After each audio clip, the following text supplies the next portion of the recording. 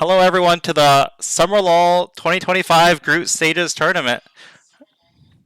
My co-casters, do you mind introducing yourselves? All right, sure. Yeah. I am Brishan. I play mid lane. I only play 2 weeks a year, and that is for Summer LoL. My name is Cody, or War Koala. I play top lane, and I'm excited to be here with everyone. Shen. Yeah, I play Shen mostly.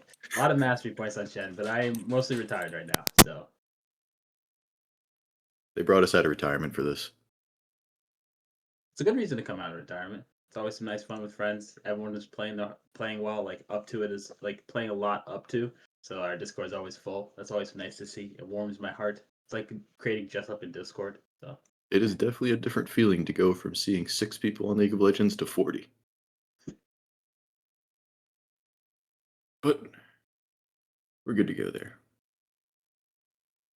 And we are working on getting the first matchup on the way, in which we don't have team names for them, do we? Just Team Feiro versus Meguface. there might be teams somewhere. Are there team names, Marcus? Yeah. So some of the teams have team names, but we haven't put on the Excel yet. So for now, I'll pan over to the group stage schedule, and then you can. For now, we'll just call the teams by the team captains. All right. One moment. Got it. Feiro and Meguface. All right. And it looks like here is the spreadsheet for the group stage schedule. Give me a sec. Let me stream it so that my co-casters can see it as well.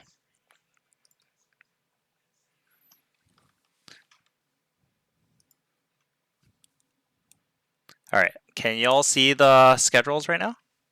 Wait. I would, but Twitch ran another ad. you can watch my Discord stream and you can see it there. For some reason, one of the teams is missing, so I need to go figure out what happened there. But who's missing? Wait a second. The schedules seem like they're slightly wrong, so I need to go fix it. Oh, I think what happened is must have dragged it up there. All right, there you go. Okay, the schedules are now correct. There we go. Very nice. Very good.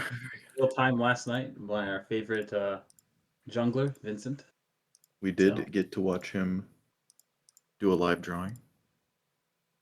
Wait, he's our favorite jungler? Yes, even though he's not on my team, maybe. If no love's watching, I'm sorry. Hey, you can't create inter-team conflict before the game even starts, right? Unfortunately, I may have inadvertently. I gotta give show some love for my friend Vincent, but oh well. Everyone is his favorite jungler. That's what he's saying. Yes, true. I have no favorites. Everyone is the same. Everyone is his favorite, but he has no favorites. But they're all the same thing. It's the same thing with like professors and students. Every student is their favorite, but he favors some more than others. True. Let's see. Well, being a top lane main, what do you think of FN243 versus Lightning Fist? Let's see. Lightning I think FST. they're both like. I think they're both very good top laners. So I think they also. I don't have as much experience with FN243 as I do with Lightning Fist, because Lightning Fist does a lot of like heavy split push champions. So like your Volibear, your Tryndamirs, your Alawi's, which I learned he played yesterday to my chagrin when I picked Shen. Top 10 saddest moments of scrims. It was it was. But FN2 for I think plays a lot as well in a similar manner. I think he plays a nice blend. I don't think he's a splitter, is he? He's more of a let's see, we got Renekton, Rumble, Scion, Malphite, Volibear. Yeah, so it's kind of similar with a little more toward the full bruiser team fight focus, but I think that they'll be. I think it'll be volatile. That's what I think it'll be. Like someone can get a lead very quickly.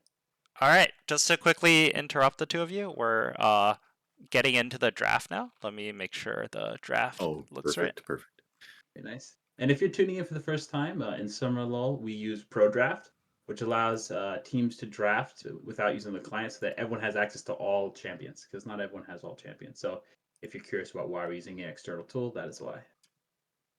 Throwback to the year that my team first picked a Lulu support when her support did not own Lulu. So we spent $20 to buy her Lulu in the middle of the tournament. Did you win that game? We did. $20 well spent. We actually won that whole tournament. Well, then I'm surprised It was that worth- if they were playing a champ they never played before and you managed to win. So that's pretty impressive. Hello $20 guys. well spent. What's going on? Can you guys look up? Do you know any like drafting websites that allows you to set the timers properly? Currently, like drafting.gg doesn't work, and then Pro Draft and Fearless Draft is 30 seconds each. Oh, To find a website. sure. I mean, we can go take a quick look. We'll be right back when we find something. But yeah. Oh, by the way, Vincent, you're live on stream right now, so say hi to everyone. Oh, hello everyone. Also, if you know whoever's watching, post it in Twitch chat. We'll outsource the information for Twitch chat. Yeah. Okay.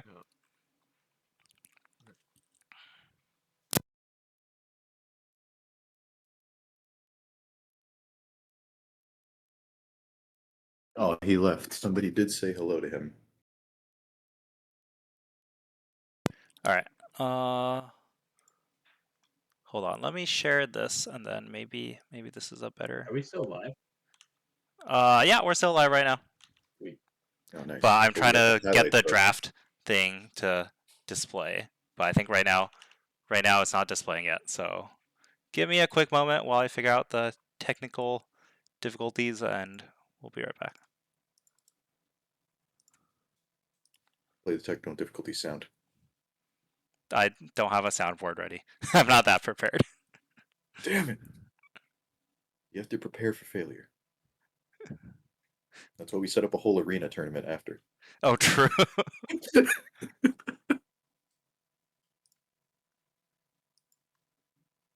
Oh.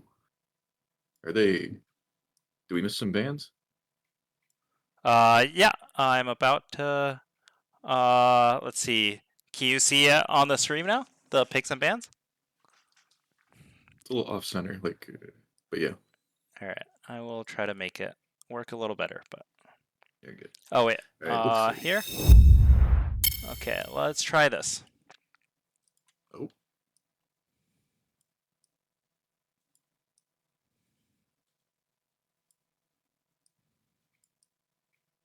There we go. Beautiful. It looks like we already have the Shen respect ban, even though Cody is not in. Meguface's team banning out the Shen from FN243. I did not know that he was a Shen player. Yeah, I mean, Aurora, I think a lot of what the teams know are probably from various scrims, right? So yeah, maybe during the scrims he popped off one time on Shen, and then there you go, gets banned in the tournament. makes sense. Aurora, every mid laner at this tournament seems to be playing that champion, probably because it can absolutely destroy someone. We've got Meguface's Nico, standard support pick for him. I think he played at like half of his scrims, I'm not gonna lie. And Cody disappeared. It's okay. We can hold the cast for now until he gets back. Alright. We got Varus on Fyro's team. And who do they have playing ADC? It was, I believe, a gay raccoon. Yeah, I think so. Though Pharaoh's team famously he picked 4 flex players, I believe, or as many flex players as he could. So Yes. they might switch up their draft. I don't know, like if they even decided who's playing which role for this game yet. They have 3 fill players and then a top and a support. So you could see a lot of different champions come out of that team and a lot of different roles. May as well throw a little confusion into it. But for now, I'm not as familiar with the bot lane. Varus, I believe they just buffed on hit Varus in this past patch, but I'm not sure. I have to go check on that. Quickly pull up the patch notes. How did you know what I was doing? This is what you need the professional cast from us for. Absolutely. He was just buffed. But it was his, yep, piercing arrow damage, blighted quiver damage, hail of arrows damage, all buffed. Okay, Spenny asks in the Twitch chat, who is currently winning the draft? Who's currently winning the draft? I mean, I am unsure of the Varus. Is it still stuck on 5 seconds? Oh, is the stream stuck for a while? It is. Okay. Oh, there we go. Well, now I know who's winning the draft. So Meguface's team is winning the draft because I see a Malzahar on one side of the screen. Although I do like a Varus Braum. It's going to be really annoying to deal with that bot lane. Mostly because Braum just kind of cancels out other supports. But if Yeah. anybody can deal with it and move along, it is probably Meguface.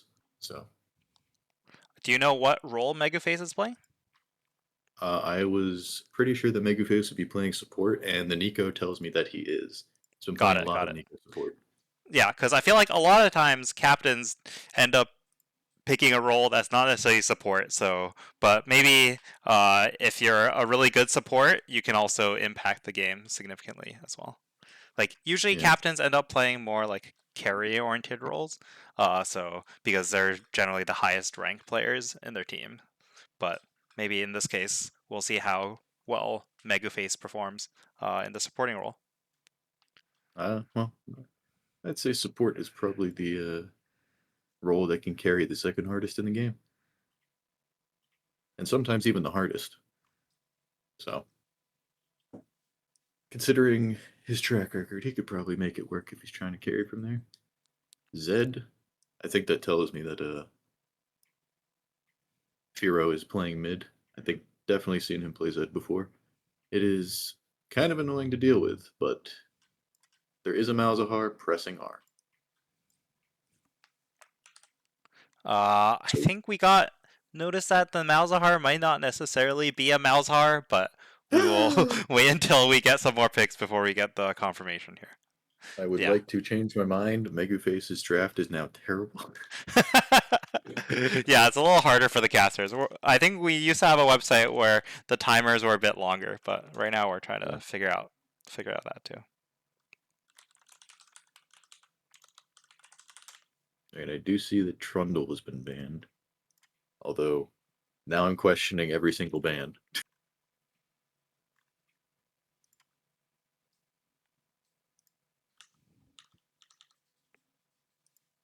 Is that actually a brand? I don't think I've seen a brand yet. I heard recently Brand Jungle got buffed, so it might be Really? that. Huh. Hold on, I got the patch up notes up right now. What does it say? Passive tick damage increased, stun duration increased, R cooldown decreased.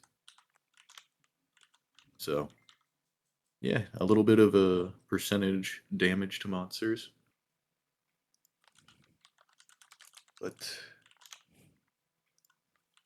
did they say where they are?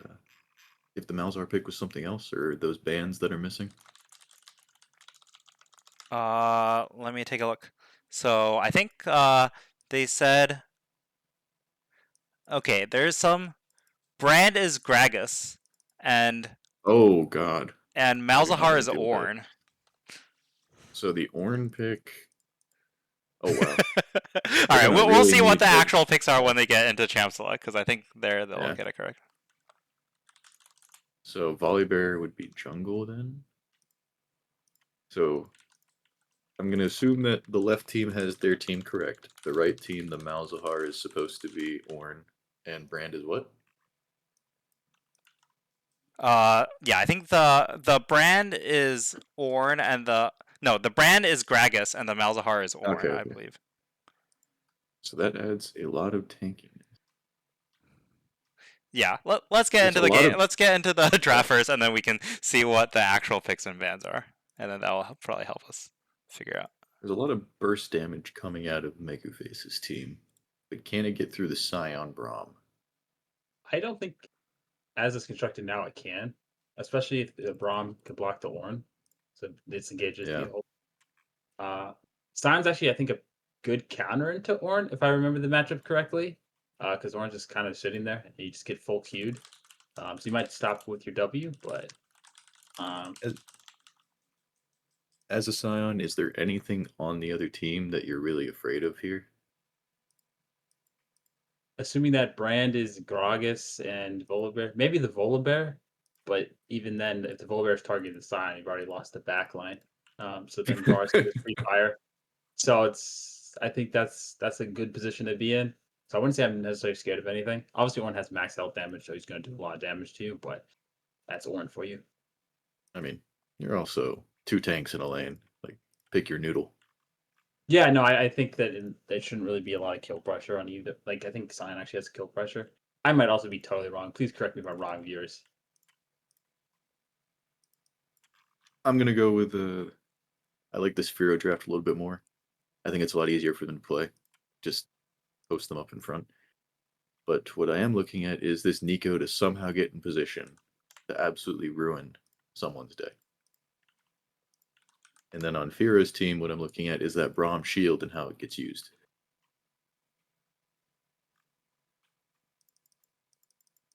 Because that Braum shield, what can we block with that? We can block, like, just throw it out in front of the Nico route. You could throw it out in front of Misfortune ult. Let's see. Ornn ult. So it's 2 big ults that you stop right there with a Braum shield.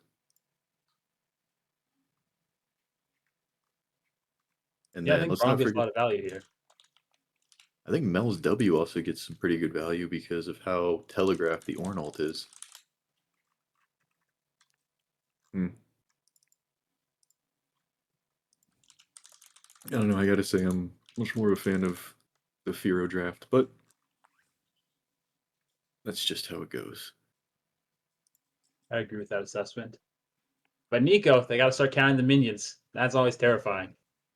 That's true. And I am heavily expecting this Zed to be bot lane about every 3 minutes. I mean, Zed is one of Pharaoh's famous champs, so I think we're pretty scared. But I guess Meguface has played a lot of Nico too, so. Well, the other question is, who is Zed killing besides Misfortune? True. I mean, that is true. Maybe Nico? I don't know if that would work. Oh, at that point you got your... I mean, it works in this tournament because that is the captain, that is the highest ranked player, you want to remove them. But that's also your mid laner is specifically going for the support. And if you... That's not normally what you do in a team fight, but in this scenario, maybe it works. Perhaps.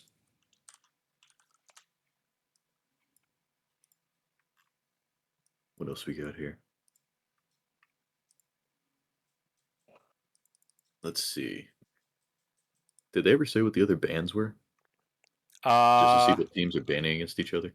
I think we'll find out when they get into the actual draft. But right now, they're still having some issues with setting up the lobby. So more technical difficulties. Right. It's okay. I think after the first round, things should be a lot better.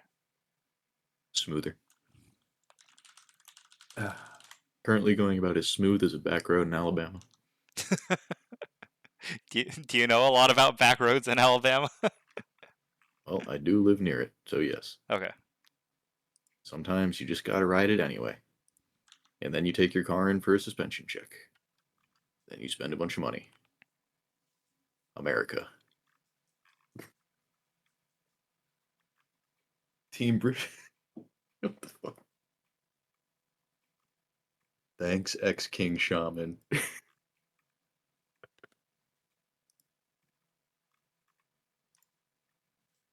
Let's see. The top lane matchup we discussed, jungle matchup. We have Jungle Zed versus Jungle Volibear. Would it be Jungle Gragas? Oh, yes, it is Gragas. Oops, I It forgot. might be, because if we're assuming it's Lightning Fist Gragas. is top, then yeah. Wait. Where's the Volibear? Volibear's top. Oh, Volibear's top. Mid Gragas. Ornn top. But you know, like, there's an Ornn. Oh my goodness, I'm so confused. Wait, where's Ornn going? Okay, it's Now Yeah, I'm no, confused. they just I've messed up the confused draft. myself. So yeah. I've confused myself. No. Orange Orange top, top. Volibear jungle, mid Gragas. Yeah. Or they think. could. That makes a lot of sense. So But that would be like, maybe orange jungle. It could be orange jungle. I highly doubt it's orange jungle. I know someone inspiring 309 used to play that a lot. So Interesting. Well, assuming it is a Zed versus Volibear jungle matchup, how do you see that? oh, we're getting this to chat says orange mouth is banned on red. Only champ swap for red. It's Gragas is for brand. Oh, so Malzahar is actually mid. So we've been saying this wrong. So Malzahar, okay, well that Malzahar is changes. real. Malzahar is real. What? Oh, I'm so confused. We were talking about a match that I didn't feel betrayed. exist. I feel lied to. Okay, thank you for clearing that up, chat. We apologize. We're not in the direct thing. So Malzahar mid against Mel mid. Okay. And then you have Gragas, so I'm assuming that's Gragas jungle, and then Volibear top. That makes way more sense. Okay. Definitely makes a lot more sense. Thank you, chat. Yes, thank you. No, I believe that. How do you feel about Malzahar versus Mel? Well, I honestly don't have that much experience playing against Mel because, let's be honest, it's a newer champion. But from what I've seen, Mel really wants to use her W to try and block something, and hard to predict that Malzahar are, and the rest is not very specific damage. Like it's damage over time or your W minions for most of it. So the W ability on Mel is not going to be great in the lane matchup. So I'm not really a fan of, or I am a fan of the Malzahar and the Mel. That shouldn't be too bad. I don't know about the Mel pick. Malzahar should be fine. And with the Okay, there we go. Malzahar, and he can get to the Scion. So that makes a lot more sense. Yeah, now you can definitely get through a Scion. Once you get 2, maybe 3 items. Depending on who gets fed and who doesn't. I think probably 2 once you get your, like, because you go Blackfire Leandries, right? On Malzahar. Depends. If you go Leandries, if you're trying to burn through something, if you're really worried about your team kiting because of lack of mobility or the other team has too much mobility, then you go Rylai's. And if you really just want to get burned, then you just take Leandries into the Bloodletter. Really shred down a tank if you need to. But that does give this team a way to burn through Scion. It does. This makes a lot more sense.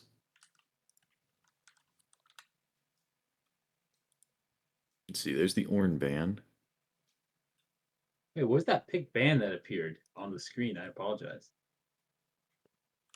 Is this a different system? Yeah, Yeah, so so this takes their in-game client data. So they're actually picking and banning in-game now. So these should all be the accurate ones.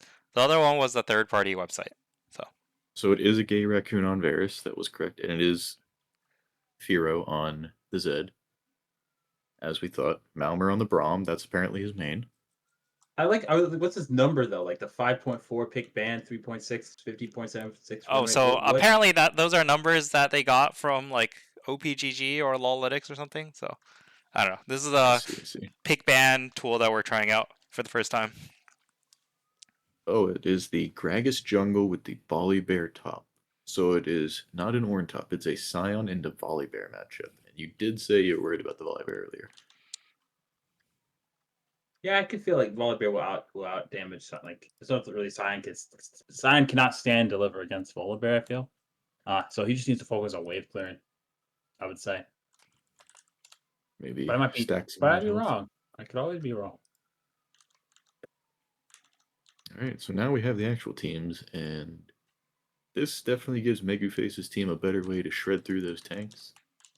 But it is more targets for Hero Zed, potentially. And will Feiro pay the tax? The QSS. QSS tax. Then what we got here? Mid lane, so top lane matchup, Meguface favored. Mid lane matchup, I would not put it past Demetus to do well in this matchup, but Malzahar should be fine. jungle matchup, we have Feiro versus Gragas. Do you think Gragas should try to apply pressure early at all to a jungle Zed, or is jungle Zed strong enough early game? Because I don't know how jungle Zed works. I'm always I don't understand how it works either. I'm always surprised at how well it can do. I'm like, why is this ninja in the jungle? But it works well. I feel like Gragas has the advantage early. He'll be a little more tanky, and Zed won't have to kill him. Because it But- is now game day, and this is where we see those level 1 invades. And I would expect some raptors to be attacked. I think In the Pharaoh's early team has game. the better level 1, right? He's got Braum. You get a Braum massive level 1 drop. is powerful. Versus, there's not much on Meguface's team. So we Well, could you- just see a invade from Fero's team. You also have the E go. So maybe What? the E, right? E doesn't it? For who? Nico. Oh yeah, Nico's E does root. But I would still rather have the Braum passive. Yeah, But then 100% Braum. If I'm on Fero's team, I'm just thinking, okay, well Nico's probably going to be somewhere bot side. Let's invade top.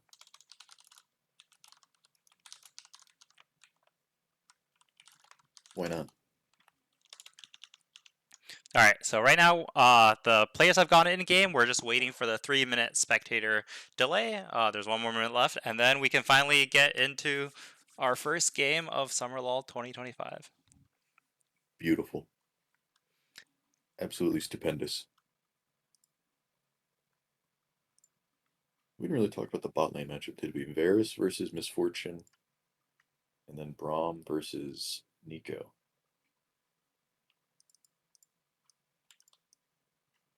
I might be putting too many eggs in a Meguface basket, but I think he's gonna really just torment this Varus.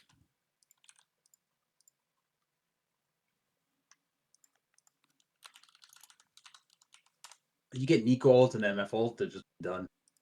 So imagine Braum. Unless there's a Braum shield. Yeah. Braum could disrupt that pretty well, but he has to be in the right position to do so. Yeah, there's gonna be a lot of positioning and timing for Braum this game. So once you see that Nico will start dropping, that WE better be out an instant.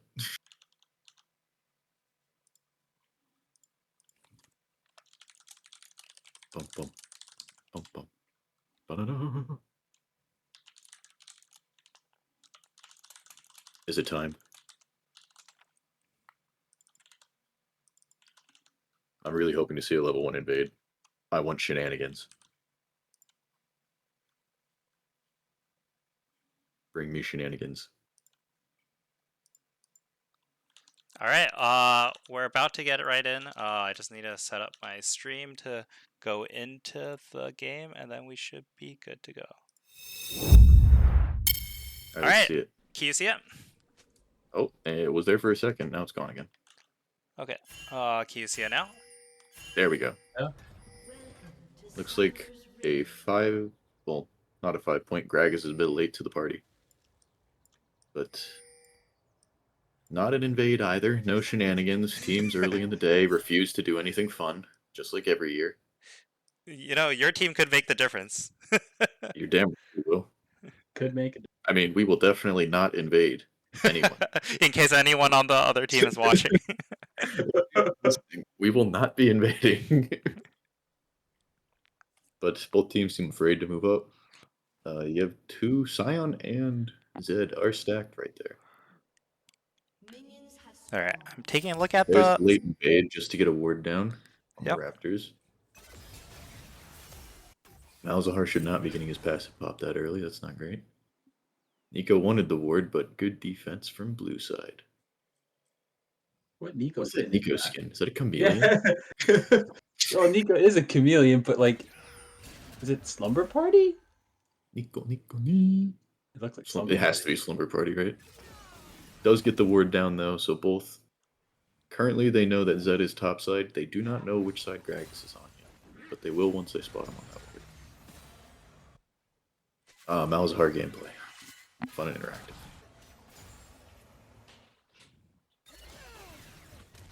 Ooh, Mel gameplay also fun and interactive. Malzahar should not be stepping up into those. There's not much of a reason for him to be taking that damage early on. Let's see. Gragas does go to his top side. Or to his Krug second instead of the Raptors. Zed doing what looks like to be a full clear.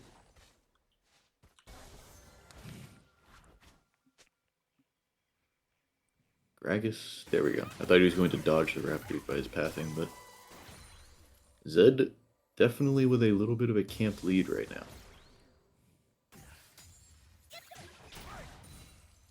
Looks like we're not going to be getting any early game ganks in this one, which I think Gragas probably should have.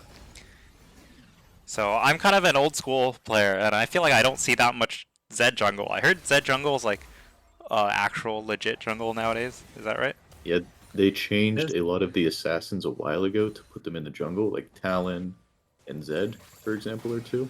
Mm-hmm. But it's still not as played because it's normally not as efficient in the clear speed as other junglers, but it works. And he doesn't have Definitely any works. healing either, right? So you can't. Other than if you have your innate jungle healing. item, Oh yes. it should be good enough. But more so what I'm saying is this Zed has full cleared and Gragas is still working on his 5th camp. That is Feiro a knows the very, pattern very well. That is a very slow clear from this Gragas. Oh. Meguface playing some defense. Making sure that they know where the Zed is. Looks like mid lane for blue side is off to a little bit of a CS lead. I wonder how that happened. Malzahar normally does not struggle with that. I always, even though I played Malzahar a little bit, I always struggle with the early CS because you're You so do? used to just. Yeah, I do. I normally I'm not as They good as you. they either stop me from CSing or they attack you directly with their abilities. So they have to pick one. See, you know, I struggle a little bit in the early game with CS, so maybe that's what we're seeing right now. Yeah. Normally if your passive's up, it's pretty chill. Top lane remains even though. I think you said something earlier about him walking views, so I think Yeah. that pressure is what's getting Malzahar to not hit the CS. Yeah. Oh, and it's This close. is- Oh, yeah. first blood goes over to Okay. Mel. First blood on the Mel, you gotta be careful if your passive is down on Malzahar, don't even bother with the trade. Just like try and passively CS. Trust. So it Looks did. like we have what's going on? So I did come back to him taking the damage earlier. Yeah. Didn't respect the Mel damage. Yep, you gotta. Well, one, it's less about respecting the Mel damage, more about respecting. They have to respect your passive if it's up, and if you're walking and taking a free Q and your passive's going down, then you're just an easy target. Because Malzahar has roughly -3 mobility. Do you ever take the move speed rune on Malzahar? Because I was Nope. told to take that, and I found that to be really nice. Nope, just position better. True. I could just get good. I could just get good. I'm sorry, I did not think of that. But I found that to be extremely helpful in playing Malzahar, especially early in that last year. Yeah. So, I don't know. But as I said, I don't have much experience with you, so if you're out there and want to play Malzahar, do not listen to me. Listen to the master. Or listen to Cody. He is technically been master in this game. I only got to my promos, and that was like 10 years ago. Oh no, Oh, Summoner is left the disconnected. game. Wait, Alright. do we need to pause? It looks like Somebody he's pause it. reconnected. Looks like he he's reconnected reconnected. because he's moving around. Instant reconnect. So I don't know if there was a pause, because we won't see a pause, right, in the replay? I think we're Maybe? supposed to see a pause, but I'm not sure. Because of the 3-minute delay. Yeah. And you'd probably see, like, ready and stuff. Can we just pause? Can Is we that what you're saying? 5-minute pause? That's what they said in all chat. So maybe we'll see the pause coming up. Oh, here it Yeah. is. There it is. Alright, let's see. Who's So- like internet? Mid is 1 million ping. So it seems like the Malzahar has some significant ping 1 issues. million ping? Okay, I don't think it's literally 1 million. That would be like, that would take like an hour or more. Jesus. Someone run the numbers. What is a million seconds? That's a lot. That's like a day, right? Yeah, it has to be over a day. Please hide time controls while it's paused. Let's see. How do I hide the time control? Here. You should be in the bottom left. Yeah. Oh, there you go. All right. All right, Cody. What do you think of the top lane? Currently even. Volibear's already gotten his back off though. I think yeah, this was what I would probably expect a little early. I think Volbear has a little more initiative fight, but Son can stand his ground a little bit early. Because he's like his base abilities are pretty strong. Get a shield that does max health damage, you get armor shred, and you get a pretty big Q. So Yeah. I think that's what I expected, but Have you played the Volibear side? I have not. I don't play Volibear. Okay, So because I was wondering about would you be going for straight AP on your first back? Do you think? yeah, I think that makes sense. Yeah, Volibear does a lot of damage, and like it also scales up your passive skills and your E as well. I believe scale off AP. So I was just wondering about the going AP versus going attack speed. oh no, because you want to go Roa first, right? I do not know the current Volibear build. I think Let's it's find Roa out. into Navari. I think it's Roa and Navori. So yeah, this makes sense. Like Catalyst, you're not really gaining much, so it makes sense to get the health and the AP, so you have better just combat stats starting up. According And then to the internet, Cosmic Drive is the #1 build on Volibear right now. Cosmic Drive. I've not seen that Volibear build. It is the only one, according to this website. The only Cosmic build. Dri- No one's Cosmic done any other Drive builds. into it's just every single one has Cosmic Drive into other item. Here's Rod of Ages. Sorry, 33% of players are using Cosmic Drive first. Other than that, it's Frozen Gauntlet, Riftmaker, Rod of Ages 8%, Nashor's Tooth 7, and Canic Rootkern.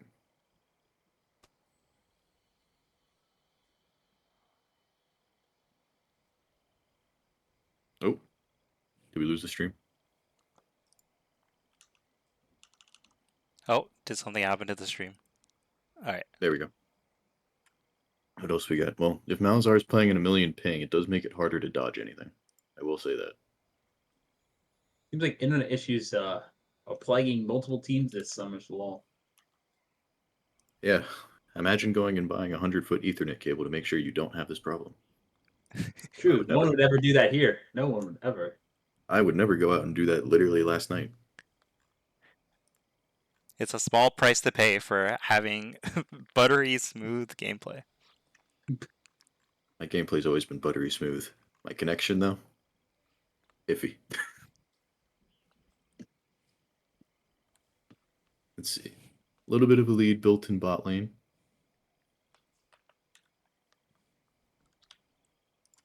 Can we tap the gold? Yes, we can. Thank you. It looks pretty even across the board. Actually, where's the gold lead? It's obviously mid lane. It is just that's where the gold is. It's They did all pick in mid Mel lane. into Malzahar, so I assumed Demetus understood the matchup and knew what he had to do to gain the. It seems like it. Bot lane's actually even. Yeah, it's only about, what is that, 70 gold? 71? Well, but then Brahm's ahead, so cut it. Braum has been 30. staying in lane more as well. Nico has been very much trying to track this Zed, which you kind of have to do. Who do you like more late game? I don't think I like blue side better, but I would need to know more about Mel's damage, but yeah, I guess probably go with blue side. It would depend on. I mean, you have a front line to stand in front of Malzahar and Misfortune, but can Varus get through that front line before the Malzahar and Misfortune damage takes care of everything else? That is the question. But I still think the biggest factor if it goes to late game is Braum Shield. Yeah. That is an ability. If there is one champion that just causes neutralization of a bot lane, I would put it on Braum. I'm not a bot laner, but it seems like that's what that champion's for. So if your team is putting all your eggs on the Braum basket, how do you think you can play around that? I'm not sure it's putting all their eggs in the Braum basket. It's more just that Braum Shield is a pain in the ass for the other team. Like there's no Ornn anymore, but that Misfortune ult is a non-factor if that Braum is positioned properly. And on top of that, the Zed will probably not be in position to be hit by that already. So, from blue side's perspective, Braum should be in position to block it, and Zed should be somewhere else causing problems. From red side's perspective, if the Braum is in position to block the Misfortune ult, you should still have other ways of dealing damage through Nico or Malzahar. Makes sense. The latest update we got via all chat is that the mid laner is sprinting and going to somewhere with better internet, and they'll be there in 2 minutes. So that is what we know right now. I like the commitment. The commitment is real.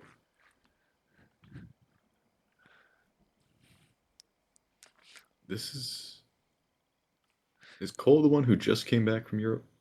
Yeah, and right now I think he was looking for somewhere to play the tournament, but I guess wherever he was didn't have good internet, or maybe he's being sabotaged. Did he not bring his own Ethernet cable? I heard that was part of the agreement. I don't know. Listen, I'm just saying, you should probably bring your own Ethernet cable. BYO and EC.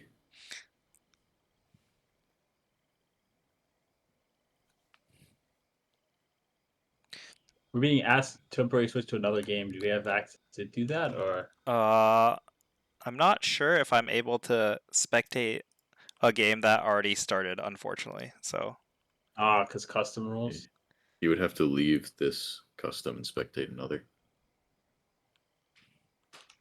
But I can.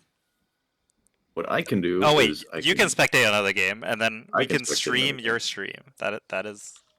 Stream That the is stream. possible. Which one? Streamception. I will just click on the first person that I have under the Williams tab. Abraham Park. That is not one of these people. Yeah. All right. Waiting for spectator delay. Okay. What about this one? Also waiting for spectator delay. Okay. I think So we've been pointed that there's another player who's currently streaming their own perspective. Is that right? All right. Then I will. I pulled up Ben Bowie. Ben Okay. Bowie's, I think he's a buy, correct? Yeah, Ben Bowie Why currently is has he a in buy. game? They're probably He's practicing. playing ARAM. We can. We're gonna watch Ben Bowie's ARAM now. Congratulations, everyone. We apologize for the technical delays, viewers. I do not apologize. This is exactly the content we need. I was. What is this? And it looks like we have Ben Bowie on the Kog'Maw, 11-9 in his ARAM game as I'm exiting. All right. No more ARAM gameplay. Oh wait, we're back. All right. We're back. Cole has reconnected. We're back to the game. There we go. Oh, and a fight already broke out. He's 6. Oh, Oh, it looks like it's lagging on my side. So. of course, as soon as the fight starts. Try going back 15 seconds. Maybe that'll fix things. Hopefully. There we go. So we were saying that Greg was actually slower, but it seems like he hit level 6 first. Yeah, something happened in between. So Zed definitely had a 2-camp lead on that first clear, but something happened in between where Gragas has actually managed to take over the lead. Cole is definitely lagged up. Oh no. Oh no. That was, yeah. That was That was definitely some painful lag to right watch. there. Oh, that's unfortunate. That's gonna. Oh, it bounced to Mel. Yeah, he's definitely lagging out. Oh. You can tell from this gameplay. Oh, that's a good sign, Q, to keep Volibear in the Oh. range of the turret. What was that healing though? That W heals a lot. And that second W, I mean. Damn. Raw moves top side, I guess. I think With that? Volibear's gonna go for the kill on Scion. Oh. He's burned his abilities. And Gragas is coming up. Zed has noticed. Braum is coming up too. Oh, he tried There's to get the away Scion with his flat. ult. Oh, the ult! But not enough. And there's a TP And the from TP. Mel. Oh, that Oh, was a Zed- botch kill? gank. Oh, Scion just too Wait, tanky. just auto, just auto. Oh! Oh, and the slow? I think they got him. Scion! They got him. Oh, Scion survived long refusing to go enough. down.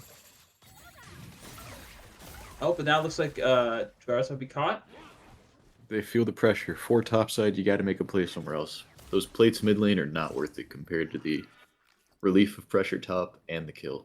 Well, kills. That Spectre's Cowl on Scion first back did a lot of work there because Gragas and Volibear heavy magic damage to their initial engage. So That is. Oh yeah, you're right. Look at that topside.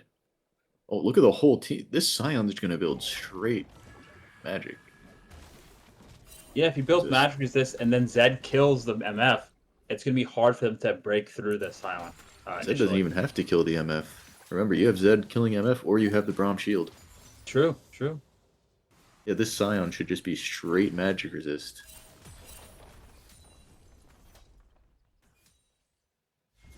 But that was an amazing turnaround of that gank. It's weird. Like the R, they stopped the R, but I think they should have let him go. They should have let him just leave, and they would have both died there. So, but they did get the Mel TP. So they do have an advantage. Actually, they do not because Cole had a TP back to the lane. So, okay, now we're seeing a fight. Volibear is He's gonna doing heal a lot. 3 damage. And that's a good trade because he doesn't get the W. Volibear doesn't get the heal from the W, and this Mel is just poking out the smells. I think this Malzahar is still lagging, I'm not gonna lie. It looks pretty brutal. I wonder if the pick for him was Mel because that Q is constantly getting rid of that passive and keeping this Malzahar under pressure. Yeah. Other than that, if you're red side at this point, get this MF as fed as possible. That's your out this game. Zed's found Nico. Nico is not 6. Oh, and Malzahar just dies off screen, and I think that's. Ah, no, no. Nico survived, but this. Not much Sorry. damage coming out of Zed at level 6 unless you land all your abilities. But pretty critical that Nico was not 6 there to try to turn that. But we are seeing that this Mel is running away with his Malzahar. He solo kills him off screen, and I don't. As a Malzahar, how do you play this now? You just don't even try to get on the same screen. Oh, and this Scion is just taking the doing the damage to Volibear without allowing Volibear to heal. He is feeling good. As Malzahar in this scenario, well, he's definitely lagging, which is more the issue than gameplay. But if I was Malzahar in this scenario, I am placing my wards, farming under tower, and telling my team which direction that Mel is walking. So like, I'm pressing EW here. Where's the W? And there's a kill top lane? They just kill Volibear? They just kill Volibear under tower. Yeah. This No, this is gonna Scion be- is... Look at how much Scion has chunked Volibear here. He's just outplaying the Volibear right now. And as that jungle is going to hop on that. Like, Scion is taking no damage. Scion is full health against a Volibear with 5% health. And Scion tanks. And is dead. Zed instantly kills. This Scion is running away with top lane, I think. Alright, as And red mid side... lane. The way red side has to play this now, I think you just put every egg in that MF basket and you get that bot lane as fed as possible. Yep. Like playing around your strong side like they just did for the dragon. But And I this think the Gragas- Nico... I don't think the Nico needs to be going. Sitting around mid lane as much anymore. But I'm not a support player. I agree with that. I think they definitely have to try to go through the bot lane, but maybe the Braum is just too much because they have a 30 CS lead in bot lane. Yeah. So with the Nico roaming, so they are winning that, but they're losing across the. Oh, and they are trying to. They trying to use set bot up the lane. dive. Nope. No, it's spell. What is that? What is that item on Gragas? I apologize. That is Lichbane. Literally, is that where you're supposed to go on Gragas jungle? I don't know. Does On anyone know? Dragish, it is a great burst for. It'll give you a lot of burst and it makes your clear much better. But I've seen a lot of people rush the what's it called? I've seen some people rush the Hextech Protobelt or Hextech Rocket Belt. Apologies, they changed the name. But I would probably do Lichbane in the jungle, increase that clear speed, be more efficient. And there's an ask in the chat if Sion should go Bramble. I think Sion has figured out just not to give Volibear the healing. Because if you look at how the trade patterns are working, Volibear is just taking damage and Sion is just disengaging. So Bramble would be good if they were going head to head, but I think Sion just outplaying the Volibear. So it won't be necessary if he keeps playing like this. Well, it is versus a jungle top lane with healing. But they are both magic-based healing. But it's well, I think that's more the question. Like any auto applies it, but it's that's what they mean. Should they have built it even though it's two magic damage champions? Like as I said, it matters how the trade patterns. See how he's gonna disengage now. Oh no, There's that Braum shield. And here comes the Zed. Oh, I think MF is dead. Yeah, that was an amazing Braum shield. And that was that entire pick right there. Sion has been deemed strong by many people in this tournament during scrims. Oh, look at this trade pattern. Oh, just beautiful. Beautiful trade pattern. E into Q. He still has his W. Like, he's not allowing him to get any response. Like, he's at full health. He's at full health. He looks like he's going to get ganked. I don't know if he'll be able to turn a 2v1, but I think he should be okay to just walk away. So Gragas does have ult. But yeah, he does nothing. He does nothing to him. He just needs to walk away. Like, this is beautiful Sion gameplay. Oh, beautiful. Beautiful Sion gameplay. And he just walks away because he knows he doesn't have to trade. He knows he doesn't have to trade. Oh, and there's a fight mid lane. Is that ults? Does Malzahar already ulted? Oh, Malzahar already ulted. And he gets the shutdown. Oh my god, the comet for the shutdown. Oh, the Nico! Meguface deciding, I am not losing this game that badly, at least. We are going back into this game. That was a beautiful fight mid lane for red side. They were able to kill Zed, get a shutdown on Zed to the Malzahar, and also get a shutdown onto the Mel. Yeah. Yeah, and after that, the gold is only off by around 2,000, so it's actually not as stark as the kill difference would appear.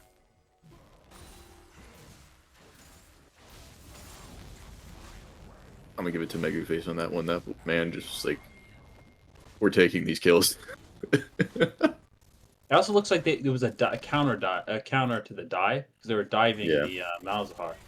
Oh, and the dive's gonna happen. Looks like it's happening bot lane. Oh, the Braum shield did not get there, and a full MF ult onto the Varus leads to his death. Oh, I don't know about. Yeah, he'll be okay. Oh, he got the stun. He got that stun, yeah. But now you can see the effect of the Braum shield if it's not blocking the ult.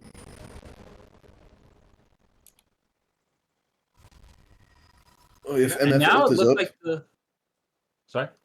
If MF ult is up, you gotta have that Braum shield ready. That is the main purpose of that ability against this team. Yes, and now the gold is almost identical. Only 200 gold separating them. So in the last 2 minutes, red side has made a comeback with 2 great plays. But they do. Blue side still does have that top pressure. And I think they're gonna get that little extra gold right here. Go for the dragon. Break open mid lane turret. Go for the dragon. Classic play at this point. Red side also has 2 dragons, so that's pretty big. Yeah. Oh, but Sion's caught. Oh, Sion. Oh. The Mel damage. Burning. He's burning. Some damage. Sion have TP? He does not. TP top. As blue side, I think you just give this dragon. Oh, Oh, and Pharaoh's caught. Oh, Nice the burn. disengage ults, but It's a bit late, unfortunately. oh, and Mel just gets suppressed. And Malzahar gameplay. Oh, but 1 kill in return. They do get a trade. Volibear's And also hold- been free farming top this whole time. Oh, Volibear just takes all his health. Oh, and Ooh, the Meguface snipe! died.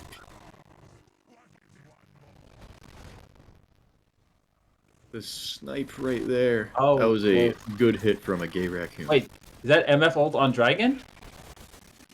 Oh? Yes. Oh, but MF is really low. MF is really. Do they have smite? They don't have smite. They don't have smite. They don't That's why have they're doing smite. this. They're trying to get the dragon. There's a They're TP trying to get the in dragon top. with no smite. Oh, and that's why they gets in. ulted it. They really Oh wanted my to finish goodness. the dragon. Oh my And a god. TP comes out. But I think they got Gragas here if they can get the stun. Never underestimate how fast that champion can move. And Sign is just roaming. I think they're going to maybe try to collapse on Malzahar.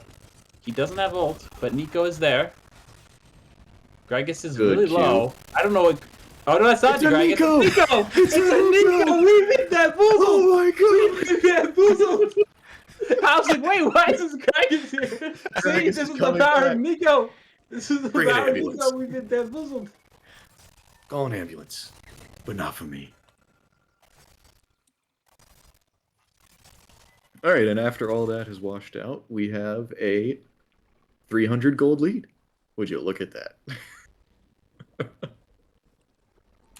That was an intense sequence. Red side has absolutely fought their way back into this, especially playing around that bottom side. 3 dragons.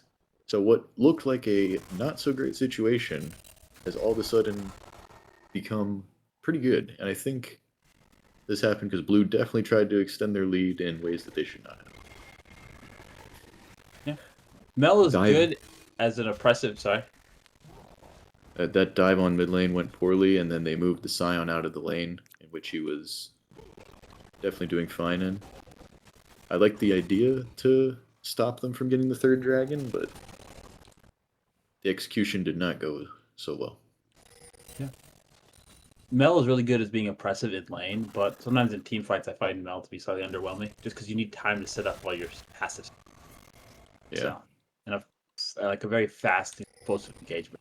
I feel like Mel could falter a little bit, but that is just my opinion. Seeing it played melee, I never really played it. Lane dominant champion versus team fight champion in the mid lane right now.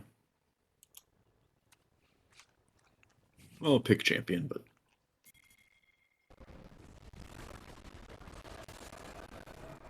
red side immediately going for the Otacon now. Malzahar is still bot lane with no TP, so they can at most have 4 people. Going for the pick, but can they burn through this Scion? Oh, this little bit of a lack of coordination, but it all works out. Blue side was not in position for this Otacon. Malzahar You can doesn't have TP, so they have a little bit of time before it becomes a 4v5. Does Sign have TP up? Scion does have TP. Okay. So Scion can TP right back into the fight. I think this is much harder for red right now. Because they burn things to kill that Scion. Scion will be able to TP back. Malzahar is sort of running it down mid though. They're taking the 50-50. The miss. Oh, and Gragas and Nico are dead! Oh, Mel and then damage. MF is in the back. MF is trying, but the flash. Oh, and Zed ults MF.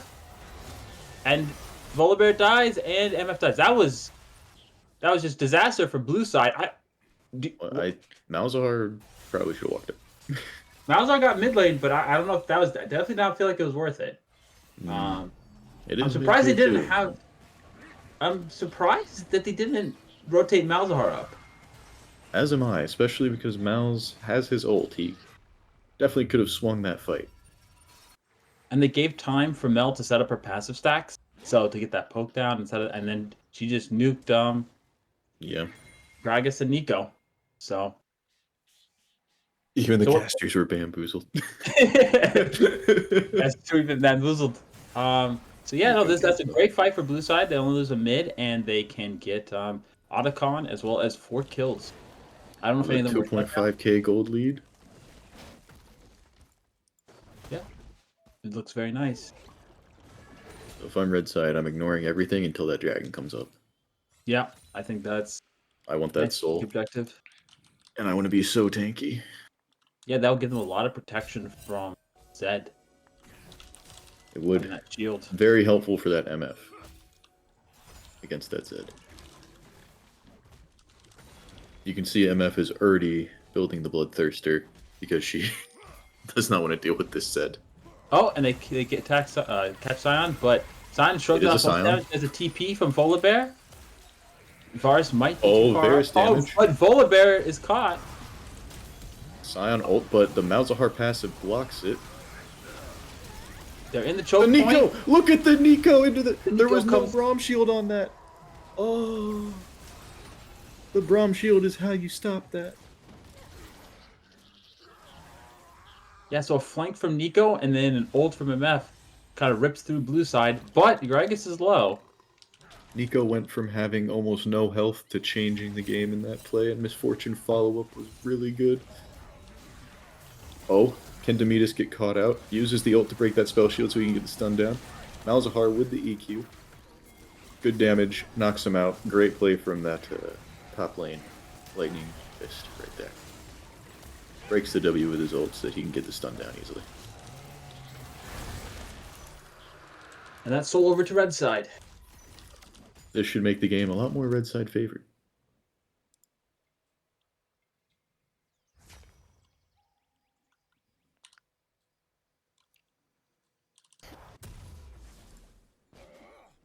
Oh wait, did we have sound from the game?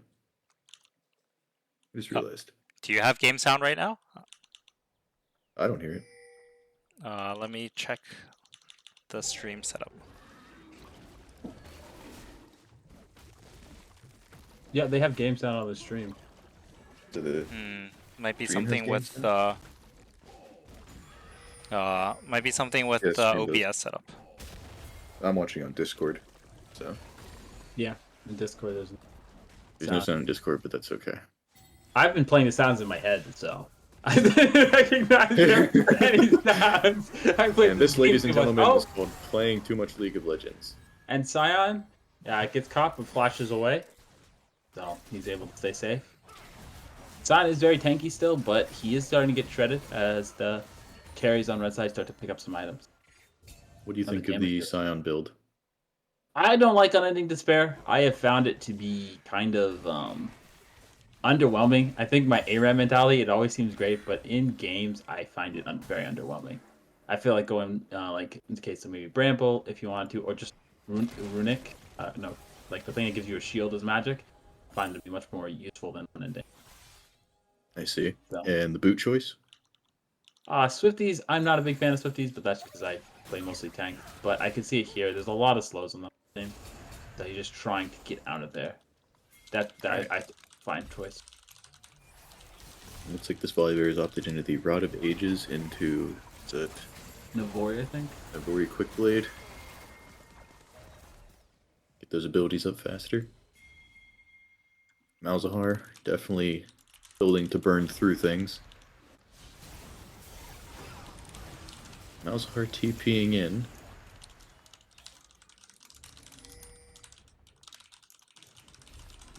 Just a lot of posturing right now. Let's check on that vision though.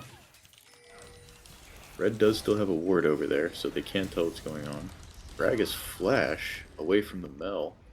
Red side is very split right now. Blue side is concentrated together.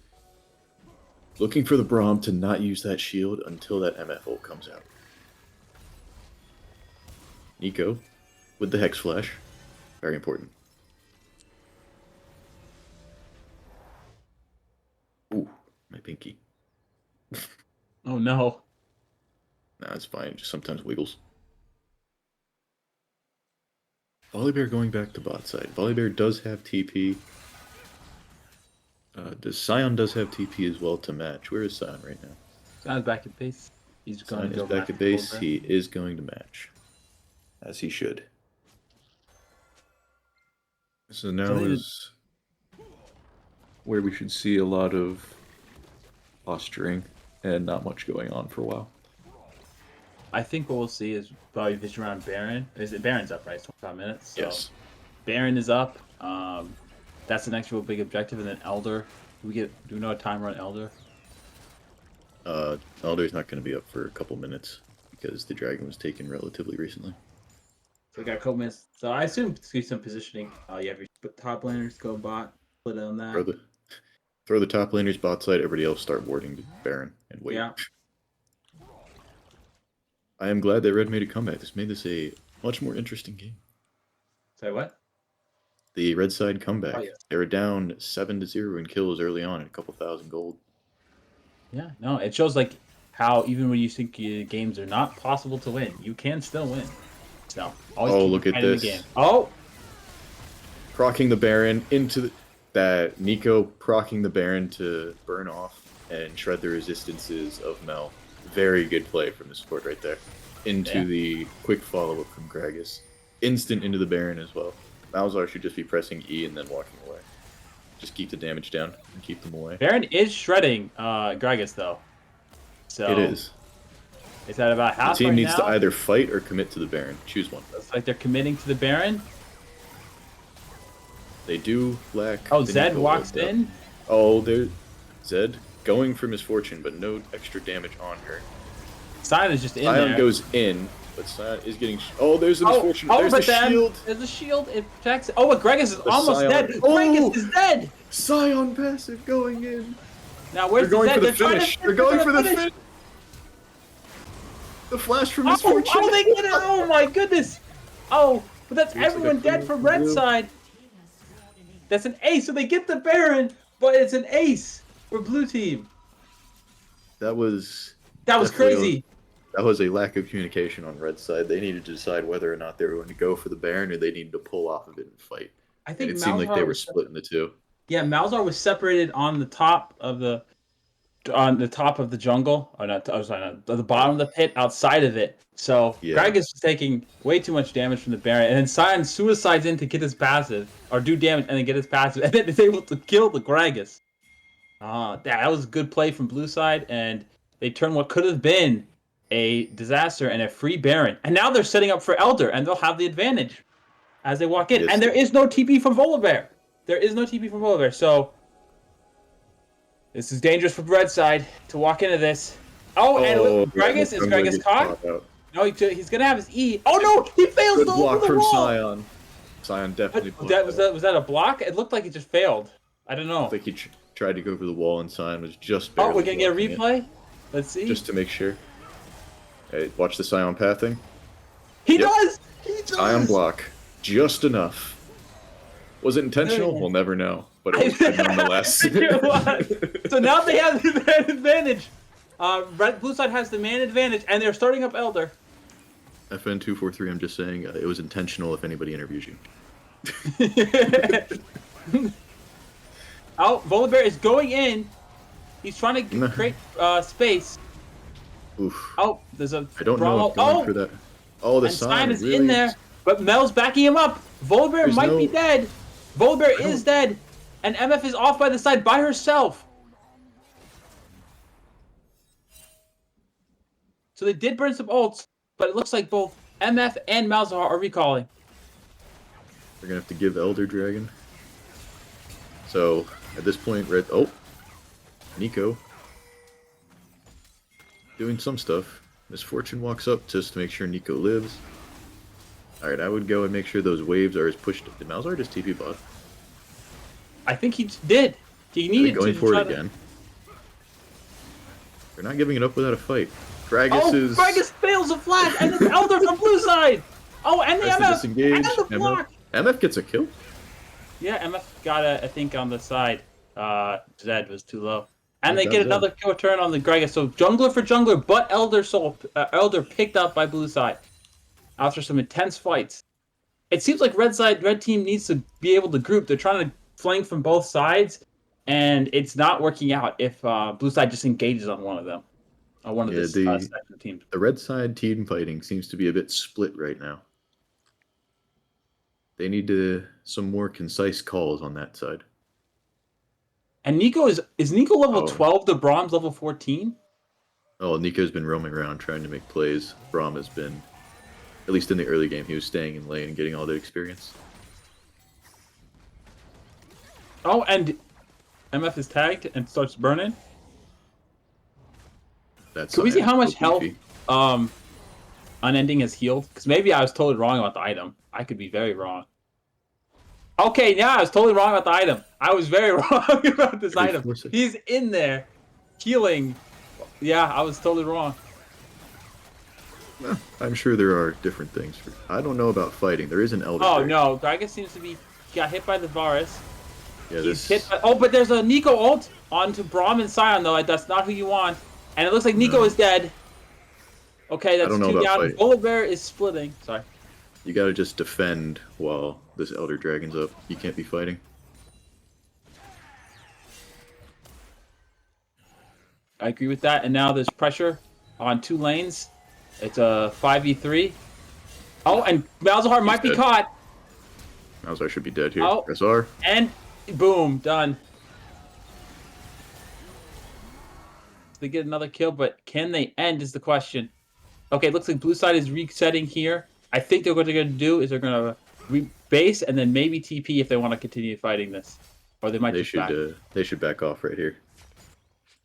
So blue side now, with the fight at Baron and now and then Elder, and then these next little skirmishes has gained a 7k lead. So can we see where that gold is being stashed? I would assume mid lane. That's Mid lane has 5,000 of it in mid lane. in mid lane and a little bit 1,000 in in the bot jungle. lane. So You gotta be 5,000 mid lane, 1,000 in jungle, 1,000 in bot lane. Looks to be and about top the lane's case. pretty even, but Sion is creating a lot of space for his team. So even though he has the same amount of gold, he's has a major impact in these team fights. It's true. His itemization is also a little bit easier than the Volibears this game, considering just build magic resist. I do agree with one of the comments. It is a cinema game, absolute cinema right now. This is a very good game to start off Summer LoL. Great time. Oh, nobody saw that Q. Look like me out there.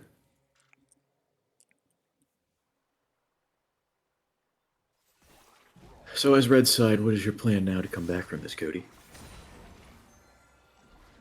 Try to get a pick with some of your ults, I think, or a good team fight with ults, and make sure you can get a Nico into an MF without Braum blocking. And that's probably your best Malzahar. option. Malzahar is very good for this. So he is splitting against Sion. I think that should be okay, like in terms of team comp. But they do lack some damage there if they don't have Malzahar with them. Oh, and Volibear is just getting CC'd for days, but just kind of shrugs off most of the damage. And oh, but Sion's going for it. No, Volibear, Oh, you gotta he eat hit- that. Volibear. Oh, Nico ult was Nico whips. They creates space for the disengaged. rest of the team, trying to Oh, protect. MF is dead though. MF down. Now Volibear is might be caught from his team. Oh, There's the Nico. Volibear- People. Volibear is trying but his Malzahar best. is dead. I think this might. Malzahar- Oh, but Oh, the Gragas Gragas! flashes. He flashes. Oh, he kills two. Oh, but Mel kills Gragas in response. So it's 2v3 right now. But that looked like it was a disaster for Red Side. But they were able to pick up 2 kills on the back end with a Gragas flash. But it might. They're going for the end. There's just a Volibear and a Nico. And a Malzahar. But they are low. Oh, the Malzahar too. No, that's not Malzahar. That's a Nico. We've been bamboozled. I got you. I was like, wait a second, what? No, I've been bamboozled by my caster, and there's a fight breaking out. I was like, wait. I've been bamboozled. I've been totally bamboozled. I was like, wait, no, Malzahar is dead. It's 2v3. Alright, I have Cody, to trust have a my own question, man. instincts. In that last team fight, we saw the Volibear move out of the way of the Sion ult. Is that one where you just eat it for your MF? I think so. MF, I think so. I think he has to tank that right there. I'm not sure though. We'd have to watch the replay, see how much damage Volibear does after, because Volibear did do a lot to re-engage, but that might have been a situation where you just need to tank that for your ADC to create space, because they're able to get up pretty fast. Yeah. That's one of the things where it's like, oh, my instinct says dodge, but sometimes it's like you got to protect that person in the bot lane. Oh, and red team is creating a bush of death. But the Malzahar that is good for the pick. Oh, and they know the bush of death exists. They spotted up. It's like, wait a minute. Spidey Something's senses wrong were here. tingling. Are they just gonna go straight for this Elder Dragon? I don't think so. If you need a, wanna see some- I think they're gonna It's like pick. they're just baiting it. Oh, Oh, Sonic. Sand just stepped there. Oh, and Braum. Braum does get a hit on Malzahar, but he's in the bush, so. Alright, watch for the Braum shield this fight. Malzahar is just pressing his E. Oh, and Gragas engages on the Varus. And now, but there's the an Braum EO. shield! The Braum Nico- shield! Nico but goes Nico- back in, but only gets the But they're tank. and then only gets doing the blown up. tanks, but it does trade Malzahar, well. press E! Malzahar, press E. It does trade well, though. Oh, but I think Malzahar might be dead with Malzahar's dead the here. Mel ult. But he gets off an ult on the Zed before he goes down. Now Volibear is just getting kited, and Volibear is dead. They still have the one of their the W from Mel. Oh, And Varus it's gonna is be too up hard to for MF. Misfortune to fight this. Yeah. Oh, but he flat. Oh, close. And they're going They're for the going end. for the end. They're going. They can't find the They still Gragas have though. Gragas. Gragas is alive. Gragas should be able to defend against Mel. Oh no, both turrets are down. I didn't know that. Both turrets. Alright, Oh, but the Gragas, Inhibitor let's respawn! Who put the Inhibitor respawn? This is insane! Oh, Go, and Gragas, Mel's, go!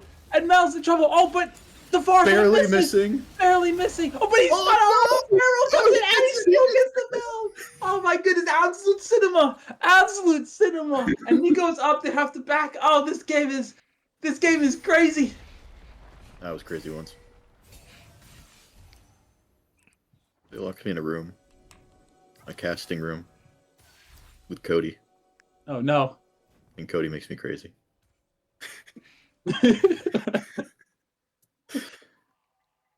Okay, so now we've got a little bit of break from the constant fighting. Blue side still has a lead, but as the game goes on, that lead becomes less and less important as people max out in items.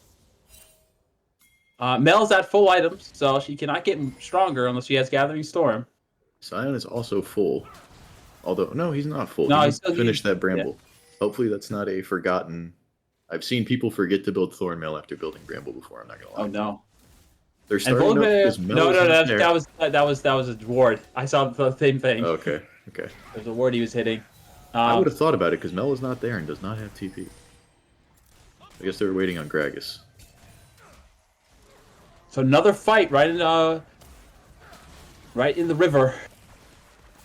That is a far up... Oh, that's Nico. God, I fell for it. And so this is going to be about team fight execution now. Both teams have been playing a spectacular game, back and forth, and now it's about They how they see want the to Zed fight. on the bottom. They see Oh, the but Zed Zed bottom chunks. side. Oh, Zed chunks MF to half. Everybody. Oh, and Zed goes in. Zed ults the MF and kills the MF just gets it's- blown up and then, right there. Oh, but Nico ults, and Nico and Malzahar ult on Mel, but I don't think that's going to be enough. Sion is moving. Sion is just an unstoppable force, and there is the kill. on, Malzahar pressed MF. E and got a kill. Let's go. Oh, Let's go. and they got to just end. I think they're just going to straight end. I think this is blue side's victory. This is They win the game. team fight. Zed just pretty much 1v3s in the pit and kills the MF. And once again, though, I think the red side needed to have Malzahar with the MF because you could suppress the Zed. But they tried to engage on the Mel. They do get the kill on the Mel, but at the cost of the game. So what a banger of a game this was to start Summer LoL 2025. And with the team on Team Feiro getting their first win of the day. Cut. Good game. That was a game. Good game. Screen afterwards. Wee woo. Wee woo woo. Let's see. Is that Mel damage? 47,740. Just a little bit of damage coming out of Mel. And Sion, how much did Sion do? 25? Well, that was a great game to cast and a great game to start off Summer LoL. All right, thanks a lot, casters, for joining us for the game.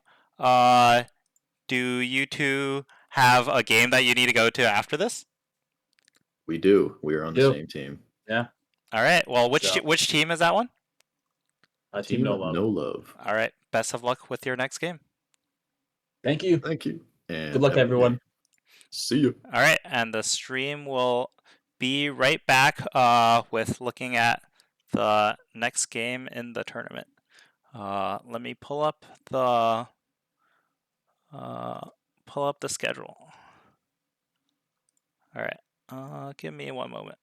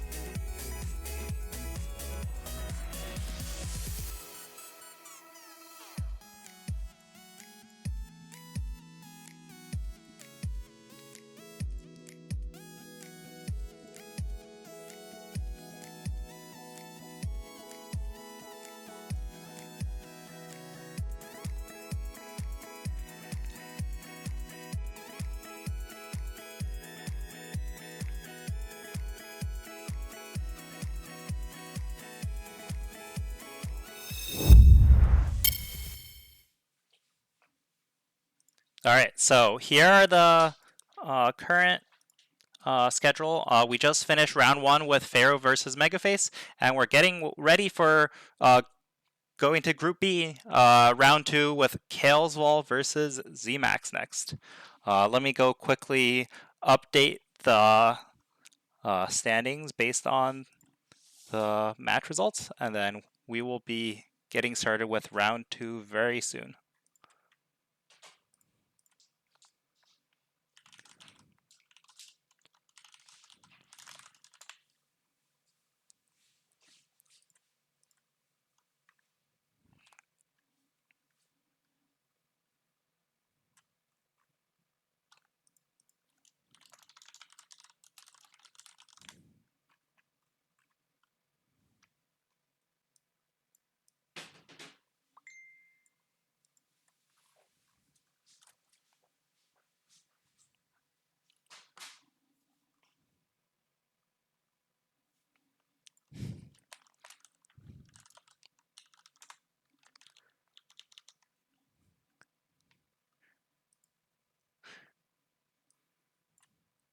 All right, hello. So Marcus, what's going on? What's up? This is Ken, FN243. Welcome Yep. to the stream. How was the last game? We just saw you gaming on the Scion there. I was club banger, you know. Two elders, couple mad scrambles at Baron. What else could you ask for, you know? Maybe not ideal League of Legends, but definitely truly NA. All right. Are you excited to be casting the next game? Yeah, who do you have here? We have Kalesvol versus Xemacs. That's right. That is the game that we'll be highlighting. We're still looking for one more caster, so if you have a buy for the round or you just want to cast, like let me know, DM me, and then we can try to get you in on the cast. Uh, But yeah, no, both teams are very strong. I am looking to have, if there's anybody wanting to do a side bet on how many bans Xemacs gets, what do you think it is? Over under 2 or 3 first round? first round. Wait, so there's only 3 No. bans in the first round. So I you can't really be probably over under 3. 2. Over, over under 2. Over under 2. I need to pull up Xemacs team. Let me pull up. So here's the team rosters. If you're in my stream, you can see what I'm streaming. I think that should be right. Yeah. So team Xemacs. Oh, they have some other scary players.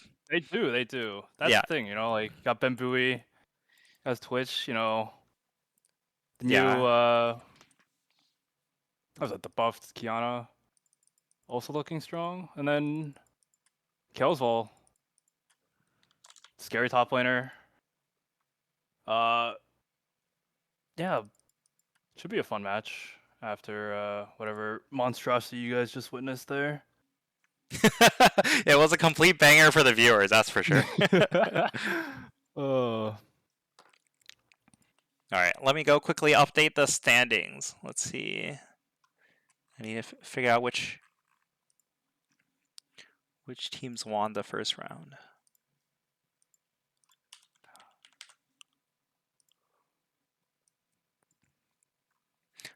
Ken, how are you feeling for your next few rounds? Honestly, we're feeling pretty good. Scrims were maybe a little rough on the rougher side, but no one beats Team Feiro 11 times in a row, so we're back. Hopefully, I don't actually know who we're facing next. We got JS Bach's team next. Hey, I'm as long as they're fun, I think we're enjoying ourselves. Should be competitive. Always good to start off with a W though. It's also like good boost of confidence. You're down Mountain Soul. We're playing like Poke Varus into Mountain Soul. You're still able to come away with the W. So. All right, and I was just informed that the draft has actually, in fact, started. So let me see. Let me get this on the right window, and then we can go ahead and start with the draft. All right. Yeah, can you see the draft screen right now? I think you just showed it. I think it toggled back to the picks. There we go. All right, so Varus, Trundle, Camille picked up for Kalesvol's team. Viego, Ashe, Nautilus for Xemacs. Probably going to be a lot of bans directed at Liquid Blade for the second half. Already the Ysul taken out. I think what's left for each team? What we have a support and a mid for Kalesvol and mid and top left for Xemacs. Orianna gone.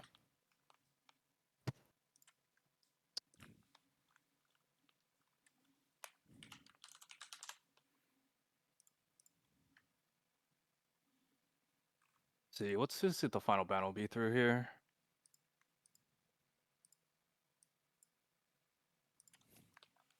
Any predictions on what they're going to round their drafts off with? I mean, honestly, I haven't really been following with the scrims. That's so. fair. Oh, the Malphite pick against 3 AD champions. That seems very apt.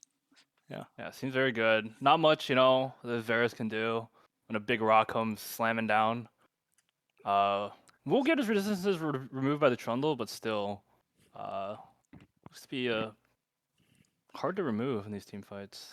Oh, but they answer with the Olaf. I mean, Olaf is an AD champ, but is known to be able to run down like tanks such as Malphite. Yeah, also the true damage on the E coming through. Invulnerability, or rather CC immunity on his ultimate. Ignore the ground slam. Although, is this looking to be what, a Camille support at this point? I'm not super sure. Or maybe it's a Trundle support. Perhaps, perhaps. I don't really know what the champ roles are nowadays. So, but I guess Yeah, we'll find out. We will. It's a little fragmented. Actually, don't know. Victor looks pretty good. Well, Couple you decent definitely want someone who can do a Oh, lot of AP damage to take And- advantage of the fact that they're not going to build that much magic resist. Yeah, and I think Vladimir definitely fits the bill here. Their Kalesvol side lanes look a bit hard to deal with if this Vlad and I guess Vlad and Olaf in the side lane. There's not much that can hold against them for now. Let's see what the last pick from Xemacs team will be here. Oh, LeBlanc is being hovered. I feel like I haven't seen that champ in a while. No, not in a hot minute. Got her Faker Hall Legend skin. Haven't seen it on stage in a bit. Yeah, and talking about the bans, I guess it was 2 bans or maybe 3. Do you count Kiana as going towards Zmax? I think we'll say 2.5. You know, obviously Ixtali Princess living up to the name, but I mean Zmax has been playing it a bit in solo queue, so a bit of a 2-pronged approach. So let's see. As time winds down here, this candidly looks a bit of a heart. I guess LeBlanc will need to have to snowball early, otherwise later on this looks like a rough team to play. There's not many easy targets to pick off outside of the Varus. My greatest condolences, though, if they do lock this in for our strongest soldier. Who's playing 80 for Kalesvol's team? Is it Alexi, I believe? And this Varus is going to have to stay down Ash Arrow, Malphite ult, Nautilus ult, LeBlanc. Oh, wow. So LeBlanc does get finalized here.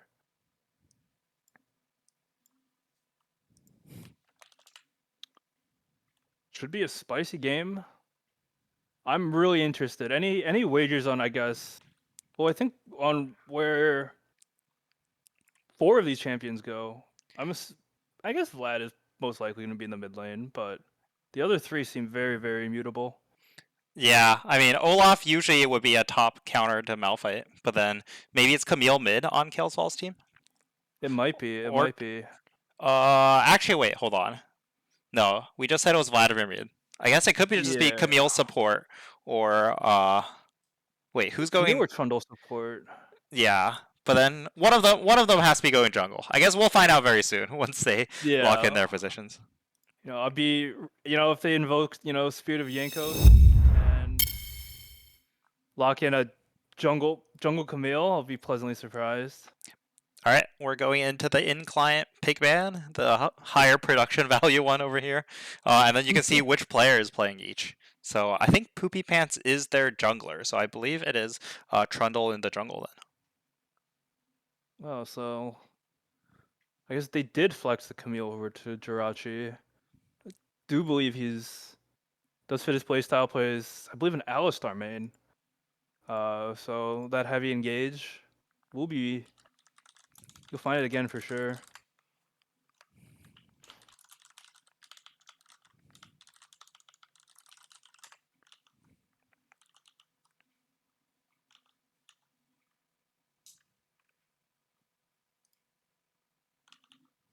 Oh, are the names inaccurate? Okay, I was told that the names on the match are inaccurate and that I haven't updated it, which is correct, yes. All right, let me see if I can update it right now.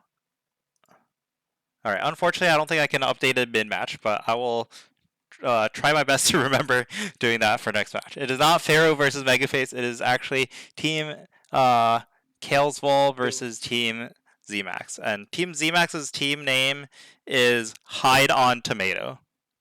Hide on Tomato. Do you know what that means? I believe it's a Nico reference, if I'm correct. It is. I am not, however, a lore connoisseur like some of the other individuals. What's a tomato got to do with anything? Isn't it? It's like I believe the Nico quote is what, like, I am Nico not sad tomato, Nico happy tomato, something of that ilk. But I'm not actually 100% sure. But I do recall Xemacs speaking about it to some degree. All right, and we have another co-caster joining here. It is Gay Raccoon, who was teammates with Ken in the first What's round. up, Ken? What's up, my favorite prideful raccoon? So who do you think won the draft? I feel like if this goes late enough, there might be a bit of inevitability with this Vladimir. It seems very hard to deal with, but I mean, Vladimir LeBlanc, if this LeBlanc gets ahead, might be able to wreak some havoc. Also, I don't. It's been years since I've seen Camille support, so I want to say Xemacs team slightly. If they can get ahead early, I like their odds. If it gets past, say like 25 minutes without a significant advantage, I feel like they will get outscaled.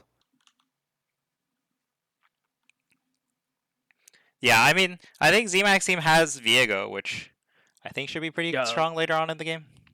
Yeah, I mean, also one of those like you get one random pick and then the entire team fight's over, right? He starts hopping from body to body. Yeah, that's But true. I think Though, he likes to build squishy though, right? Like full damage. He So he'll be susceptible to getting one shot. That is fair, I guess. But he has Nautilus and Malphite to provide the first point of attack, and I guess he's maybe hoping to collect. They do have a lot of pick. You know, they have Malphite ultimate, they have Nautilus ultimate, Ash Arrow as well. So yeah, it feels like they will need to catch one of these targets out early, but if they play honest front to back, very difficult. I feel like for Kalesvol's team to lose.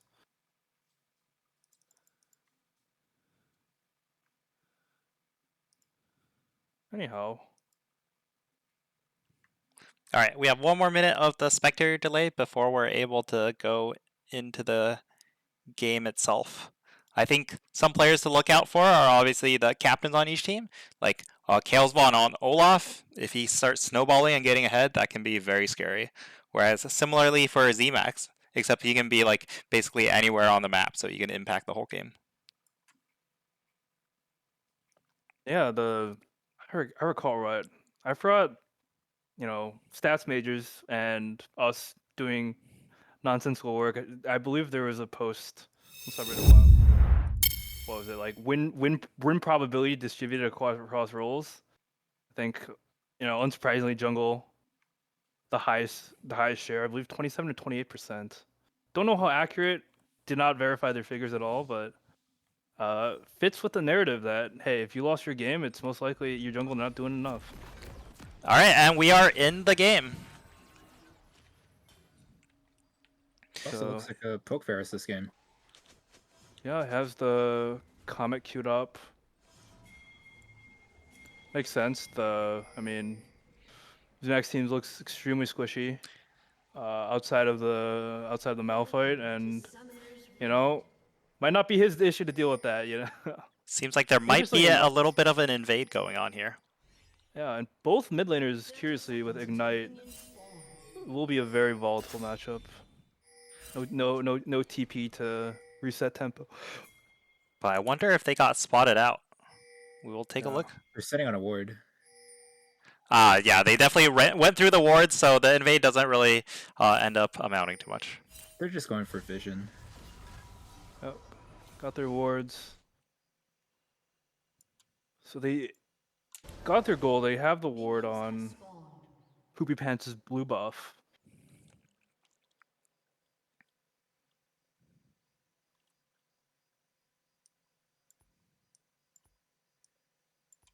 So, but yeah, I think definitely eyes on mid lane. I mean, I think one kill either way definitely could swing the matchup a lot. On the edge with, ooh, very nice trade from Stolly Princess.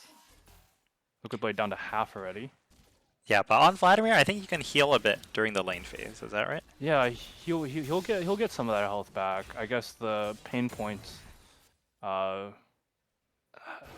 If he can get to that level 4, level 5 without being too far behind, and meanwhile top lane, I think Cardinal's already feeling the brunt of this Olaf counter pick. I mean, whenever He's you so play against far Olaf away. level 1, you just can't go for the all-in fights. So No, you can't. You gotta, even as Malphite, you gotta seed it. I think And, especially I as think he's going Malphite. for. Oh, Oh wow! And what happened in the mid there's lane? First blood mid. there's the All danger. right, let's look at the replay. Looks like level 2. Chain connects, Yep. and that is a dead Very good level Vladimir. 2. He W'd Off in a as good the minion start. died and ticked over to level 2. Yeah, definitely well played. We'll have to walk back to lane. Is he still level 1? That is unfortunate. I think he misses a lot of that incoming wave as well. It seems like the Well, wave will well, crash for Vladimir, so maybe it's not oh, so the yeah. end of the world. But given a double ignite mid lane matchup, it feels really bad to die like before even reaching level 2. Yeah, you get that walk of shame back, like you back. Yeah, what? I guess you bought a refillable. I think the worst feeling is when you're at, you're sitting at like 111 gold. You can't even buy anything. All right, and Xemacs is here, going for a very cheeky invade with very LeBlanc. cheeky. I wonder if Trundle knows that something is amiss here. It seems like Oh. not. Nice chain. Oh, flash for the chain. Oh, very And he well gets the played. red. Yeah, well set up. Stun into chain. There's not much you can do there. And now this bot lane also now has to be. They had strong push, but they have to respect Xenac's presence here. Jungler just died on red. His Krugs are probably gone. But definitely very strong start. And I know Cardinal, he's no deaths yet. He's giving up some CS, but I mean he's hanging in there. I think no matter what, Malphite will still be Malphite, right? He's still got the ult. Oh. And Black gank gank. coming in here. I know, nice counter He's gank. Ben dead. Bowie goes down. Definitely not expected. But Trundle, a bit homeless. All his camps are gone. Found a recourse. Nice gank in the bot lane to get his team back in.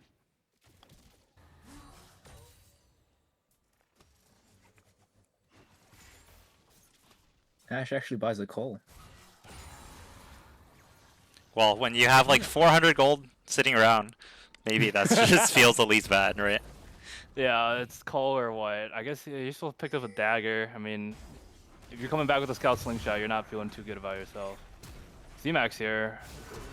He can get Oh, Pillar with the here. flash That's and a the big ghost with the on flash, yeah. Kalesvol. flash ghost. Kalesvol might pick up double buffs. Oh, he didn't pick up the axe though. He might not have no I- damage. Oh, if he has a Might- dash Oh, to the the Malphite's wall, not- nope. Nope. The Malphite's not responding. He's slow to come. Yeah, it's.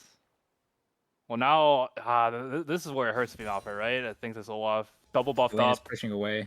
Lane, yeah, he's just gonna freeze it at his tower. Jungler's topside too. You're just gonna be sad, right? Just watching the wave die.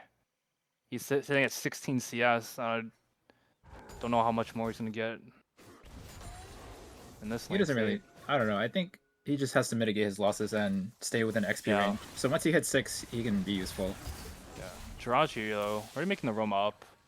Halo Blades, Uh, Camille, does a decent amount of damage. For sure, and then I mean this poke Varus, he's chilling. He's got cleanse. It's hard to force a kill here. Cardinal here just getting harassed, candidly. Still has his flash. He's Be gonna able have to to get burn out. flash. I think he's dead. Oh, Yeah, I mean the Camille staying on top really worked because it meant Yeah, that like he couldn't get any of the wave basically, not even the XP, and then he also got the kill onto the Camille, onto the Olaf. oh, Oh, but the nice. LeBlanc Oh, gank. Good stun. well done by Stolly Princess. Good stun by Jirachi, but a little too low, unfortunately. And Yeah. he's making the most. He has 2 kills. Has the Darksteel. I mean, but the- LeBlanc roaming up, Vladimir gets to push in the wave. Yeah, He's actually Vlad up gets to CS lay some now. pressure, but I mean, Darksteel stacked up on LeBlanc has half her first item. Has most of the kills on Xemacs' team right now, so definitely on her to make him play, and Xemacs continuing his aggression. The Camille's right there though. They can fight this. Yeah, Nautilus is coming up too. Has heal on Nautilus, I believe, still, right? Nope. Not up, actually. And it seems like Xemacs team might have pushed a bit too deep into the jungle Yeah. for that play. And Vladimir I picks mean- up a kill. He's going to be scaling well into the late game.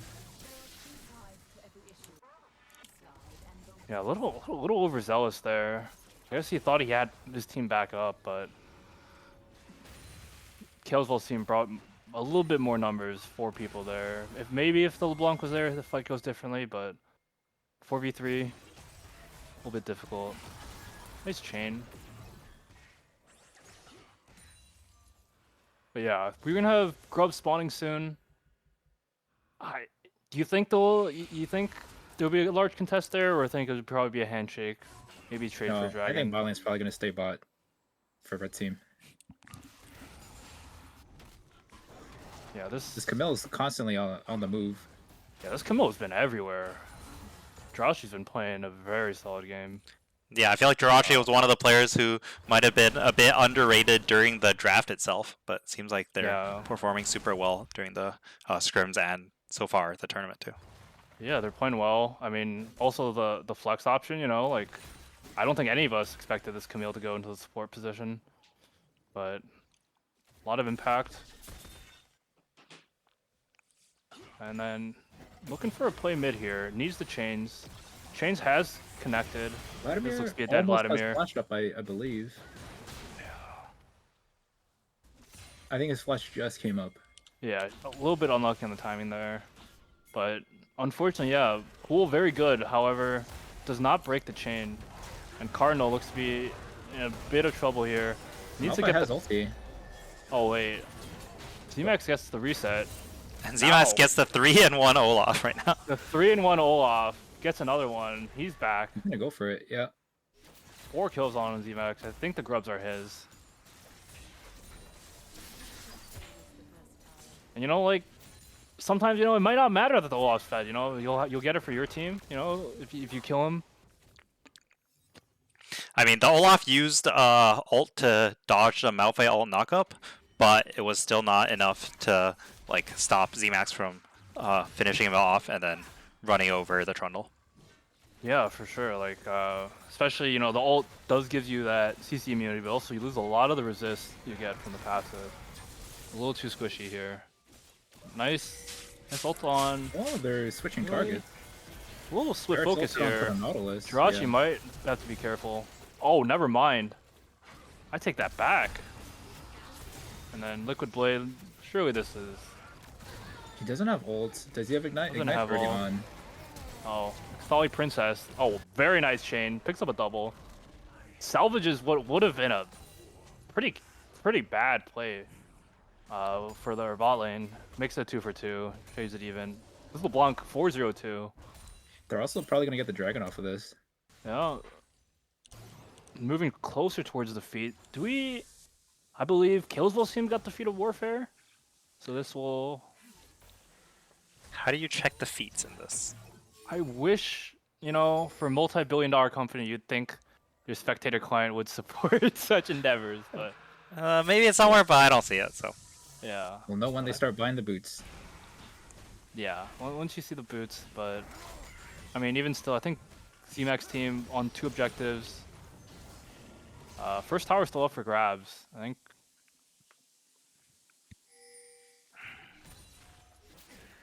But yeah, all the gold though on Xtali Princess and Xemacs. And almost nice juke by Jirachi. Will it matter though? Unfortunately not. Vigo has to burn flash to secure the kill. Diego has to flash out from Varus as well. He's still going. Xemacs bot, he has not bitten more off than he could chew. Gets both sums, a kill from their bot lane. Doing it all quite frankly, right now. And they're pushing hard. I mean, they have 3 grubs. Like, This tower under siege. Nautilus though. Jirachi gets a kill. Oh, and the stun on Xemacs? Xemacs down. Will Liquid Blade be able to even win the 1v1 against Ashe? I'm not really sure about that. I don't know. He's getting kited. Oh, Proto Belt's forward. But I think that will be the end of that. Was that a shutdown given over, or was it still no shutdown? It was a shutdown from Xemacs given over, I believe. Given over to...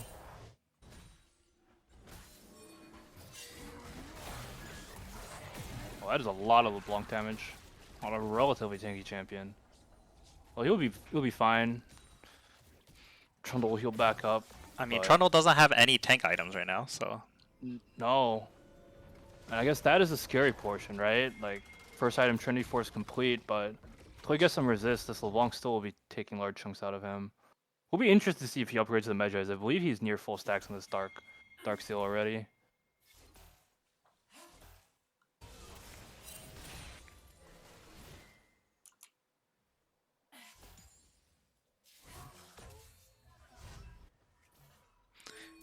Alright, so we're at a little bit of a lull in the game. Which team do you think is, like, winning right now, so to speak? I think both teams... Oh, well, maybe with that LeBlanc performance. Just popped. Yeah, I mean, I think both teams are relatively comfortable where they are here, especially if, you know, they're able to pick up this tower. A little bit of split focus here. Arrow goes in, but no follow-up yet. And Xemacs... unable to possess, I guess, the kill. I think Benbui might be dead here. Just gets walked down. Oh yeah, there's a Liquid Blade on this. Never mind, trades the kill back.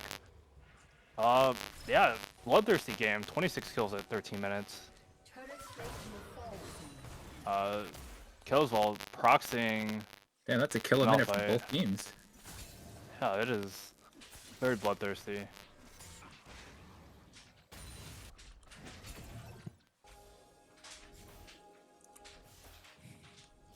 Yeah, I think, you know, these picks will continue to happen. I'm interested to see the first, you know, 4-on-4, 5-on-5 fight, perhaps the next Dragon.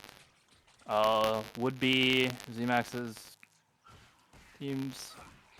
Yeah, I mean, the overall gold is dead even, right? But then, let's take a look at the gold advantage on each side. Yeah, I mean, heavily on LeBlanc, heavily on this Olaf top. I mean... Malphite is on, like, support econ. He has 100, 200 gold on Camille. Yeah, this is, yeah, but that is the thing, right? Jirachi has gotten a lot of these kills. He has made a lot of stuff happen, but I think the unfortunate reality is that Ashe Nautilus, Fero's still going to suffer a little bit in the side lane here. Down 20 CS and a couple of plates to Benbui. Yeah, I feel like they really need to take advantage. Blue side really needs to take advantage of the Olaf lead if they want to, like, actually like leverage it. Yeah. Yeah.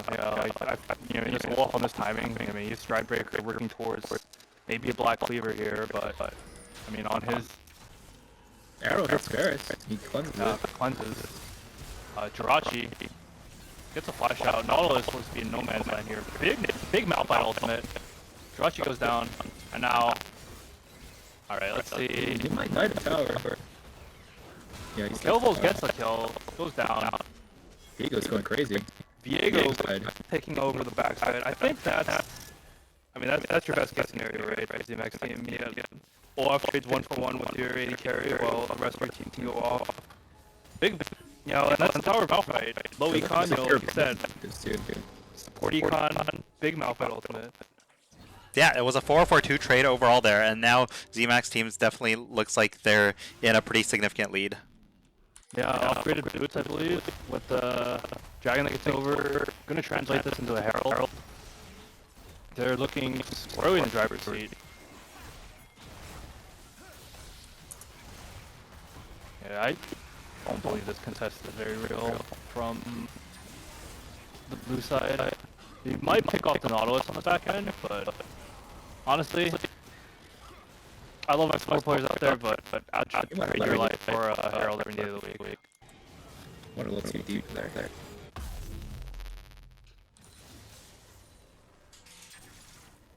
Because LeBlanc is deathless at the moment, and he's closing in on Death Cap. Yeah, LeBlanc Deathless, full stack Dark Seal, Death Cap coming in soon. There's not much MR purchase yet on the blue team. I think anybody in her purview is likely dead. Speaking of that, never mind. Very nice. Is this the caster curse? Oh, he might get out. Oh, wow. I think this is the caster curse. The cast occurs indeed. I mean, he ate like 3 ultis and like 2 flashes, so they spent a lot of resources to kill him. Oh, and Xemacs goes in and gets a Xemacs Camille, here. but dies to the rest of the team. So it looks like this is a big blue team comeback here. This is a big swing. They should be able to take this mid tower after. Yeah, a little overzealous, and that's the thing, you know. One misstep, the Camille ultimate blocking LeBlanc in place alongside the Verisol. Yeah, no, that That was really no way good. to get out. And now blue team's actually ahead on gold. There's no more shutdowns. Yeah, It's fairly even though.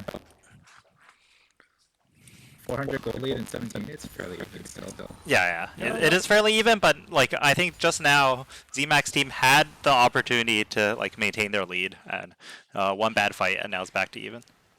Yeah, back to even, and I don't know, like giving champions like this Vladimir time to scale is definitely not something you want to do. They still are up 2 dragons, Hex Tech Soul, I believe on the cards for this game. And, you know, I don't envy anybody playing against Hex Tech Soul, especially, you know, with an Ashe poking you, with the LeBlanc going over walls, tagging you a bit, come back over. But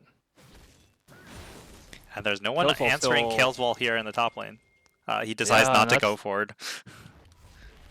yeah, probably prudent. I believe this dragon's spawning soon, and his team definitely will need him at this fight. Might have a completed item here, though. And no, Sundered Sky purchased for Kalesvol. He's on 2 items. 2 items. So on parity with Xemacs. I believe the only 2 champions in the game so far on 2. I guess Varus as well. Varus is 2, but it's not fully stacked yet. Yeah, not a fully stacked Miramana. Or Manamune at the moment. Yeah, but it looks like the red team has a lot more control over the dragon side vision and like over the territory.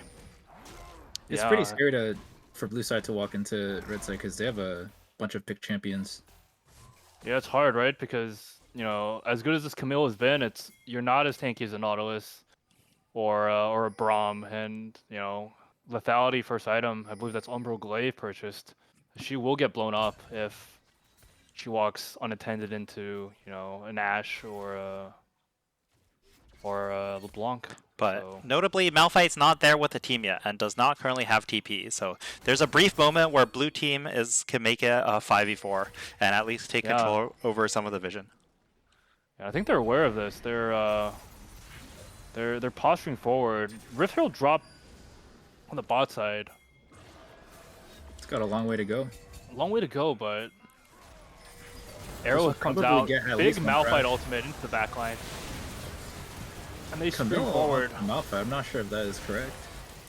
Oh, is the Olaf able to take the rest of the team? It seems like not. No, Xemacs possesses 2 more bodies. This team fight's over. And, you know, a great Malphite ultimate from Cardinal, catching them all, comboing with LeBlanc, and then once the first few dominoes fall over, team fight's just lost. Yeah, it is a They 4-for-1 go to trade. reset. Yeah. I'm You interested to might see get the dragon I- after this too. Yeah, they might get everything here. Like big team fight win, Otacon, 3rd dragon, everything on the map is theirs. And this is a daunting proposition with Hextech Soul on the horizon. I'm curious though. I don't know who Ben Bowie looks like he hit the ultimate there, but not aware The Ashe he ult? hit. I didn't the see the Ashe hit, I didn't see the hit, but it must have happened off screen. So Yeah. But yeah, I know. Like, I mean, it's power of the Malphite pick, right? You can go down 40 CS. You find 1 or 2 good ultimates, you're still winning. It doesn't matter. And good follow-up from his team to capitalize. Sly Princess looking for a bit of a cheeky play in the mid. Checking out Liquid Blade to roughly half. But, I mean, gold's still relatively even. However, Otacon, 3 dragons over to Xemacs team. Yeah, they're getting a lot of stats from the objectives. Yeah, they've secured. might not tell the full story at this point.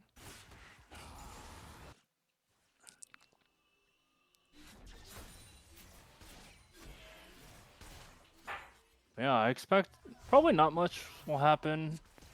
I definitely think both teams will fight tooth and nail for that last dragon when it comes up. Maybe they get a cheeky pick here on next TPing in. What do you think is the strategy for the blue team, given that they lost the last fight by so much? I really think they need to ideally look for, if you position earlier, to look for a pick with Varus and Camille ahead of the fight. Because in a straight front to back now, it looks a little difficult.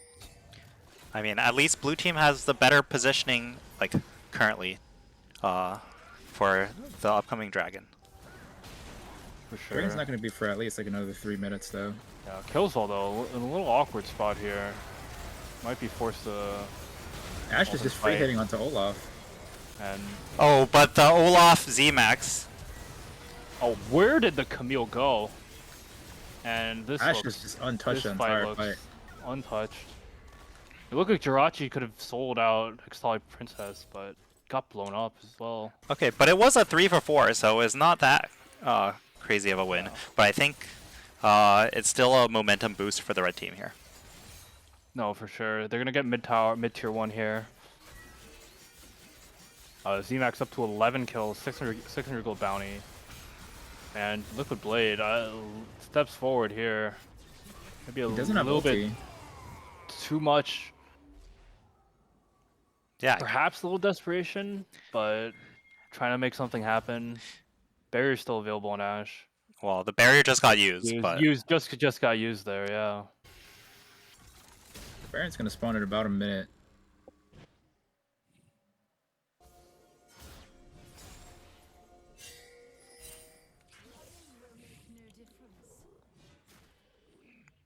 But yeah, I guess both teams have their pick tools. You know, you have Ashe Ultimate, you have Malphite, and then on the blue side, the Varus ult and the Camille jump. Lesser degree of the pillar. Yeah, the jump can be pretty hard if the red team is like bunched up together, so... Yeah, they have a lot of way to disengage the fight. And that's where you want the Vladimir to come in and shine. Mm-hmm. He's working towards his 3rd item. Maybe another item and a half, and he can carry these fights. This, Just a casual LeBlanc half health chunk. yeah. I still believe... How many stacks? There's still 5 stacks remaining still. Working towards that. Either Void Staff or Crypt Bloom.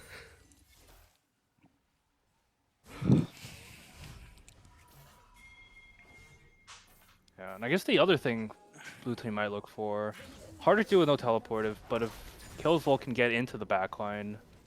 You know, I think these last few fights he's been up in front, getting shot by a deluge of Ashe arrows. If you can maybe get onto the Ashe or on a flank.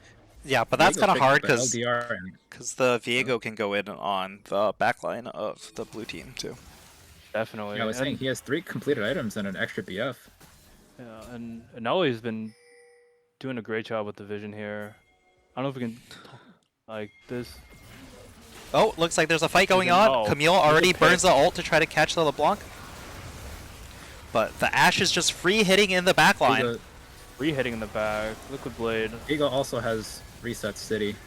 Yeah. Oh. Kalesvol, however.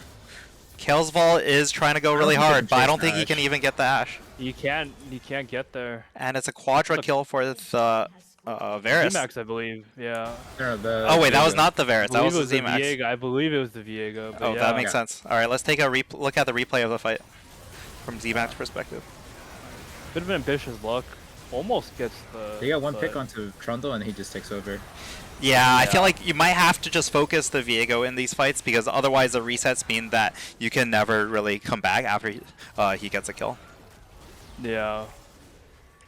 And that man is 15, 5, and 8. You know, 2.5 jungle bans. Still not enough to stop him right now. And this man is a definite problem. I think Hextech Soul makes this very, very difficult now for the blue team.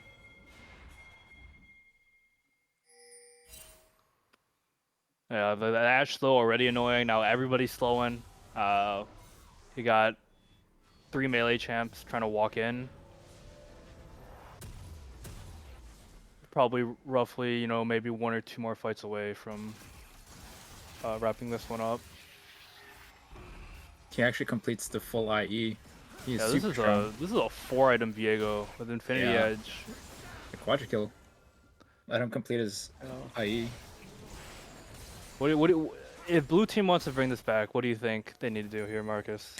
I think they really just need to get a pick on Xemacs. Like maybe if like he goes for a play that's too aggressive and dies early, then I think the blue team actually has a big chance of the fight. But no, it's actually the red team going for a pick on Jirachi.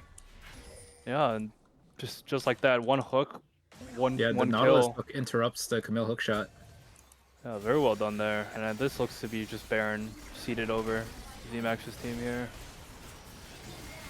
Oh. Very limited contest. Seems like blue team is pinging to try to go for the fight, but the Yeah, Bear is but- getting chunked out by the LeBlanc, and it's too late. They already got the Baron Asher. Too late, and Trundle will be the sad recipient getting walked down.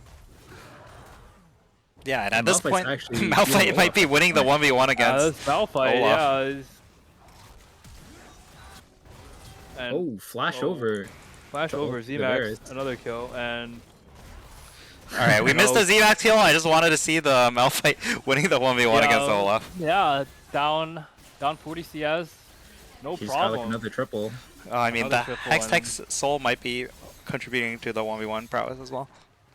Definitely, and this one looks to be over. Very close early game, but you know, couple mid-game fights definitely turn this game around, and one more kill to cap it off. Alright, and that's a game between Team Kalesvol and Team Xemacs. Alright, let's take a look at the post-game lobby. standings? Let's see, here's the post-game lobby for this game. We can see what's happening here. So, as you can see, Xemacs on the Viego with 39k damage. That is a crazy high amount compared to everyone else in the game. Yeah, half of his kills, half of his team's kills as well. Yeah. I think every objective on the map, you know, very, very, very good performance. Definitely deserving of the captain title there. Blue team got one grub. Yeah, one grub.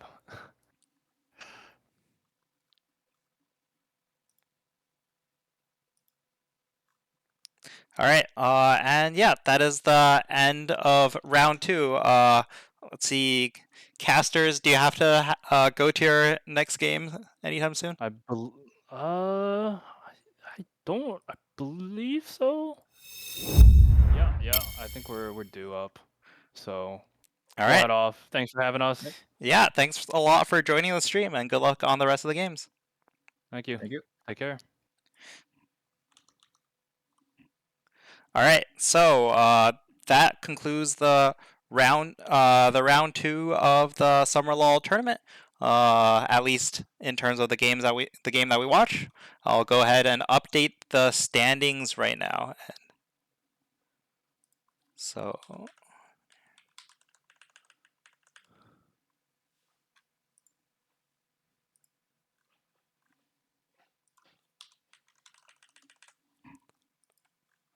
Alright, seems like some of the games in the round 2 are still going on.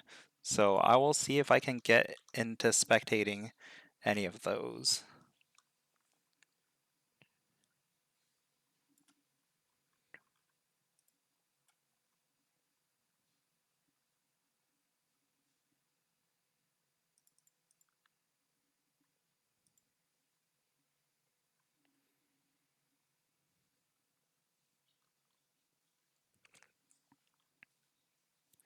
All right. In the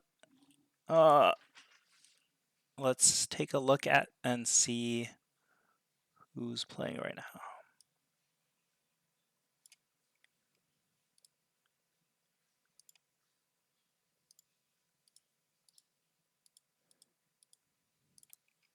Seems that I'm unable to spectate the game once they have already begun, unfortunately. So instead, we'll be going on a very quick break, and we'll be back soon with round 3, Team No Love versus Team Salt Frog. Stay tuned. Okay, looks like they've started. They have the draft link, but they haven't started the actual draft yet. So I think we're okay.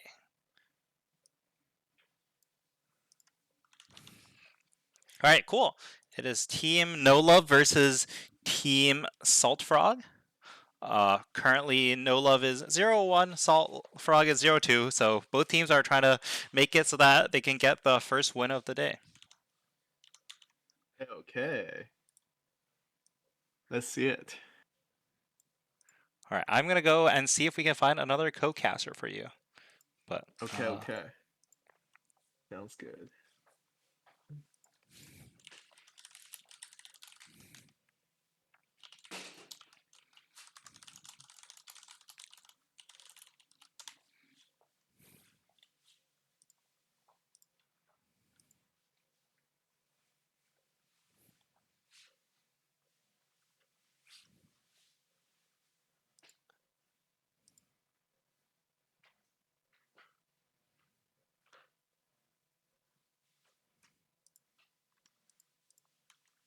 If anyone else in the chat wants to co-cast with Marcus and I, please send me a message and I'll drag you in here.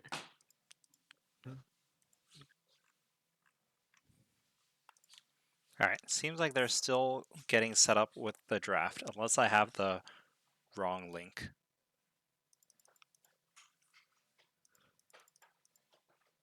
Okay, let me ping Jason again.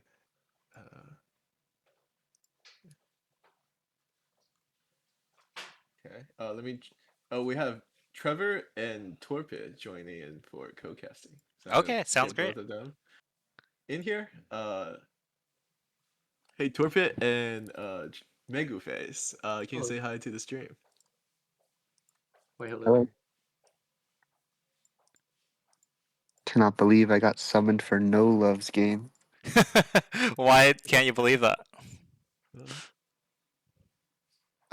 I'm.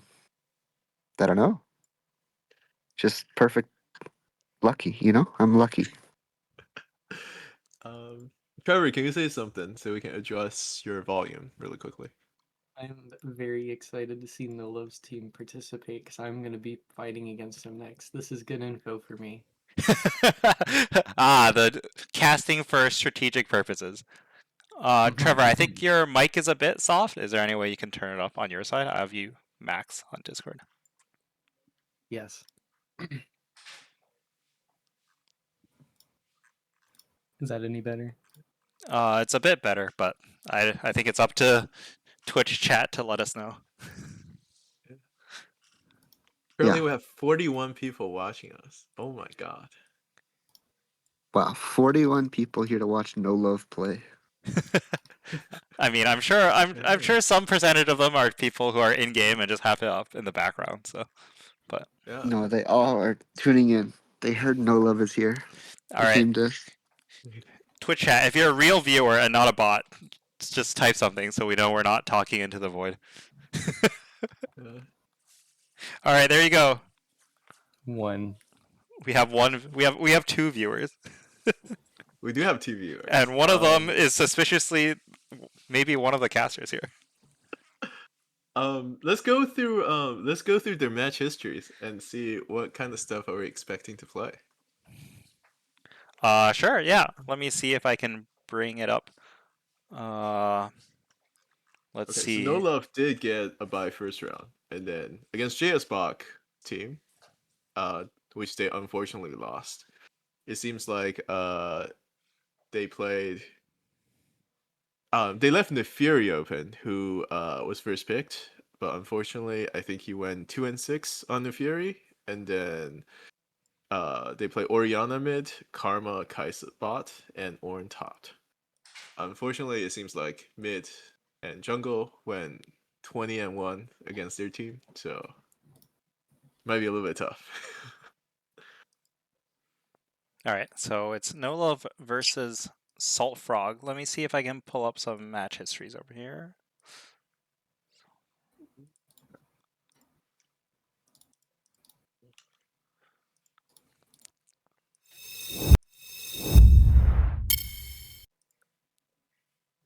As for Salt Frog, their team for their first game, I'll just say it out loud. They also lost against JS Box team. They were playing Renekton top, Talia jungle, Ashe and Fiddlestick bot lane, and Anivia mid lane. They also lost against JS Box's Orianna and Nunu, actually, surprisingly. It's not a pick that I would expect from the tourney. And then in their Wow. second game, That was against against- Oh, apparently the pick Oh, bans have yeah. begun, but apparently there's a glitch here, so we didn't see it. All right, let's go take a look at the actual pick ban. Malzahar first pick for Brishan. That's a scary one for the enemy team. Yeah, did it he, seems like Jason is just running it back with his previous draft against JS Bach. Well, Nefiri was banned this time, and last time he got to play it. Yeah. But I think they're picking some of their best champion. I don't know No Love's ADC's champ pool, but I believe his support and jungle both got two of their favorite champions. Yes. And I feel like one of the things with Salt Frog's team is that I don't think they play around their junglers very well. But overall, I'm expecting No Love's team to probably constantly invade Salt Frog's team. Wait, Without a doubt. When I played against Salt Frog last game, he had contested Xin Zhao invading level 1. I wonder if he'll do the same thing. yeah. The Aura ban. Wow. Wow. Who do they want to draft top for that? I think the Fiora ban is for Taco 1518, who's a known Fiora player. But Ah, The question is, why are we banning Fiora when they have that team comp? they're just a little afraid of the one trick, maybe. I mean, Team Salt Frog Yeah. is known as Team One Tricks, so they kind of let all their one tricks through, other than Azir. Yeah, No? that's very true. It seems like they're relatively confident in whatever they're picking.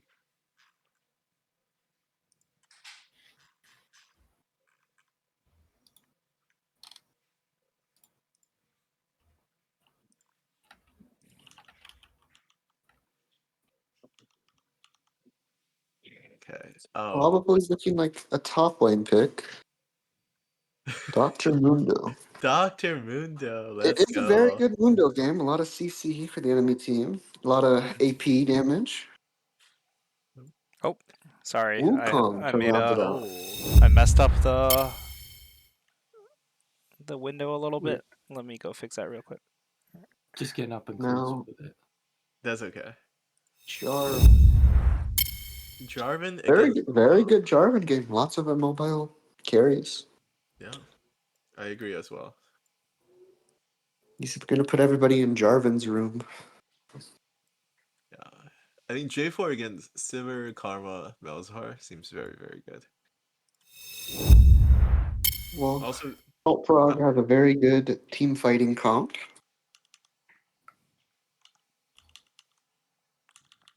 All right, They make so it to their item. Very scary. yeah, who do you think won the draft?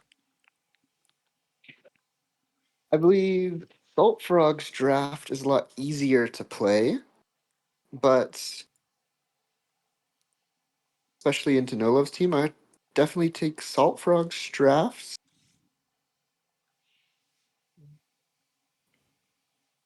yeah, I think if we were looking at it, nameplates off, I do think like just comp wise, Solfrog's team is strong and has a lot of pick potential. and is also very, very strong in team fighting. Just AoE wombo combo. Oh, we got an Right. update from the players that the Anivia is actually supposed to be Oriana, and they didn't have time to swap last minute. But I don't think that changes the Okay. comp Okay. by a okay. super significant amount. Yeah. Maybe it makes it even Wait, more what was wombo the- combo. What was the pick? Anivia was supposed to Oriana. be Oriana. Nivea is Oriana. I see. I see. No, I think that it makes it a little bit better, maybe. Yeah. I mean, definitely worse lane. I think Nivea is better into Malzahar, but definitely better team fighting from Oriana. Yeah.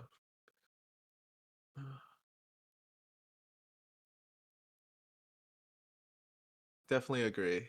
I think one of the things that No Love support really likes to do is just get bot prio and roam around. And I think they do have a significant advantage in that. Bella, who is playing Fiddlesticks this game, is probably a little bit less comfortable just following their jungler on the map. And could be a little bit slower to a lot of the plays. And I feel like in terms of mid prio, it's going to be Malzahar versus Oriana. So 2 control mages in the mid lane. Top lane, Mundo versus Ornn. But could be very tough. Just probably a sleeping lane. Just CS top lane.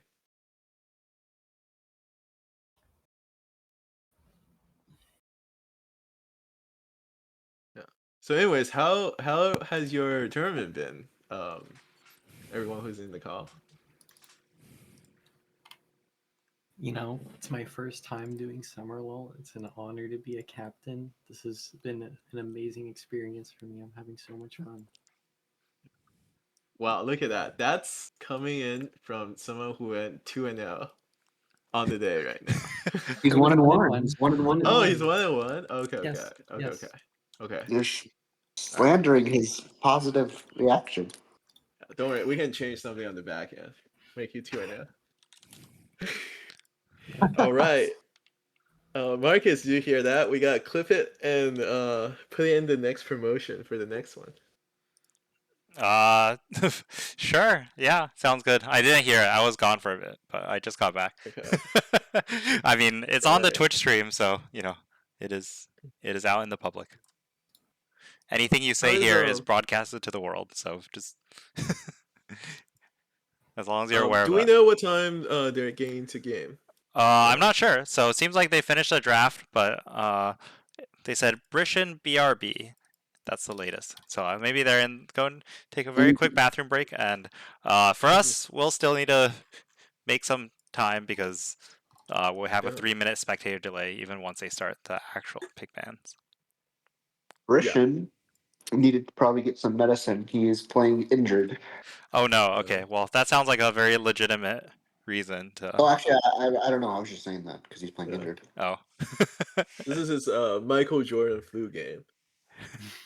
He wants to be able to have the title of I won Summerlaw with 3 fingers. What happened to his other fingers? You mean 4 fingers, Vincent? No. He doesn't use his thumb to play, dude. He uses his palm for the spacebar. Well, he Oh, still that has is a thumb. interesting. Yeah. And then for those of you who doesn't know what happened to Brishan is a super good athlete and he was playing soccer. And he's the goalie for his team. And it turns out he dislocated his finger while saving a goal. Just like he's going to save the goal from Oriana this game. I just came up with that myself. My God. Good stuff, Vincent. This is why we have you on the cast. I'm taking notes from you, Vincent. No. Wait, you said this is broadcast to everyone? Yeah, this is on Twitch. You can go to. All 40 people. So if I said I was the biggest NOLA fan, that'd be told to everybody? Yeah, if you hypothetically said that, everyone would hear it right now. For sure. Oh, I see. I see. It's a good thing I'm not, but It's a good thing I am. I'm rooting for this guy. I he's mean, in your bracket. No Love has done pretty well in the past couple of tournaments. I believe Yeah. 2 summers ago, he was captaining the winning team. So Yeah, for sure. And he made it to the final last year against Voidliss this I was team. coaching his team last year. You were the I was his coach. Ooh. Oh. What do you think of his team this year? Maybe you have some insider information. Are In you allowed to regards to disclose what? Yeah, do you think his team is stronger or worse compared to last year? Well, that's a very tough question, Vincent. You're putting me on the spot. Yeah, I mean, maybe the competition is harder this year, right? Like that is very you're part of the true. competition, so Yeah, I'm because handless. I don't know what to tell you. I mean support. yeah, for sure. Yeah. Me too. Yeah, Yeah. Support players are all terrible. Sorry. I can't do anything. I just play Bard. yeah, But in regards to your question, I think there are downsides and, I think his team is fairly even as last year. I mean, he's got a lot of decent players. I think that last year he lucked out because he got a very high value pick in Balber, who was hiding at the end of the rank order, but performed very, very well every game. So yeah, definitely. all right. And But now this we're hitting year, I would. go ahead. Yeah, but this year I feel like they also got a pretty well-performing support in the last pick, waning embers. Yeah, and now we're getting into the actual in-game pick ban. So you can see that they should be correcting locking in Oriana here instead of Yeah, Anivia. yeah. And Also, look at this beautiful HUD. This is actually better than LCS's HUD, and yeah, also it shows better on TikTok. we have to give credit to Ben Bowie. He put in a lot of effort behind the scenes to help me set up the stream. Anything that I did wrong with the stream is on me, and all the cool stuff is on him. So So how do we get Riot to hire Ben Bowie to fix their MSI and uh, You know, first stand production?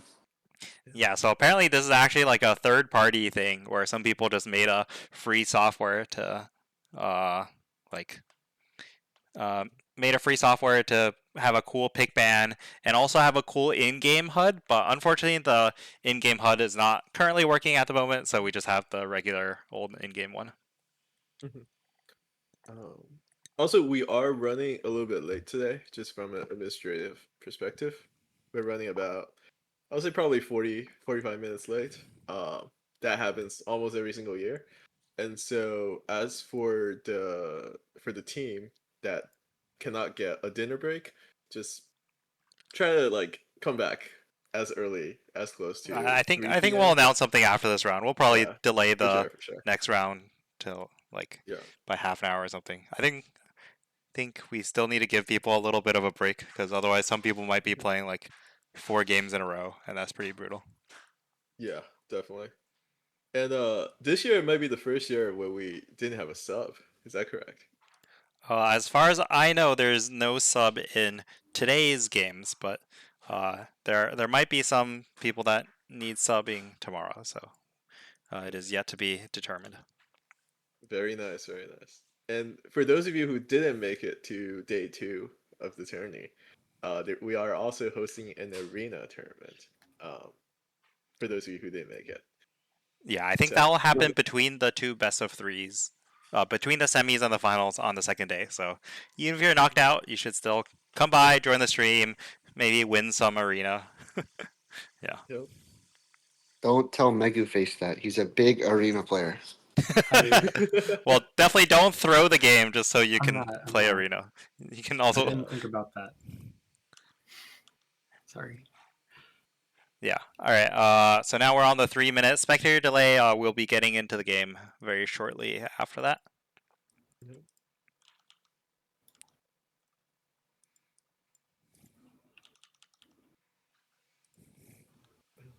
All right, so yeah, I guess Meguface and Torpid. This is your first year playing in Summer LoL, is that right? It's just mine. I Okay. think Torpid's played Nope, I haven't played. I coach Jason. I just normally don't sign up. Oh, I say, well, welcome. yeah. How has it been being a captain, playing in the scrims, organizing everything? Terrible. I hate being a captain. Oh no, I I'm sorry wasn't to hear that. entirely ready to be a captain, but it's worked out. There is rank inflation. Ben Bowie influenced my rank inflation here. What did Ben Bowie say? Well, there are people who are currently diamond, and I am not. And I am a captain, and they are not. That is fair. Every year we try hard to figure out, like, I'm terrible at the game. who's a captain, who's not. It's really hard for us to find out because a lot of people, they just don't play the game at all and they don't have an actual rank. So And also, I Yes, think there like is. Balber. Yeah, Balber And should the- be a captain. for sure.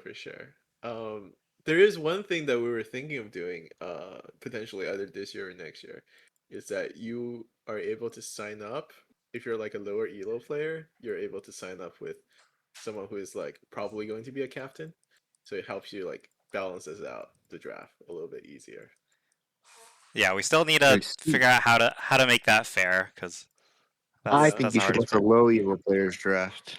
part. They deserve a chance too. You guys are being rankist.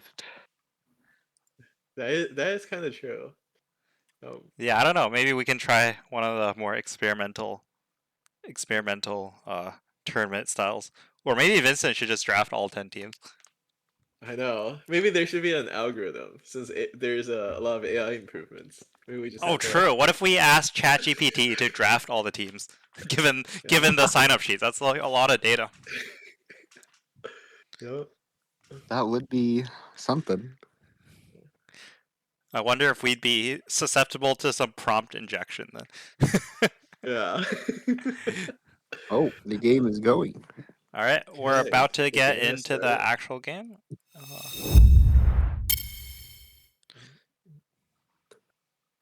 Wow. Now we can judge people based on their skin choice. All right, who has the best skin? I didn't know that Orbiana was a skin. Well, Definitely orange. Definitely Oriana because bees. Bees are cool. Dang it. Look at Orn though. Look at Space he's Groove such a cool Orange. guy. Looks pretty good. That's All the right, first time I've seen that orange skin. And it's on. so Well, here. I think both junglers are definitely going to want to play towards bot side because it's tank versus tank in top side. Yep.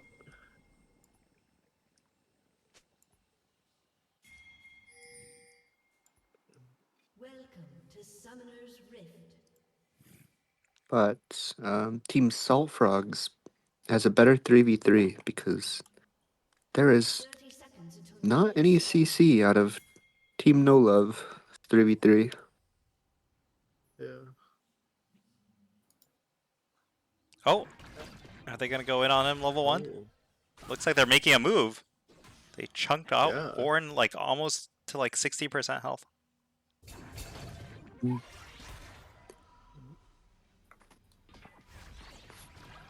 This is for sure forcing them to reset. minions have spawned.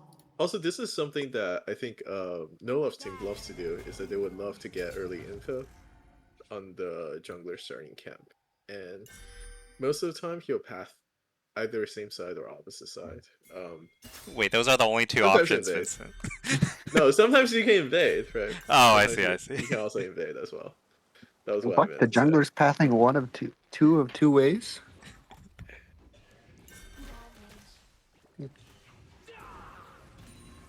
Alright, we're hitting Wow. some minions in the Wow, mid lane. now's the hard gameplay. Very This guy is amazing. Crazy. Oh, okay. Karma Q not. I think Karma Sivir should definitely have the early advantage against Fiddlesticks. Before Fiddlesticks gets any abilities level 1, right? No, he should start his E. It's pretty good. You get some poke, you proc your comment. But Fiddlesticks should definitely be playing more from the bush area. Put a lot of fear to the enemy. Quite literally.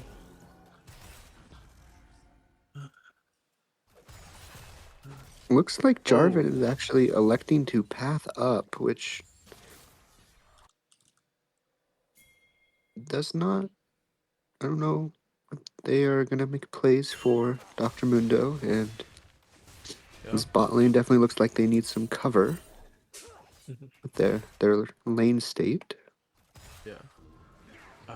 I think Wukong was also attempting to look at either invading or a mid-side gank because he did delay a couple of seconds looking for that. Yes, I believe you're correct. I just don't know the Wukong clear time. So It should actually, be about 320 to finish did he everything. get nerfed this patch? Wukong is one of the few AD junglers that was unchanged this patch. Okay, Yeah. I didn't read the patch notes. So he's Of about, course. I think, 5-6 seconds late. But I think they're just gonna split the map. So there's Definitely not think much to do. splitting or this well, Workwall's wave looks not great, but Nolo's team definitely wants some bot prio currently. Yeah.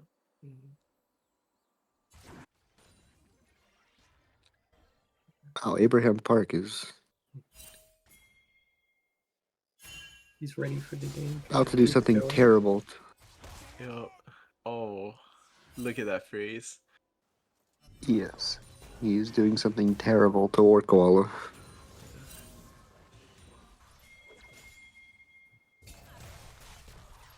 He just has to stare and watch the minions die. It's so sad. Nolo's bot lane needs to hard shove this wave after the second one comes in, so they can reset and then freeze. Or Mundo's getting punished for nothing. But let's see if they... Okay, they are electing to... Lost it. Yeah. Feels like it's right.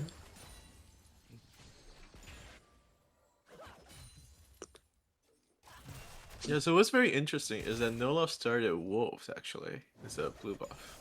And so the second It's timer. just... Yeah. It's a little bit better because your wolves will reset faster, and blue doesn't reset for multiple minutes, so you're getting your camps out faster.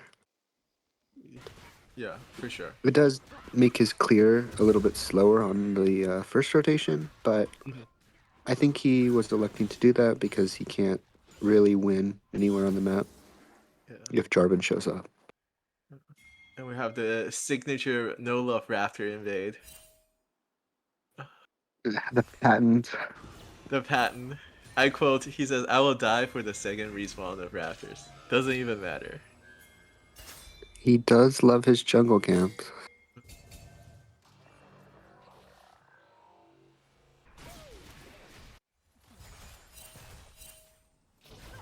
Like Oriana's going to be taking her resets. Yep, now. Yeah. Looks like we have about 300 gold lead. Generated mostly probably through top lane from that freeze in the early top side. Ori is up about 20 CS. Probably not too big of a deal later on.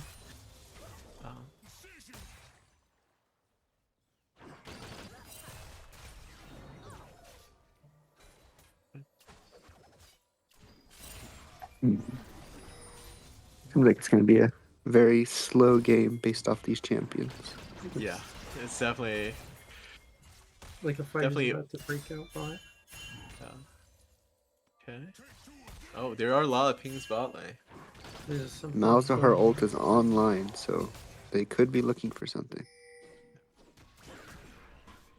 Wukong ult is online. Team Nolov has finally acquired the crowd control. Yeah, you see, because of that early Raptor steal, Nolov is 6 first before Jarvan, and so he can make this play here. And forces Jarvan off of his blue buff. and because bot lane has prio, they can just make this play for free. So. And now when J4 clears his Grump, he has basically about, I would say, like a minute and a half timer before Wukong comes back again to make a play. I believe No Love will just run to enemy raptors right now. Yep. Yeah, he's gonna make a beeline for the chickens. Yep. Can't stop No Love from his chickens. And No Love does play a lot around. He does have that. Whenever I watch him play, he has a jungle tracker that is provided through some sort of third-party software, like Bliss or something. And then he's able to track all the timers very easily. And there might be a fight in the enemy red buff here. Wukong is hitting and Jarvan is there as well. It's like Fiddlesticks is walking, so he just has to run away. Yeah. When Fiddlestick No. shows up here, it seems like they're probably going to contest Scrubs, which, given that Karma is not moving, definitely doesn't look like they're contesting. Given both teams' team comps, I mean, the grubs don't matter too much. There's There not won't really be a lot anyone. of silent actions this game, I assume. Most of them will probably just play for team fights, play for early dragon stacking. Yeah, I mean the best. It's probably for Ornn. It's the best this game because you're not really able to siege into Malzahar or Sivir, so Yeah. looks like Really Lost is doing a very good job CSing 1v2 here. They're gonna be up minions actually. Definitely. And then they're going to save the... She does not even need to ult the wave for any of these, which is really, really good.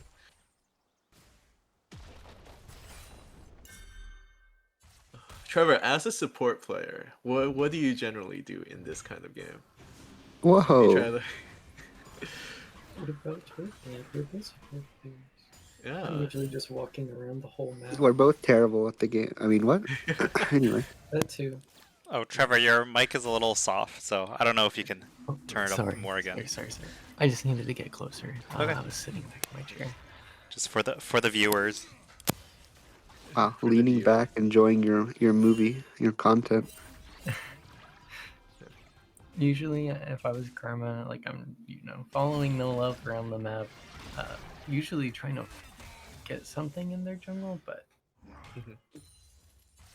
just denying them as much gold as possible, waiting for objectives, and then if they overextend for kills. Oh. Wow. And the steal. Oof. They probably could have fought that. MF doesn't even have mana for R. Yeah. But getting the dragon. Both teams are trying to scale, but I think Salt Frog's team does outscale. They do have Ornn with upgrades. So Yeah, their comp is a bit easier to play because they have a little more AoE, but Sivir can be very scary late. Yeah. Sivir Malzahar. Yeah, also Mundo also scales fairly well.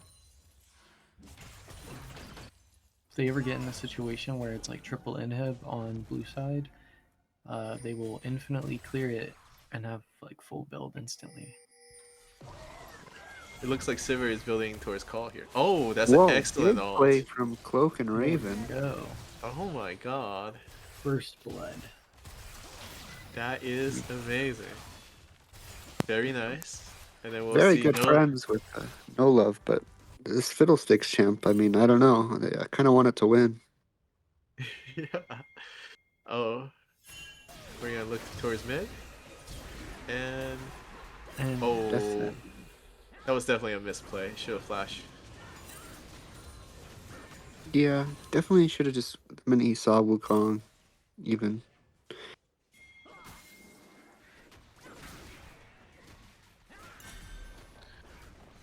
But it is okay. There's not much you can do with the lead. Yeah, he did get Malzahar Flash, and he still has his, so they could definitely look for a Jarvan ult into Orianna ult mid. So it's not the worst.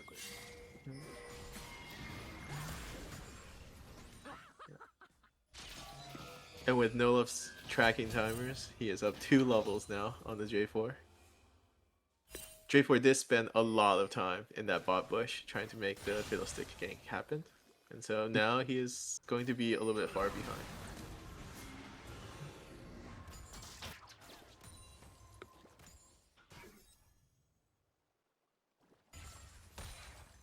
I definitely think that there are a lot of pros and cons to that. I mean, Yeah. Jarvan But- should be safe enough to where the level lead will not be too bad, and Misfortune being ahead is pretty decent for this game. What do you think of Mundo's build? I just noticed the triple Giants build. I actually It's think what that's you what he build does. because it gives you enough health when you finish Warmogs with the extra Giants belt to have Warmogs proc now because you need more health. Oh, okay, okay.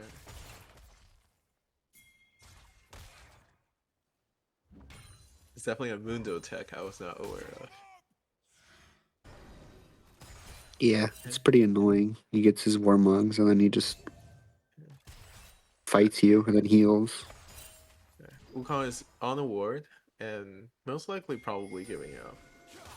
And they're probably gonna J4 also has not shown yet. I think he was just hitting a flower.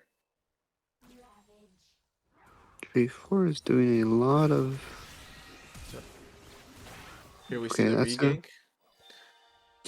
I don't know if he actually had to flash there, but it's definitely safer because Malzahar would Yeah. not be in range. Yeah, Malzahar did not have flash this time, and he was definitely a little bit further. Wukong might have been... Oh, Wukong had full Triforce. Maybe he just got soloed, actually. But... Ooh, a lot of poke out of Fiddlesticks there. I think instead of having a lot of resources in your jungler, I think they're putting in more resources into MF, which is definitely probably a lot stronger than putting it on J4. If he were to go camp for camp. Yeah, I think definitely this game. I mean, some games Jarvan can carry, but especially this game, he's kind of just more of an ult bot until the enemy carries for MF ult. They have started the top side, Herald. And we're seeing a Work wall. fight to the death on top. Okay. Oh. Oh my god. Look at these Definitely. guys. I don't know if he needed to go to the afterlife, but they're getting He was dragon definitely for it. So fighting it's it. not, Yeah. it's not too bad, and they got mid tower, so it's actually pretty. He did buy a lot of space, so I don't think it was that bad. I think it was pretty good actually. Yeah. Mid tower is definitely the best tower in the game to get mid tier ones. For sure.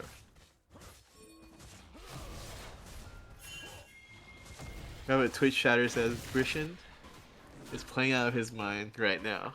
Insane follow.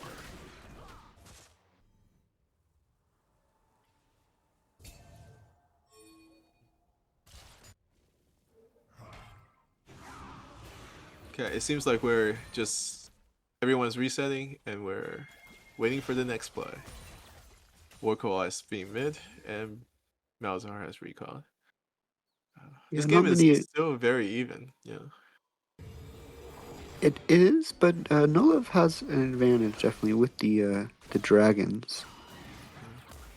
So it's looking pretty good for them because they're not any pressure. If they need to give the next dragon, it's not really a fear of, oh, they're on soul point or anything, and they just kind of get to scale for free. Well, Salt Frog's team should be a little bit worried because getting a soul bit scary. Definitely not the most ideal position here. I didn't see what soul it was because I was not paying attention fully. But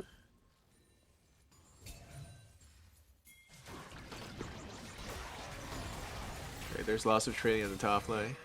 Just people hitting one another. Okay. Dr. Mundo is dead again. Potentially. Yes. And red team has claimed feet. MF is a little bit out of position right now. But she's out. So that was just a gank topside and into a top tower. Cloud Soul? It's a Cloud Soul game. Cloud Soul's very good this game for both teams, actually. Mundo, Wukong, Karma. Just never really like it. And then Fiddlesticks, Oh, that was an Jarvan. excellent flash, or excellent ultimate from Orianna. And now she has survived. And Karma has been caught, trying to fish for the kill. Ooh, that was definitely a little bit greedy there from the Karma. And what about Brishan? Let's take a look at this Malzahar. He still has flash, and Malzahar has been caged. And Misfortune will get the kill again. She is now 2-0.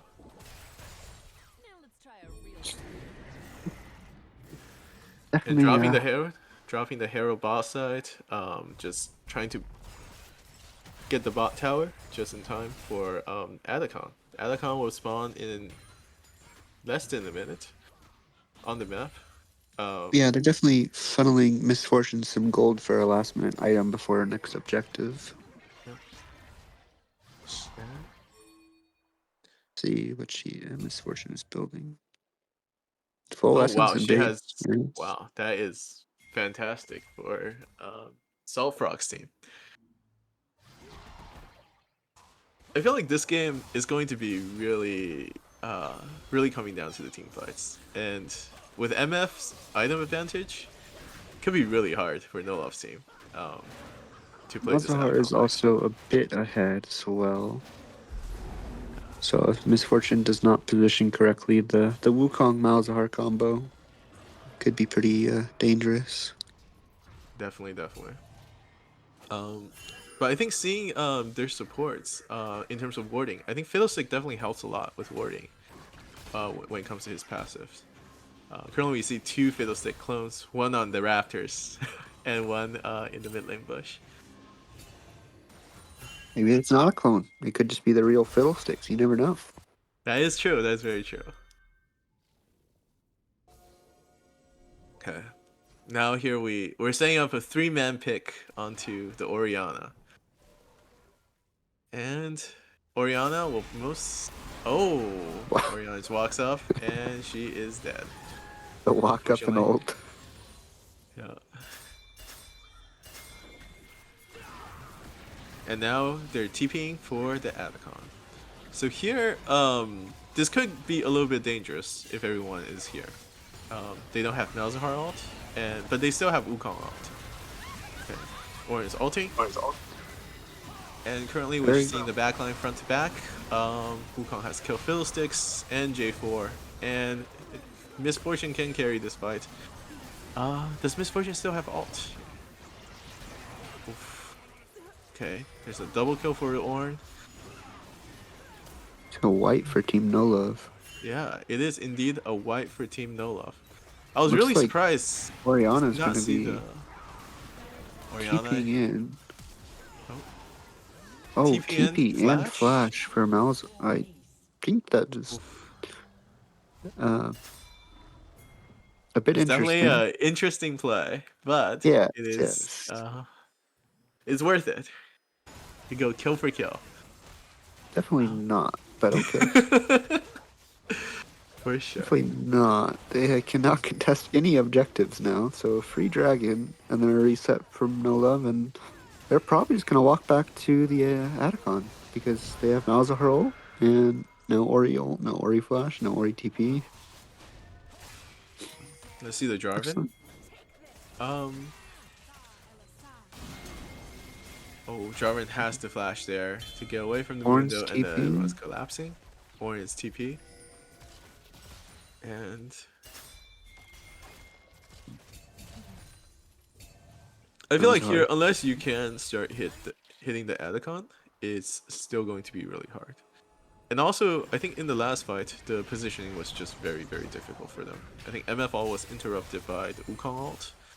And after that, I feel like MF just did a little bit less than what she was supposed to do. Yeah, very good positioning from War Koala and No Love to get to the back line and cause some havoc.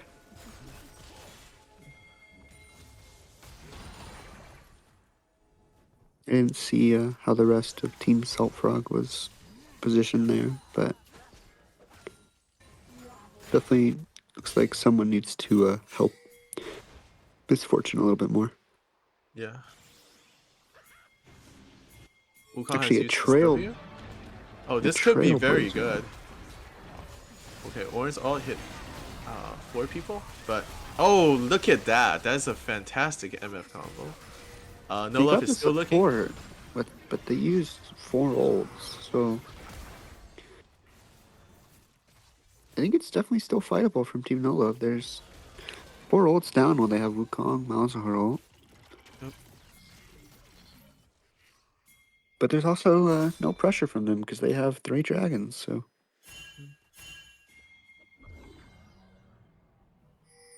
A trailblazer from Fiddlesticks this game. He is indeed a trailblazer. Okay.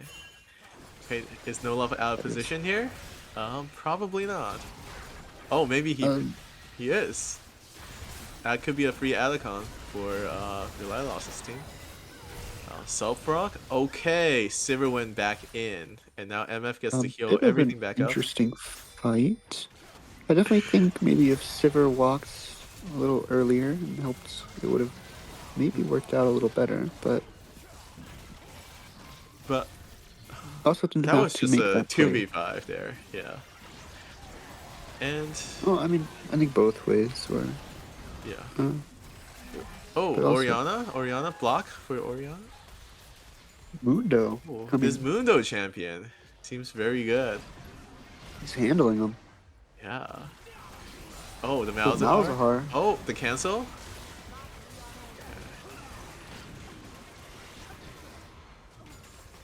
Okay, this orange champion. Wow, it seems like they just 3v5 them. Looks like Malzahar's gonna go get his Rylai's. So now he is burning you and slowing you with his abilities. This is definitely one of the very bloody games. Now that we've gotten past 25 minutes. Yeah, Lots I mean, of fighting. early game had almost no kills, but just now it's fight after fight, and it seems like blue team got the top side of it with all the objectives.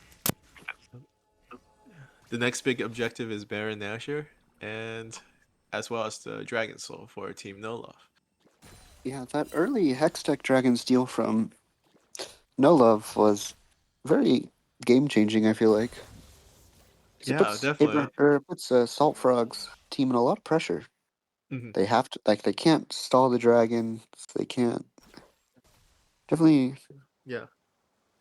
puts them in a trickier spot. The question is for if sure, for one of sure. the teams will try and throw on the Baron. The classic Baron throw. Yeah. Snuggle Hero is still kind of fearless, just walking in and not being scared of Malzahar and Wukong combo.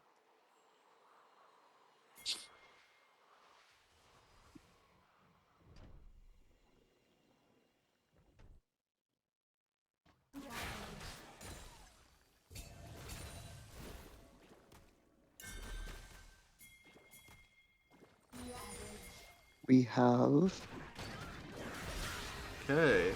Maybe Soulfrog gets caught out. We have 3 people wailing on the horn. He is out with the exchange of ultimates, Wukong ult, Sivir ult for Ornn, Flash, and ult. And now they decided to hit Baron again. This is a very decisive call from Team No Love. And They have a lot of Jarvan's over DPS there. with Wukong, Malzahar, and Sivir. TP's coming in, He's but coming in from the Ornn. they could just Oh, totally walk away. Yeah, they don't have to. And now Ornn has no TP. Warquella getting a bit chunked, but as is Warmogs. On the side note, as we transition into teams walking around, we have our first 3-0 team. let's go. Team Kiny. Team Demacia over there. Oh, yeah.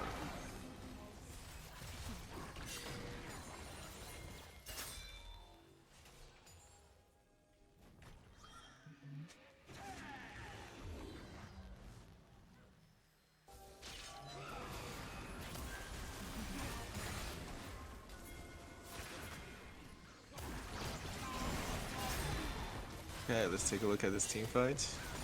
Wukong's on the side. Oh, Malzahar all was interrupted.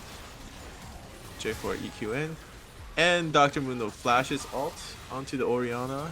And their backline is completely decimated with Wukong and Mundo. Oh my god. What a wipe. No Love's team went 4-4-0. And now this is Baron and mid tower. And potentially Dragon Soul. What do you feel like went wrong with the red team in this fight? I think it's mostly just positioning in terms of people saving summoners and being out of position. And their coordination just looks very off in terms of Jarvan going in, Ornn going in, also Bella going in at the different moment. And they weren't able to coordinate their engage in a very on the single target. So the fights become very, very difficult. Yeah, this is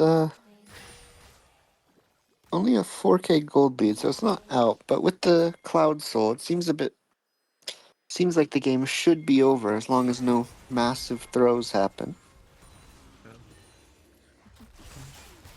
Cloud Soul feels very strong for Team No Love. They're able to get the ultimate and the movement speed chasing down. And right now, I think no one can actually kill Mundo, even though he has built 0 armor item. Yeah. And agree. I I think, mean, yeah, like I think in general against Mundo, Misfortune is just not the best champion.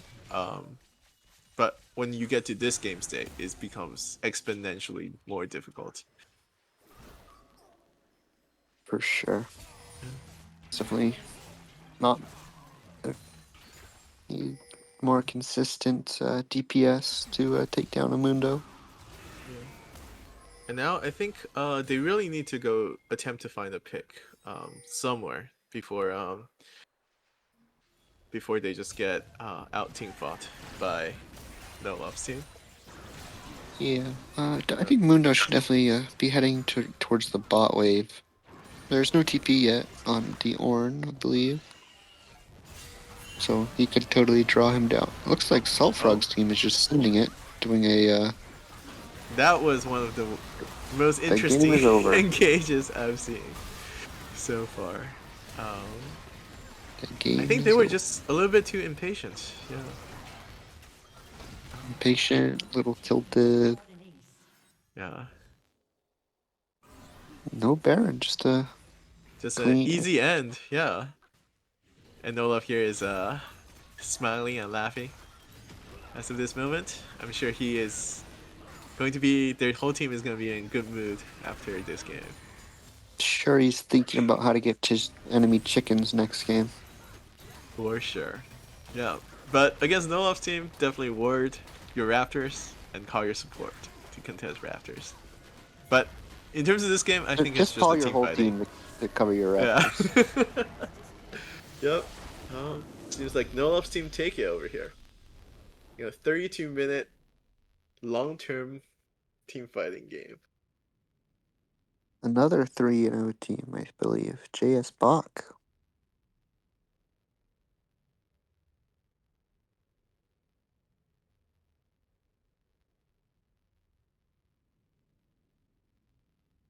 All right, let me switch over to the post-game screen here. We can take a look and see how the stats look on this. Looks like the damage-wise, the red team did plenty of damage, but it wasn't enough. I guess the blue team also had their damage spread among 3 different people. Like the Mundo really helped out with the later game fights. It felt like.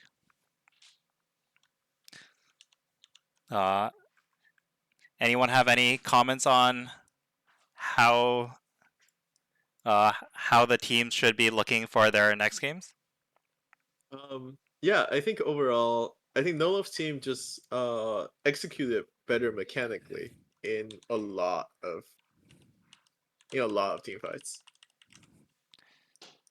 Yeah, so maybe if there's one more game left for Team Salt Frog, so this could be their chance to come back and show the world that they still have it in them, but it's still going to be pretty tough. The competition is quite fierce this year.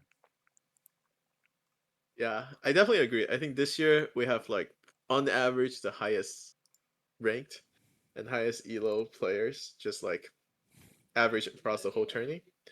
So definitely a much more difficult competition than before. No Love is in Group A, not Group B. Oh, sorry, Group A. His support had posted it.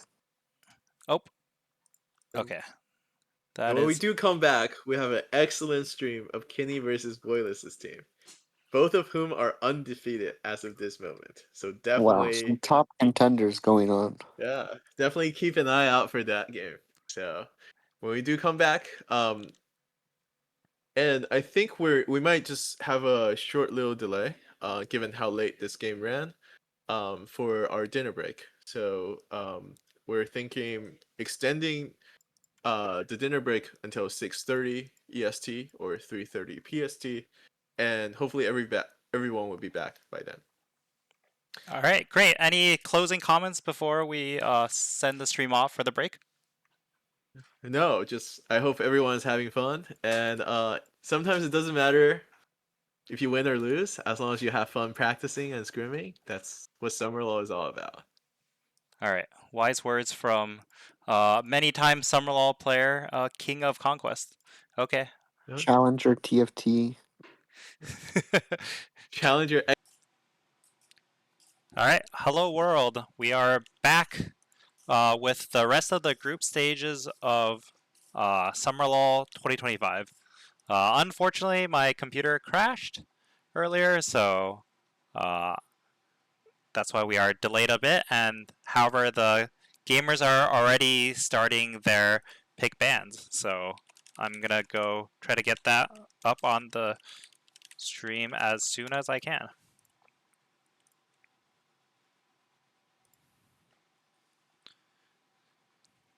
All right, same as before, if you're on the round 4 buy and you wish to join as a caster, please let me know and we will add you to the cast.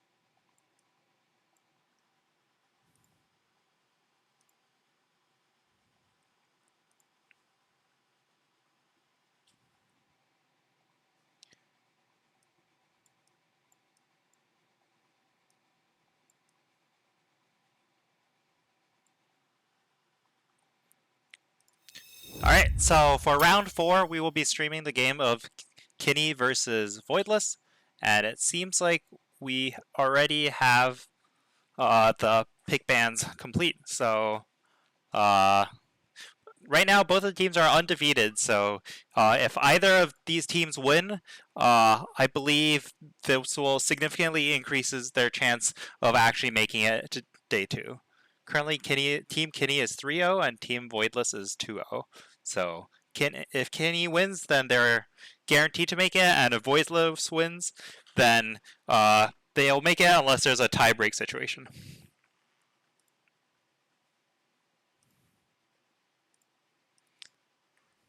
Alright, now we're just waiting for the gamers to start the actual game, and we'll get right into pick bands as soon as they're ready.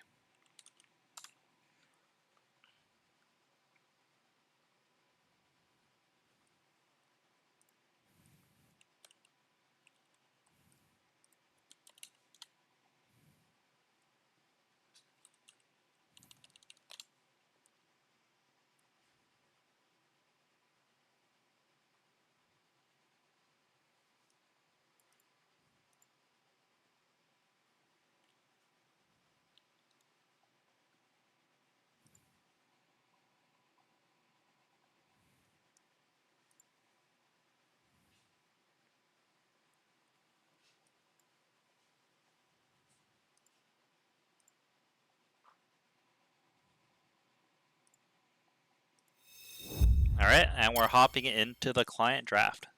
So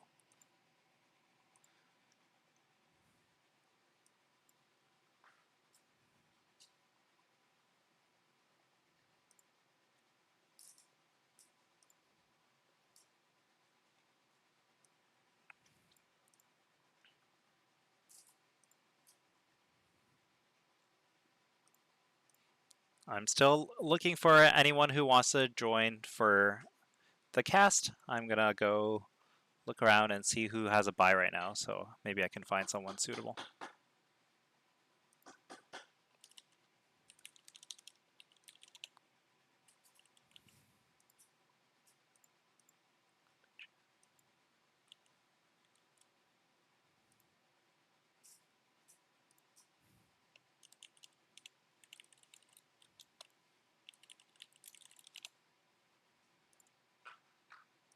Alright, I think we have found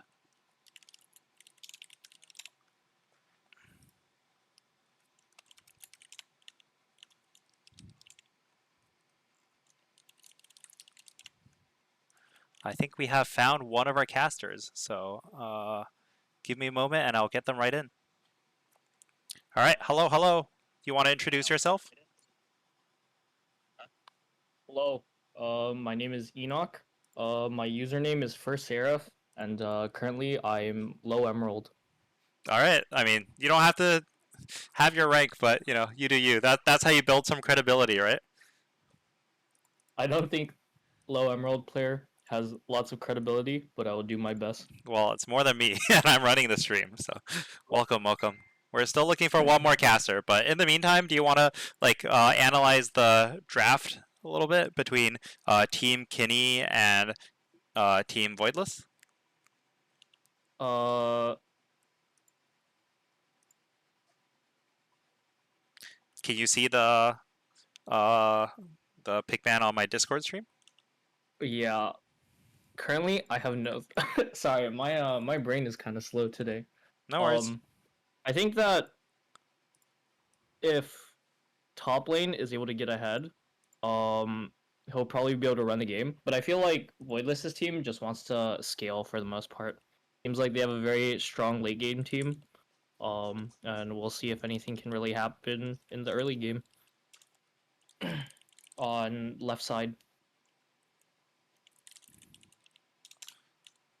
Alright, now we're just waiting for the spectator delay. There's a 3-minute delay between when the game starts and when we can actually see what's going on. So, what are your thoughts on the draft, Marcus? honestly, I haven't been playing much League lately, but I think looking at both the teams, it seems like they both have which one? They both have like some sort of plan as to how they want to tackle the game.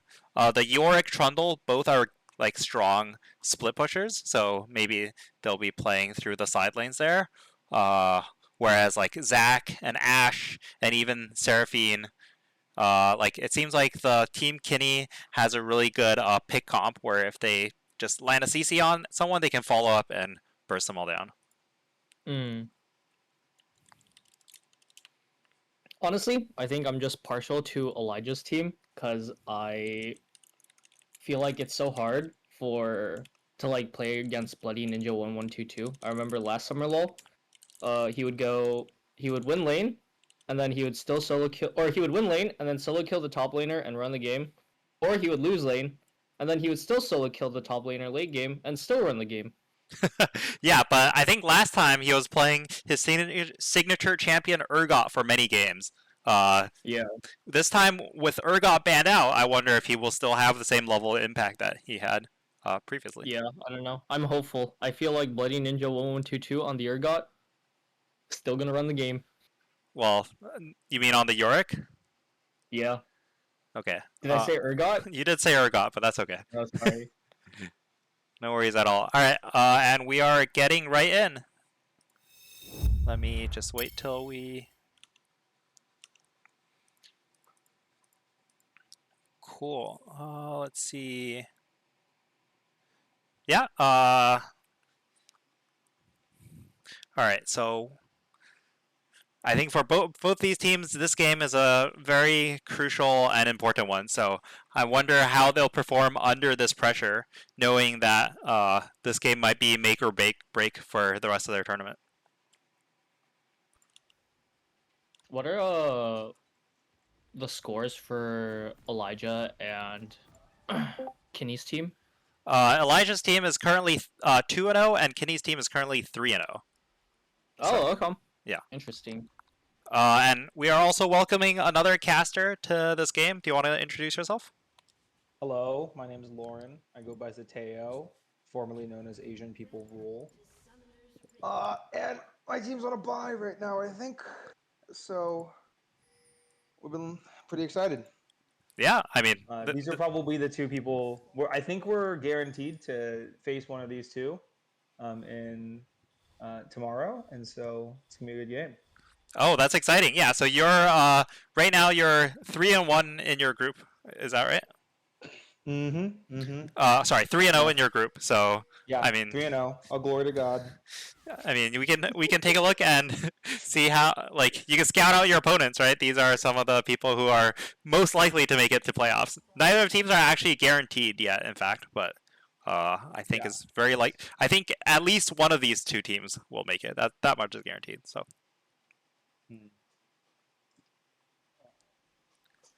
All right, let me reorder the players. Lauren, do you have any thoughts about how this draft is going and like how you want to see these two teams play the game? Yeah, let me see it for a little bit. I just think that this mid is going to be really interesting because they're both pretty good and both pretty good at scaling. I also think bot's a really big difference here compared to there. So I don't know. I actually really like the Kiny's draft, but that's more similar to what we've been playing as a team. And it feels like pretty simple, go button from multiple people.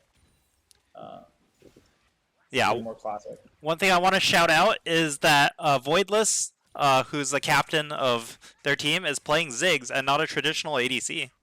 Has he been playing these in his previous games as well? Doesn't look like it. Let's see. He played Smolder. He's played a good bit of Smolder. He played Ziggs last game, it looks like, or 2 games ago as well. So maybe he has been playing a good bit of Ziggs. Which is a little weird to me, but maybe that's just part of the draft strategy. I mean, so far it seems like it's worked, so. Looks like lanes are pretty even. And they're just farming. Nothing too crazy happening. Both junglers doing full clears. on opposite sides. Yeah, but then when the like slightly after, like in the next 30 seconds, is when the first gank timers will be around. But I don't know if either of these lanes are super prone to ganking immediately.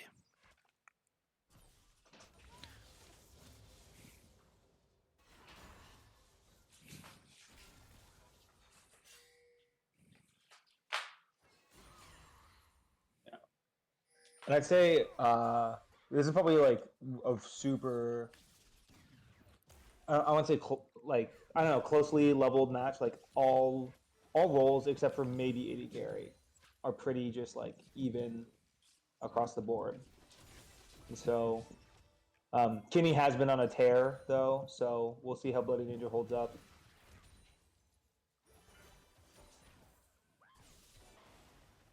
And I haven't really seen what the key to the success is. Oh, but it looks like they got the flash out of the mid lane here. Big flash on mid. Which game buddy was taking a little crab. He's gonna reset. I think he's gonna path bot. Pretty boring, to be honest. No, nothing too crazy. Enoch, have you been watching most of the games? I have not. Unfortunately, I've been on errands today. Have you? Marcus has been Oh, in you're all the playing games. this turn. Well, I've been playing. Yeah. So, not really. Yeah, I mean, I've been watching all the games on stream, right? Because I've been running the stream, but so far there's been a lot of bangers, so I'm hoping this one will be as well. Oh, that's Kiny taking a big chunk from the Yorick ghouls, trying to manage the wave there. Yeah, York is falling incredibly behind on CS here, and for someone that's supposed to be a lane bully, it's not looking that good. I don't know. Oh, it looks like Kiny might be trying to go for an all-in here, but oh, and he got the flash out of Yorick. I'm shocked that Bloody Ninja 1122 does not reset there. Yeah, I don't know what he was going for. Yeah, but I mean, definitely makes sense for Team Kiny to have their top lane winning, because that's one of their biggest points of advantage. I feel like that's their captain, so they definitely need to rely on him to do well if they want to like maximize their team's potential. Yeah, looks like wow. The base timing for bot lane was just really poor. They lost a wave and a half, lost the plates. Yeah, I mean, they probably just got And poked Voidliss out is by pushing ahead. Ziggs. Yeah.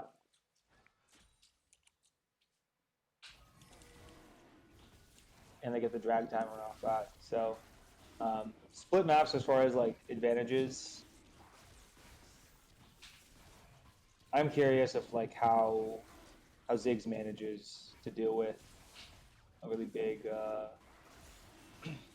bigger, beefy Zach, Aatrox.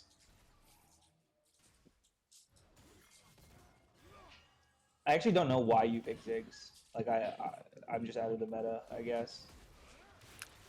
Oh, looks like Rich Game Buddy's going for an engage and got the flash out of NA in the mid lane. What's crazy is that Leona was waiting on the side for the counter, but there's going to be too much.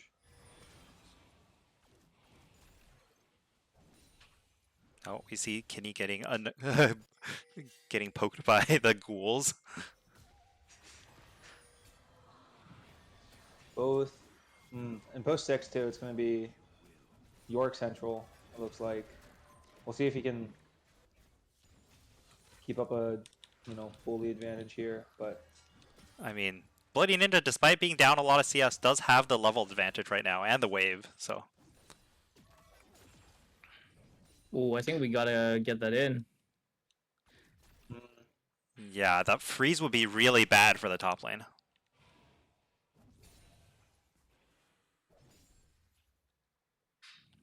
I'm curious on why he would want to fight there. I feel like he had... Kiny was using all his Qs for that.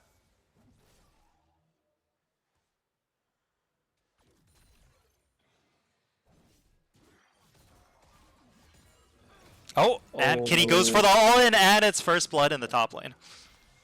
Guess that's why. I guess that's why. He's just so good, man. He's so good. I mean, it's really hard to fight Aatrox when he has ult up if you're both low, right? Because the health regen is really massive.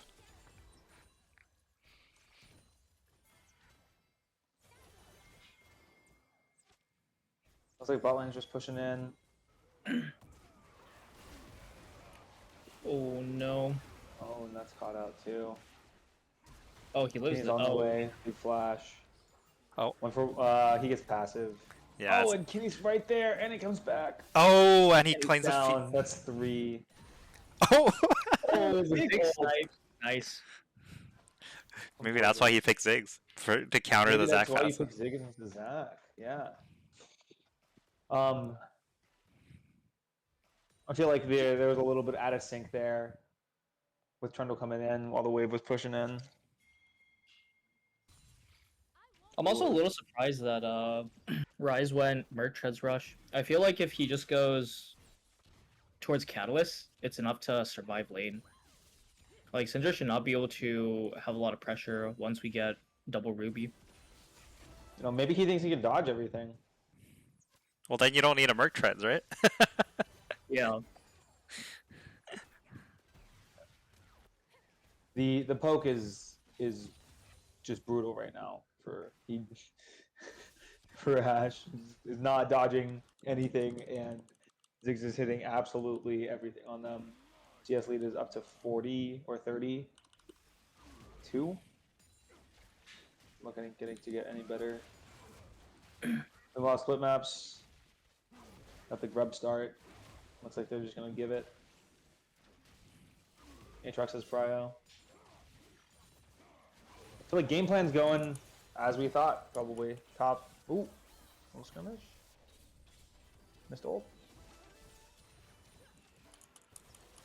Okay. Both don't have flashes. And looks like a really good dive angle if Bizarbanger had gone around. He might be a little slow on the trigger.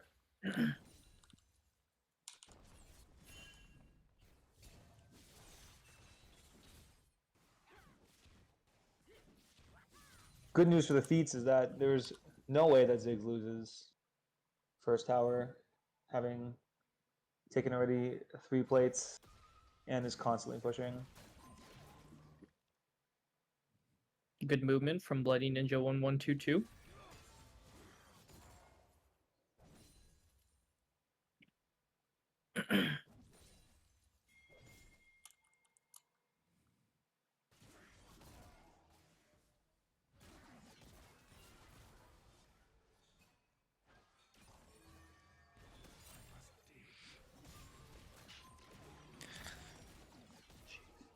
Jeez, so brutal.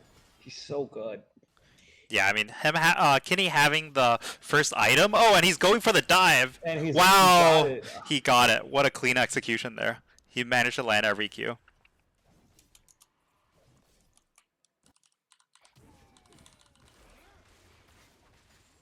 He's gonna be a problem. Oh, big engage in the mid. Looks like. Oh, okay, 1-for-1. Someone's gonna color cast this because I can't. Anyone want to play by play? I also can play by play. Is it on me? Did I find 2 color casters? I'm just not a play by play person. I'm just not a caster. But it's okay. We take who we get, you know. Oh. Ooh, I'm surprised that Ryze is going for a third Sapphire Crystal here. I feel like we generally want to rush Roa on Ryze in this matchup. Is he? Yeah, he got tier. Wait, is Roa not another Ruby like a mana thing? No, Roa is Catalyst blasting. Weird. Wonder why he picked that up. Maybe he's rushing Archangels first, which I agree. That doesn't make a ton of sense.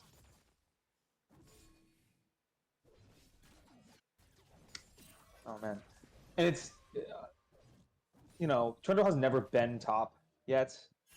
To break this and leave it, I feel like they're just letting it bleed, and It's Oh, bleeding. he It's crashed. bleeding all right.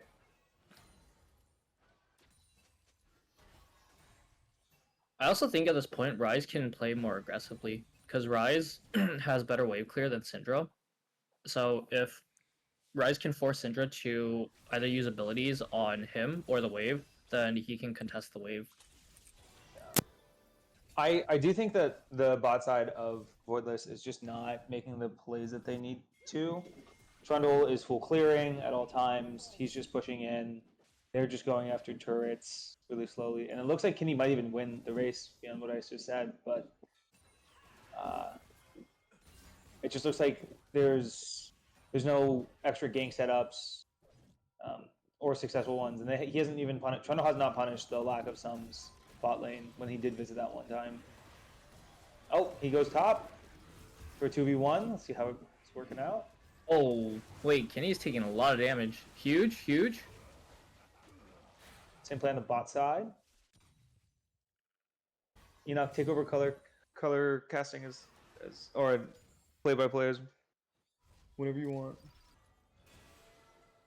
To be honest, I think it's fine for Trundle to be full clearing. Trundle scales insanely well, unless things have changed with the patch. I mean, that was a really good. It was a really good punish, right? Like Kiny was up to the tower. He was being way too aggressive, and he hasn't been punished at all.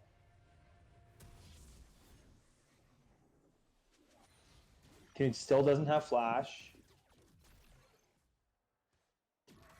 and by the time York gets out, it's pushing back. Trundle could go for the repeat, play a topside thing.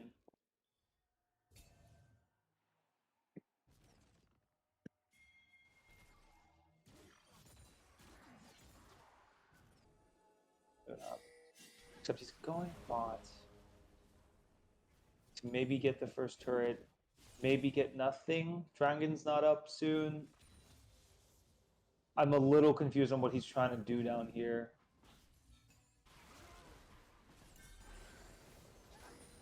No, split map it. I just think that you punish, or maybe just like take advantage of that top side. They might be able to break tier 2 here.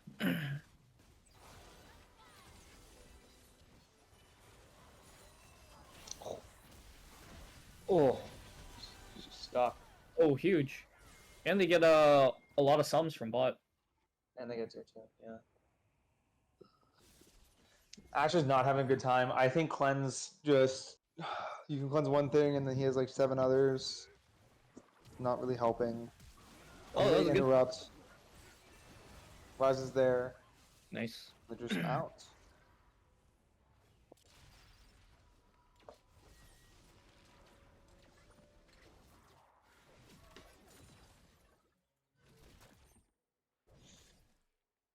Gold is dead even at 16 minutes. There's 2 dragons on the side of blue side. They are scaling. And that it really does fit into their win con. I think we're going to see hopefully a lot of like really impactful skirmishes in the next few minutes. I'm also a little surprised that Elijah went bot again. I feel like this is the time when we just swap mid.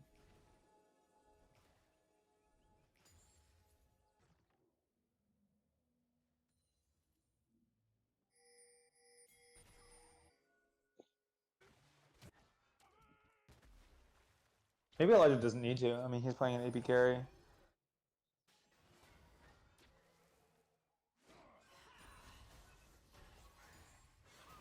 I feel like Ryze does better in the side lane than Syndra, though. Looks like Red is looking. They catch out the Seraphine and the bombing. The bomb just bounces. Explodes. Dead. RIP Seraphine.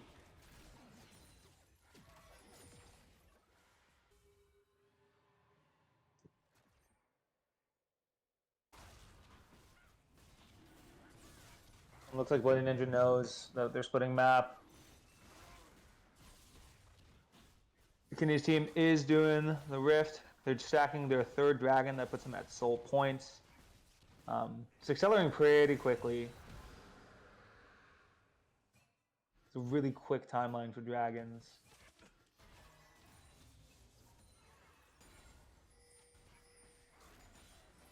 And I'm just a little surprised that Kiny also doesn't have a bounty, but Ziggs does.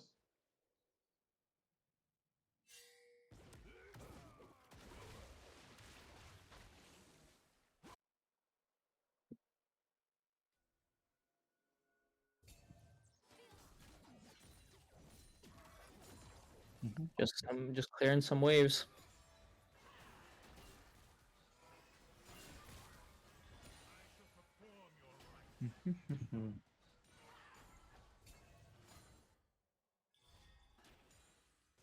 Really thinking about it though, the York pick is really interesting because Kiny is going to want to join his team to make an impact.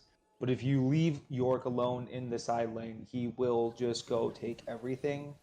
And so Bloody Ninja, actually, I feel like in tournaments past has also just been really, really good at staying in the side lane, putting a ton of pressure and making the teams confused on what to do. And if it's a top-sided, power, then you're gonna have to switch over, which I think Aatrox is doing, kind of matching the rise. But they have so much wave clear. They're really gonna have to work on skirmishes in order to actually get ahead and start taking down some more turrets. And maybe even for these upcoming soul fights, upcoming Otacon. Because Blood Ninja is just gonna stay on the side lane. He's gonna push.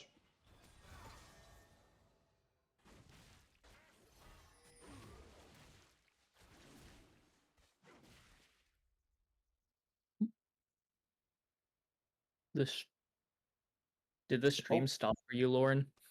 Yeah. Looks like game's been paused. Yeah, I'm not sure why there is a pause. Let's see. Kiny needs to pee. That's what all chat says.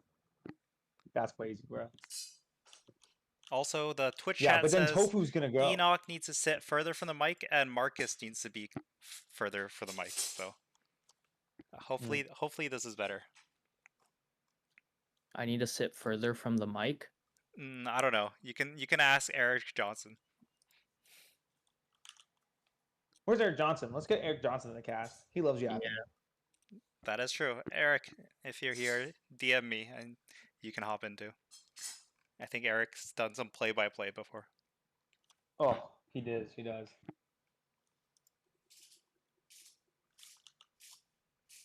Let's see. He said his computer is on fire. For Kiny, all his monitors are in blue scale, and his chair broke. How does that all happen at the same time? That's crazy. And he's ready now. I'm just glad it wasn't a Tofu bathroom break. Oh no, that might take a bit too long. Are there any rules against bathroom breaks? I think there's a rule that you can't be paused for more than 15 minutes. Oh, I see. Well, under 15 minutes. I guess if you go to the bathroom really quickly.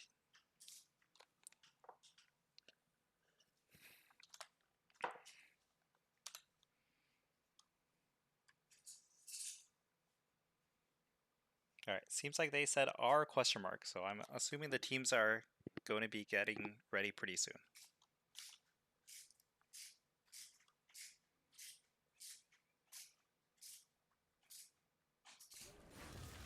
All right, and we're back live to the stream. The last time I chatted Eric was January of 2021. Did you know that Eric and I have the same birthday? I didn't know that. That's pretty cool. Shout out to that guy. We're twins. All right, unfortunately the stream seems to be frozen for a bit, so I might need to use the time controls. All right. I think we're back. I hope we didn't miss anything important. Are we Barack? Oh wait. 1 sec. Here, are we back now? Yeah. Yep. All right, we're back. Let's go. Bet. Let's look at gold differences real quick. I'm a little curious. Bot lane. And top. Pretty even all across the board, but bot and top are switched as far as the big differences.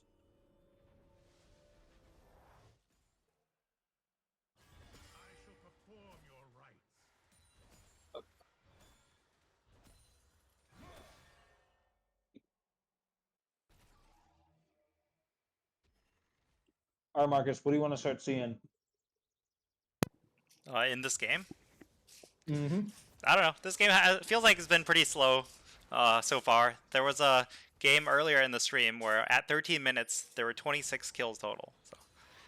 Oh my goodness. But here we have 9 kills total. I think the Who- objectives are going to start coming up that they need to fight for. Like, for example, the 4th dragon is very important for winning these team fights. And there's also Otacon coming in the... Well, it's already spawned in the top lane. But right now, it doesn't seem like either team is really making a lot of progress towards securing the vision for the objectives yet. How long do we have until next streak? I do not have that time right now, but maybe if I scroll up here. Okay. Because I feel like Doesn't what seem like it. Blue side should do a little before Drake is we should just shoot an Ash ult on Ziggs. And Zach gank Well, him it out seems of like vision. Zach is going in onto the Yorick. They send 3 for 1. They got the flash out, and Rich Game Buddy flashes as well. They burn a lot of ults to get that kill. I wonder if that's going to be worth it, but they're going to be going right for the Otacon. For the Otacon. I think they're just going to do the Otacon, and I'm not sure if Voidliss is going to call for the contest. It looks like he's walking up a little bit. Doesn't want to push into Kiny. And yeah, I'm looking at how This Otacon is. I don't really know what's happening because the jungler is pushing top side, kind of flanking. Oh, but they land a big stun onto Voidliss, but there's not enough follow-up there. And Zach is all alone in his passive. Kiny goes in 1 by 1. It seems like maybe Kiny can be the one that turns this whole fight. That was a huge Good kill. Q.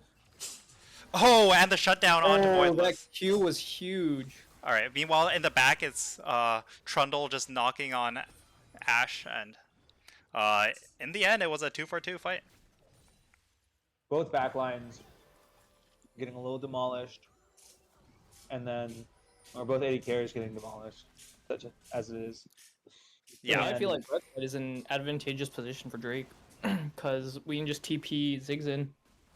And Yeah. they ran I right know down they there. drew it So. up like that, but Trundle stayed safe enough, and they just burn down and get the soul. That's gonna be really, really good. And that's a Mountain Soul for Team Red, and I think they're definitely in the driver's seat of this game. I'm really just watching Kiny just be an absolute menace, but I do think there are tools. There's plenty of CC and things to take him down.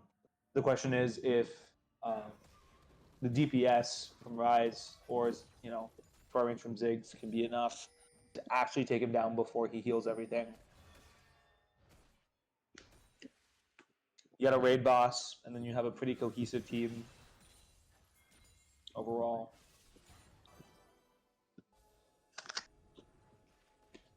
This could come down to an Elder flip. To get another gank on the top side.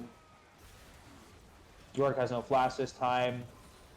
He is at all the mercies. Kiny's gonna get another kill. He's 6-1.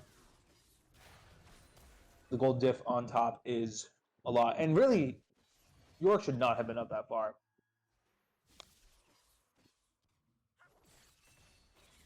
Knowing that Otacon's coming, can't even be close to there.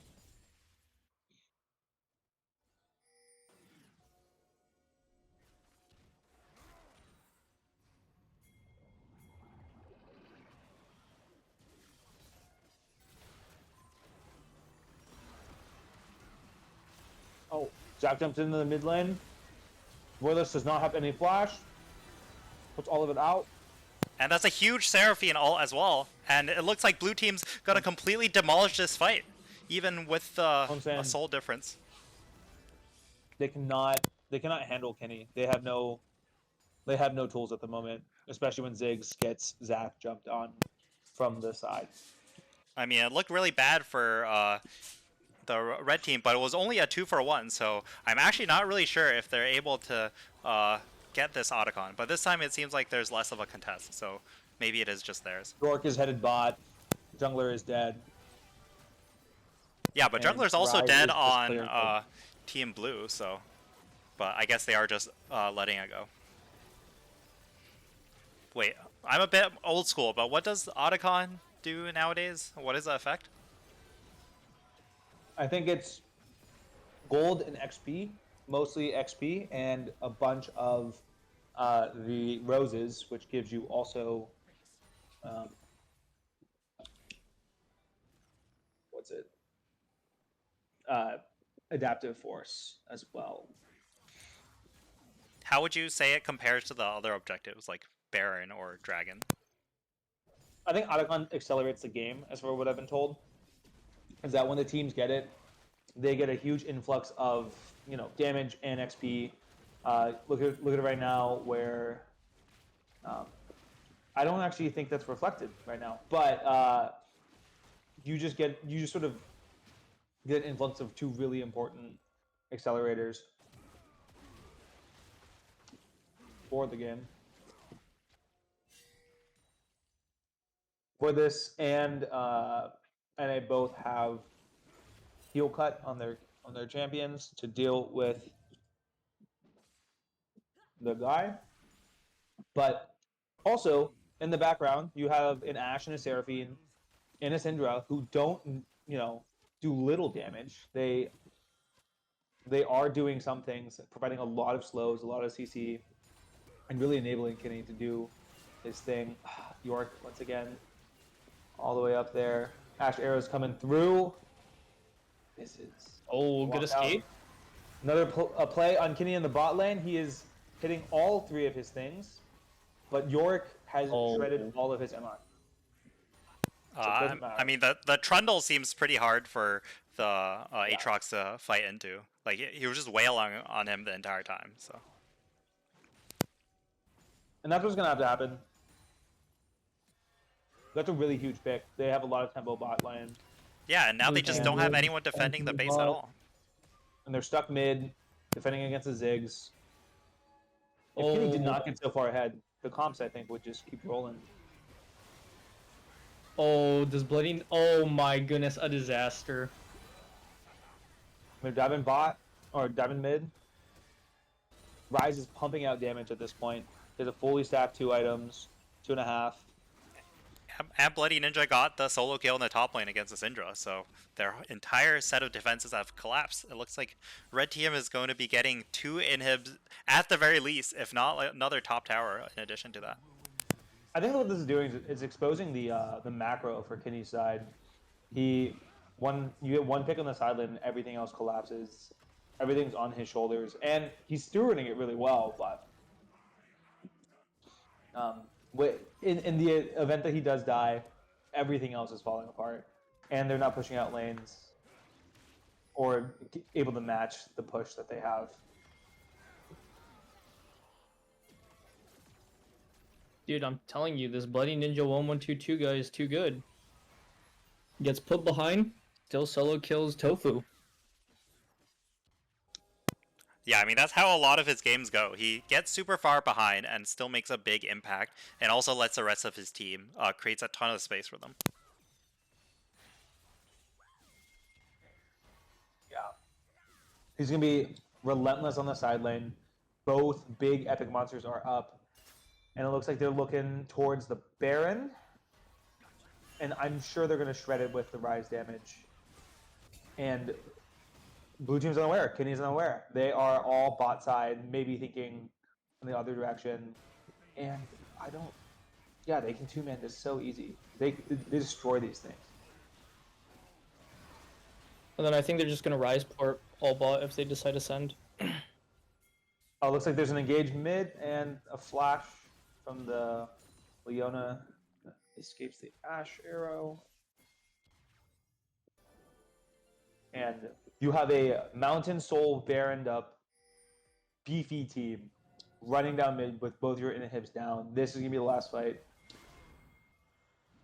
Honestly, Red side can just take triple inhibs and then move towards the Drake if they wanted to. It depends how they play it. Kiny's looking to the side. They're using their Baron minions. Zach jumps in, looks to the rise. Oh, and a huge Leona Ziggs thing. York is hitting the base and somehow killing Ash at the same time. And whoa, that was fast. That was fast. And It the all game just is over. unraveled. And now both Team Voidliss and Kiny are tied. No. Now Team Voidliss is 3-0, and Kiny is knocked down to second place with the score of 3-1. All right. It looked like the game was going close until it wasn't. That was a macro class. Like they played to the bot side, got all the dragons. Rift Herald and Grubs do not match up at all. It does seem like with the Grubs nerf that dragons are way more effective, and also there's just no contest on most of the dragon fights. Really, just a gravity for the top lane, and not sure what to do there.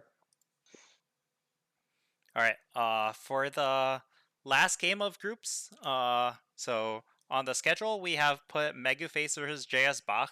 However, JS Bach is likely to make it for the second day, so I might just switch to Torpid versus Kalesvol if they are around.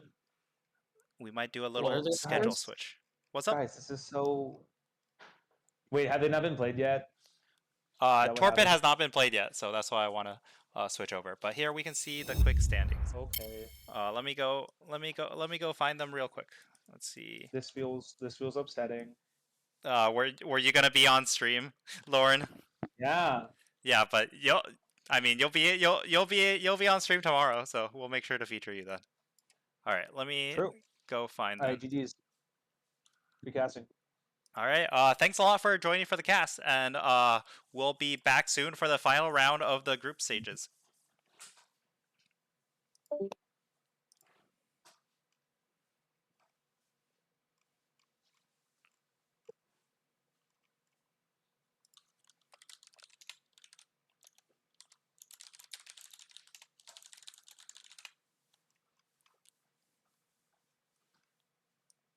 Wait, Marcus, 2 teams from each group break? Or how many people break? The top 2 teams in each group make it to the second day. So. Okay. Yeah.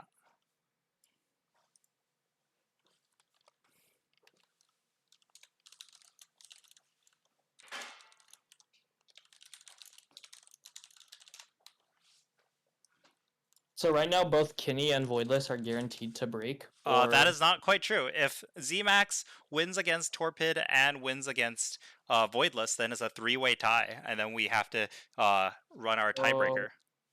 Okay.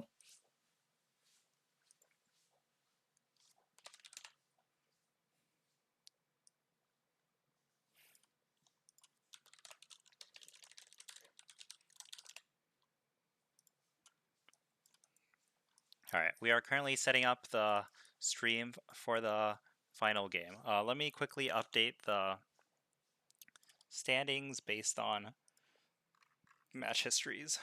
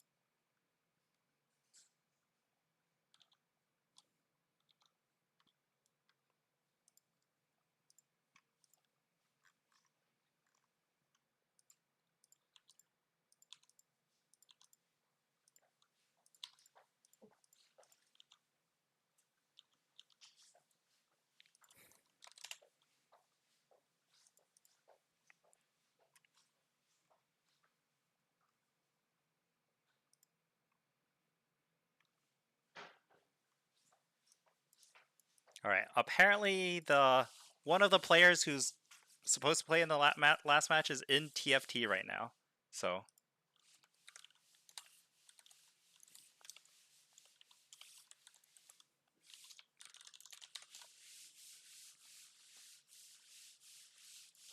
we will wait for them to get in, and then we can watch the game. Sub me in. Just kidding. Yeah, it's a Enoch. It's a shame that you're not playing in the actual tournament this time, but I appreciate you joining for the cast. Did you have? No, it is good that I didn't play in the tourney. Why is that good? I would have ran it down. I'm washed. I miss seeing you play in the tourneys though. Yeah, but it's already hard enough to run the stream. Like my computer literally crashed earlier, so we got in the game pretty late. But well, we got in the draft pretty late, but we got in the game on time. Free Marcus, someone else be organizer. I mean, Ben Bui's taken the mantle before, but this time is my turn. So If you were a betting man, who would you bet on to win the tournament? I mean, right now, from the whole narrative and from the performance, it seems like Team Voidliss just has like a pretty commanding position. I think his whole team is very solid. He got some really good picks in all 4 of the rounds, I'd say. So I would say them, but I mean, right now we're gonna see if another team can challenge them. They are 3-0 in groups right now, so and Xemacs needs to beat them if Xemacs wants to advance to day 2. So yeah, right now, if Xemacs wins the next game in Group B, then it's a 3-way tie. Otherwise, Voidliss is first and Kiny is second.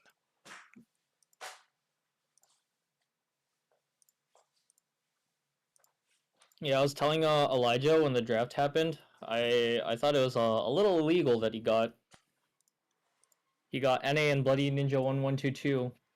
Yeah. For the second summer in a row. Yeah, and he got a plat jungler for the 3rd round, which is still pretty good. Like yeah, Blizzard Penguin ranked up all the way to well, Blizzard Penguin didn't play solo duo, but is Emerald in Flex right now, so they just have. Oh, okay. And finally, Ninja Labib in the last slot. He's also been known to perform pretty well. All right, let me see who else I can grab in for the casting this game. It's Team Salt Frog and Kiny on bye. All right. Get Kiny in here. Just kidding.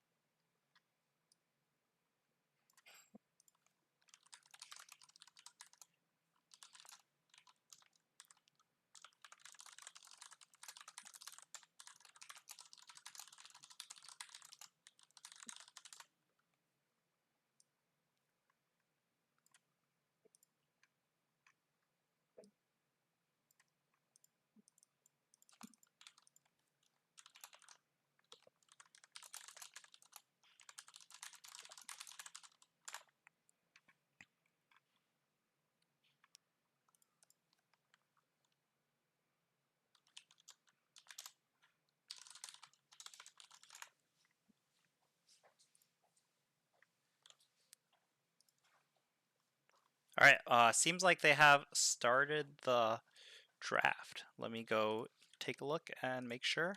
Yeah, the draft is starting. Enoch, are you down to cast this game as well? Yeah, sure. Although I don't know if I'll be able to do a good job. I mean, that's fine.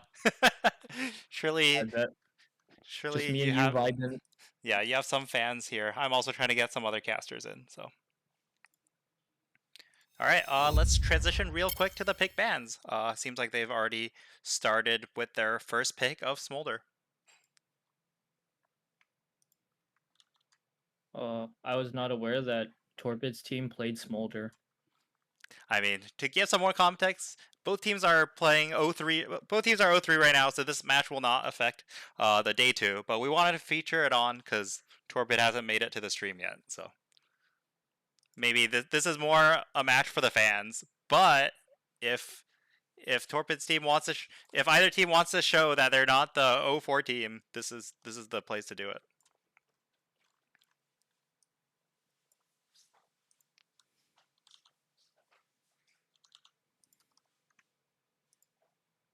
I'm realizing I'm unfamiliar with almost everyone on Kalesvol's team. Let's see. I mean, Liquid played in the previous tournaments. Poopy Pants used to be known as Fook, and then renamed. I think Alexei might have played. Alexei is Mr. Coconutty. I don't know if you recognize these names. Nope. All right, and we have another caster joining us. Would you mind introducing yourself? Hello. My name is Christopher Tofu Liu, also known as SK Telephone T1, hashtag Faker. Yeah, that's all. And I go. you're joining us. Let's see. You were on Team Kiny just now. Yeah, we got defeated by the enemy, unfortunately. But there's still a very good shot that you'll be making it to the next day. Honestly, you have to just cheer for a Voidliss to win, and then you're guaranteed to make it. Yeah, unfortunately, personal interest does require us to cheer for Voidliss to win, even though, you know, ethically speaking, I prefer Avengers to pull ahead. Oh, you could cheer for them to lose, and then for you to win tiebreaker, so they don't make it to day 2. That is still Yeah, possible. I want Ben to win, but like really, really slowly. Like it needs to be like a 60-minute banger, and then that would be ideal. I see. All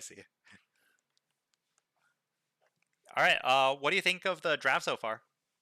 Torpid is on Aurora. I think Torpid has not gotten it today, so maybe he'll show us what he can do on it. Aurora, is that Syndra? Is that Xerath mid? Yeah, that's what I'm wondering too. It's like good for Xerath unless Aurora gets ahead, in which case it becomes really bad for Xerath. I think. Well, it's really the team fights are going to be pretty hard because like there's like a lot of threat basically with Aurora and Kiana, but also Aurora has like a funny. Both Aurora and Kiana like have good matchups with the Briar because like going invis will break the frenzy, and it'll just like put on cooldown. Smolder, I don't know what. Who plays Smolder? Oh, it's Jimmy not Smolder, right? He has been known to play this champion.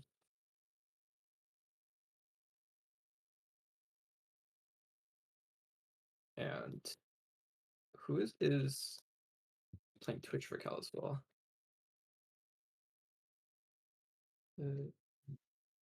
Alexei? I don't think I've seen. I've not played against his Twitch.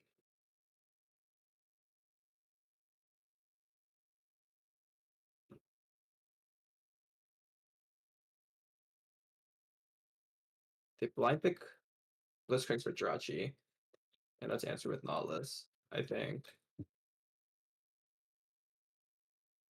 Yeah, Nautilus hook is a bit more reliable, of course, but I do think Jirachi is quite a good player, so we'll see if he can land some good hooks this game.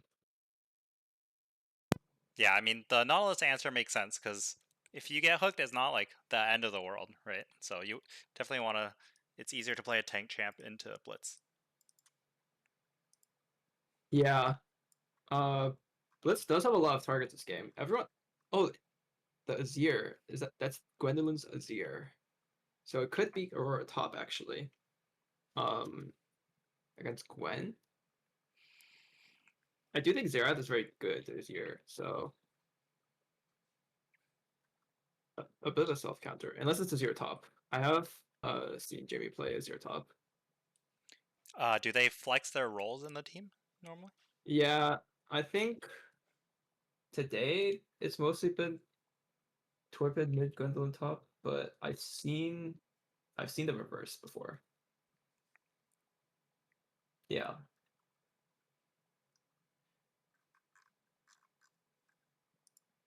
Wait, was Quinn banned?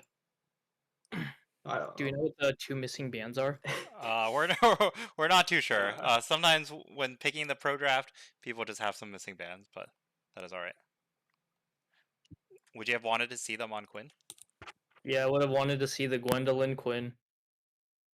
All right. Well, maybe not for this tournament, but I don't know. Honestly, we should have asked for the last game to just do no bans. Everyone on their best champ duke it out. Maybe, That's true. I mean, it's up to the teams. If both teams agree, they can do that. I think if it doesn't affect the playoffs. If it affects the playoffs, then we usually want teams to be a bit more serious about it. No fun allowed. Marcus Feng 2025. Well, All right, the and overlay? we get the cool drafting overlay Wait, here. those are not the teams. Oh, I forgot to update the team names again. I apologize. The left side is team Torpid, and the right side is team Kalesvol. Yeah, I swear, all of our other games were such master classes of League of Legends, and you show the one loss. Truly tragic. Well, we're probably gonna see more of you tomorrow, so don't be too sad about it. Okay, but what if we also it's tomorrow? Then all the televised games will have been disasters. Well, I can't really come.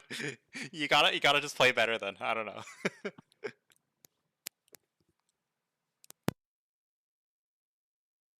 Nah, I get it, Tofu. If I was on stream, I'd also sweat a little. True. I'd play a little worse.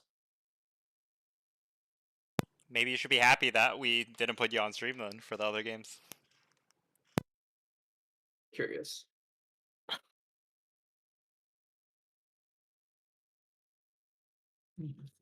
What are your predictions? Who will walk away with a victory? I predict Kalesvol's team.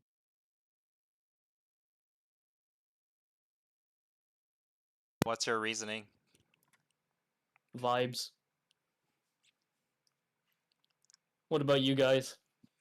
Oh, was Xerath Jin? Oh, well, maybe that explains more of the draft. Yeah.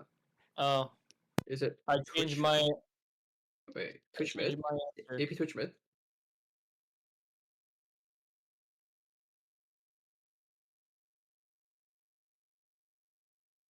I don't really know. I mean, we'll see. Maybe they're having a bit more fun this game. But also I feel like, I feel like I've seen Liquid Blade on Twitch before, so. It's looking like an AP Twitch mid. Yeah. I mean, there's a decent amount of threat onto the Twitch, but I do think that Gwen has like if Gwen can scale this game, then it could be a big problem. All right. They kind of just have like blue side kind of just has Nautilus in terms of like utility, and then they have like 4 carries. Yeah, who do you think wins the late game fights out of these two? Oh.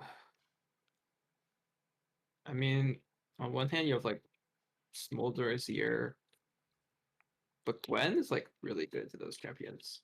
And AP Twitch is kind of like AP Twitch and Blitzcrank are both like can inject a lot of chaos. So it makes like the sort of scaling discussion, I think, a bit harder. Because they just have like a lot of options. Yeah, so maybe it's a lot about how Team Kalesvol actually executes the games then. Yeah, I think like which team is more coordinated is going to be really important.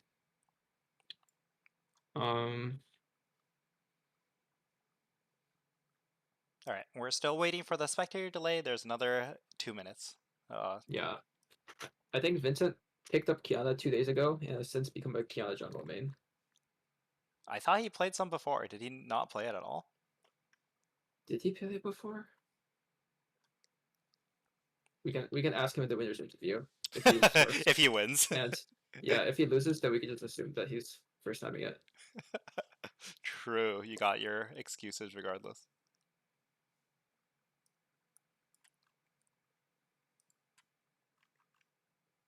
So how does this overlay work? Yeah, so Ben Bui graciously helped me set this up. This is like a free third-party app that hooks into the League client and gives us a nice overlay. There's supposed to be a nice overlay in-game as well, but unfortunately that has been broken, so we just get the regular in-game overlay. But it's kind of sick. There's another. Bye-bye. Wait, what happened? I don't know. Oh, he misclicked. All right, what did you do? I accidentally went to Narnia. All right, I well, accidentally welcome left the back. voice chat. I was just saying,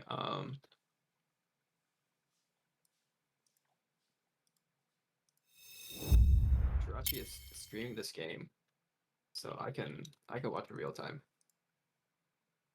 Well, you can also watch it real time with the without the 3-minute delay. Yeah. Wait, I feel like that ruins the whole suspense though. No. I'm just collecting some notes, and then I'll make some like crazy predictions of like what's about to happen in the game. Wait, you'll tell me where to look, right? No. Like, that's so useless. All right, and we are in game for Team Torpid versus Team Kalesvol. This is the last round for the group stage today. So both of the teams are currently 0-3, but one of these teams will win. Will leave without going 0-4. So we'll see which one of these is the one to do it. Welcome to Summoner's Rift. What is your opinion on Gwendolyn, Azir, Tofu? 30 seconds. I don't know. I've seen the Gwendolyn Azir top before. It's like,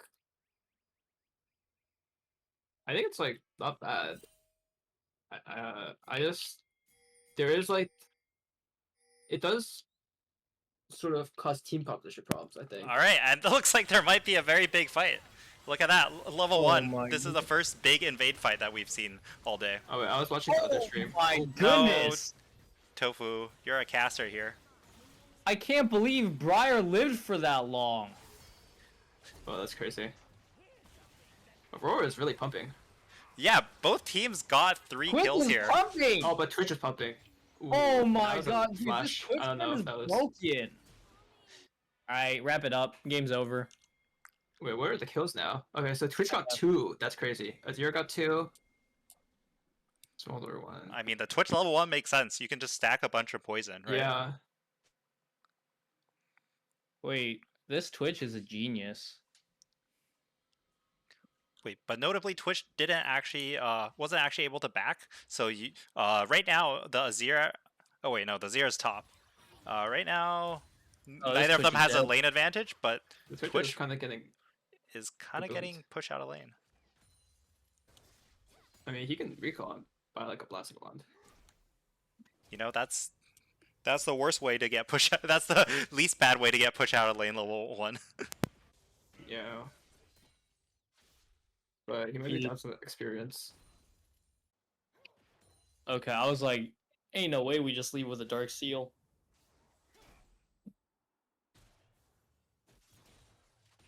Oh, instead of getting blasting wand, it's a dark seal and a book.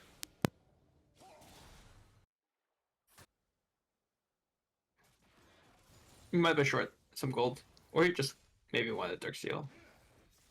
It's very good on AP Twitch. Wait, Rich Game Buddy says show smolder stacks. All right, let me go take a look. It's minute 3. Oh, 10 stacks.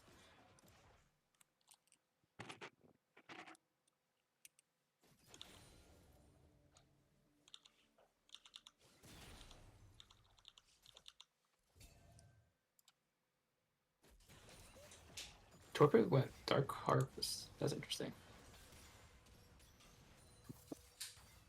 Oh, that was a huge hook. The hook? Oh my gosh, Jin does so much.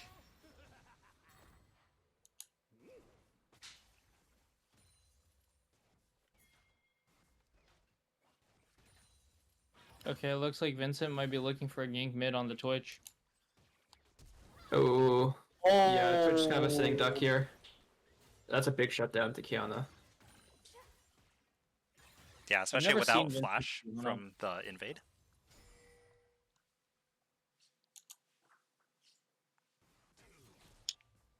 They might look for a bot dive here, although they leveled up, so yeah, the hook misses. Oh, the hook misses. Oh, that hook I was think so that's- good that it missed. Yeah, I think that was good. That was a good miss. Yeah, Possibly intentional. Intentional. a zoning hook. Yeah. Did they have Vision of Fire here? Did they know the fire is here? Oh, Oh. my goodness. Yeah, they just flashed on the Smolder. Really good play coming out from Team Kalesvol. Yeah, clearly jungle is just OP.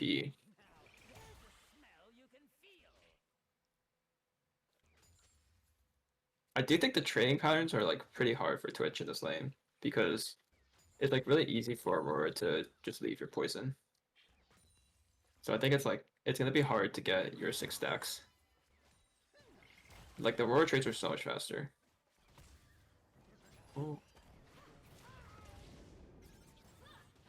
Kiana's here.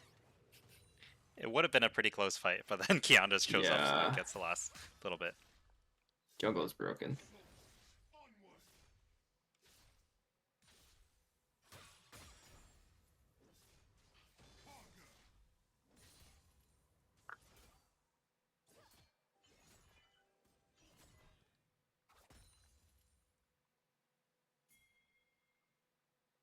I wonder if Twitch should have went Hail of Blades in this matchup.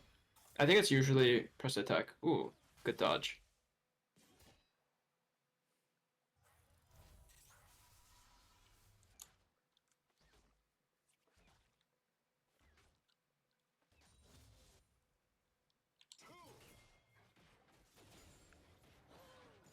What should Smolder's stacking be like for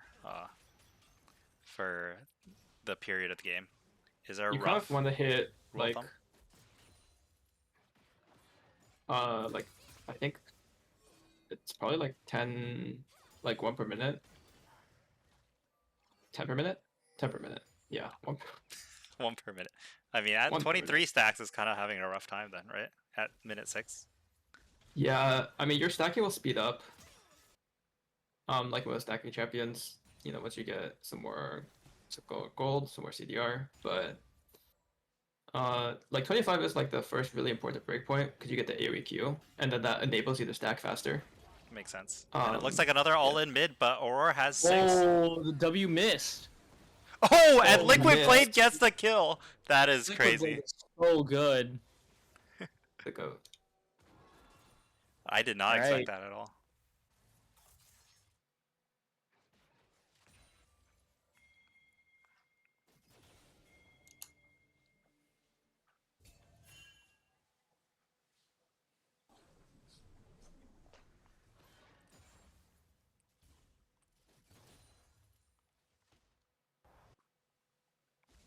Alright, so it seems like the game's pretty even right now. Do you have any idea what either of the teams should be looking for next? Oh, well, they're looking for an engage. Yeah. And there's no ult on the Aurora. Oh, so- that's a crazy hook. Oh man. Oh yeah. Wow, that was an insane hook. Oh, but the Aurora managed to escape with like basically barely any health, so it turns out to be a And 1-for-1. They killed the Briar as well. Yeah, the Briar So it was ends from up the not hook.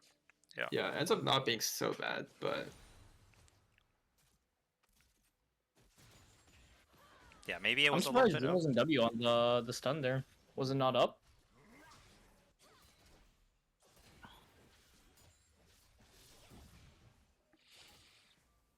Azir's actually pumping.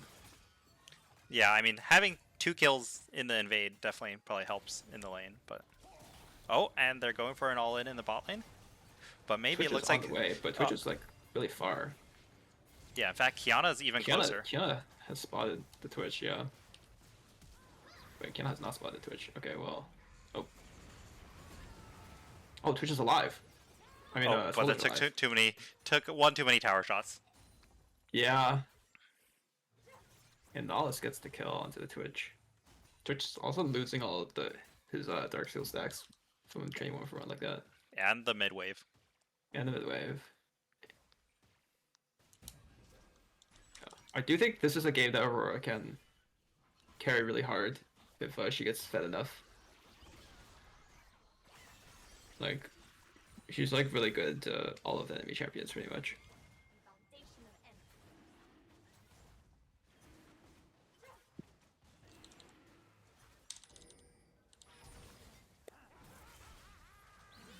Jirachi's making a play onto the Aurora though.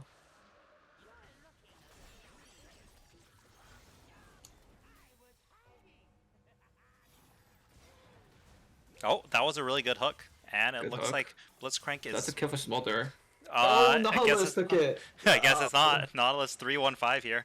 Oh, so tragic. Support Smolder. Oh! No, that was just a hook on the wall.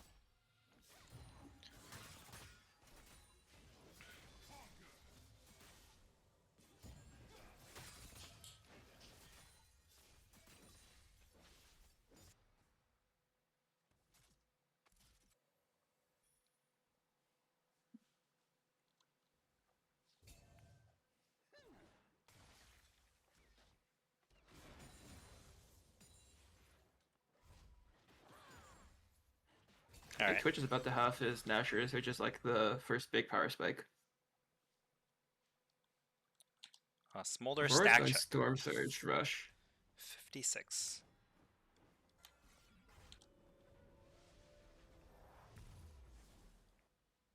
Yeah, we have the Nashers. Jin has completed Collector. Smolder finished Essence Reaver. Hubris. Everyone's on like the same item timing. Yeah, I mean, the gold is pretty even. I think there's a very slight gold lead for red team, but it's probably from like turret Oh, plays. Twitch is all inning. But got invis done. Yeah. Although he did chunk out the Aurora, but Aurora having like mobility makes it a much safer pick into Twitch versus like an immobile mage.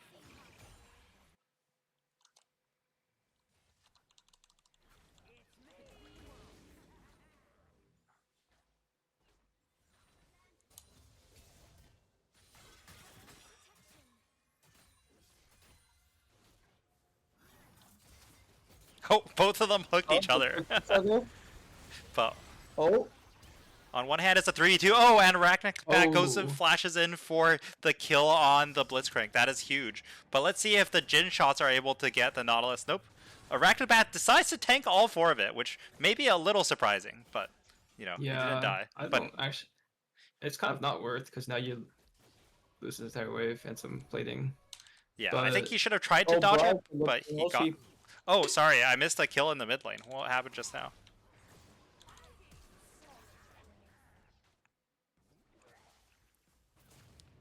Alright, here's a replay. And, well, it's just a dive. And Yeah. But it's a 1-for-1, so honestly, not bad from Twitch.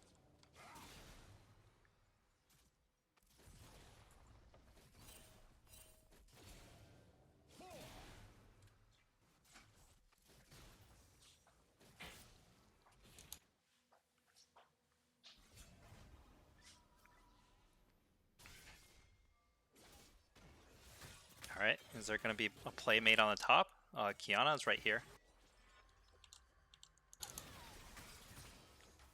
Oh, but the Blitz... Oh! Wait. Wait, but the Blitz is not able to get the kill. Kiana's fishing. Oh, doesn't get it. Oh! Force with the flash though. Blitzcrank kind of. Yeah, but then Blitzcrank popping off. looks like he's not getting out of this one, so... Yeah, Blitzcrank might have sacrificed himself. Yeah, but... Oh, here we have Poopy Pants going in. It seems like Cockglove might not have wanted to recall there, but he is able to get out unless the Twitch. Wait, but he's invisible. Oh yeah, nope. but there's Well, no stacks on him. yeah. And he might have recalled a bit too greedily in that bush over there earlier.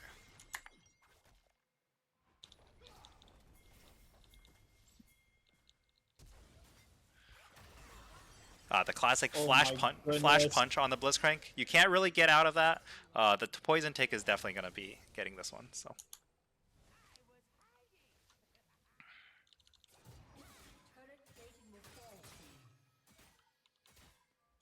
This blitz is everywhere. Oh, the fail over the wall.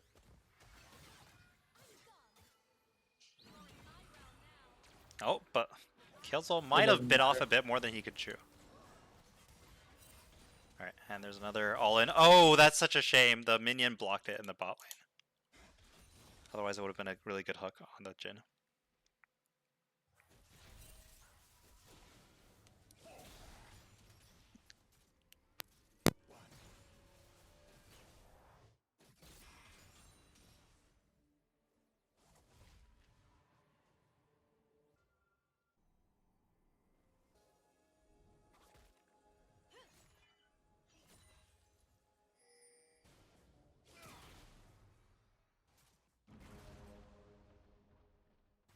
Oh, and that's first turret going to red team.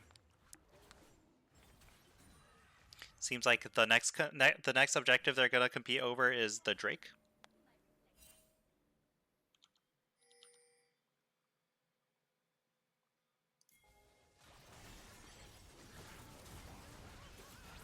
Big team fight. Yeah, it seems like the just melted, though. Twitch is just pumping out the damage. Yeah, the Twitch pumped. That was without Gwen too. Smolder was also on the bot side. Oh, and the they last shot catched on the it here. Jhin. All right. Yeah, that might be the game-winning team fight. Yeah, or at least now it's a lot harder for the blue team to play. Yeah, because look at the Dragon out the exit as well. And Gwen gets a tower top.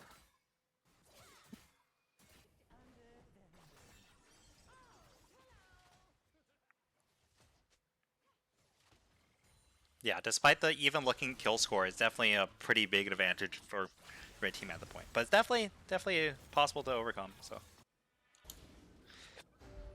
I'm not gonna lie, I kind of don't really know what's going on in this game. Everyone's just fighting everywhere. yeah, I mean, oh, they did not get the Jhin, but okay, they got it now. Maybe this is the big comeback arc. Smolder gets a kill. Smolder gets a triple kill. Wait, that is a huge comeback. I thought it doesn't overstay. Yeah. I mean, red team did get the dragon, but they should have just reset and spent that gold that they just got from the last fight. Oh, do you think this is ulting to defend? Smolder took aggro, and now Knob may be dead too. Unless Not hits. Oh. Yeah, that was once again. It's a fiesta going on here. The blue team had the advantage for a sec, but then they just gave Twitch 2 more kills. So yeah, this Twitch is really, really accelerated, but can still be blown up. It's going to be up to him to be opportunistic with the stealth. Has a full Rabadons.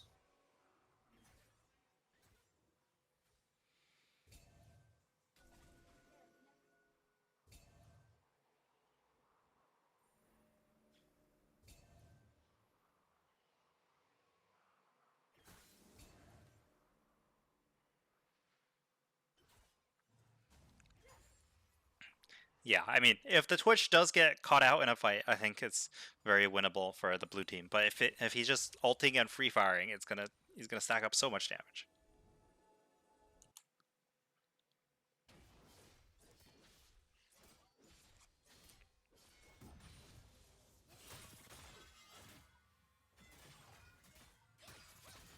Gwen is immune. Starting up the Herald. Oh, blue team is collapsing on Gwen here. Meanwhile, Vincent is one-shotting the Jhin. They actually got 2 picks on both sides of the map. Although it looks like Twitch might be able to clean up here. Yeah. Still pretty good plays coming out from Team Torpid, showing that they're definitely not out of the game. Yeah, I mean, giving 2 kills to Twitch isn't great, but at least it was a 2 for 2, and they were a bit behind. So Yeah. Fire coming in. Blitzcrank flashes into the Smolder. Yeah, there's not much to do here. Oh. Wait, unless. Ow. Oh no.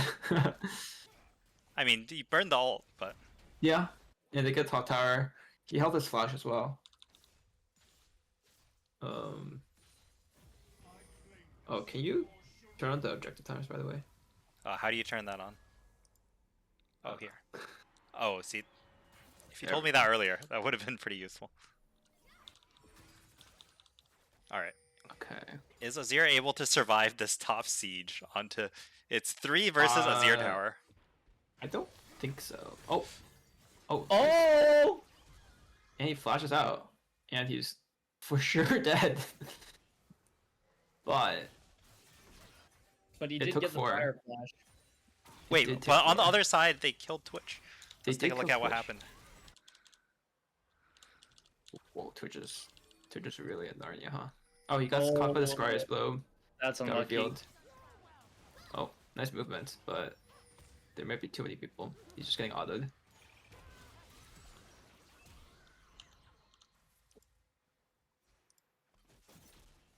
There's too much fighting going on in this game. It's making me dizzy, and I'm not even in this game.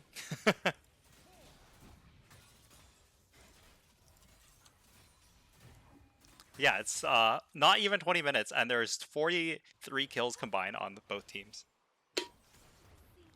We're just dropping every wave, dropping in camps, and we're just fist fighting. I'm just taking a cap right now.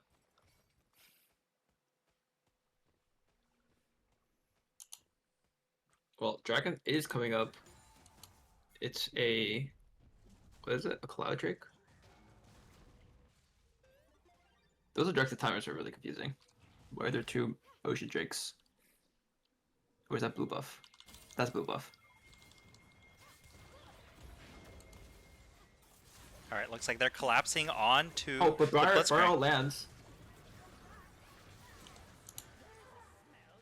TP coming out from his ear. Yeah, but they shuffling back out. They managed Run to TP as well. kill Icon is up. Yeah. Briar's chasing. Will Azir make it out? It's kind of hard to outrun the Briar, so. Yeah, that might be Icon. Now that was a big 3-for-1 team fight for Team Red, and now they're definitely solidly in the lead. I mean, they already were, but yeah. Overextending a little bit to catch the Blitzcrank, succeeding, but then, getting turned on afterwards. Alright, so what's blue team's way back into this game? They need to explode enemy carries. But I feel like the without gold is themselves being exploded. the gold is pretty spread evenly across. Yeah. Well, Twitch is the big boss.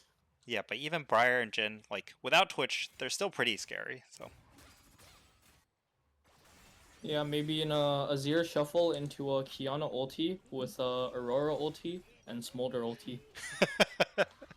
You just named all the ults. Yeah, if they layer all of them, winnable. If the game goes to 60 minutes and then Smolder has 400 stacks, then his Q can one-shot that enemy team. But I feel like the game is a lot harder now that Twitch has a Cloud Drake. Yeah. He's going... It looks like he's going beyond Drees. I don't know if that's the Rat build. But he make a shuffle here. Yeah. Okay, he flashes. Azir gets the E shield though, and it doesn't look like he's gonna die. Oh, Azir has Oh! Wow, that was close. Right. Yeah, he has the Banshees, so Twitch is just not able to E him. Banshees is the AP Twitch counter.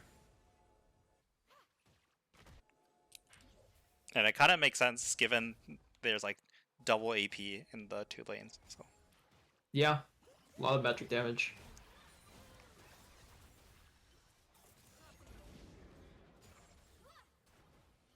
How many stacks does Smolder have right now? All right, let's take a look. Stack check. Stack check 164. That's doing Okay. a lot better than before, right? He's a bit. It's definitely like later than ideal. Like you kind of want to be close to your execute at this point in the game. Oh, and they but get a Blitzcrank catch. not bad. Yeah, that's a good Now, pick. that was a good pick because definitely red team doesn't have anything to do back right now. Yeah. Does Smolder have a Gathering Storm? Gwen is going in onto the Aurora.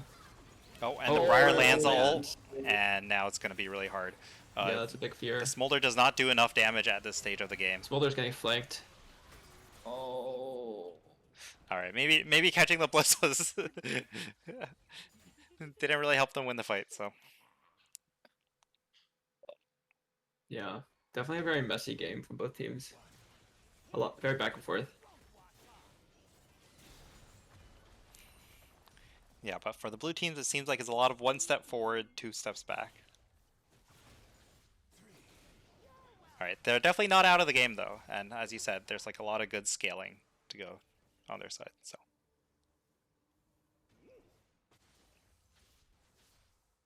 I do think this is like one of those games where Azir is like not really gonna hyperscale.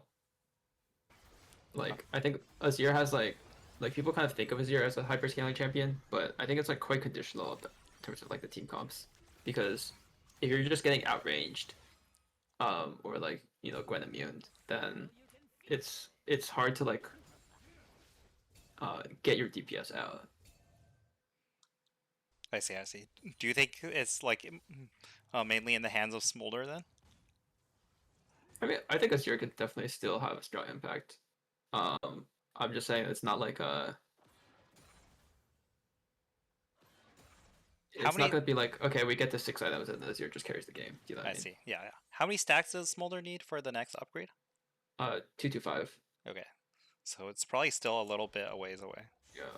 Aurora's gonna get her hat soon. Oh, and nice he flip goes for a from- shuffle, but and Should there's deal me one in for the same one. time. There's another fight going on over here, which Okay. all right, Oh, and another fight. and the Twitch is just free auto. Aurora's coming. Oh, Nice wait, the fight. aura popped the Twitch completely, and it seems like this time it might actually be blue team winning the fight. But oh, they chase a bit Okay, too he got much. it. Oh, he got the reset. No, that's not enough. Yeah, I don't know Okay. if Ashura should have So chased is it for 3 the for Blitz. 4? It is 3. It's 4 if you look at the 4 death for timers. 4. Wait, is it 4? I Wait, think that's not right. It's 3 for 3. 4. I can't count. Yeah. Don't mind me. Yeah, it's 3 for 4, but I don't know if they should have chased for the Blitzcrank at the end and giving the shutdown to Gwen.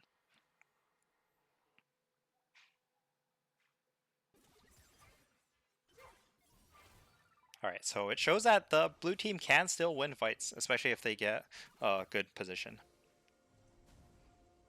But it's not really like a Yeah, for sure. clean, decisive victory.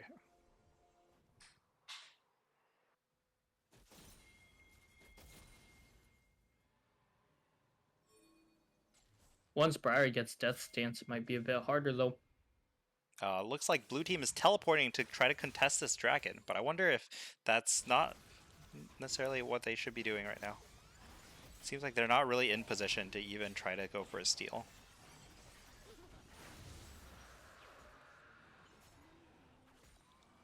Oh, is Twitch gonna open up on Aurora? Nah, he's just going for the wave. Oh, but maybe red team is too far in. I'm not too sure. Yeah, and the instantly, oh, that's a huge Azir shuffle. Yeah, great shuffle. Yeah, but Azir Gwen went is a kind bit of in too no far. man's land. Oh, Aurora has found Twitch. Yeah, but I don't know if This is the double over the wall. seems like Should the have Twitch is reset. winning the Oh, fight it gets though. popped. Twitch save is. Oh, but the Jin is going back mid. Twitch is fighting. Oh my Nautilus. goodness! Oh. Yeah, no, the No. Nautilus got caught by the Twitch, and the Twitch might even get away with this. Yeah, Twitch just being a bit sneaky. Will they get away with Twitch this is just though? taunting them.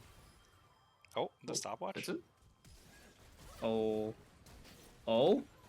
Flash from the smolder. Oh? Should get the 1-for-1. do lose their inhib. Yeah, but the inhib was already lost, so.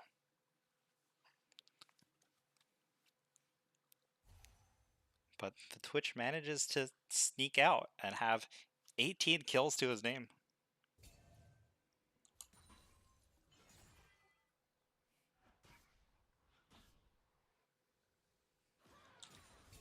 Alright, Smolder is so close to the stack.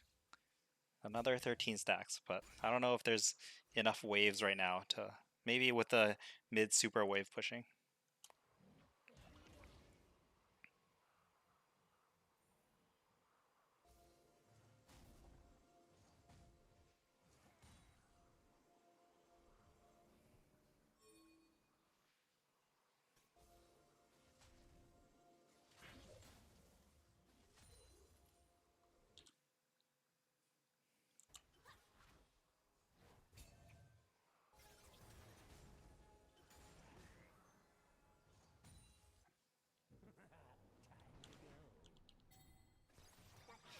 Oh, who caught who?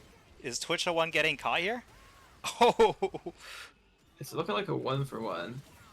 Oh, but that's a really Actually good... lands the flash. Oh, but then... Or it could take the portal back. Oh, it takes the portal back again. And flashes out. Yeah, but it Just seems like shooting. the Smolder may be able to another put out Blitzhawk. a lot of damage here. Oh, and then there's a Gwen flanking from behind. The Jin ult shot gets the kill. Jin is coming up as well. Azir gets the Gwen, shuffles out, And dodges the W, but lands oh, two dodges the crucial Blitzhawk. dodges, but I don't think he can win the but- 1v2 here. Oh, Jin's reloading. Oh, and the Azir He's is out. Well, unless he stays a bit too long. Yeah, maybe he'll. Maybe he'll just die to a single bullet. He does die. To Oh a single no. bullet.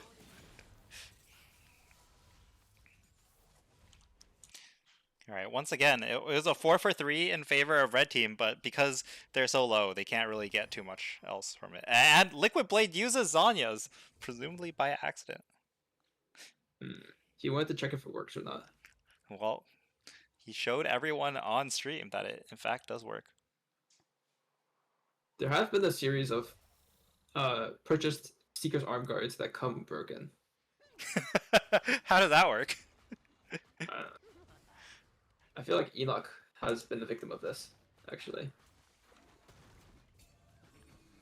But Enoch is no longer with us. Enoch said so we BRB, cannot so- confirm. Oh, So it's just the two of us. just the two of us.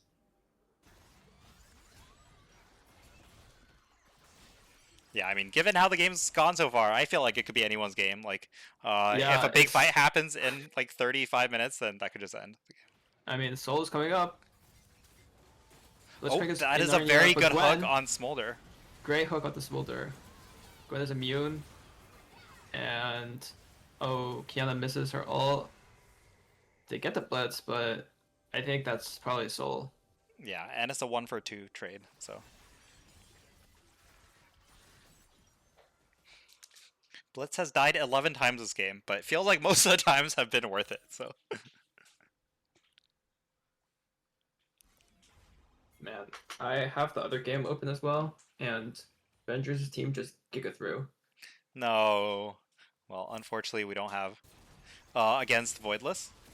Yeah. Well, the game's still open, but they were like in a commanding lead, and then they just lost 2 people. Interesting. They could have done the Circle of Suck, but Yeah, they were. I was getting sweaty, to be honest. I was like, "What's the game time?"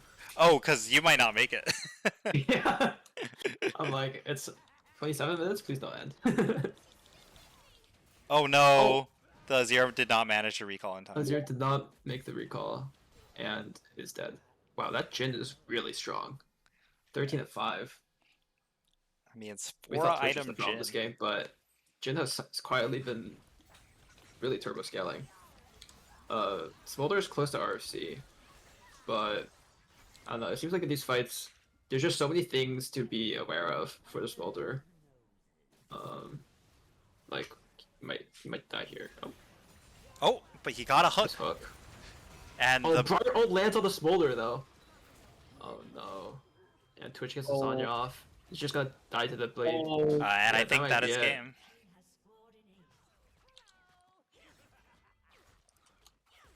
Smolder did have the stacks in the end, but the big Briar ult means that. Yeah, that bar all. Alright. Ben has caught out Lady Ninja. It's a soul fight. You're commenting on the other game now? Yeah, Ben's team secures the soul. Alright, the It's a big team fight. the Wait, they might win off of this. this game's not over yet. I mean, it seems pretty over though.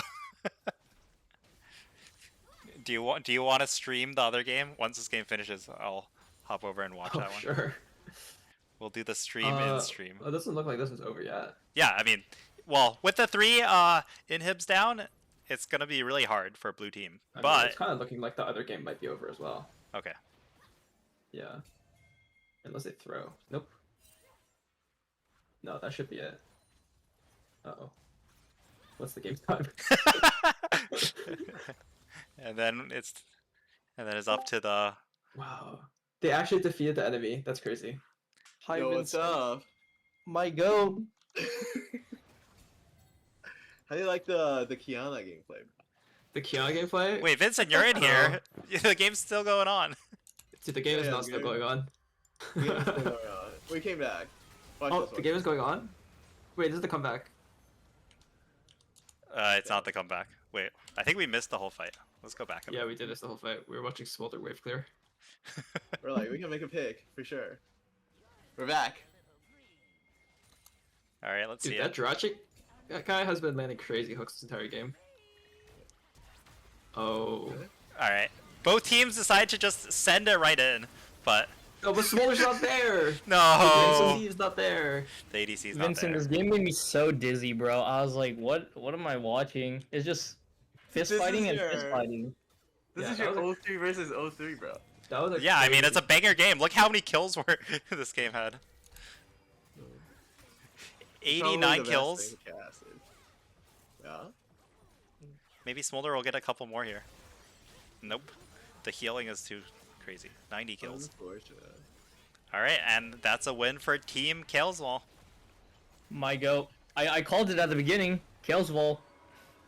Vibes. You sure did, and it was. See, I'm pretty glad we were watching this one. So even though the other one was a big comeback for Team Xemacs.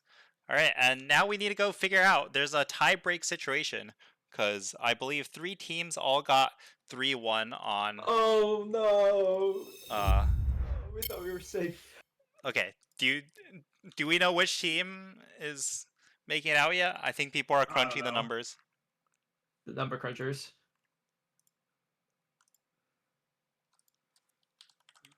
Oof, those are some fast games. What about Group A? Is Group Group A A is still going the on? deciding game is between No Love and Feiro. Whoever wins that will advance to day 2 as a second seed. It seems like. Do you want to finish watching that game? And then I can Sure. watch the numbers? How can I watch it? I don't know if I can spectate Uh, a game after it started. Bro, I think our games are too slow. Oh. Yeah, I can't Kiny has- spectate since they're already in game, unfortunately. Oh, you can right click on the person. If I right click, the spectate game is grayed out. I'm trying to right click on No Love. Oh, Does it work for you? Maybe my client's it buggy. does work for me. Yeah. Oh, I can spectate Pharaoh though, but not No Love. That's weird. All right, Alright. let's go watch that game because that game is actually a very important deciding game. All right, let me crunch some numbers. It's not looking too hot. It's not looking too hot for Team Kiny. Take a look. All right, the other game is still going on, and all right, y'all wanna cast this one, Vincent? Sure. Ooh. Okay, this is Team Pharaoh versus Team No Love. They are fighting for the second seed in Group A. Group A. Huh. It looks like Lilia. Who is playing Lilia? No loves Lilia. No, it's playing Oh. Lilia. I think Lilia is really weak right now. I tend to agree with that. I think Lilia overall just like loses 1v1s against every single meta jungler. And they have Jarvan to cage the Lilia. Orange Scion, kind of a handshake top lane. Swain to Galio. That's actually a pretty smart pick. You know, Swain really enjoys having a lot of close range, low damage melee champs. And Zeri is really fed. That's a 3-item Zeri with QSS as well. Yeah. Although that is also 3 items, I guess, but no IE. Looks like their red team is trading for the. Is that Baron? It is Baron. They might get it in time, actually. They do it really fast. Yeah, so despite being down a bunch of gold. Yeah, really smart call. Oh, but the Scion engage is very huge. Oh my god, the 3-man Scion, Oh, and then Jarvan goes my. in. Wow, that Scion Q actually caught Karma at the back end. Wow. That's unfortunate. That was insane. I mean, that was a good play from Team Feiro. Yeah? Yeah, but... I mean, I think Nova's happy to get that Baron, but losing 3 on the back end might mean that they lose this mid tier 2. Maybe some jungle camps. How many kills would you trade? Actually, they for can keep Baron? going. Lilia's bot. That might be an inhib. Do they go for an end? Oh no. They leave the inhib up. Yeah, no, I mean, Karma's coming up, and Galio coming up means the ult can definitely catch them if they overstay. But maybe Red Team can take advantage of the remaining Baron buffs that they have.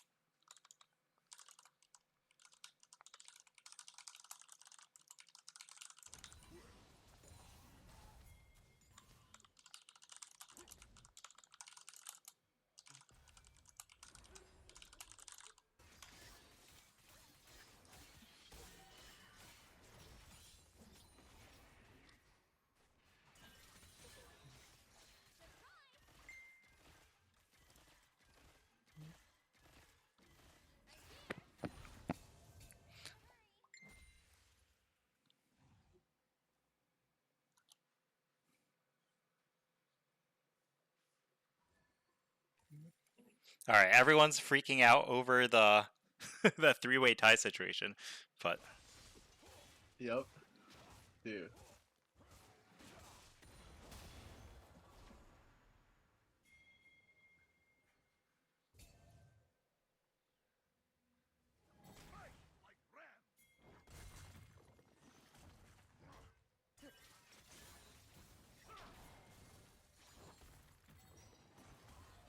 all right, Red Team's going for an engage. Seems like they might have caught the but then but the QSS. Braum, and the Braum shield stopped the Ornalt from having a big impact. Zeri's still alive.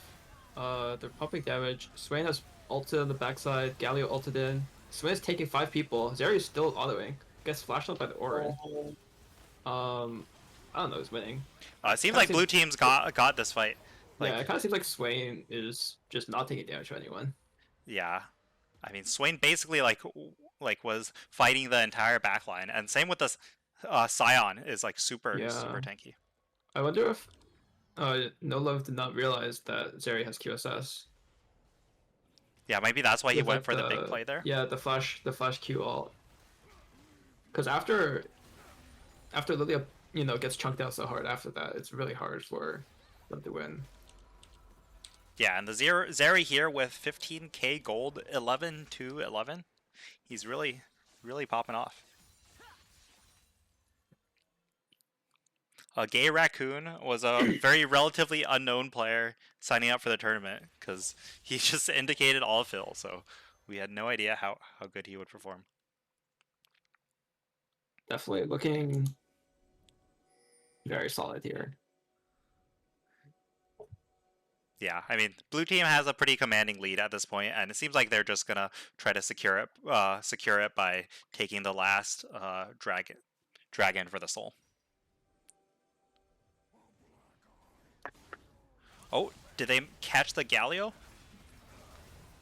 There it is, and blue team is going for an engage. Yeah, I think this game is pretty over. That was a good pick into catching out 4 out of the 5 members of red team, and they should just be able to push the wave in and march it down to victory, or at least get 1 or 2 inhibs from this. Are the death timers long enough for them to go all the way? Oh, the Xayah crucially cleared the whole wave, so maybe they can't push for the entire game.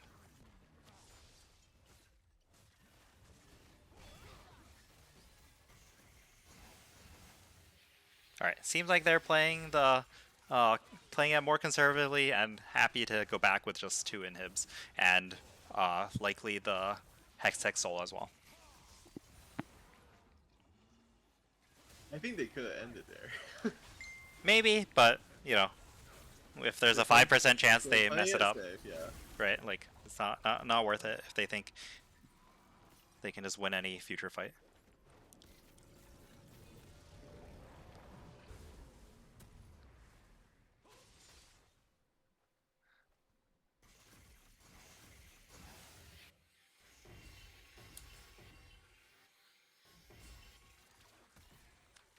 Now they're looking at Baron to end the game. 2 inhibitors are down.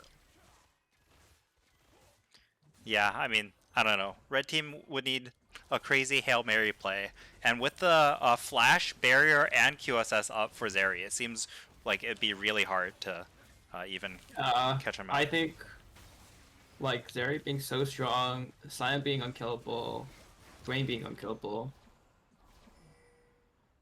it definitely seems like a tough ask. Yeah, and it seems like Feiro assembled a very good team here because none of those players are the captain, and he's able to like get his whole team to.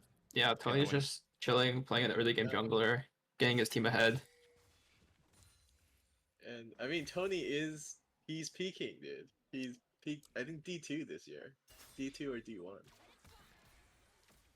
Yeah, I mean, mostly Zed, but still very, very good in terms of macro though. Alright. Oh, that's the word. The Lilia got rebuffed in the back, but maybe a big Galio. Zeri's still alive. Lilia's behind. Oh, but then the barrier is just too much, and the QSS as well. Swing is just killing everyone else. Yeah, like even if they played it perfectly, I struggle to see how they could win the 5v5 straight on. So,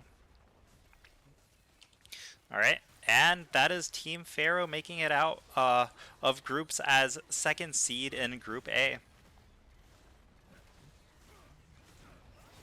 Yeah, and it's a very impressive feat for first-time captain.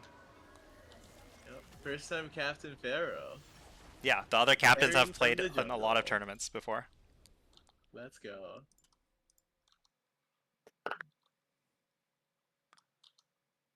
All right, we can take a quick look at the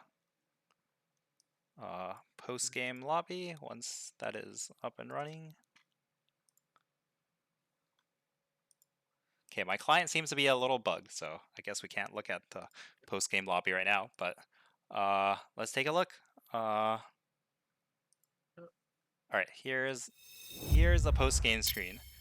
From the game, it looks like, wow, the Gay Raccoon Zeri with 50k damage, but also the Swain with 43k. That is kind of huge. And even the Scion's no slouch as well, so... Yeah, it was a very long game, but at least for this group, the win time didn't matter, thankfully. So, all right, and let's go look at the standings. So I think someone has kindly provided the average win times here. Yep, I tallied it up. Oh, thanks, Vincent. I got you. All right. It seems in this metric, Kiny's team was significantly slower than the other two. So I'm sorry, Tofu, but it appears you've been knocked out of the tournament. I actually think that slowest game time is better. Plus, Why is that? it shows more grit. You know, better entertainment Very value. true. Good for the viewership. Ooh, All right. So tomorrow we will have. 106. We had such good It was- bangers though. Yeah, I mean Yeah, it's not even. It's not just like off by like a minute or two. Yep. Yeah. So tomorrow we will have the teams Voidliss as a first seed in Group B versus Team Feiro as a second seed in Group A, and then JS Bach as a first seed in Group A versus Xemacs, the second seed in Group B. And I believe we will stream JS Bach's semi-final game because they were not streamed today. So because we hopped over to the Torpid versus Kalesvol banger at the last moment. So. All right, and I think that wraps up the day one of Summer Lull. Come back again at 2 p.m. Eastern Time or 11 a.m. Pacific Time tomorrow for the playoffs. And if you've made it to the playoffs, congrats, you'll have some more games in you. Otherwise, make sure to stick around and we'll have the Arena Consolation Tournament for anyone who did not make it to day two in between the semifinals and the finals. Anyone have any parting words and thoughts to say? Yeah. Hope everyone have fun, and hope tomorrow will be a banger semis and finals. Yeah, and once again, thanks everyone for participating, regardless of whether you made it to day two or not. I hope you had a really fun tournament. It was a pleasure casting for all of you, and hope to see you all either tomorrow or for next year's Summer Lull 2026 edition. All right. Thank you. And Bye. that is it. Thank you. Bye bye.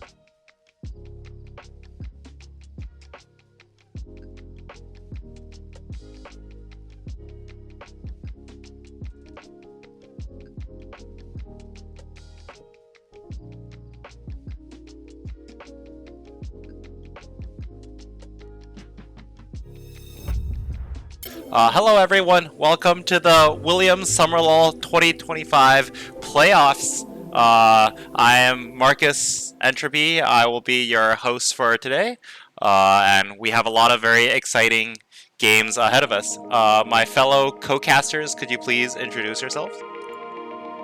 Yep. Hi, this is Abraham Park. This is Rich Game Buddy, aka Sammy. Pretty excited for day 2.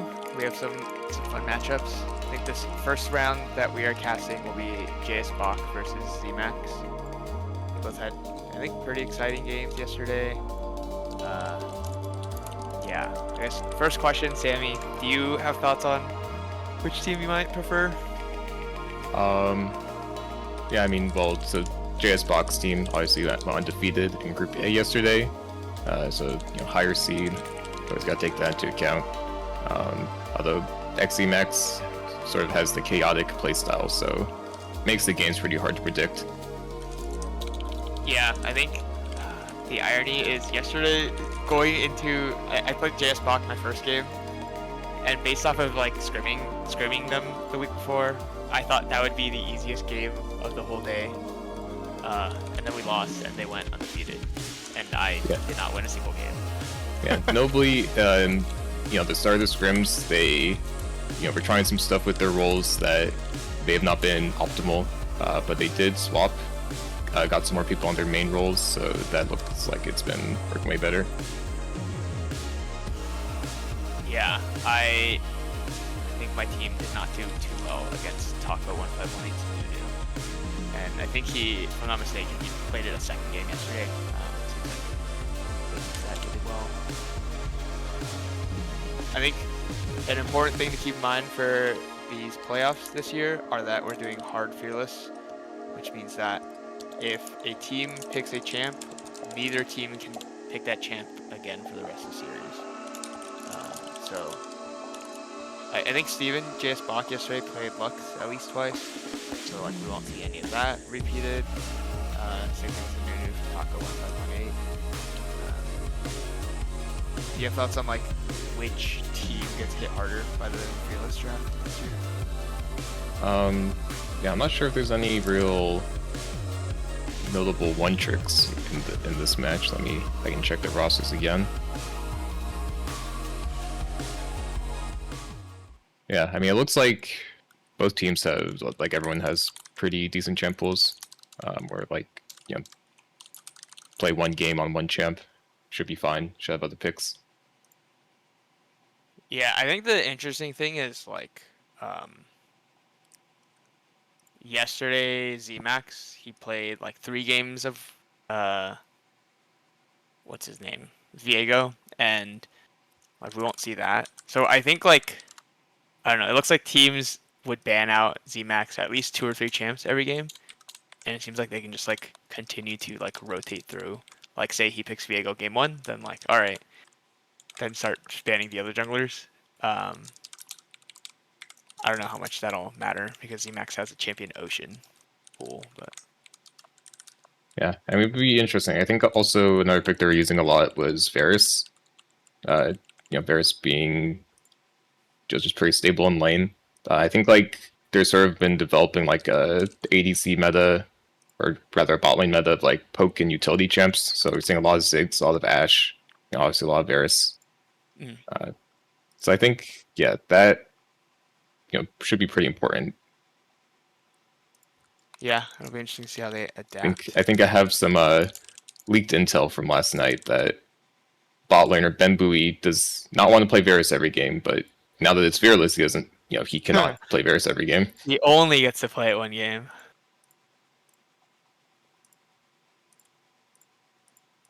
Okay, maybe we can talk a bit about. I think like they're still setting up. What's it called?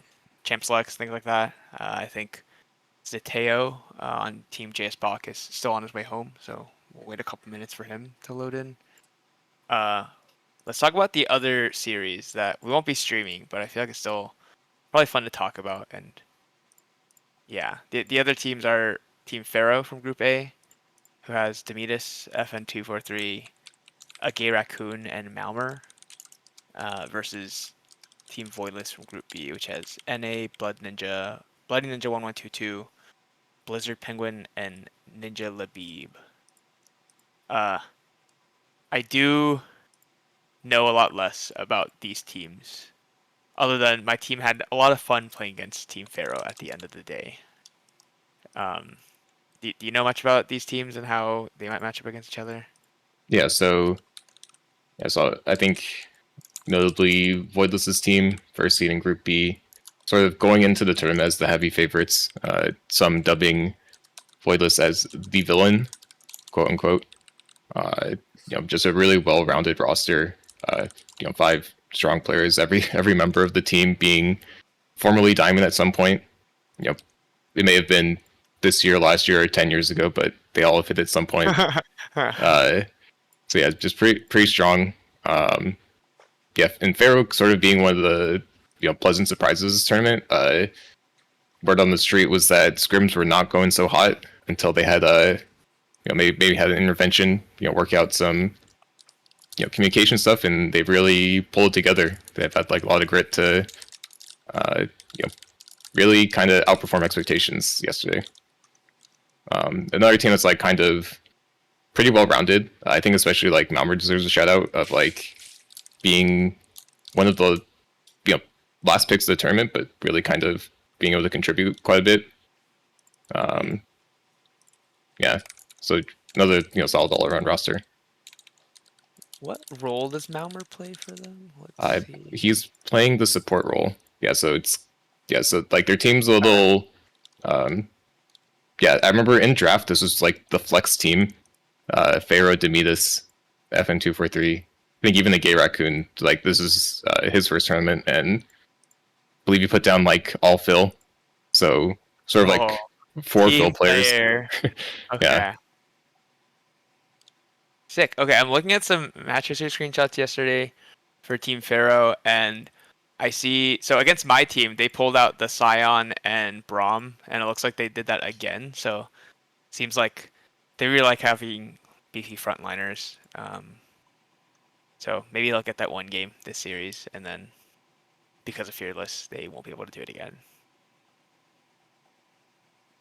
Yeah, I believe the Scion was a bit of a menace yesterday.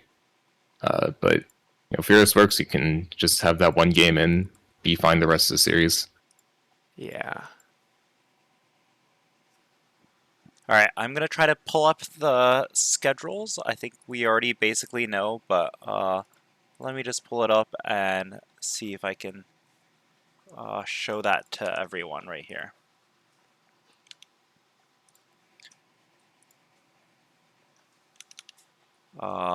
Sorry, give me one moment. Maybe you guys can talk a bit more first. Sure. One thing if you could change the tab in a bit to just the team rosters, I think it'd be interesting. Yeah, give me a sec. I'm trying to figure that part out. I'll get that up in a minute. Okay, no problem. Yeah. Oh, I think something interesting is jumping back to the JS Bach versus Xemacs matchup that we're gonna be spectating in a bit. I don't know. Something I want to focus on is Cardinal and the champions he plays, because years ago this guy was like, picked in like the first 2 rounds of tournaments, known for very flashy plays on Zed and Riven and Xerath. And then this year he is notably like last pick on the team, put on Malphite duty yesterday.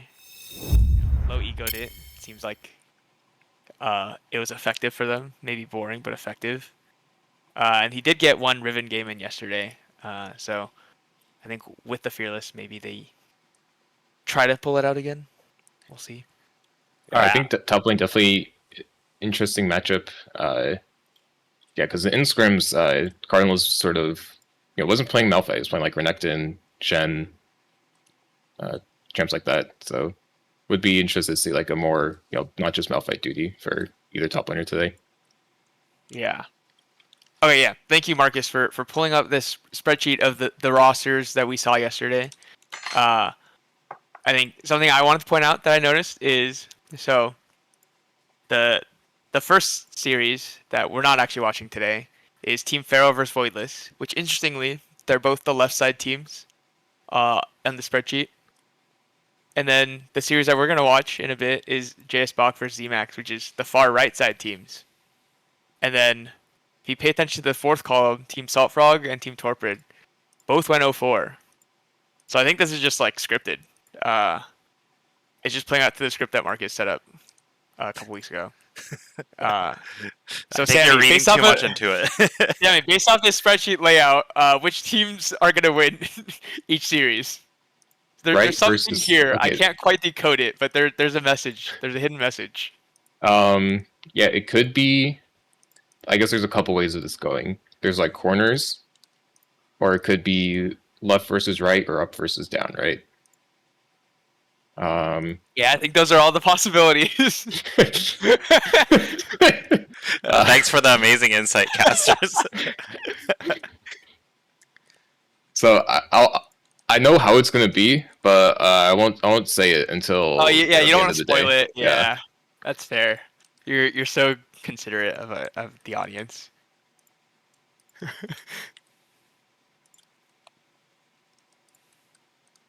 All right, let me see if there are any updates on the actual draft.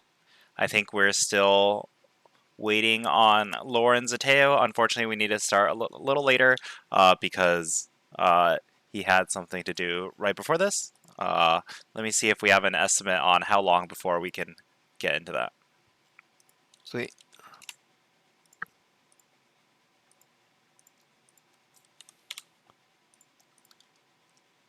I guess right now we can talk a bit about like what we might expect from the drafts, at least at a high level. I'm expecting JS Bach will ban out 2 or 3 junglers for Xemacs.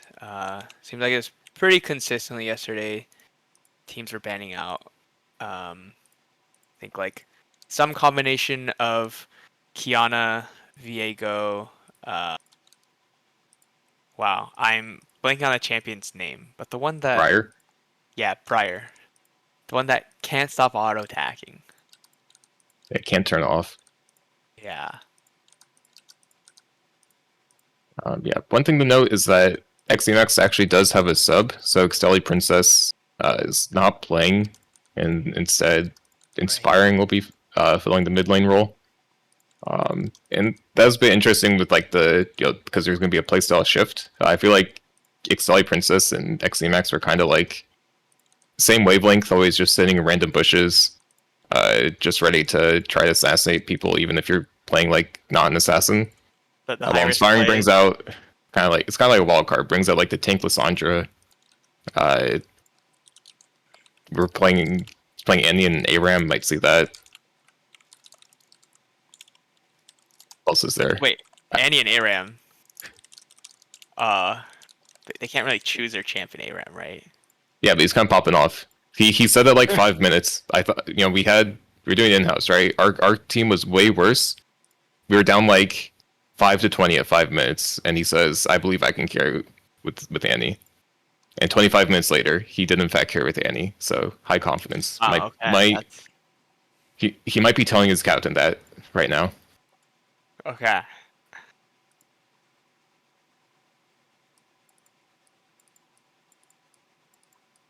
But yeah, I expect to see sort of carry versus carry top lane matchups as long as Malphite doesn't show up. That's sort of like the comfort zone for both players. They put Zhongxi on carries?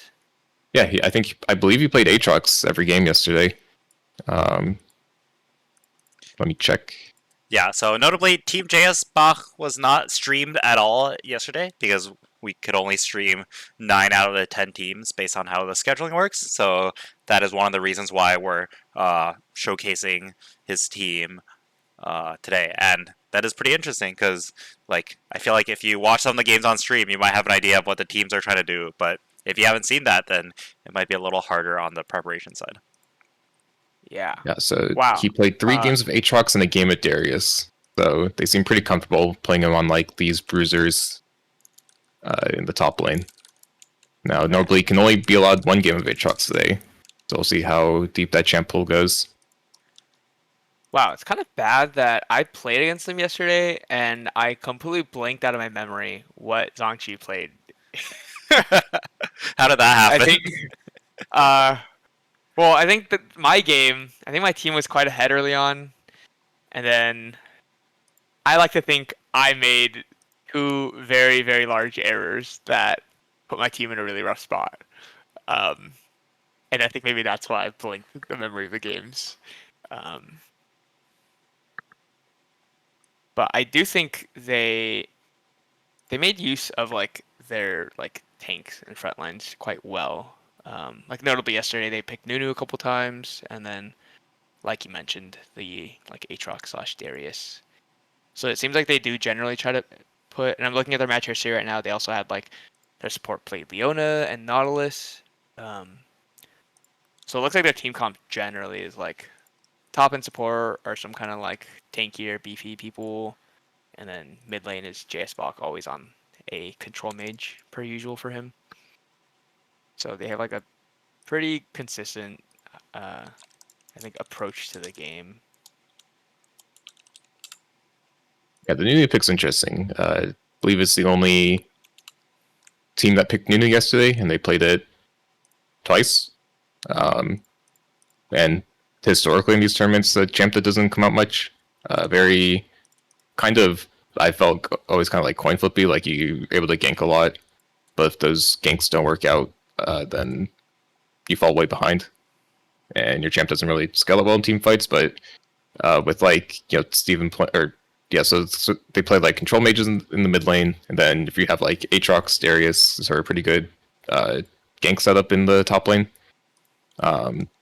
And pretty good 2v2s with those champs. So yeah, be interesting to see that get pulled out. Yeah, and then on the other side, for Xemacs, Xemacs always trying to carry the game. He wants to be controlling the flow of the game, doing some kind of crazy early ganks, and like you mentioned, camping bushes randomly. Trying to do something spicy. All right, we just got word that the captains are about to be ready to start the pick ban for the Fearless draft. So give me one moment and I'll set it up and to make sure the Fearless draft is all set. Awesome. Is the Fearless thing going to be enabled by some website, or are we just kind of keeping track of that? Yeah, I believe there's a website called fearlessdraft.net that has exactly what we're looking for. Okay, sweet. The technology exists. And is this draft live right now? Yeah, the draft is in fact live. So yeah, everyone can take a look. Let's see. Here you go. Can you see it on the stream? Yep. Awesome. So yeah, jumping right into this. Looks like Team Xemacs targeting JS Bach with those first 3 bans. I expect he would try to pick something like Ari, Yeah, I think potentially. his next highest mastery should be Ari. Yeah, and they see the Nala's first pick. So yeah, it's sort of how they've been playing support yesterday, playing like Leon and Nala's, just like the reliable engaged champs, and instantly Silver Tarek. Tarek, a little bit of a risky pick, really good at shutting down hard engage. But they see the Nautilus, they probably have a guess that the jungle is going to be another like divey champ, so could be just a pretty reliable stop to that. But notably not picking mid lane yet. They could pick it third and then ban out some counters, because otherwise, JS Bot could get targeted further. Yeah, I think I expect that they might. I guess depending on these next 2 picks, but they definitely don't want JS Bach to continue to get squeezed. Although he does, I don't know, play a ton of different mages.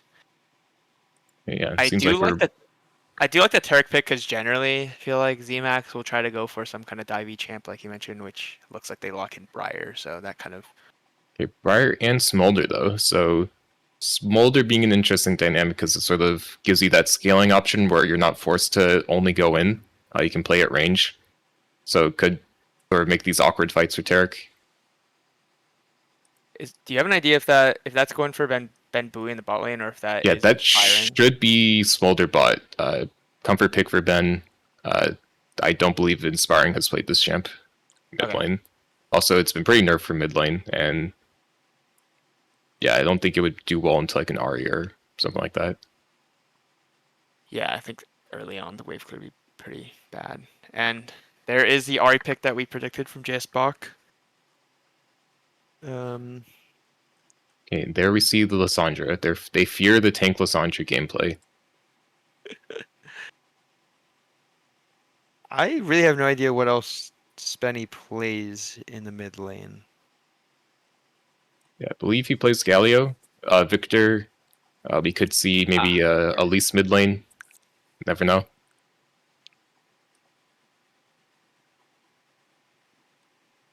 And Team Xemacs banning out the Nunu that we saw yesterday. I wonder if they'll also ban Kane. Taco1518 did play Kane yesterday. He's historically been a Master E player as well. Although I don't know if they need to ban it out. I think Master I'd be Yi s- Tarek, a pretty scary combo. Oh, that is a thing. Oh, So and we they banned the banning the Aatrox. Aatrox. Okay. Yeah, so we could see the Kane here. Yeah, expect the jungle to be picked here. Yeah, save the counter pick for top lane. Do we see the Malphite for Cardinal here? So we do see the Master Yi. They believing, I mean, Sivir, Tarek, Master Yi, definitely, Tarek good at stopping disengages, but you can also just press the ult, be invincible as you run in, sort of maybe run through the Nihilist Briar. And we're seeing a hover. Okay, Kale. So this, yes, this is another inspiring classic. Kale mid. They could just believe that, yeah, so Smolder, Kale, they're just going to have hyper scaling carries, have the Nihilist and Briar that can work as peeling. Okay, I think. Oh. And Shen. Okay, so we have more peeling coming in. Yeah, I expect to see maybe a Darius here to answer. I believe he also plays a lot of Garen, but I'm not sure about the Garen versus Shen matchup.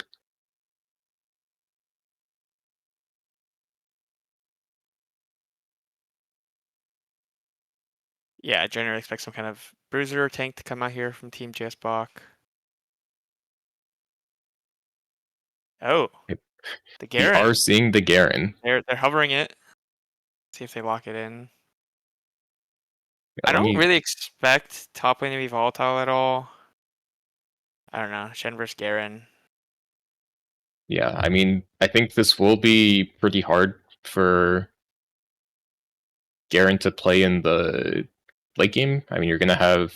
I'm expecting this to be like a full crit, like one shot Garen, and then you're gonna have Kill ult to deny a kill, Shen ult to protect someone. You have to kind of get through Nihilist ult. There's like a kind of always appeal it. But if Yeah. they are sending CC at Garen, that means Master Yi could be free firing. I think Team Xemacs are pretty flexible in their game plan. Like, they can have Kale and Shen, helping the Briar. Alternatively, they can just, like, once you get to late game, just help the Smolder. Let him just do his little execution damage. And that's ignoring, Kale's late game scaling as well. Yeah, I mean, I think this. Yeah, I mean, it's definitely this is a different sort of game plan from what we've seen Xemacs yesterday, because it seemed like every game they played, they playing extremely skirmish heavy with the jungle mid, looking for picks in the around the mid lane in the jungle. But now they are just kind of going full scaling. So we'll see how that works. Yeah, because I expect this scale to be quite a bit weaker than RE and if they try to fight 2v2 like these sort of skirmishes. Yeah, they do just have so much scaling. Like if this hits like 30 minutes, it seems pretty rough to beat the Smolder kill. Yeah, I agree. Like early on, yeah, I think Ari has a shove advantage against Kale. Pretty sure even bot lane, like the Sivir, just outwave clear Smolder. And I think with that, it'll be interesting to see like what Xemacs does in the early game, because he loves to fight, but I don't know if he gets shoved in. I don't know how much he can actually fight early on. Yeah, and I do believe in the 1v1 Briar should be stronger than Master Yi early, so shouldn't have to be that scared of like invades as your Kale sitting under turret. But yeah, if there's an Ahri there too, it could get rough.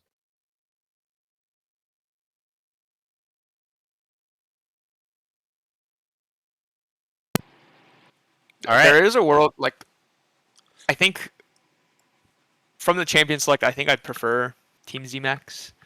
But there's a world where you see some funny Tarek Master Yi business. And they just pop off. Especially with the Sivir ult to give it even extra movement speed to Master Yi.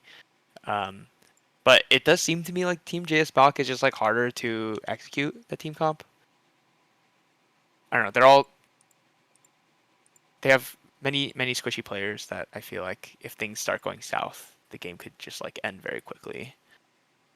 Yeah, I mean, Yeah, I believe if JS Box team falls behind early, it is very hard for them to find the picks to get back into the game. But on the other hand, if they do get that early lead, the Sivir ult with Terracult on Master Yi and Garen can kind of make the game unplayable. Yeah. Certainly volatile early on. But like you mentioned, I think post 30 minutes, I definitely prefer Team Xemacs, Team Comp.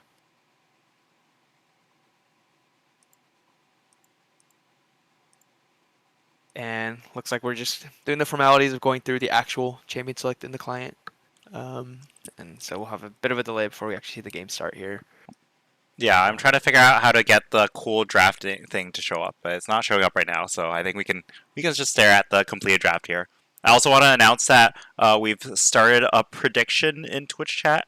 So if you have any channel points, you can stake your claim on who's gonna win this game. I forgot to do these yesterday. Apologize, but hey, you have them now. So, and right now it looks like from the predictions, more points was in Xemacs, but all of a sudden JS Bach takes a leak and Xemacs. So I don't know. It's going to be pretty tight from the predictions at least.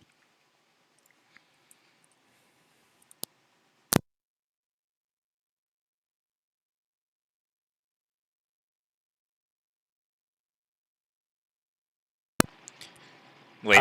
Okay. After seeing this champ select, Sammy, do you also favor Team Xemacs for this first game? Yeah, I mean, I think looking at these champs, I probably would favor Xemacs. I think you always have the scaling options, and you sort of have you're not really up against like a terrifying early game.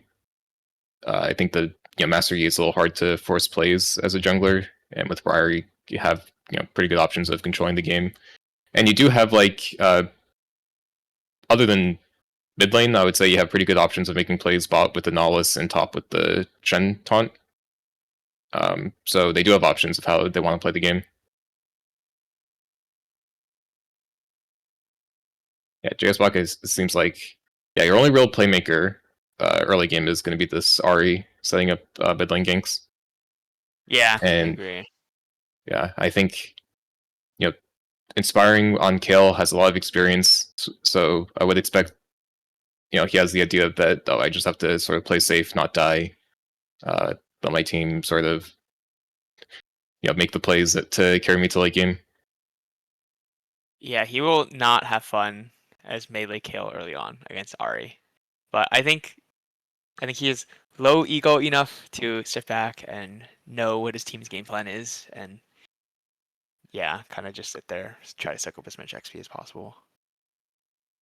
Looking at some of these lane matchup, the stats say both top and mid sort of neutralish. The Analytics Delta 2, which is the normalized win rates for both champs, assuming like if we both champs had 50% win rates overall, they're both sort of under 1%, so pretty neutralish, assuming like even skill on these players.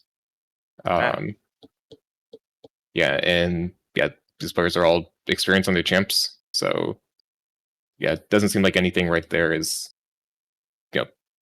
overwhelmingly favoring like either team. I don't think I've really seen Cardinal play much Shen historically, but I think it's kind of funny. He's he was playing a lot in scrims. I don't remember. Yeah, we scrimmed him, or scrimmed Xemax's team, my team. We were playing on like a Team McDonald's, the 5 mercenaries against them. He did like playing out the Shen, and like the Shen is quite good with the Briar to dive in, or just like Shen ult, whoever Garen jumps on. Like they have options.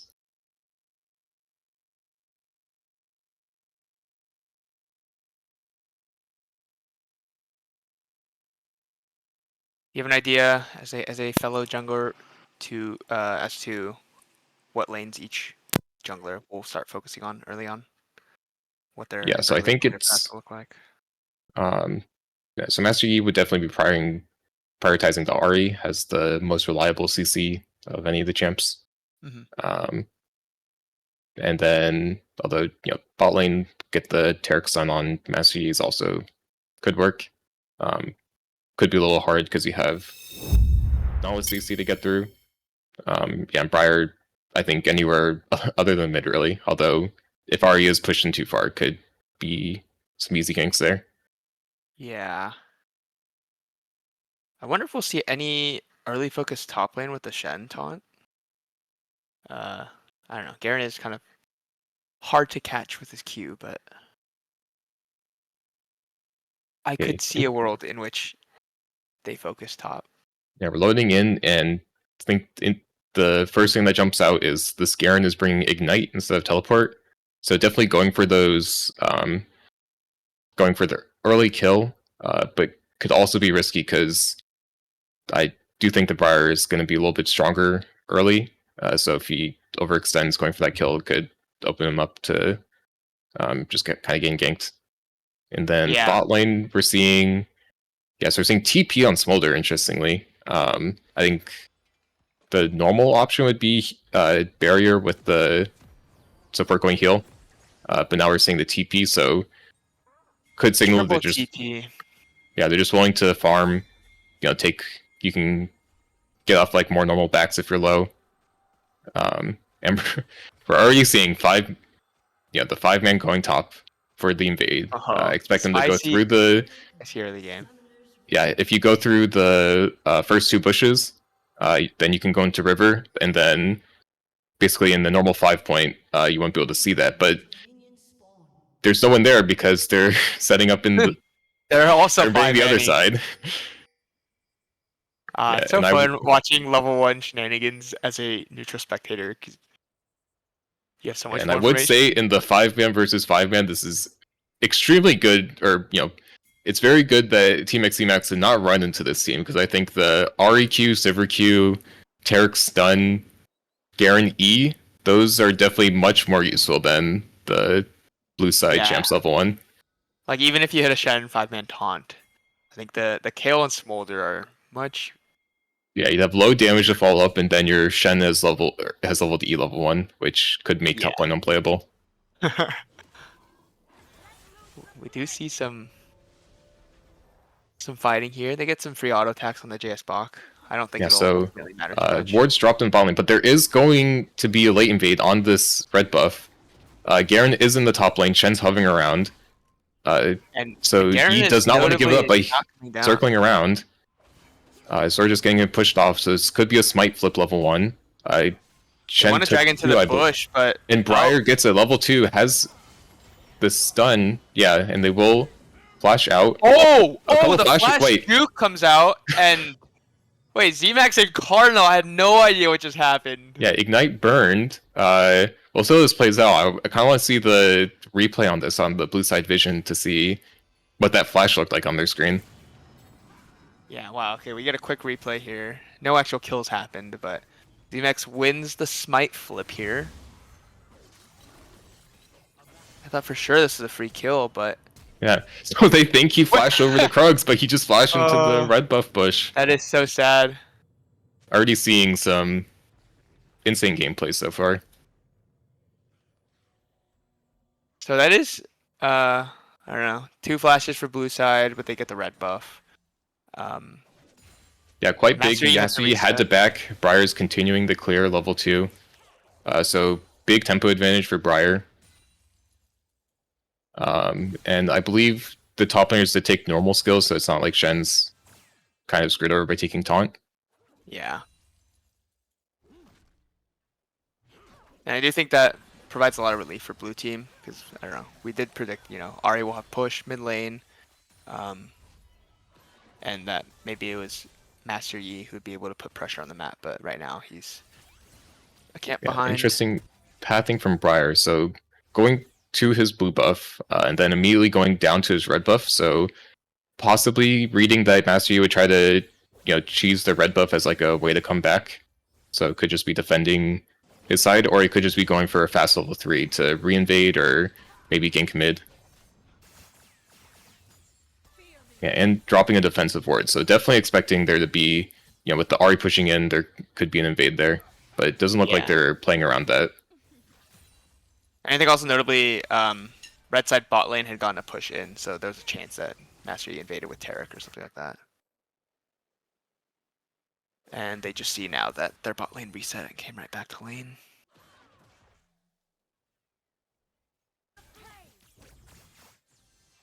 Heavy train the mid lane. Ahri getting the better side of that. Not much Kill can do before level 6 where comes a ranked champ.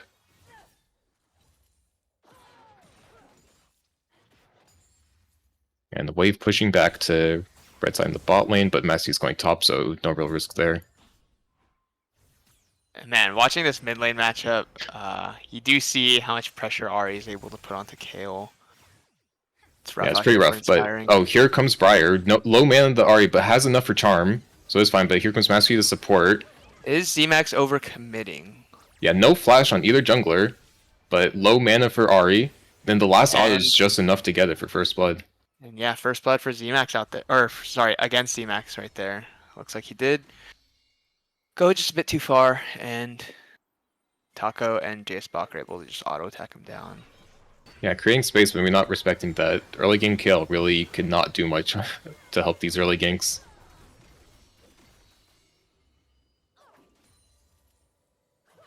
And we see Master Yi with the double scuttle. Shen TP to lane, which opens him up to a Going top, gank, but ultimately nothing's gonna happen. Yeah. Yeah, this is pretty sad, but the Garen Messi just actually no CC to lock him down. So, but there are camps up there, you know, doesn't waste that much time. Is able to continue the farming. Yeah, it was pretty natural. He does like barely a detour from top scuttle crab, so Mastery's not too sad about that. Does look like Briar might look for a top gank here as Garen pushes in. Although it looks like he's also just taking a reset. Yeah, so. spot on the ward. Messi not around, but Garen can just Q out, get some movement speed. Kind of interested seeing what the wave looks like top. I don't think it's frozen. But Garen is choosing to stay. Yeah, wave will probably push back eventually. And Garen also hasn't taken it back yet, so item-wise he's a bit down. Yeah, looking at these first backs, so Ahri getting the really good Lost Chapter first back, kind of perfect. Kale with just a recurve mode. But Kale is level 6, so the laning should be much more playable. Bot lane both getting Warhammer. It's fine. See a fight So break out good trading top. from in the top lane. No TP on the Garen, remember, so if he's forced to back, there's quite a bit of experience. Yeah, Briar is notably picking Krugs on the bot side of the map right now, so there's no pressure with dive top lane. Yeah, but red side is using their bot pro and mid pro to secure this early dragon. Although it is still a little rough for Messi, it still takes a bit of time. Has only taken 6 camps so far, so Briar is sort of just using this window to get more farm XP for herself. I think Blue side is definitely happy giving up the first 2 dragons with their Kale and Smolder, so they shouldn't be too concerned about that.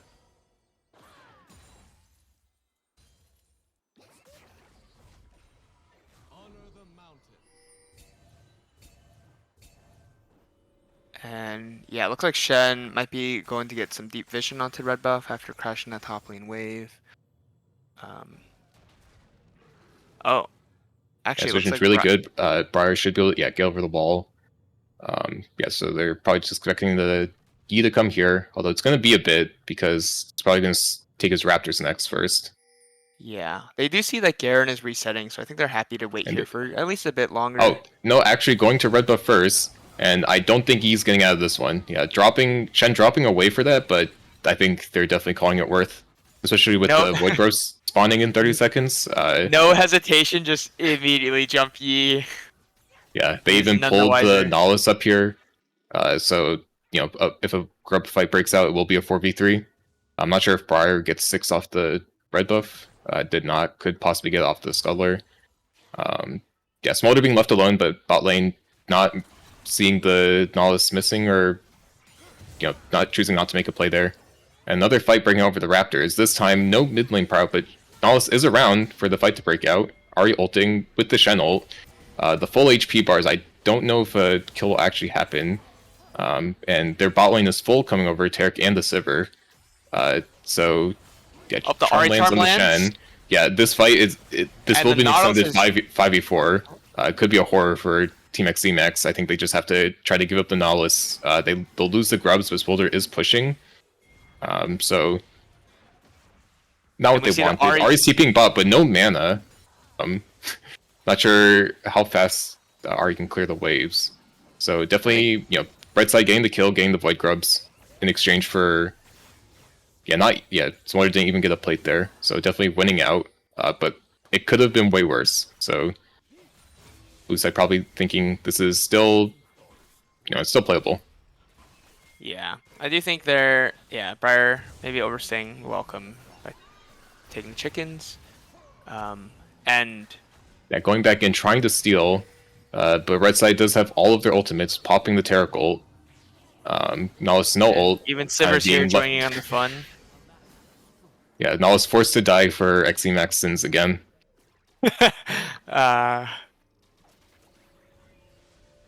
But Smolder is free farming in the bot lane, so should be getting at least one plate there.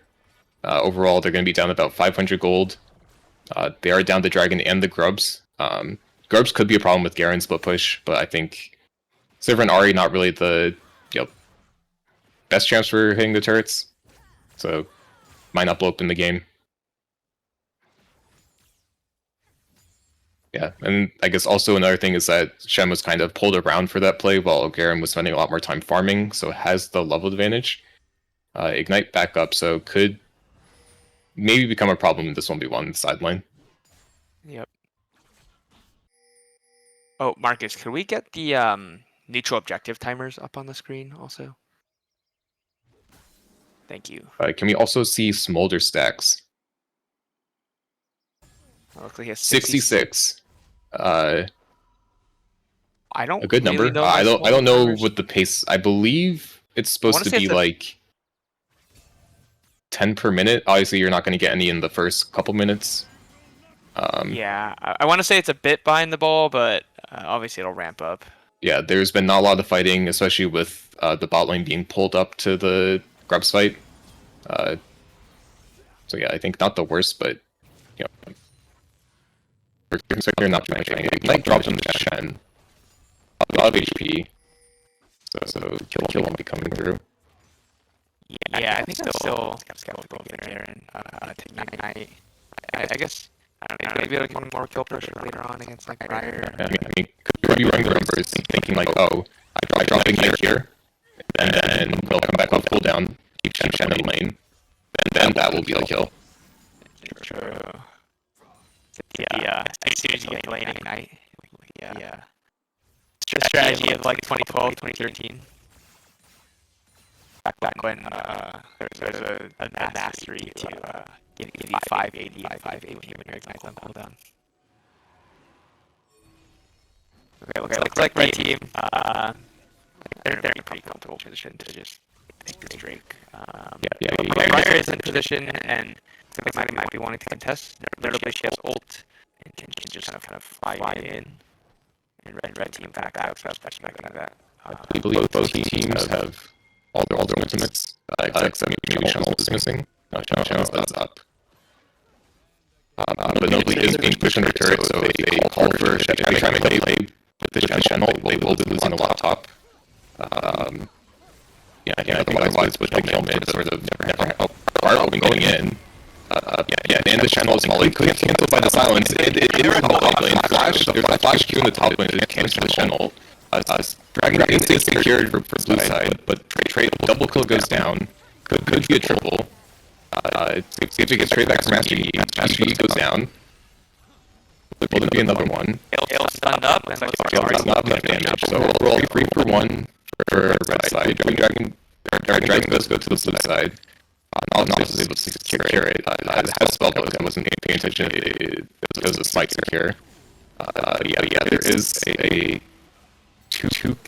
almost a 2k gold difference for red side, so the game's definitely being a little rough. I don't know if the blue side had to force the fight there while there's chance scaling. And the fight definitely didn't work out in their favor. Marcus, I'm hearing reports that our stream audio is like robotic. very That is calm weird. out, I think. For the Discord, that is a bit weird. I can go take a look and see why that might be it. I'll give me a moment. Yeah, I think it Yeah, might be everyone's something with the Discord audio source thing. I hear Sammy and Abe perfectly normally, but I don't know if there's something different going on. Yeah, everyone says Marcus is normal and clean. It's just, it must be me and Sammy that, I don't know, something weird happening with We us. are weird and dirty. All right. Anyways, Okay, fight being forced on the Taric. No Taric ult, but the Goon Squad is there to save him. They are notably in a but 2v3. yeah, remember it is Master Yi and Garen, so don't have CC to lock him down on the chase. But And Kale's quicker to rotate over because Ari notably just got back to lane. yeah, but Although now it looks like Kale's just out of position, and I think yet again we see, Xemacs baiting in a teammate to just die for his. yeah, I mean, if I'm playing with this comp, I'm just thinking, I'm trying to mark their jungler. I'm trying to create space from our laners to farm because we just have to get to the late game with like level 16 Kale and 225 stack Smolder.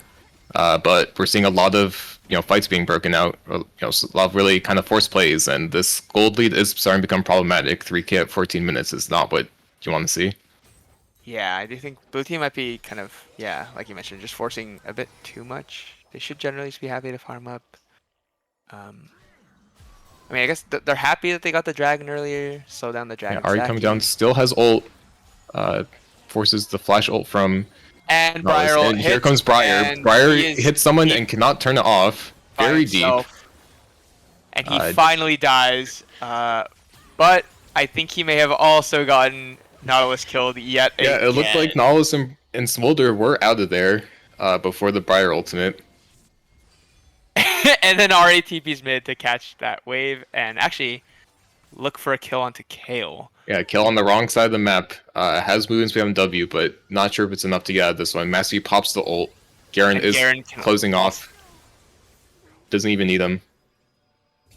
And man, this Ari is a monster now. 405, involved in almost every kill.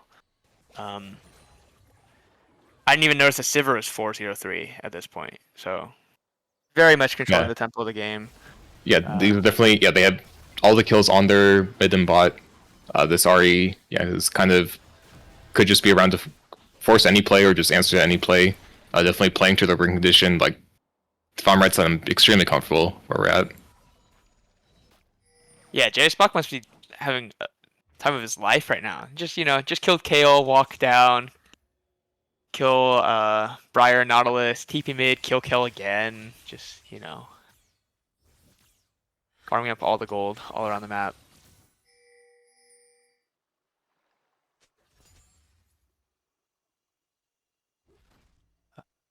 Yeah, what do we think blue team does from this position? Clearly they're down in gold.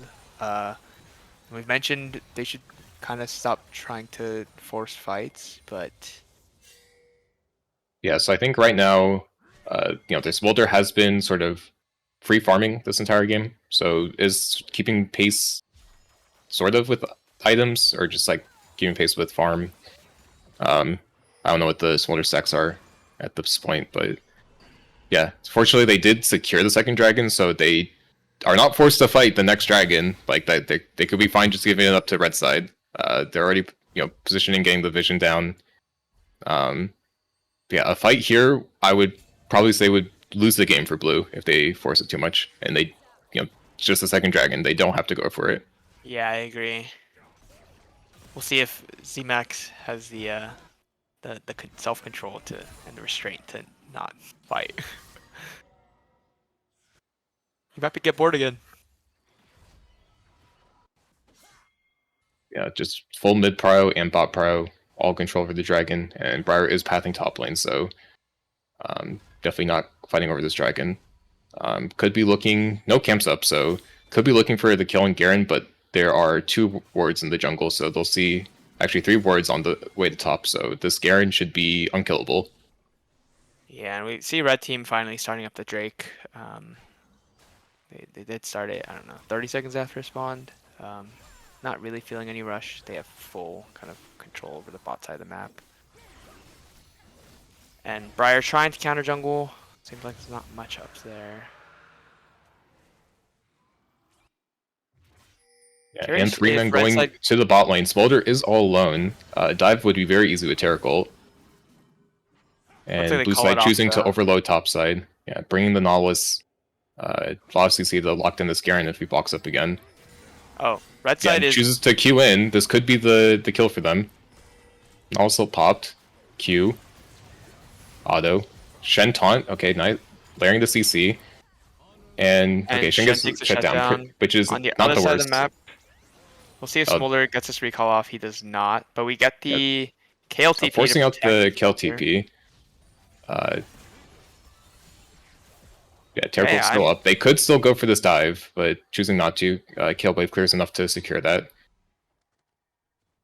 And notably, Briar also recalled, just to be in range of ulting, or make the landing the ult much easier in case of a dive. I think blue team actually played that very well. I don't know. They read the map. Okay, like clearly they're taking Drake. Let's try to overload topside, get a kill, which they do, and then also at the same time successfully defending against a dive. This tower might just die anyways, but honestly, not bad given the circumstances.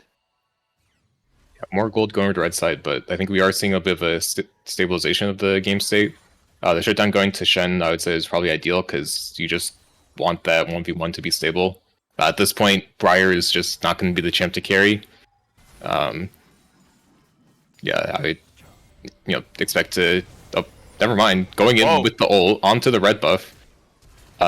Secured and stealing it. These two are just sprinting.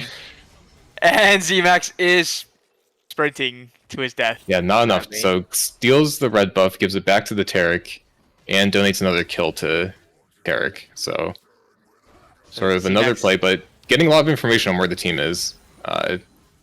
Although Otacon has spawned, so jungle dying, maybe not the best timing for that. Ulting mid on the Kale, dodges the charm, so should live, but then getting forced that again. Yeah, so red side is forcing the Otacon here. They're up 5k gold. They'll need a lot of XP.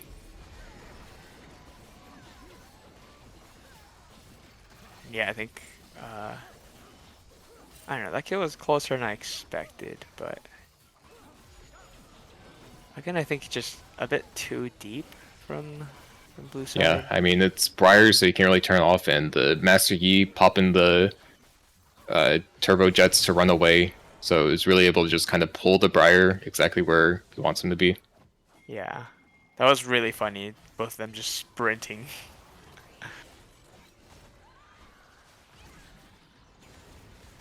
Oh, Yeah, make okay, a play blue buff, but the rest of the little disjointed. The rest of the team, other than the Yi backing off, but no kill you threat see on the the Garen. So it's RATP fine. come through, so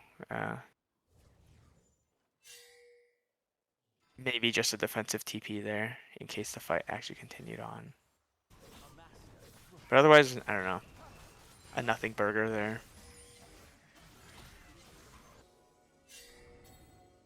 Yeah, dragon spawning in a minute 30, so this is around the time where teams should be trying to sit down the vision control in the jungle, which is what we're seeing here from the mid support.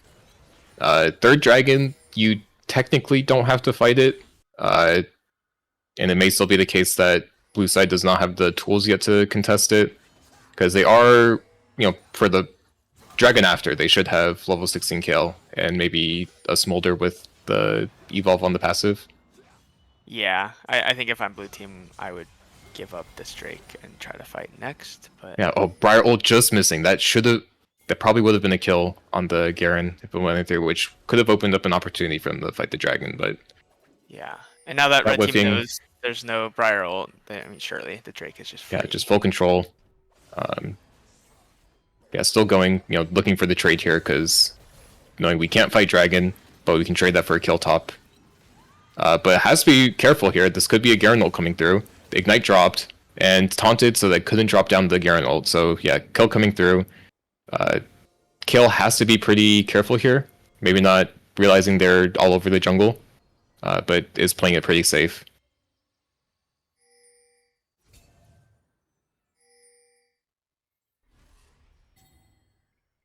And yeah, see Smolder resetting. I mean, yeah, clearly blue team doesn't want to contest the Drake, which I applaud. And we see Briar trying to go in for some chickens, get something else on the map. Yeah, can we get another Smolder stack check?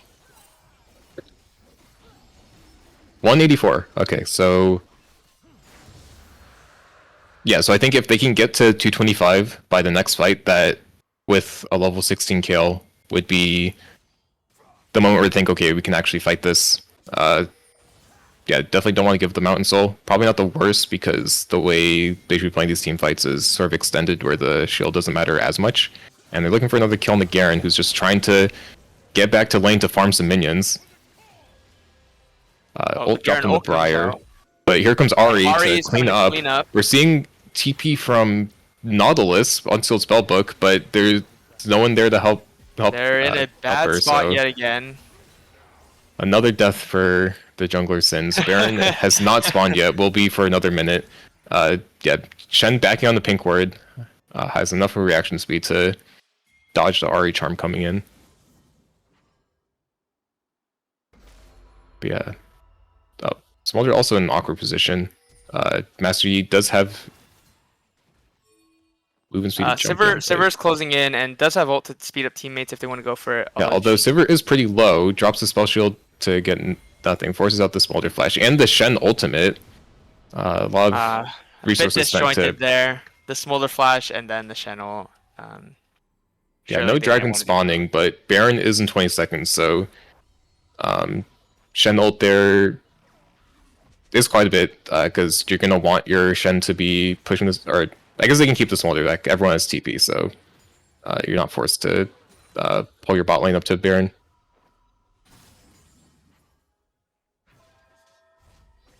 I mean, red side hasn't even cracked the inner towers yet. Like,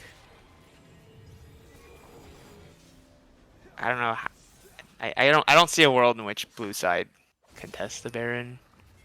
I think you do have to contest the Baron. Like, if there's hitting it with 10 people alive, that is an opportunity to force a fight with the debuffs and everyone. They do see the kill backing. Kill gets the back off, so yeah, won't die there. But red side has all the tempo to start this Baron. And yeah, the only way of really checking this right now is a Nautilus face check or Smolder blue trinket. And this take is very fast with the Master Yi. Yeah. We see Nautilus backing, so either they don't know this is happening or just are happy trading mid lane farm and turret. Yeah, I think it's the latter. They're just trying to counter jungle whatever camps they can.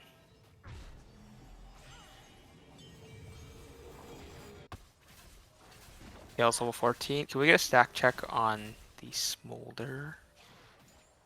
217. Okay. So 2 minutes to get to 225 for this next dragon fight.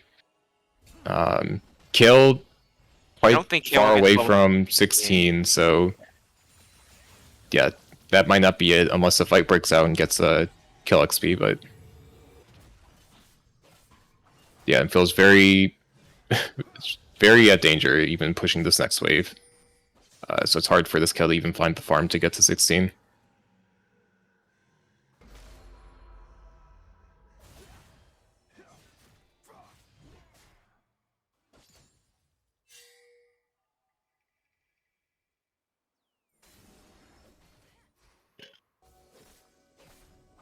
Yeah, seeing red side group mid with the Baron buff.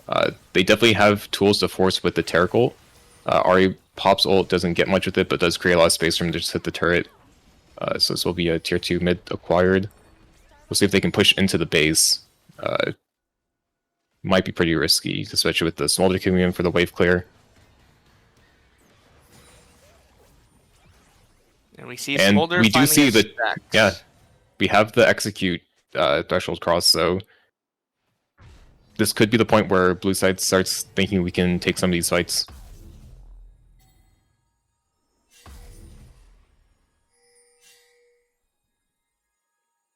And yeah, this is the soul point coming in 30 seconds. Kale still farming top. No teleport, so if they're gonna fight this dragon, has to pull over the kill now. Don't think they have the tools to stall it. Although Kill definitely probably think I need level 16 to join these fights. It could be a give. It could also be a low percentage. Go for coin steal. flip. There is a ward in there that has not been swept. Also, Yeah, and Briar Kill does is still that. pushing, so I would expect this to be a steal attempt from Briar. Has the blast cone.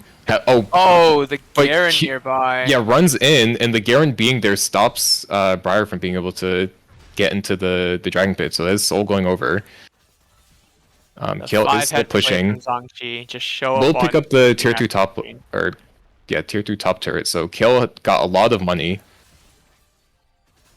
Not quite 16 yet. So he can get out, but he might just win this 1v1. Has the ultimate to stop the Garen ultimate, but is silent, so he cannot actually pop the ultimate. He might have actually won the 1v1 there. This is looking grimmer and grimmer by the minute for blue team.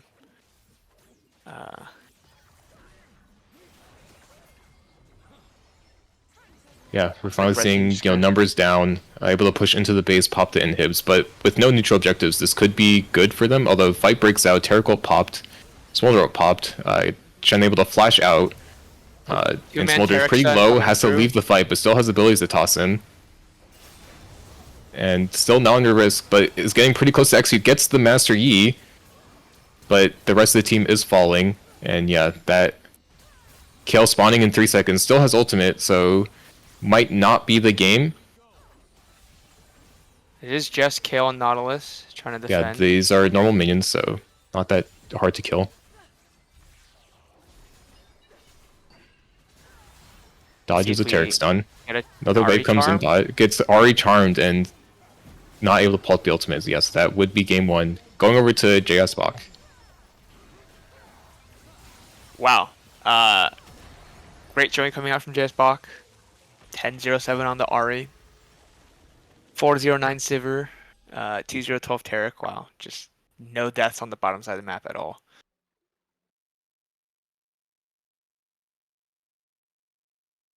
All right. Yeah, well, I think that was an exciting game 1. Let's take a look at the post-game stream here. What were you saying, Sammy? Yeah, just we saw from JS Bach, they knew their win condition, get mid ahead. That's our playmaker, and they just played to it.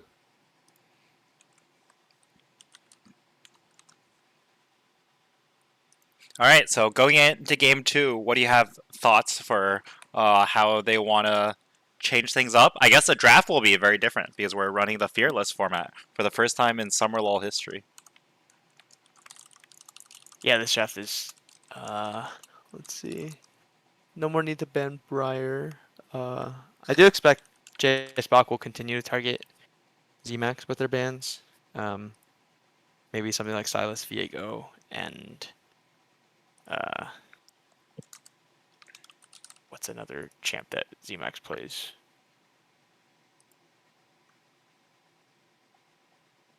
Was Kiana banned game 1? We can take a look at the pick bans from game 1 earlier. Kiana was not banned, it was Silas Viego, so yeah, Kiana's still an option.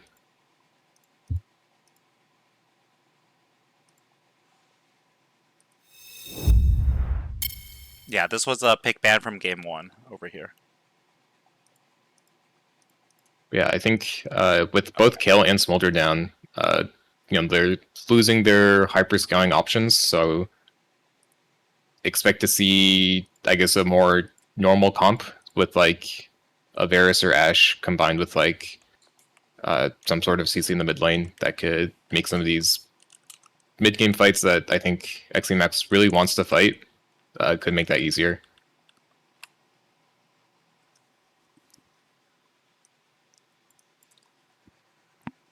All right, so we need to still wait for a little bit for the teams to get ready for the second game. And I think we will also be getting some new casters in, so we can hear from a lot of different voices. Before you guys sign off, anything else you want to say about the games or the tournament? I want to see Cardinals Riven. I think the people deserve to see the mechanical prowess. I don't want to see him on tank duty. Although Let's I get through a I don't series think without Malphite. yes, please. I do think I don't know. I think the story of that last game was pretty much just not really playing towards the win con of wanting to scale and forcing a bit too much in the jungle. But yeah, I think it'd be exciting to see something fun come out for Cardinal. But looks like they're jumping straight into Champ Select for game 2. If we do want to invite Tofu and Vincent onto the stream.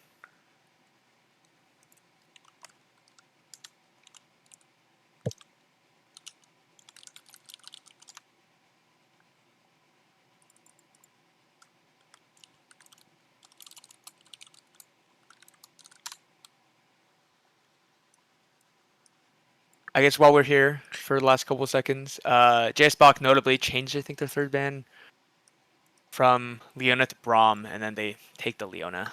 So that is interesting. I know yesterday, believe Ellen was on Nautilus. She was complaining about being in Nautilus jail, so she's finally freed from that.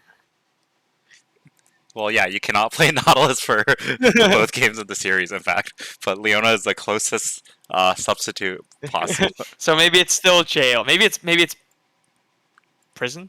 Maybe this is worse. I don't know. Hello, everyone. How's it going? What's up, What's Vincent? up, Vincent? Hey. All right, so for Great cast on the game 1. I was listening very intently. now you can share your knowledge with the world. We're still waiting on Tofu. He's the other caster for game 2, but he's being a bit late, so. What's up? Is this a classic Tofu moment? It's a classic Tofu. I mean, the three of you can cast the pick bands, and then once the game starts, we'll make sure Tofu is here for that. Sure. Whoa, Xemacs picking Ferris and Janna. Yeah, that is very surprising. Yeah, a new look. I think JSBot definitely trying to pinch the support pool because with no Nautilus, ban the Braum, take Leona. So XMAX definitely have to dig into the support pool, and it's quite a bit different look because now we're seeing an Enchanter instead of a tank, which I believe Ellen played every game yesterday. Although I think there might have been a game of Nami. Yeah, especially considering that what happened last game. Their support probably got tilted falling around Xemacs around the map and dying. And dying for it, yeah. Yeah. It's probably saying, give me Janna, we're gonna play for Varus.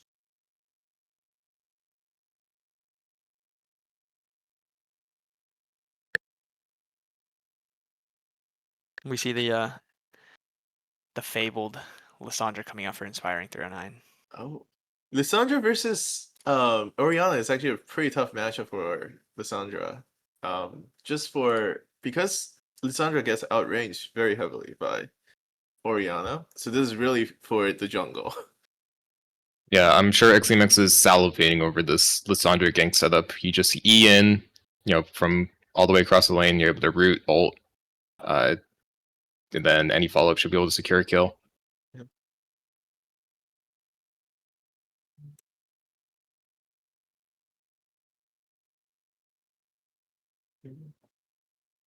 Oh yes, thank you, JS Bach, for banning Malphite.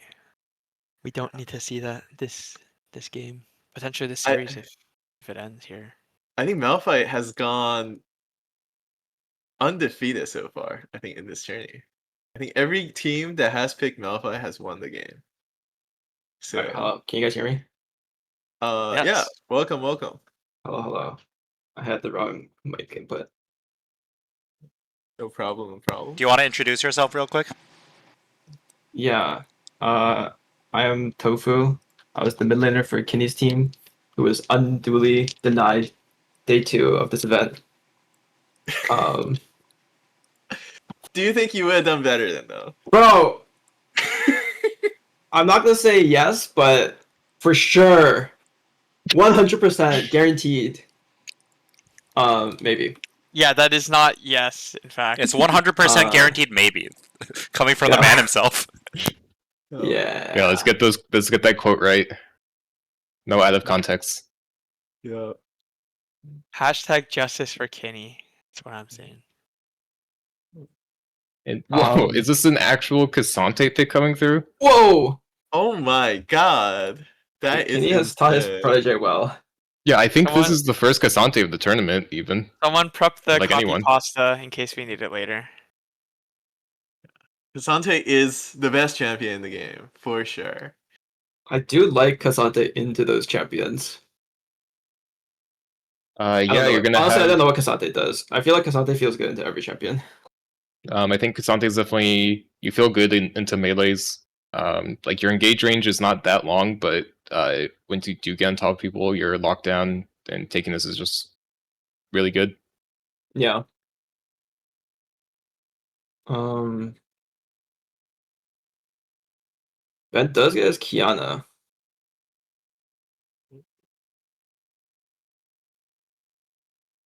I also believe that that's the first time he'll be playing Kiana this tourney. So Yeah, I think it's been banned a lot. Yeah, it has been banned a lot, but at the same time, he just hasn't shown it yet. So we actually don't know how good he is on Cassante. But for sure.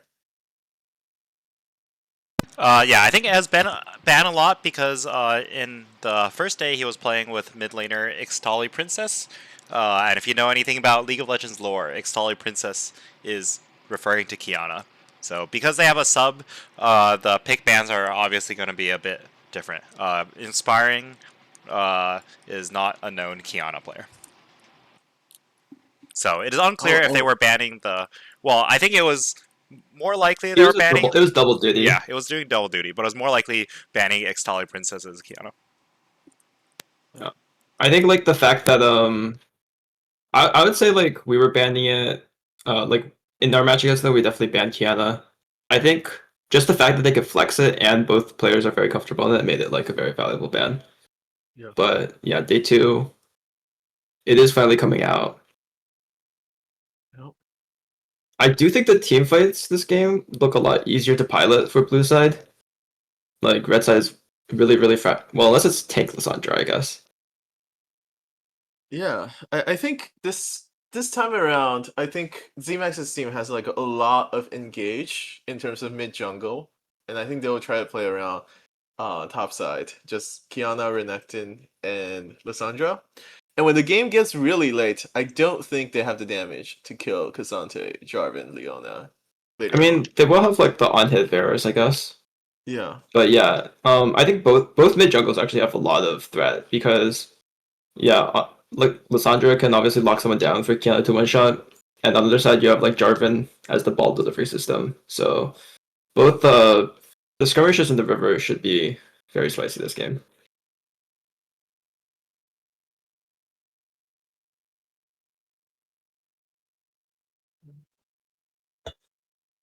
Yeah, I do think that this game, if like the Janna has a lot of potential to like get a lot done because there's like blue side is so focused on like going in with the Jarvan Orianna, the Leona, and Ashe. If Janna's piloted well, she can definitely have a lot of value. Definitely agree there. And now we're back in Champion Selects officially, and we are going to see what happens if any of the picks were incorrect. I don't think any of the teams' picks should be incorrect because they're using the website and there's unlimited time. It's not actually unlimited, but there's no like auto randoming after a certain time. Oh, okay.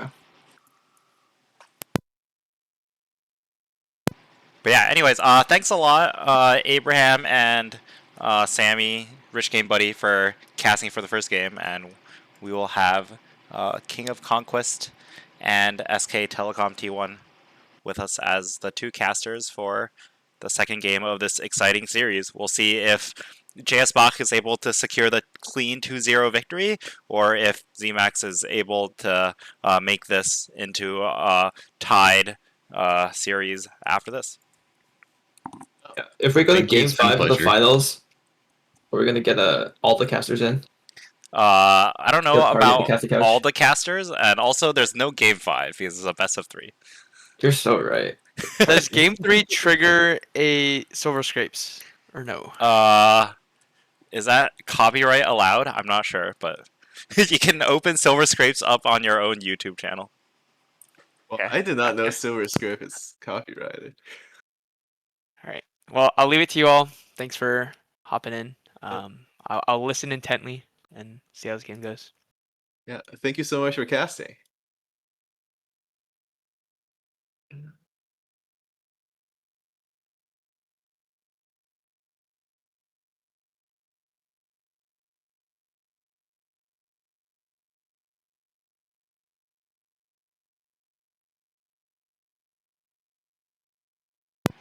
All right. Any predictions? Any analysis of the draft before we get into the actual game? Do you think it'll be a 2-0 or a 1-1? I personally think it'll be a 2-0. I think in terms of the overall comp, I prefer JS Box's comp a lot more, especially when it comes to later on in the team fights. I think if the game get past 30 minutes with basically like a winning position or like even or a little bit behind, I feel like JS Box team takes it. Yeah, I'm inclined to agree. I think Blue Side's comp is just so much easier to play. I think Leona gets so much value and can like really shut down the Kiana, the Renekton. Like they just have a lot of crowd control for Kiana. I think Kiana would be very hard to play this game. But you know, it is Ben's game to carry, I think. Like there's a lot of pressure on this Kiana pick. Yeah. I definitely think Kiana is the only person who can or this Kiana and Lissandra, those two are the only two that can find picks onto the Orianna and Ashe. And if they're able to do that, then basically they could be able to snowball the game. But outside of that, it's going to be very, very hard. Yeah. I'm expecting a lot of jungle pressure on the mid lane. I think like isolated, Lissandra is like impossible to play into Orianna. You really need to be calling your jungler in to apply pressure. I agree as well.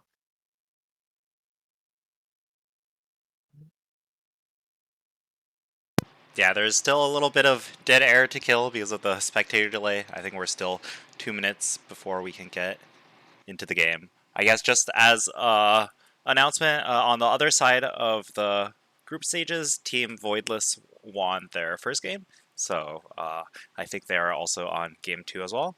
And then after this, after the semifinal games, there'll be time for the Arena Consolation Tournament. So if you are interested in joining that, I'll send a message out into Discord, and then you can react, and then we can try to get everyone in here, and we can put that on the stream. So, you know, that is for the players who have been knocked out of the tournament.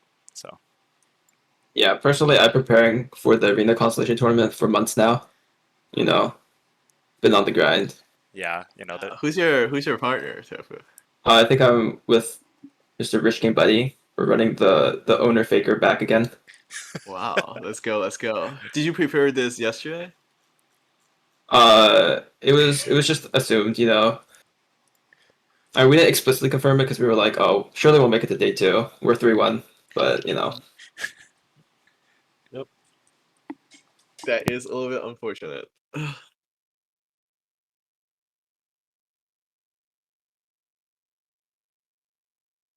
Oh wait, can I still bet channel points? I think the prediction might have been over already. I don't know if I can. Yeah, it seems like the prediction has already ended. I gave it 5 minutes from when the big bans were over. Tragedy. It's okay. Maybe my prediction would have been wrong. Well, whoever's betting on Xemacs gets currently a 9-1 payout, so that is really pretty good. That is crazy. They did not believe. It's fine. Xemacs lives in adversity. The more the odds are stacked against him, the stronger he becomes.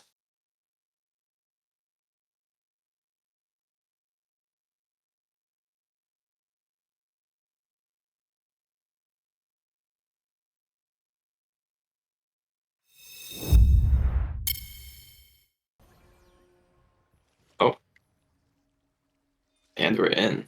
Looks like we are in game. Let's see if there's any funny level ones. Last game they did have a very interesting invade. Yeah, In will they late invade jungle again and try to kill the Jarvan? They do have the Renekton W, so they definitely have the CC for it. But it looks like it's a 5-point coming out from both sides.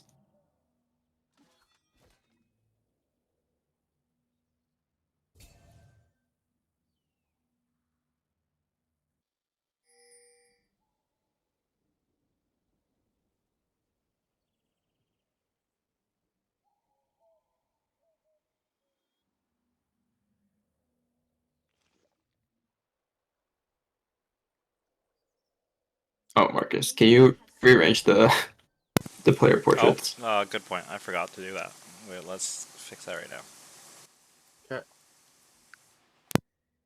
Looks like they're just gonna chill until probably a full clear into playing for top side this game. Are there any lane matchups maybe we should focus on? Like anything that's volatile or like very one-sided or something like that? I think the mid matchup is really hard for Lissandra. Like Orianna is a very oppressive laner and has like a really significant range advantage on Lissandra. But you know, if they're able to get the jungle pressure in, then that matchup can definitely swing. I'm also really curious about the Janna pick and like what kind of value that Team Xemacs will be able to get from it, because it's not a champion you see that often. Yeah. Kind of more of a solo queue menace. Yeah.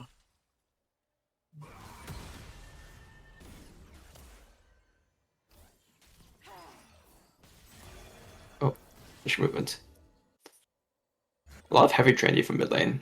I actually think that that's good for Lissandra if both players are heavy trading, because obviously Lissandra has a lot more gank setup. I think Orianna, ideally, you would want to be like poking while taking 0 damage. Yeah, So and good for very Smitty to be able to interesting. force it. Yeah. The runes is for Lissandra is electrocute. I think now we're seeing heavy trading topside. Oh, and we are. Kiana This is might be a going for level kill. 3. Level 3 Looks like gank. he's missing some damage. Yeah, Yeah, but relieving a lot of pressure for sure. definitely right. Yeah, the Orianna E does allow her to be a lot tankier for those kinds of ganks. Yeah.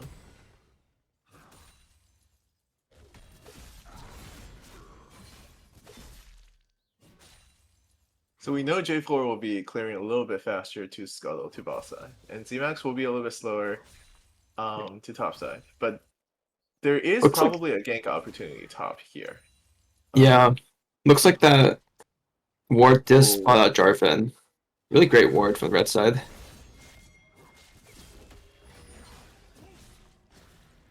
Oh, and Oh, look at Kazante that. barely lives. Oh. Very nice trading from Cardinal against Yeah, Janshi. Kiana might be looking for an invade. Looks like he gets pinged out, but I don't know how much they can do about this. Just needs to walk out, but might die anyway. Yeah. Oh, Flash is back on the tower. I think, yeah, Renekton still has Flash. Oh, might trade 1-for-1. Might live. Oh my god. Triumph? Wow, forces the Flash to come out from the Kiana as well. It's Really still well good played. for Renekton. Yeah, that's and super Kiana. good for Kazante. And now he has the Bramble Vest.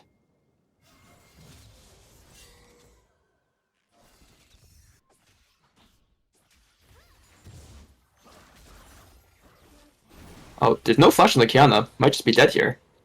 And it is a kill. Yep, that is a kill. Seems very easy to do, given what's happening here. Yeah. I feel like Kiana as a champion, like she needs to really play ahead of the tempo. Yeah. Because her clear eventually will be a lot slower than J4. On the second and the third clear if she's not ahead. Yeah. She does have the Dirk, though, on the back, because she was able to get the kill on Kazante in the top lane. So we'll have more ability to secure those kills. Yep.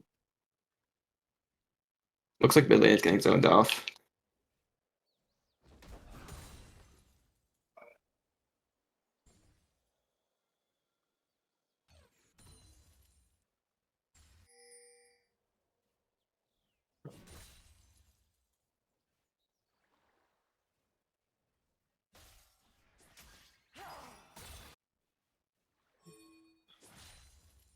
Janna is making a real mid though. They might do a 3-man here actually.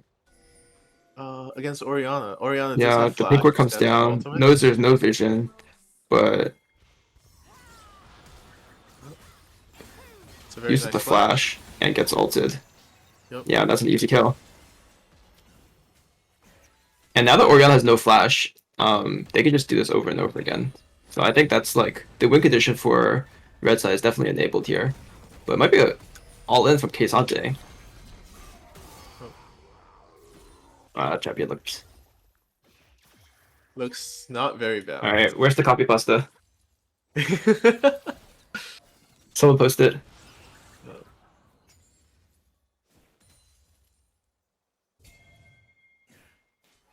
Kasante, after getting level 6, is just an entirely new champion. Yeah, and with the Bramble Vest, like you're really neutering Renekton's trading patterns. Yeah. Renekton does teleport back, and Kiana is coming as well. So they might get the return kill here. Yeah. Oh, it seems like Cogno is prioritizing the wave here. Yeah. And I don't think he can kill him. Yeah. I don't think he's gonna die here. Well, I mean, eventually he'll die. Probably. Oh, Renekton's coming. Yeah. Renekton has fixed this wave, and wow, it's very close. If he landed the doing Q, a lot of damage to Kiana. Oh, he misses the Q though, so that should be it. Yeah. But he does relieve a ton of pressure. Allows that's Dragon Dragon. to get Dragon. Yeah, his wave looks fine. And Taco here skips and most likely gets the whole bot side jungle. And if Ashe pushes out the bot wave, and Kiana cannot be there. So I think the Kiana's best option is just to go straight to their top side. Yeah. I think that looks like what he's doing. But they might prioritize Grubs as well. Leona can recall, and then J4 after doing Scuttle can just walk straight to Grubs. Looks like he's going for another mid gank. Lissandra is back up. Looks like he's gone in, and that looks like an easy kill. Yeah. Oh, but the Ashe ult lands. So they might get a kill in return. Yeah. Very nice Ashe ult.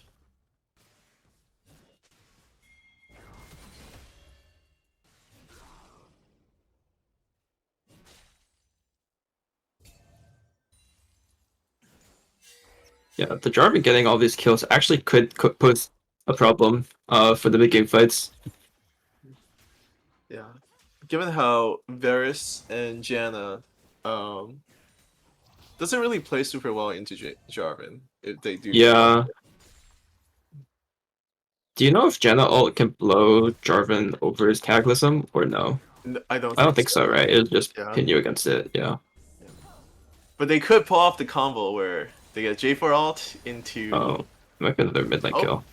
Another mid lane kill here. Yep, Kiana flash.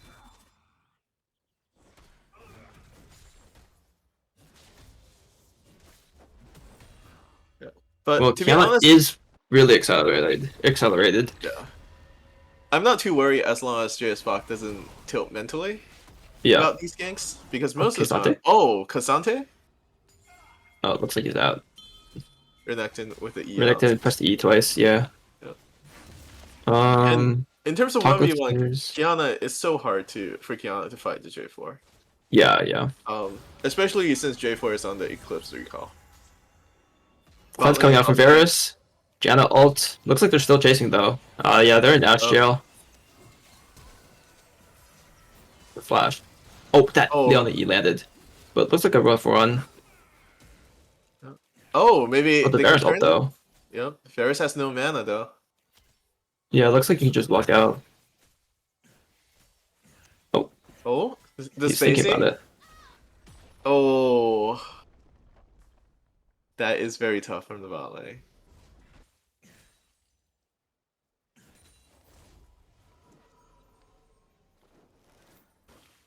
But if there is a game state that Resai wins this, I think Features' Xemacs' team is very, very, very good. In a very good Yeah, position. I think they've definitely played towards the outs this game. Lissandra has the Malignance, really low ultimate cooldown to keep making these plays. There's a And, 3-man. yep.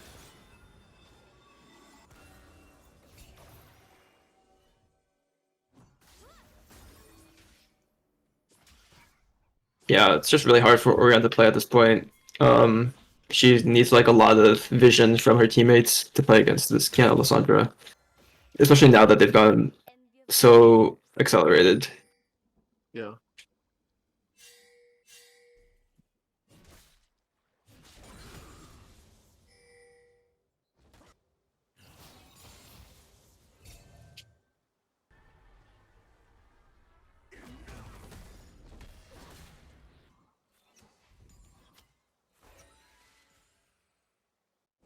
Ferris also has the full board completion.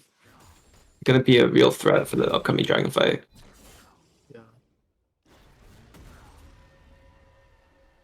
I think if you're on the blue team, you're most likely giving this dragon fight, unless you know that Kiana will not have ultimate. And if you can find Yeah, I think you need to. I think like you can't like start the dragon because then your like backline is just sitting ducks for the Kiana. You really have to like just somehow engage onto the Kiana, I think. But Kiana, very slippery champion. Has the hubris completion. Definitely looking snowball this game. Yeah. And Hubris as an item without in general is generally a lot weaker than Ghostblade or Opportunity with 0 stacks. But if you can get those stacks going, let's take a look Ash at ult. Ferris. They know that they have no cleanse. Just going for the all-in. Ferris turning though. But Oriana's here. Yeah. Oh, but the Oriana shutdown is goes to good. Leona, unfortunately.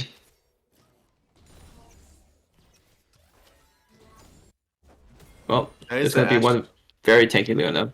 Yeah, great timing from blue side. To make that play with the Oriana coming down. Because that's just a second dragon going over for free.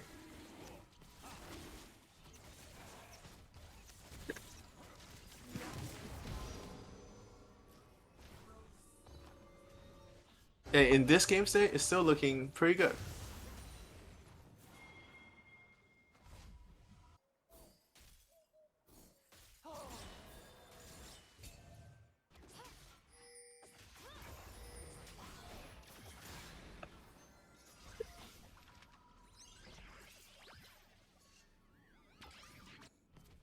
Ash should also have her item here. Winning base for a little bit. Ash has And she has the Kraken. Kraken. So, which of the two teams do you think is ahead at the moment? It looks like it's pretty close, but would you say like one team's has a better spot in the game? I do think that right now Ben's team has like the advantage of playmaking. I think with like how fed Kiana is, she can really just kind of just click on people and kill them. Yep. Oh, the actual lands on the Janna. They might get the return kill here. Oh, but the Janna shield. Oh. Barely able to live. But Ash is here now. Yeah, Ash should be able to get the kill on Janna. Yep. Another one for one. And they will get a lot of mid prio here. Yep. Take that tower shot. Ash did take a couple of extra tower shots. A little bit risky here. Yeah, Lissandra is kind of threatening to go in. Varus is rotating up the river. Oh, gets the... Oh, Yeah, but this is Jar's not just really going good in. from the Yeah, has the Varus, cliff yeah. shield. Yeah. Oh my goodness. Bambooey baited again. And now he has no ult, no flash, no cleanse. Yeah, I used everything there to try Really to get the tough kill. now. But I think he really needed to flash the Leona pull. But not able to do so. I think even if JS Bach is down 0-5, I think this game is still. I feel like his team is still very. Can very K'Sante 1v2 here? I think so. I think K'Sante maybe. Oh, gets the kidnap off, gets the W off, but ends up dying. Yeah, I think had he all out a little bit earlier. Oh, but Leo lands the E. Just gonna walk up to and stun the Renekton. Renekton flashes here actually. I don't know if that's gonna save him. Oh, look at that! My bad. Oh my god. This Renekton is the goat. Now Ash walking up the river. Another challenger. Lands Another challenger has arrived. Oh, Leona actually goes too far maybe. But gets the slow off. Oh my! Oh! That was so close. That was almost outplays it. But in this whole process, they are dropping mid tower. Yeah. Did Ben have a shutdown? He did not have a shutdown, I believe. All right. I think that's probably definitely positive for red side then. You know, a lot of mid waves dropped, so that Ash and Leona could make that rotation. But the worry here is that even if they go even, and not coming out ahead, I feel like they will still lose once 20-30 minutes comes. Yeah, I mean, unless they're able to find really, really good angles in these Dragon or Baron fights later on. yeah, it's just gonna be a vision game, I think. Like, red side needs to find the flanks, find the angles, whereas blue side kind of just wants to run at ES5. Yeah. And eventually, in terms of skirmishes, they will only be able to kill, at least Kiana will only be able to kill Orianna and Nash. And nice sidestep from Renekton, but gets the double E off, gets pulled back, pops the ult, Kidnap comes out, taking tower shots though, so it looks like it's gonna be 1-for-1.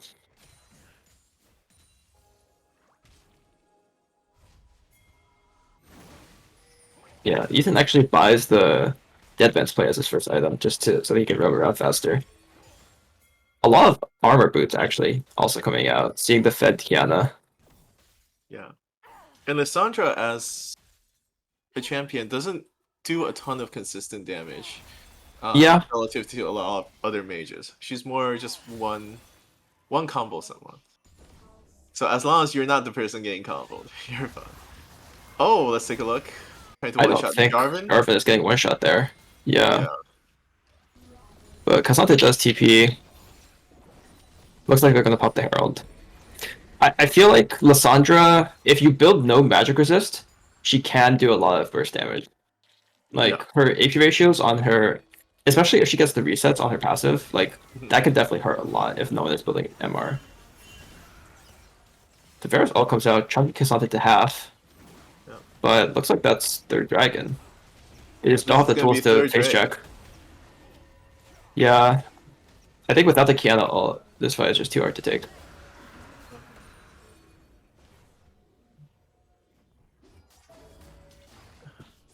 So over here we see the red team has got 2 outer towers in exchange for 3 dragons. Yeah. I do think Infernal Soul... I mean, usually it's not like the most valuable one, but I would say that this game, red side is like squishy enough that the Infernal Soul definitely has a lot of value.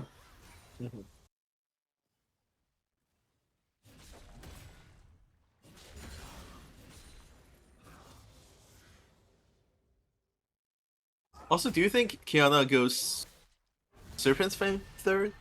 Or I think so. Yeah. There's a lot of shields. There's this Seraphs, there's Orianna E, Jarvan W, Jarvan Eclipse, K'Sante E.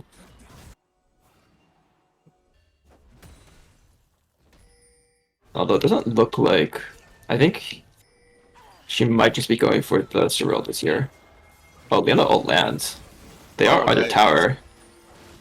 She gets the ult off, but I think... Oh, gets the flash out. Oh? Janna heal. Oh, Kiana misses the ult though! Oh, big shockwave. Wow, that Kiana ult barely clips onto that wall.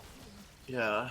That Varus is does get their the snipe, Atacon. but looks like Blue Side is going for the Otacon. They don't have K'Sante GP though. Both top laners are TP-less, so top tower goes down. Yo, 1v1. Nope. 1v1 here. Otacon, Varus ult oh, comes out. They're trying to keep the Otacon leashed, and looks like they're able to get it. But looks like Renekton is going to find the kill top side. Yeah. Unless Unless K'Sante. K'Sante? Oh, oh, the blast cone. K'Sante! Wow. Banger. Banger alert. Do you think this is the first time that Cardinal has faced K'Sante as a champion? Because he doesn't play a lot of League, so hopefully he knows what K'Sante does. Hopefully. That might be the advantage of playing a champion that is not played too often. No.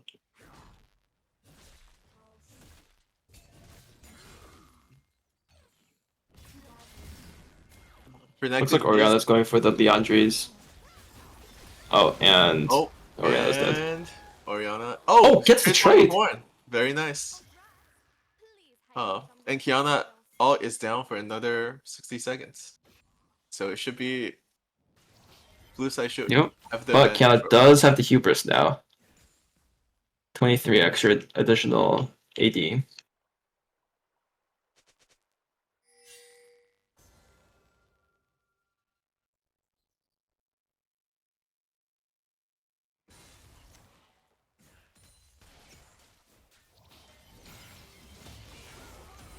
Ashe ult, Varus ult. Look like Ashe is just dead though. Gets caught by the Varus ult. Yeah, definitely the problem with using your firepower on the support. The ADC is still able to just attack this whole time. And Bentley has 2 items. Very strong at this stage in the game. Ashe with more of a kiting build with the Triforce. I think in a straight like DPS fight, Varus is definitely going to win out there. Yeah. But I think the blue team doesn't lose too much for that. I think we've seen that blue team has been early to every single dragon fight, and they were able to get either a pick or something right before the dragon fight. Yeah. So now we have 30 seconds until the next dragon. Police Defender is sweeping off the vision and trying to prevent them from getting a good setup.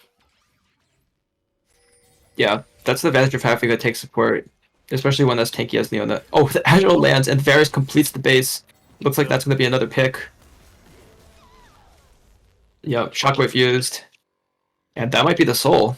I think Jen is really important for the team fighting.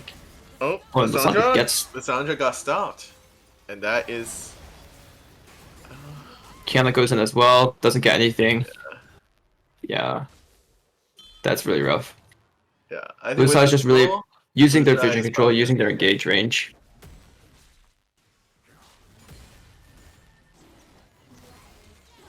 But all of these Ashe arrows into Leona seems very, very strong for the dragon fights. Yeah. Really hard to play against that kind of engage range.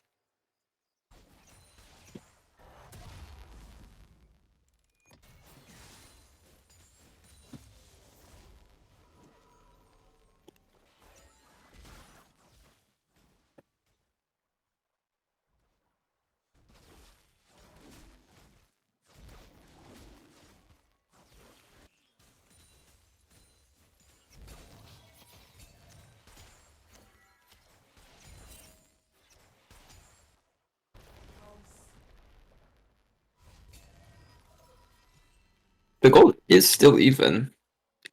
I think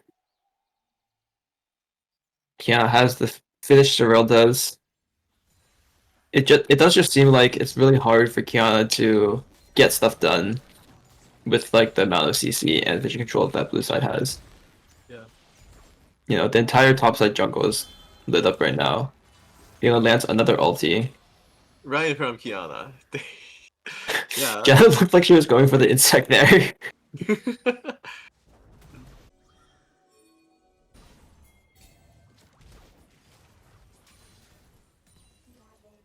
I think right now it's just still very hard for them to play. And Yeah, that's a Kiana might be dead. shockwave. Leona's still sitting there. Kiana uses the ult, but still dies. But Varus might be able to pick up the Varus? Ashe here. Cleanses. Oh, but ends up dying. Lissandra passive is active here. But doesn't look like they're going to get much out of it. Yeah, the 3 tanks of blue side. Just running them down. Oh, J4 with the flash EQ. The slows, red buff slows, might, and is an ace for the blue team. Yeah, looks like the Bang Bros of blue side is just too much to overcome. Yeah, we gotta keep the stream PG, PG-13 though. Looks like the Chung guy. The boys, dude. The boys. Yeah.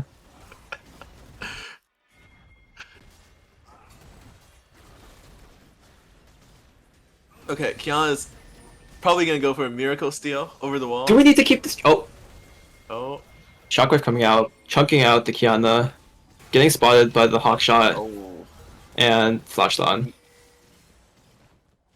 Man, Leona is having a huge impact. Yeah, Leona is absolutely everywhere, landing every single E. And it's Baron.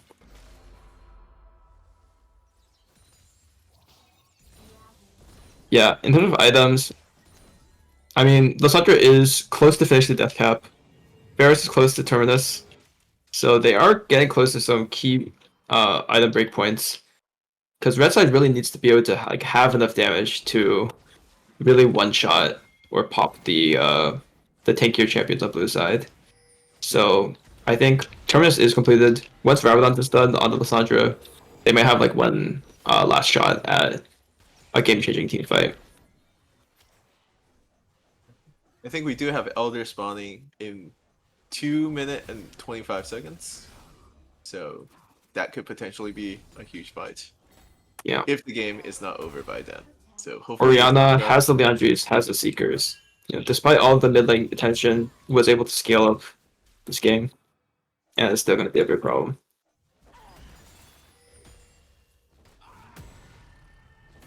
And also, it just seems like with Lissandra as a team comp, there might not be enough magic damage. Everyone's just stacking armor.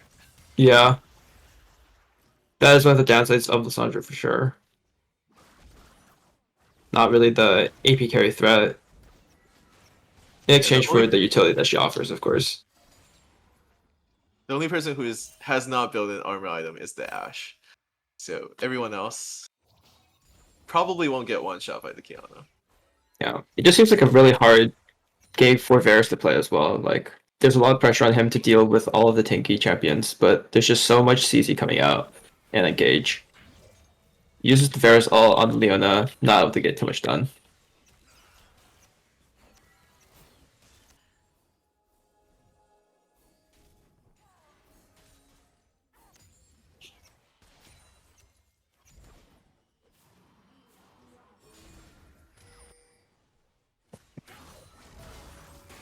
Oh, and we hit the Oh, Leona, Renekton. they're just diving in. Ashe all lands, Shockwave coming in.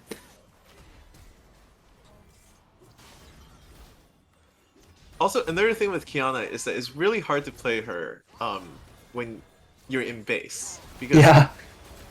like her ultimate generally cannot hit a lot of people. Well, there's one trade kill, but it looks like Jarvan is just walking at them.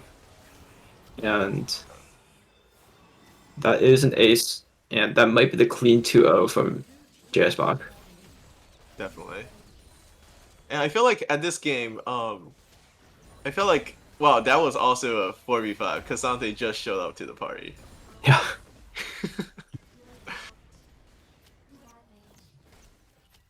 And now we're emoting. Unfortunately, congrats to JS Bach for making it to the final. We'll have JS Bach versus Voidliss for the final match. All right, and that is the semi-finals of the Summer LoL 2025 tournament.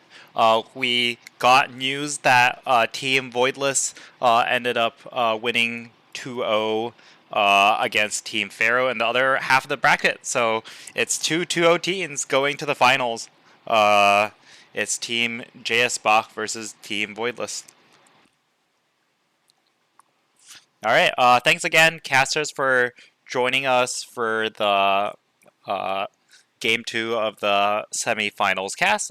Do you want to say anything to the viewers before signing off? No, just good luck in Arena, and good luck to Voidliss and JS Box's team in the final. Yeah, hope we have an exciting final. And we can finally put an end to the debate of Group A versus Group B.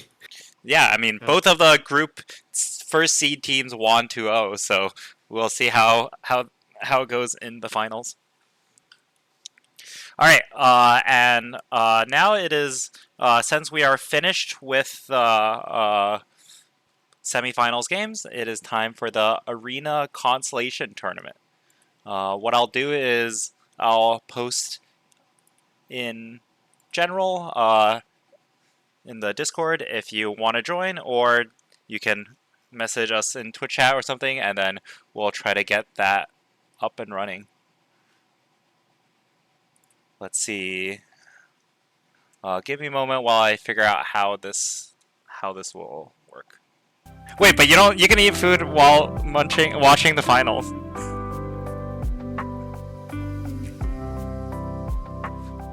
Oh wait, no, Discord is not on for the stream, so I'm just gonna mute y'all.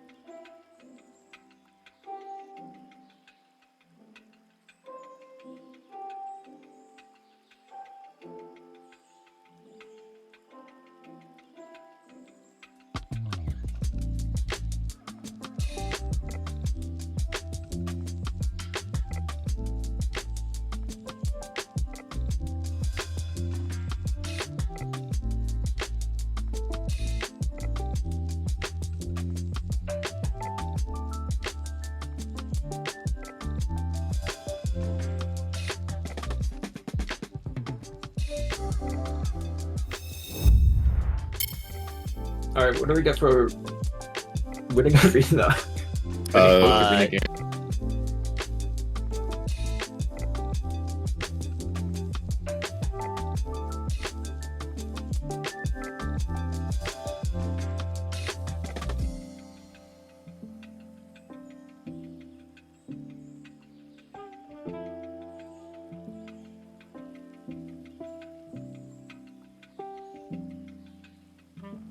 Hey, what's up everyone? I'm Kiny. You might know me as the Garen One Trick.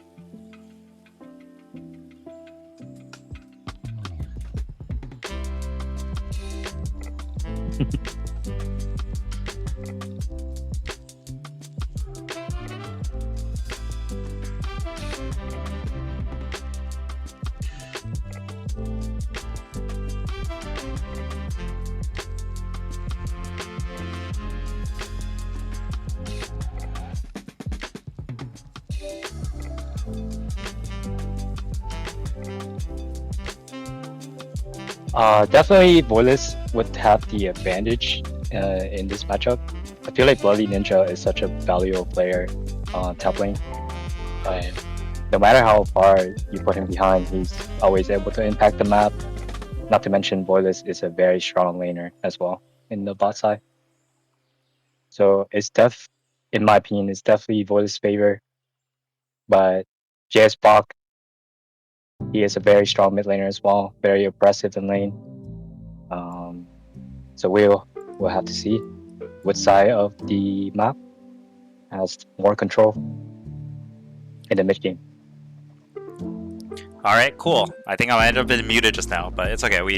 I unmuted myself. Oh, I also need to pay out the bet of the prediction. JS Bach has indeed won, so let me go pay that one out.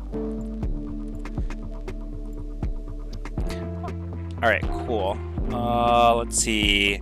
We're still getting set up. We need to make sure all the teams are ready. Make sure my co-caster is ready.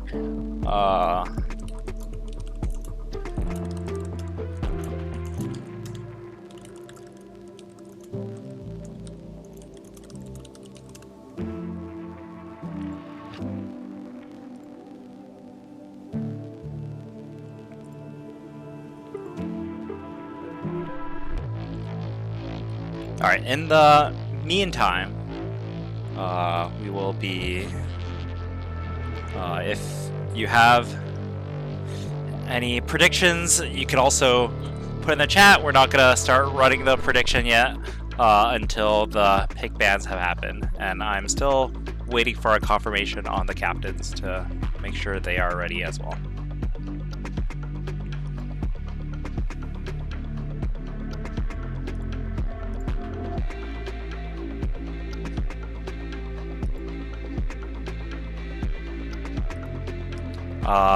Bamboo has said in chat that we should run predictions before pick ban.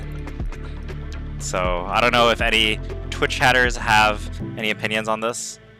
I would be fine with running it either way, to be honest. But maybe we should make sure that people are starting first. Alright, so the captains have said that they're starting the draft. So let me get ready and pull it right up.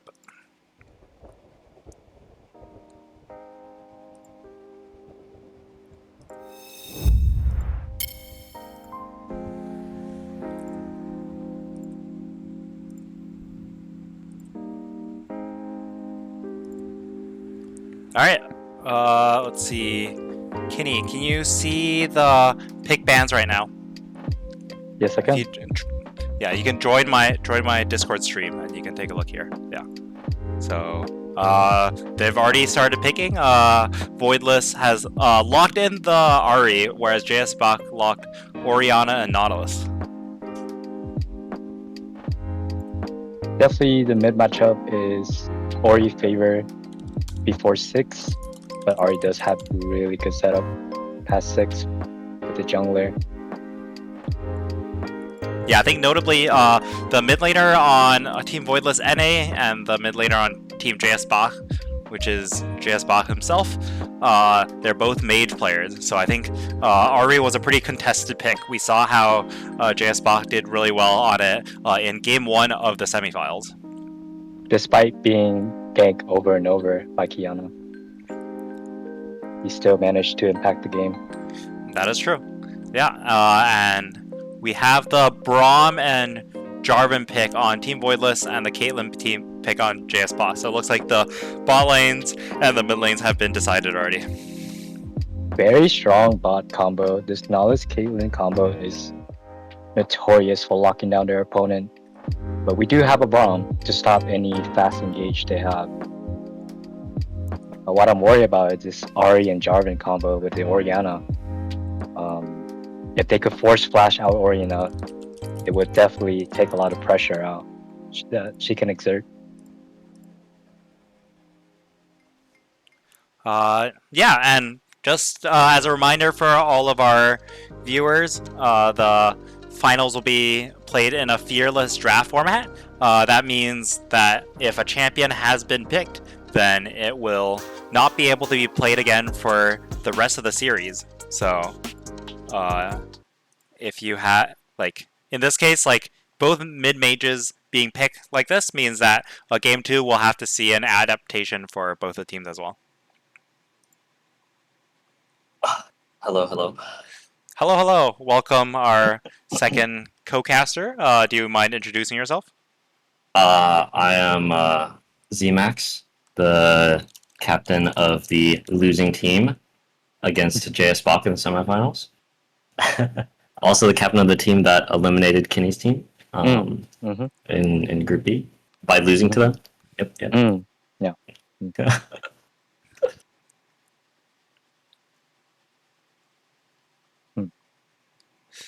All right, Xemacs. So you just came out from semifinals against Team Voidliss that was not shown on stream because that was the other game. Do you have any thoughts based on that for things for people to look out for going into the finals? Me? No, I was against JS Bach. Oh, you were against JS Bach. Never mind. All right, I got my teams mixed up. So, all right, then. I mean, about JS Bach's team, then, yeah. Yeah, so I have played against both of these teams. I think that I definitely underestimated JS Bach's team going into the semifinals. I think that they have a really good draft strategy, and I think that like they really draft capped us in both of our games. So, like playing the actual games, it felt like we were really on the back foot, and there was a lot of pressure on like me and our other carries to make things happen. Whereas like they had like very easy to execute comps. So I'd like to see them like get big draft advantages this time as well. But I think that Elijah's team is a lot more flexible, and it's gonna be a lot harder to do that. Yeah, and I mean, earlier you were sorry. I think I got my games mixed up. You were the team that beat Voidliss off stream yesterday. Is that right? Yes. Okay. We did beat Voidliss off stream. So how did that game go? So they, I think they were really confident after winning all of their games up until the final round, and they kind of took some ego picks against us, and then our mid and jungle were able to get really fed and take over the game. So maybe you knocked them a little down on the ego, but maybe that actually is helping them for the rest of the tournament. I mean, I think like Voidliss's top laner, Bloody Ninja 1122, definitely plays a high pressure style, shall we say, similar to someone like Vaus. That also means that he dies a lot, and he's pretty easy to gank. So we definitely identified him as like a soft target, and we're able to get a lot of advantage from just killing him over and over again in the game that we played. All right, so the draft is wrapped up now. What do you think about both of these teams? Kiny, do you have any thoughts? So it's the Karma pick is very interesting on JS Bach's team. At first, I assumed that Nalus was going to be bought with Caitlyn, but now it's looking like Nalus to be in the jungle instead. And I have seen some Nalus jungle, and the clear is quite decent. I heard they just buffed it in the most recent patch. Is that right? Or maybe the patch before? Yes, just this past Wednesday. Wow, and they're pulling it out already. Yep. So the 2v2 and 3v3 skirmish in the top lane could be quite spicy. With the Nautilus in the equation. Do you think that Darius is going to be able to run down the Mordekaiser in lane?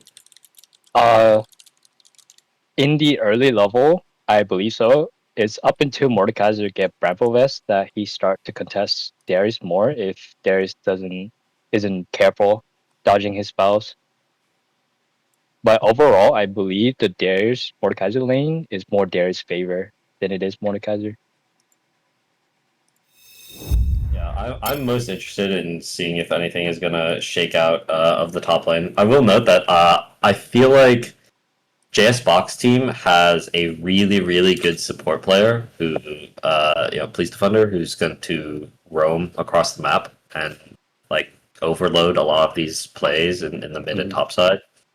So we'll see if they're able to like keep that going, or if they decide to play more for this like really strong Caitlyn Karma lane.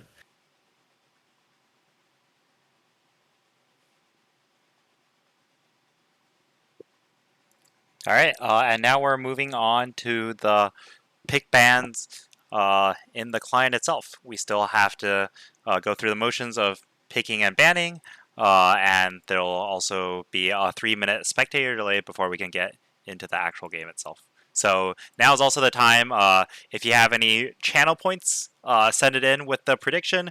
Right now, the channel points are very heavily favoring Voidliss, but maybe if you predict JS Bach and they end up winning, then you might be in for a big payday. Or maybe Voidliss will just take it home, as most of the points seem to suggest. I'm going to put my prediction down as a Voidliss 2-0, I'll say. All right, what are you going that's with, a pretty Kiny? confident prediction. I say this draft is definitely Voidliss' favor. But I believe JS Bach will not play Nautilus jungle in the second game and put up a harder fight. So I believe it will be 2-1. But I think in the third game, I think Voidliss will still win.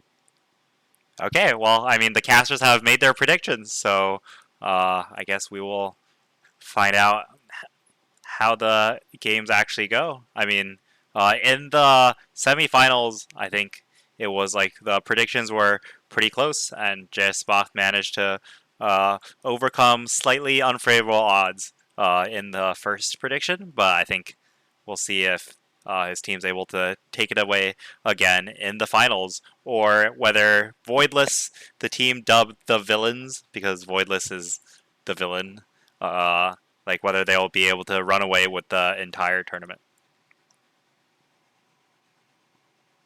He's also a multi-season Summoner winners, right? I believe Voidliss won last year. Yeah. Is that correct?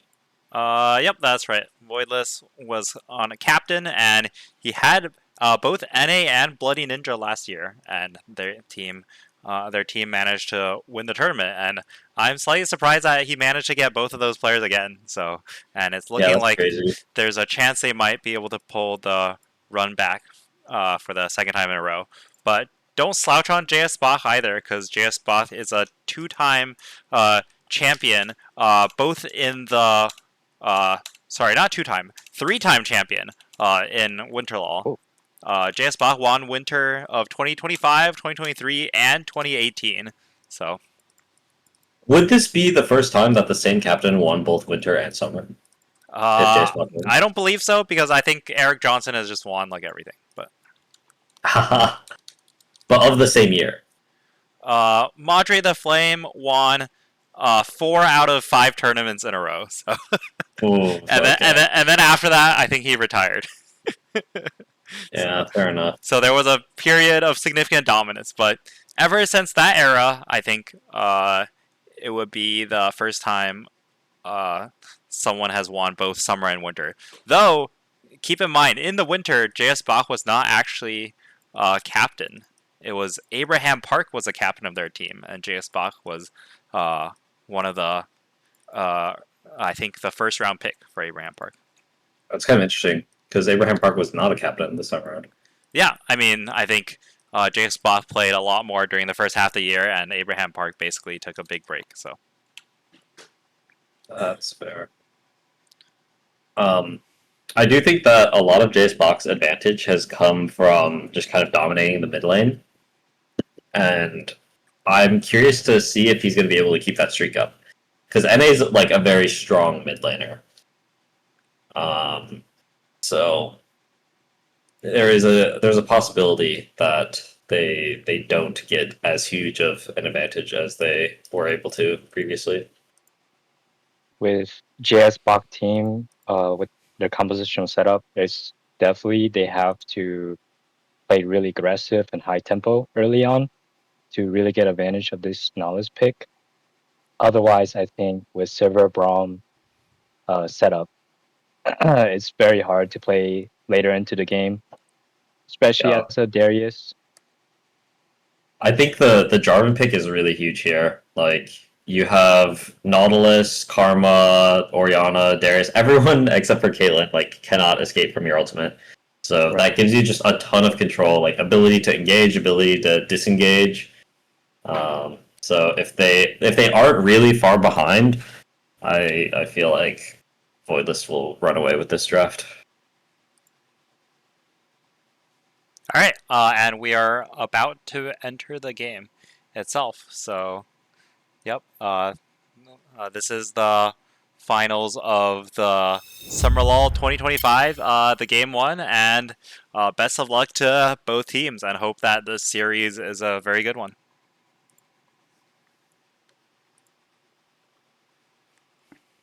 Oh, we take a look at Team JS Bach. We have the Dark Sar synergy and the Cosmic synergy as well in the skins. So 1 point to them. That is definitely points for CS Bach team. That's teamwork.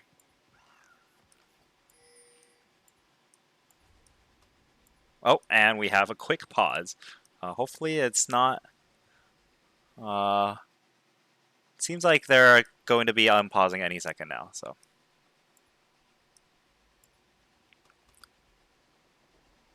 Wow, what a bait. I do wonder if we're going to see any level 1 shenanigans. There is both a Nautilus hook and a Braum Q. Each team has something that they can play around if they want to get aggressive and try to establish like some vision. In terms of level 1, I definitely think JS Bach's team has the advantage, even with the Braum. Really? Yeah, I think with the Darius with Ghost and Caitlyn Karma poking from far away. That's true. I think it definitely depends on if Darius is with them or not.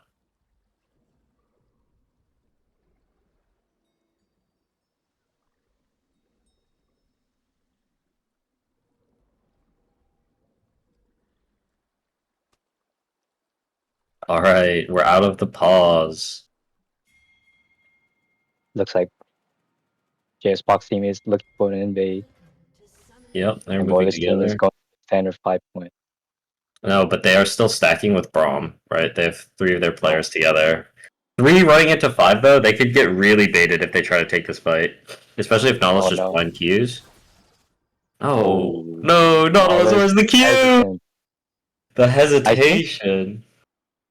Perhaps he's too hesitant to put points in the queue because he wants to also do his camps with his W or E.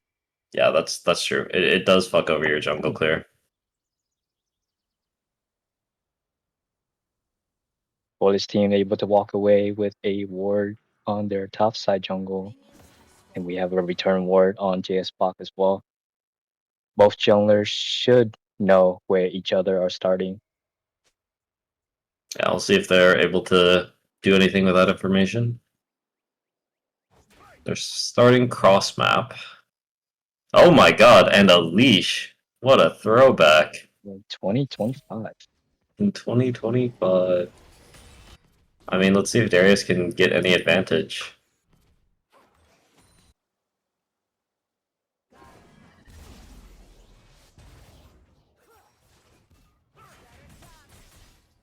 Nope, the first Braum Q isn't able to land. Both teams bot lane kind of trying to get control of the lane, but Elijah's going to know that with the double range, Caitlyn and Karma is for sure going to get the level 2 first. Mordekaiser giving a lot of respect to the level 1 Darius, just farming at range with Q. Oh, Zateo kind of chunked down, getting hit by the Prom Q, but throws a Caitlyn Q back, and now the empowered Karma Q, holy! Ninja Labiv is going to be down at like 30% HP. Darius trying to force a trade. Getting a little aggressive. Large minion wave coming in. We'll see how much more it can get. Okay, J4 looking for the first gank of the game, maybe. Trying to get aggressive onto the Orianna. There's a charm which lands flash, but Orianna gets out, is able to go 1 for 2 on the flashes, so in favor of JS Bach there. A flash slash Orianna though is definitely gonna release a lot of pressure to the Ahri in the mid lane. Especially you don't have a lot of vision control. Yeah, I mean, I'd love to see the J4 exploit this timer and get at least 1 or 2 more ganks off onto mid.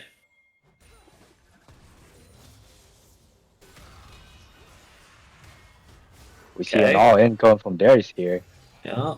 Holding his E to the last second. Ooh, and first that's blood. the first blood to Jiangxi Darius. The GOAT. That's your son, yeah? It's my son. I did raise that boy.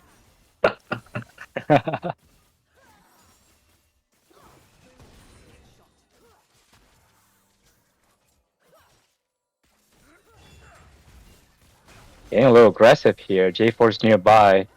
Oh, it's a really good trap, though. Oh. Yeah, the heal plus the Caitlyn trap end up disengaging any further aggression. Not able to proc the Braum passive.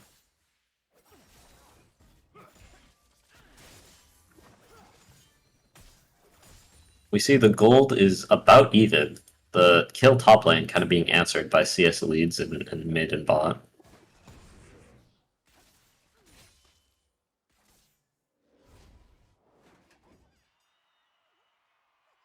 Now this is counter jungling to J4. He does have smite. But this could be troublesome if he doesn't clear the camps in time. I think he'll be able to get this one and get out. Should be no trouble. Alright, Braum going in. Police Defender gonna get hit by the Braum Q passive. Elijah looking to turn it around. Karma flashes out. Then Braum passive procs onto the Caitlyn as Braum flashes forward. A heal is burned aggressively. Caitlyn flashes out, but Police Defender now tagged by Braum again. A third stun. And Voidliss picks up the kill in that bot lane 2v2. Wow. Very aggressive flash from Darius here. Not able to follow up any CC from Knowledge as they used it before. What a great fight bot lane. They really used their spacing there very well. Braum laying the Q on the Caitlyn afterwards, after she ghosted. Yeah, we didn't see how that fight started, but when we looked down, the Karma was sort of in between Braum and Caitlyn. It was like a crazy. Very far up to guarantee the route. Here, Elijah's team is gonna take that 2v2 win, translate it into an objective very nicely. Karma might try to cancel some resets. Sivir does have flash, so shouldn't really be at risk here. Ahri going in for the 1v1. No flash on. Oh, flash from Nautilus to hook the wall. Slight miscalculation, but it did divert the aggression from Ahri. Yeah, the placebo flash. It's a message. Almost trying to hold the wave for his Orianna. That is a true dog jungler behavior right there. He did delay Ahri back timer a bit here, and she has no TP. So with JS Bach items, I'm not sure if he can shove the next wave fast enough.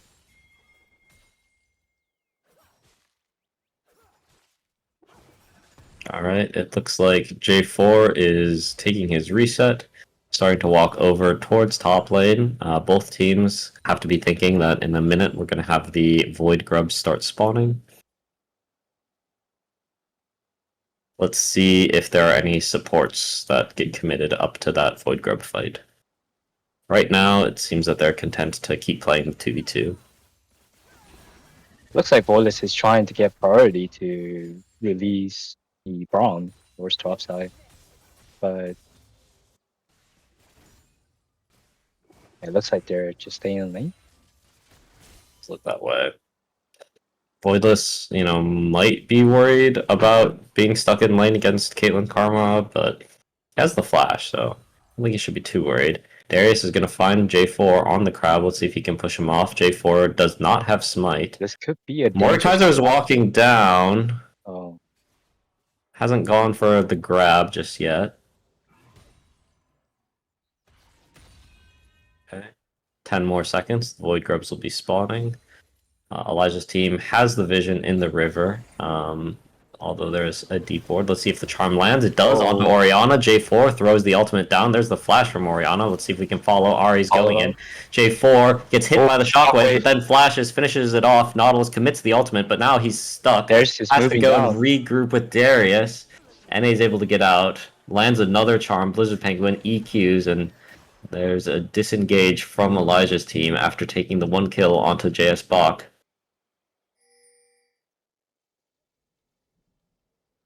Is showing up on these fights. I have not seen a charm miss. That's all I'm saying. Okay, let's see if Zhangxi is able to get aggressive here. Has the ghost. Is able to dodge out of that Mordekaiser Q. Into Brazil he goes. Dodges the next Mordekaiser Q. Let's see if he can finish this off. Lands his E. There's the ultimate, and I think he's going to bleed to death. Whew, finishes it with a W. Nautilus is trying to push J4 off of the Void Grubs. Does so successfully. The first one already picking up by JS Bach's team. Now, after the solo kill top lane, it looks like they'll be able to pick up all 3. Okay, Braum trying to use this timer to get aggressive, but backs off. Just had level 6, and Karma's flash is still down. Yeah, but Sivir is sitting here with no mana, so there isn't a lot that can be done to follow up. Wow, Another what a charm lands! Electrocute proc, like just a nice trade, but NA really in control of the mid lane.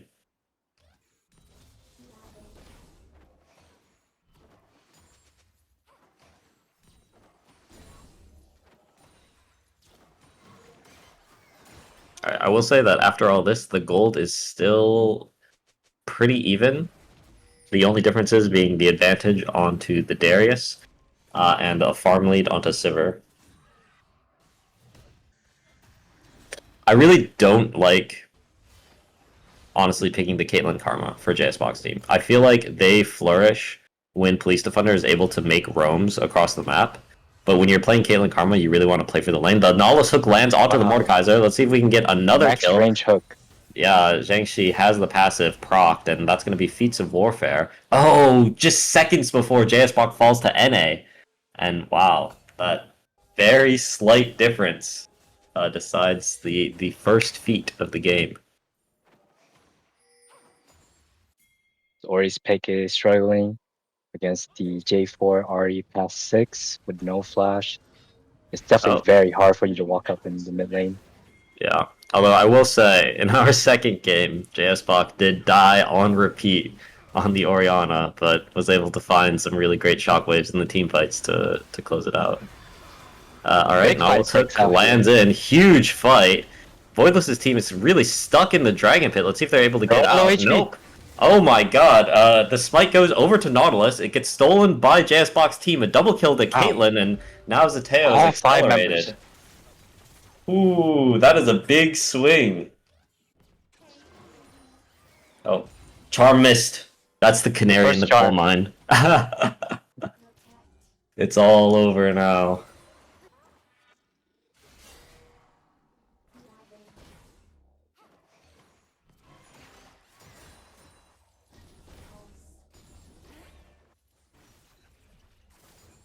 Alright, Braum moving forward, trying to deny Trying the to hold second the plate. wave. Yeah. Take a big chunk of HP for that. Takes a big chunk, but honestly can just immediately reset if he really wants to.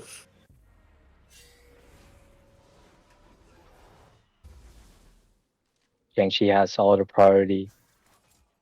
Able to walk down to mid lane to be prepared for any play that could happen. That's the scuttle. Yeah. But despite that last fight, Voidliss's team still has the gold lead. Or rather has taken control of the gold lead. Just off of CS and plates. Another charm lands, big chunk out onto JS Bach. Half HP, one combo. And he's gonna have all the priority. Karma is moving up, gets ulted by the J4. They're stuck in the 1v1. Nautilus is moving down, so is Darius. Mordekaiser, Braum, and Ahri also collapsing. This could be explosive, but everyone is gonna walk away. No one feels like they have enough vision to commit to that play.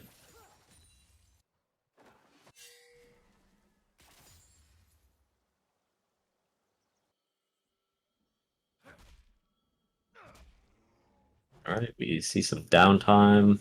Support's trying to jockey for some vision. Really 2 minutes before any big objectives come up. They don't have J4 ult. Karma and Caitlyn are moving up here. Let's see if they can try to catch out the Braum. The snare is going to land into the Nautilus hook. Sivir pops the ultimate. A shockwave onto the bot lane of Voidliss. He uses the spell shield onto the Nautilus ult. Orianna flashes... No, that does not flash forward. Walks forward, and everyone walks away. Braum was forced to flash out that fight to live. Braum flash.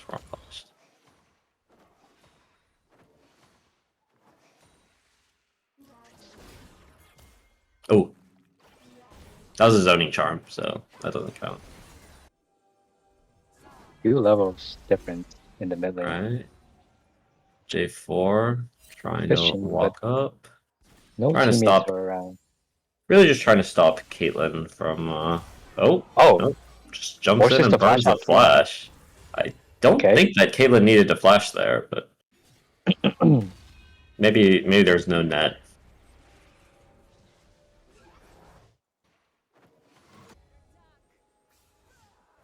Yeah, a lot of these summoners have been burned, but Voidliss's team hasn't really converted that much on the burn summoners.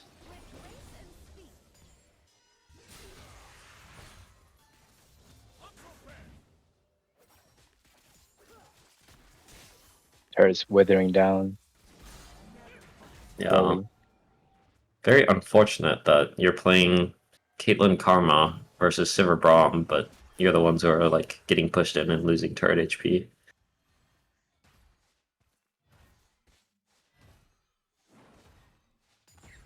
Darius covering his jungler, allowing him to get crab. See if they opted to fight for the Herald.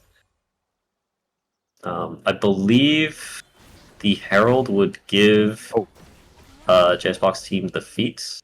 Nice alt out in order flash to... powerful Nautilus. Yeah, that was interesting. He knew that Ahri had already popped the ultimate. Ooh, charm and then flash. Kind of misses. Now we have a Darius ghosting down. J4 sort of stuck. Tries to EQ out, but the flash from Zhangxi means that Darius is on a rampage.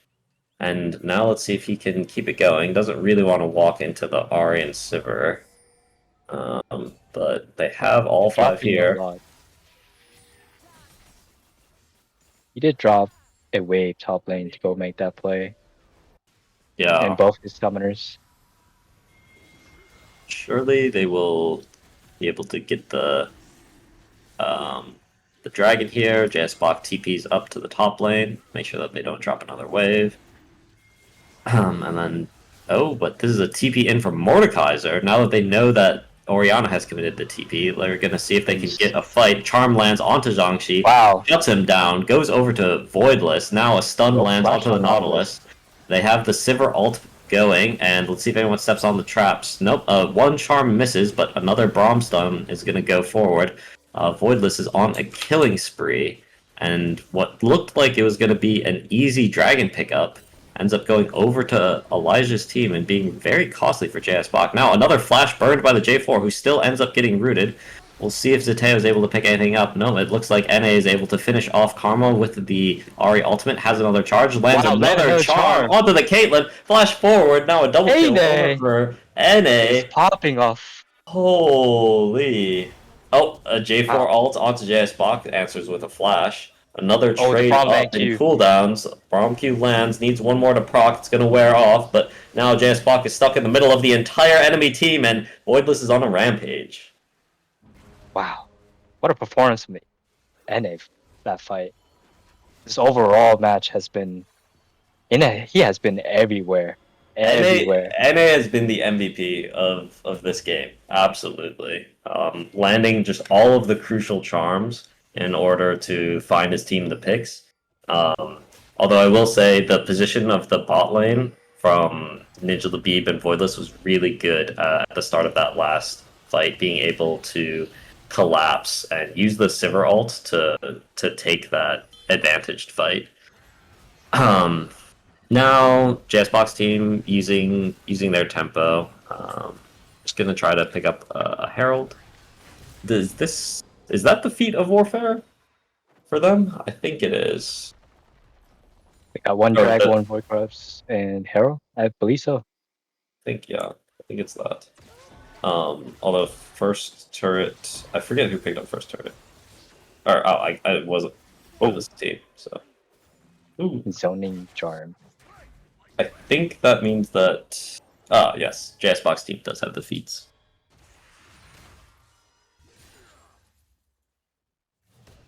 Alright, gold lead starting to get big, and we did say that we thought that JSBox team really wanted to have an early gold lead in order to snowball the game. Does not look like that has materialized, so we'll see how they are able to try to come back.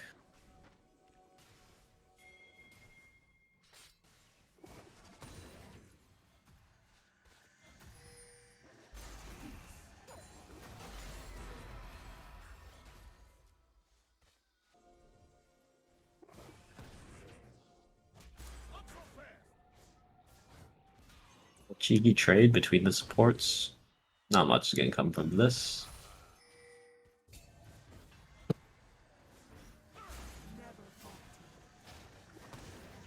Ninja Labib has consistently been playing really aggressive on this Braum, finding a lot of pressure, making a lot of space.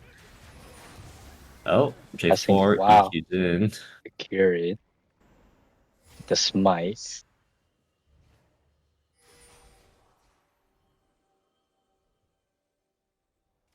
Alright, it looks like they're trying to set up a trap on the Otacon. Trying to fight anyone who's going to lay vision down. Yeah, in terms of this team composition, I think Red Team really wants to be the first one to be in there first.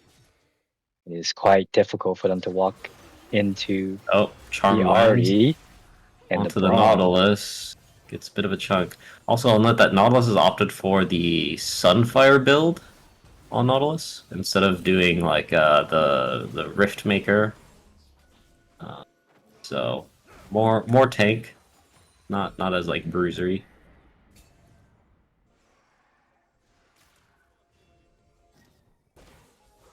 Teams fighting over vision over this Atacon. They have to work Herald is spawned. Oh, NA is dominating. Must have landed a charm now onto the backline, trying to finish off Caitlyn.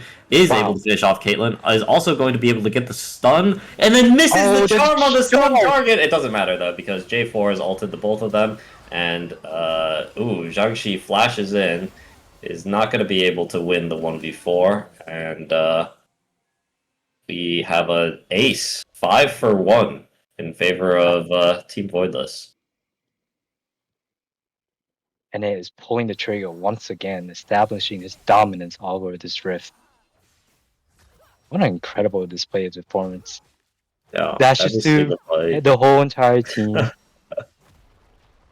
Gets the pick onto the front line, then immediately into the back line. Kills the carries. Oh.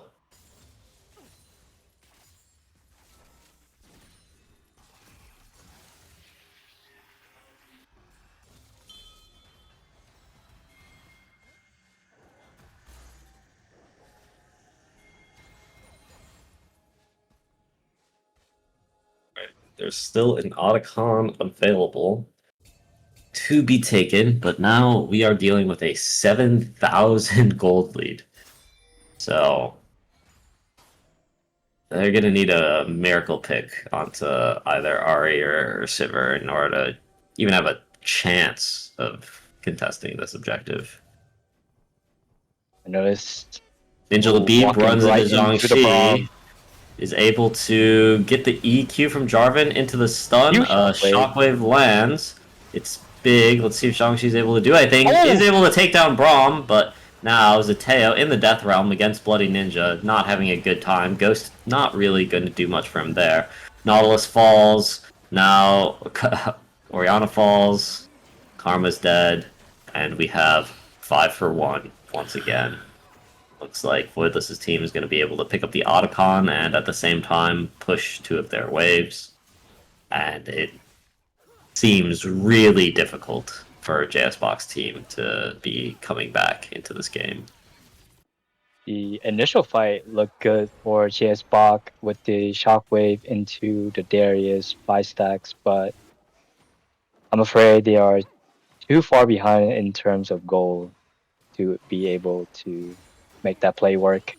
Yeah, it's really hard when the enemy mid laner is sitting a full item and 10 Darksteel stacks ahead.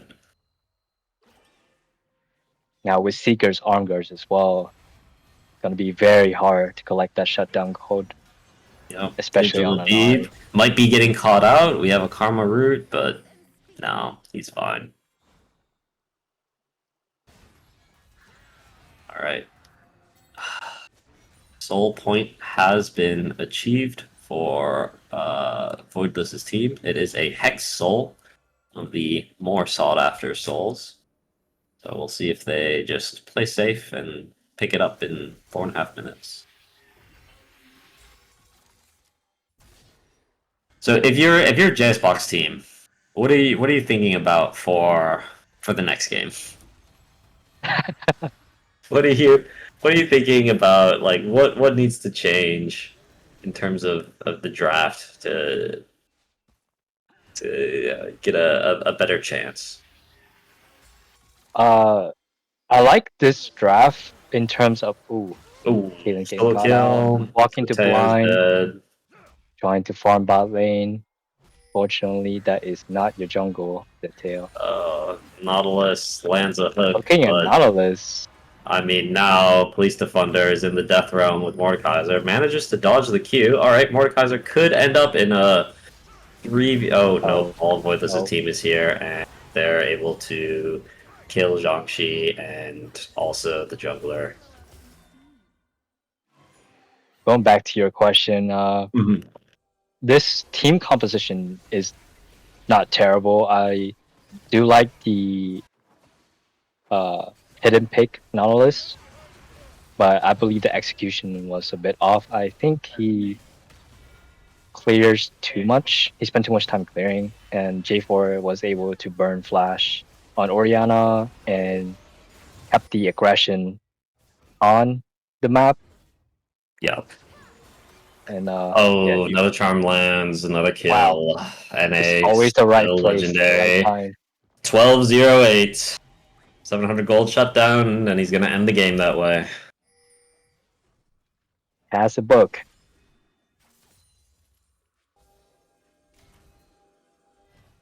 Yeah, I do agree that the Nautilus, if you're on this kind of like high CC, like really good gank setup jungler, you should be using that strength. You need to be a lot more aggressive.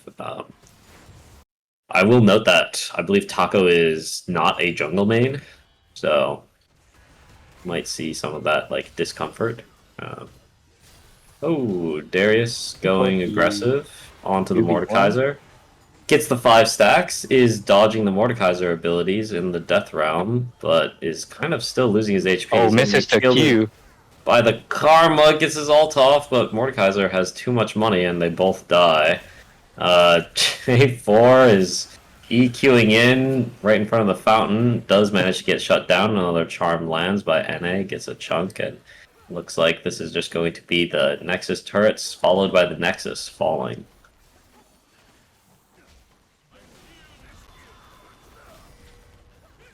Alright, so a dominant game 1 by Voidliss's team.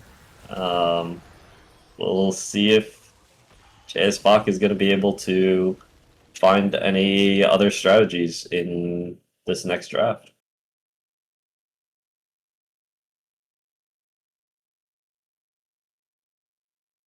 Definitely, JS Bach needs to go to the drawing board after that one and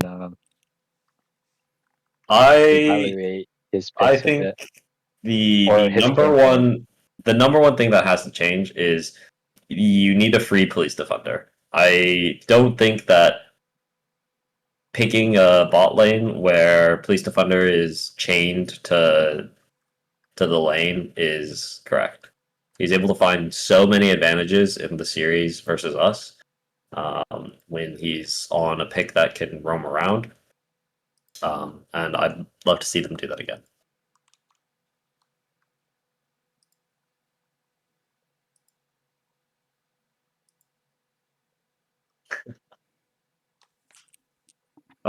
We see everyone in the chat asking, "Where's Team Kiny? Why isn't Team Kiny clearing?" Yeah, you tell me, Xemacs. You should have beat us faster, like 20 Or minutes if faster. if you beat Team Voidliss, they would have been knocked out of the group stages, and then Kiny and Xemacs would have made it through. So Yeah, true. there was some upstream underhand table. Whoa, whoa, Whoa. whoa! We played fair. Yeah, the spoilers decided to. No, I'm not gonna get into it. Where was this performance?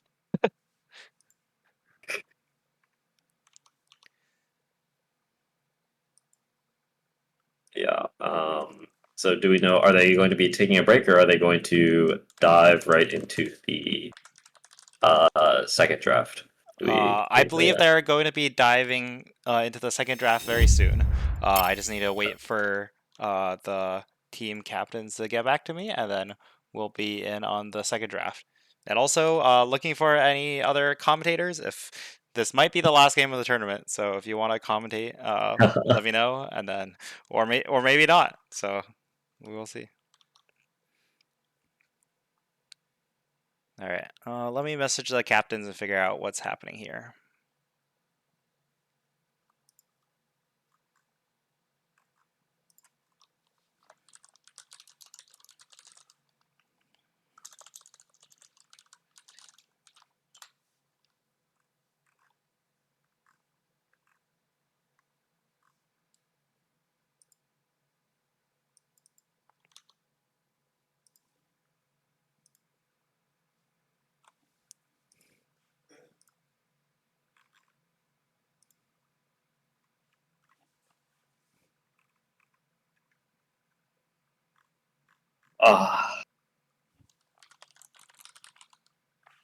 So how's your first day of games, Kenny? My first day games. They were pretty good. I think we were in really good form starting off. You guys definitely seemed like you were playing really well. I think Tofu had a really good set of games. Definitely crushed us. I was really surprised that his Syndra was left open for 4 games. Yeah, that is true. We were more scared of the Aurora because we realized in scrims that our team was really bad at playing against it. That was why we left it up.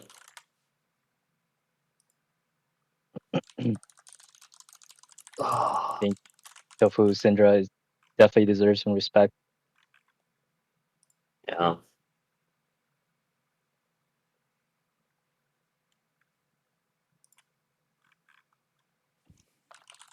Who do you think was the enemy top laner who gave you personally the most trouble on day one? Mm, it,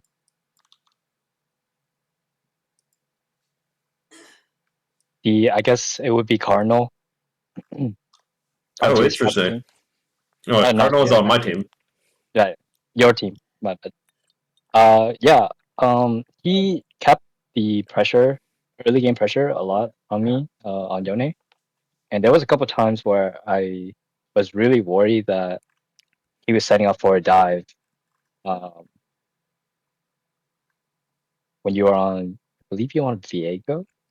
Yes, I love Viego. Yeah. Yeah. So the taunt on Shen into Viego stun was a really deadly combo that it was hard to avoid on Yone if I didn't play it correctly. Yeah. Yeah. If only. But If only we had set that up. yeah, I was really worried about that in the early game. But I think there was one play where he went down to bot. He ulted bot, and that relieved a lot of pressure into the lane, and I was able to finally finish my Blade the Rune King. Yes. Now, The one item spike. yeah, after I was full belt, I was pretty confident in taking any trade from there on. And it also really helped that Tofu was just having complete control in the mid lane, especially how much your mid laner roams. Yeah. And try. I just had to be a We had very some good boy. unfortunate moments where like we kind of messed things up and weren't playing around our mid laner roaming. I think we missed a few opportunities there. But no.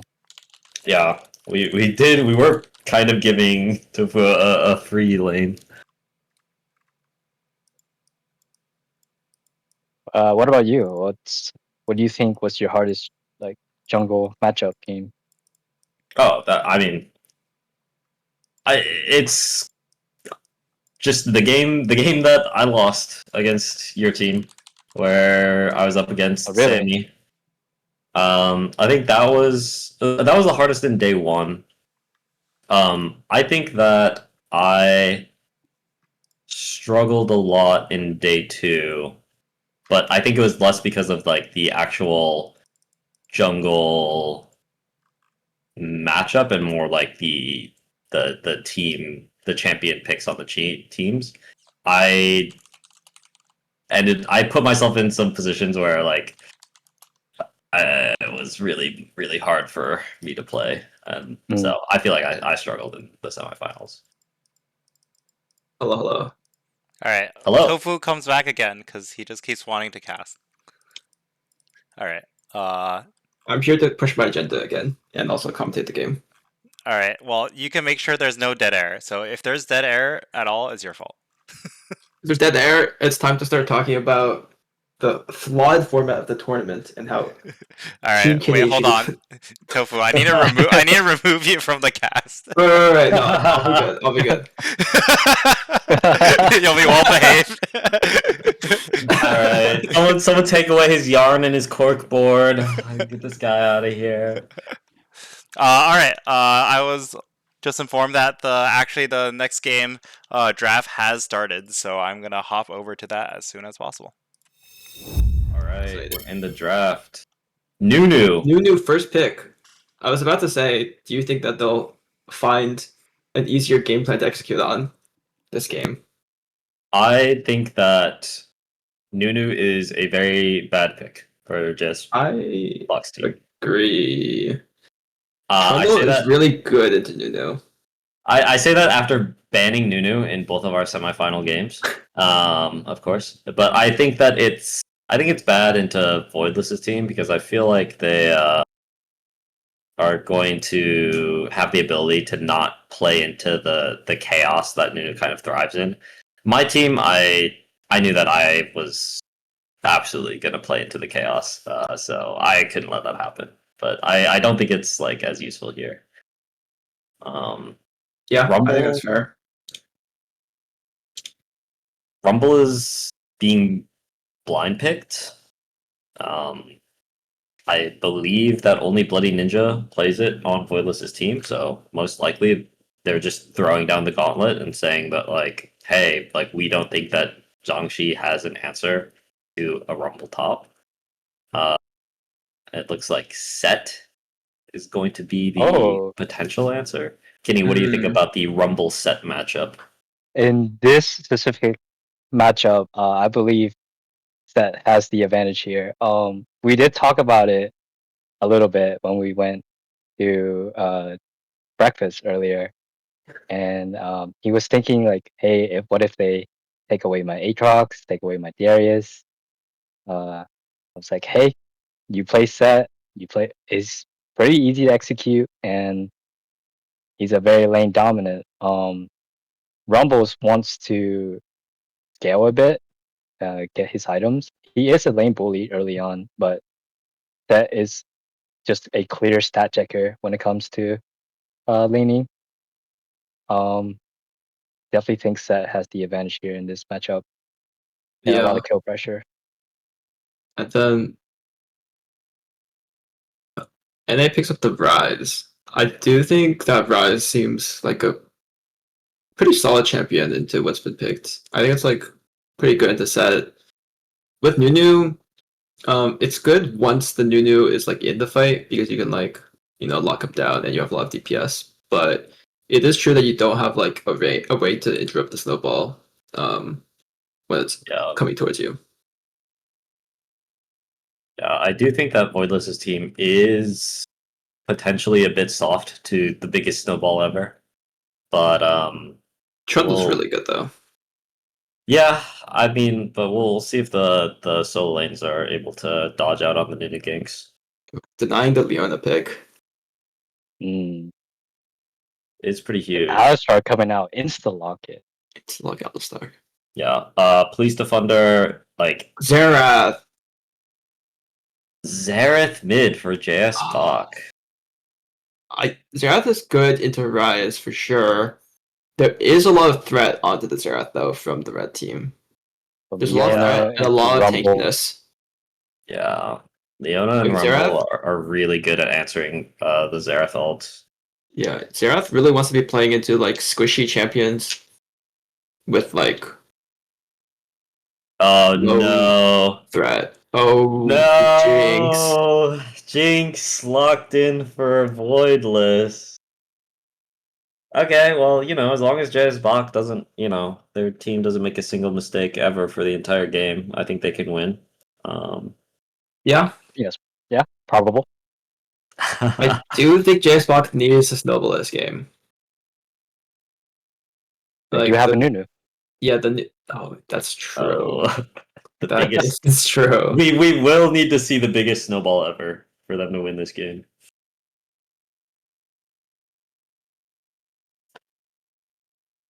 Oh, game 2 predictions already closed. Tragedy. Notice for this team don't have a lot of dashes. With the Alistar setup, it could be dangerous. It is true. An Ash Arrow is also very threatening when you don't have any dashes on your carries. Yeah, they do have a lot of ability to deal with the Jinx. Like, if Set is ulting, Leona or Trundle into the Jinx, and then you have your Ash ult, Alistar, Nunu Snowball, and then Xerath is just, with all of that lockdown, it's really easy to land the Xerath ult shots. Yeah, I see the vision for JS Bach's team, and I think that there's a pretty clear path to playing the team fights and a clear path to like trying to get advantage. I just think that the punishment of ever messing up is going to be pretty big. Yeah, the Jinx reset. I mean, Rise can even port onto you have Rise ult and Rumble ult to punish the Xerath. Definitely gonna be tough. And Leona ult. It's definitely gonna be a tough lane to get a priority in.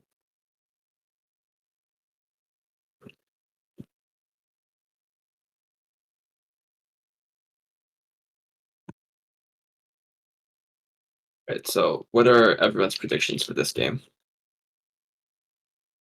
I'm sticking to my Voidliss 2-0 prediction. Looking at the terms of this draft, in terms of execution, Voidliss team has an easier time executing their combo and what they want to do, especially in skirmishes. But I believe with the matchup, JS Bach could gain a big enough lead where the execution doesn't really matter. So I'm gonna put my money on JS Bach this game. I see. What about you, Tofu? Do you want to see a game 3? I really want to see a game 3. I think Elijah's going to win this game, though.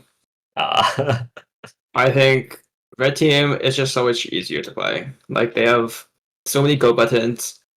They have Jinx. They have so much damage. They have so many go buttons. They're only Wait, but there are more. There's more engage and like go buttons on JS Box team by far. You have Snowball, you have Ash ult, you have Alistar combo. Yeah, I feel like I those think are very conditional. those are like very right? conditional. The other thing is that I think Elijah has like the awareness to play around those. You know, he's like a very good player at getting damage out, even when under a lot of threat. True. Elijah's too good. Yeah, Elijah does need to be nerfed. I think Elijah should do half damage on every auto.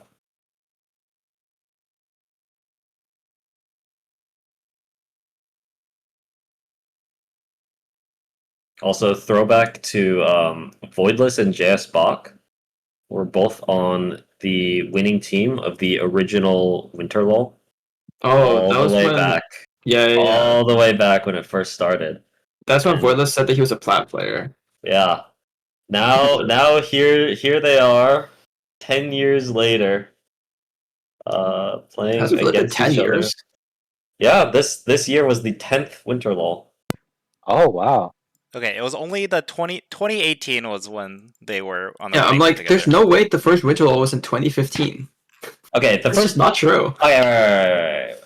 No, so it was not the first Winter LoL, but I think Yes. it is. This one is the 10th Winter LoL. It was just that was not the first. I think it was. I think that was the first Winter LoL that we did the draft format. What was it like before that?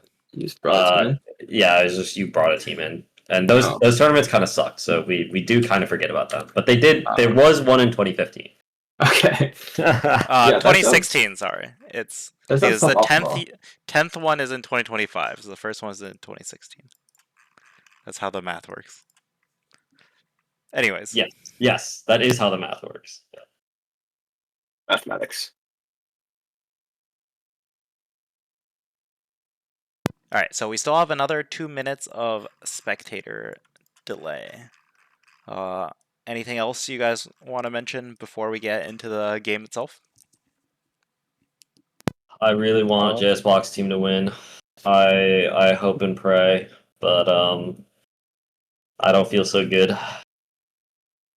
Yeah. How does this matchup mid works, Tofu? Since you played this matchup before. Basically, I mean, Ryze has like the range advantage. I mean, sorry, Xerath has the range advantage. But it's really hard for Xerath to rotate basically because with the Trundle and Ryze, like Ryze Flash W, Flash EW or Trundle Pillar both like make it really hard to play Xerath. But if he's able to land poke onto the Ryze, then he can stop Ryze from being able to use his ability to move. Yeah. Also, if Ryze plays too far up when he's like just shoving out the wave, then there's always the threat of Nunu.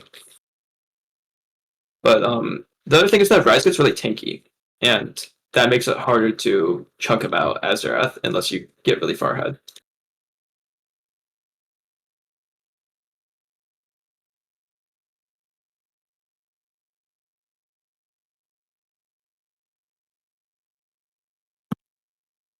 In terms of early skirmishes, who do you think has the advantage in over objective control?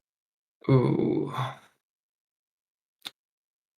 I think it's hard to bet against the Nunu team when you're talking about early objective control because you also have like that added threat of the consume. Yeah, that's definitely true.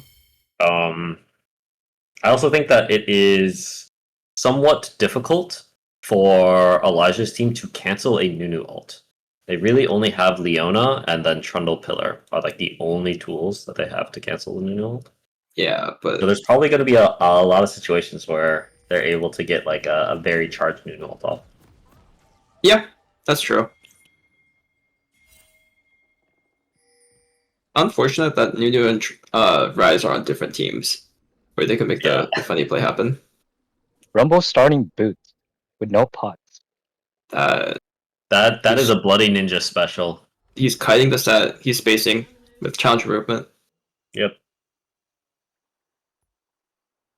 Early 5 man from in JS the Bach. day. Into They are all ward. spotted on the ward. No one has any sleepers. See, now this is where Extali Princess would be telling me about how much value Sixth Sense gives. They'd be able to spot that ward.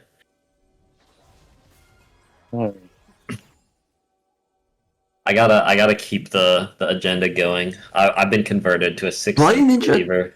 took sweeper. That's great. Is he going back to swap the trinket? Yes. Oh, and they get the second ward too. Yeah, this is a fairly common strat. Normally, the jungler is the one to do this. Yeah, but because he has boots, then he can go back to base faster. True. Yeah. 200 IQ. Boots no. Well, we'll see if Set is able to punish the Rumble, or if Rumble. Bloody Ninja giving a leash once again. Wow. All I'm saying, the only top laner to give leashes is on the number 1 team. Make jungle great again. True. Uh-huh.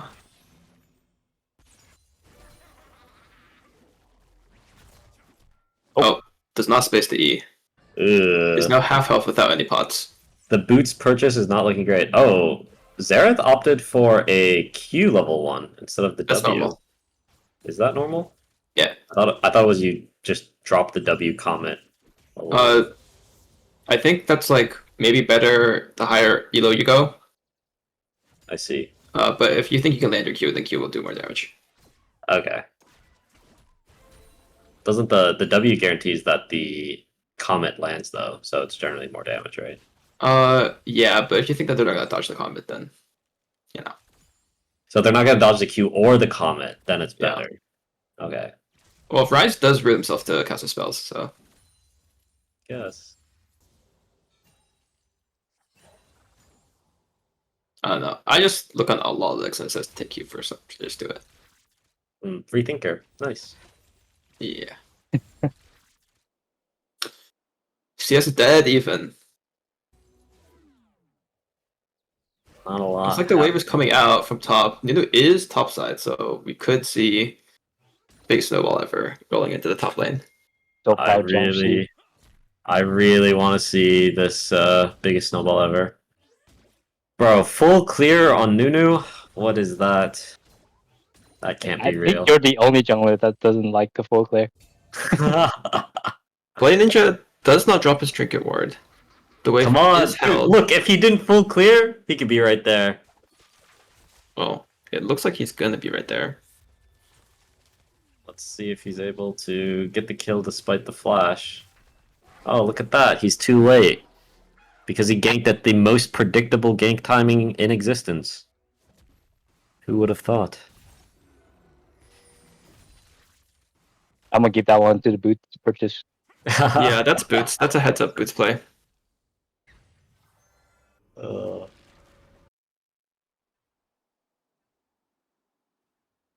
Alright, Ninja Labib projecting so much pressure, sitting in the bush. Oh my god, Bloody Ninja has gotten so much Q poke off.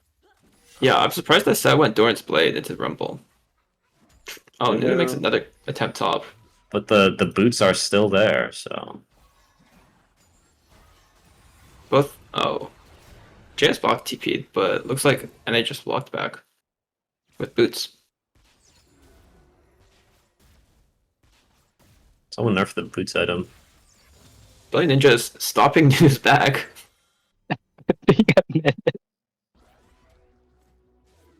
Trundle will be spotted on this ward. Bloody Ninja trying to go dangerous, for the but down 1v1. C. That was a really early set Early W. W. Forces the flash. Trundle's gonna see if he can. No. Oh, Looks like they're going for a Walk dive. out. Wait, he might be dead. Oh, he's dead. He's First dead. blood. Bach It's C with the Archie. first blood. 2 games in a row. With the professional bait. Actual first blood demon. What? But also, my eyes. What did I just see? I feel like that was a little disjointed between. Because Set used the W early, so they were like, oh, now we can dive him. Right. He knew the numbers and the psychology as well. I suppose. Oh, Police Defender using the headbutt, just canceling the recall, being annoying on the Mukau. Police Yeah. Defender is taking after my advice to go face rush on Alistar. Alright, Nunu is just kind of solo started this dragon. Oh, let's see if Phase Rush is procced.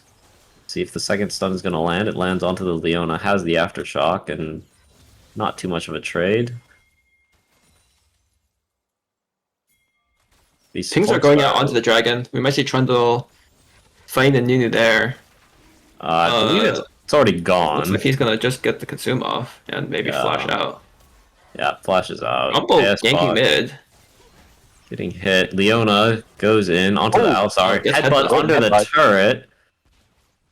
Not too much of a conversion there, though. Yeah, there are no Trundles here, so not expensive play. Back. Wait, under towers. Rumble. The E is enough to dissuade.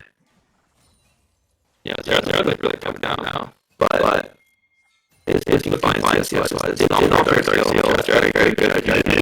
Looking onto the rise. Let's see if there's a flash. There it is. Big snowball ever trying to go around. All of their shots go wide. One hit. Let's see if there's a there is an NA that manages to walk away with the EW. Yeah, I think if Zerath was more patient with the whole shots. Yeah. I think you really want to wait for the CC to actually land, but they do know that Rise has no flash now, so we can see them try that and make a Rise again.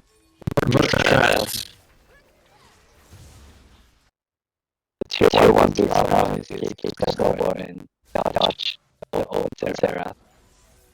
Yeah, boots are just OP. Seeing a trend. Gold is pretty much dead even here. So I'm happening in. Letting the community try to get some Q put down on GG. Oh! Chop one up. No, the wall hacks are coming out. Every jungler's worst nightmare. Lots out from Trundle.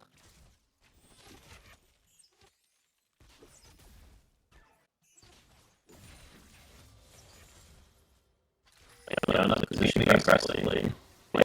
Basically happen. Rise. It is able to get that back out, but doesn't make it into the turret. There's a flash burn. The Jinx ult does land, but it's not going to be enough. The W misses as Hideo now trying to use the slow. Sends them trade a little bit. Both of the bot laners end up walking away. Some sort of advantage for Ninja EV with Voidliss. Oh no, look, we're gonna have robot audio again.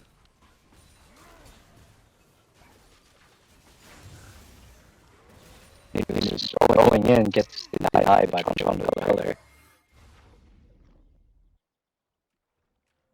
Top is having a little skirmish. Oh, dies.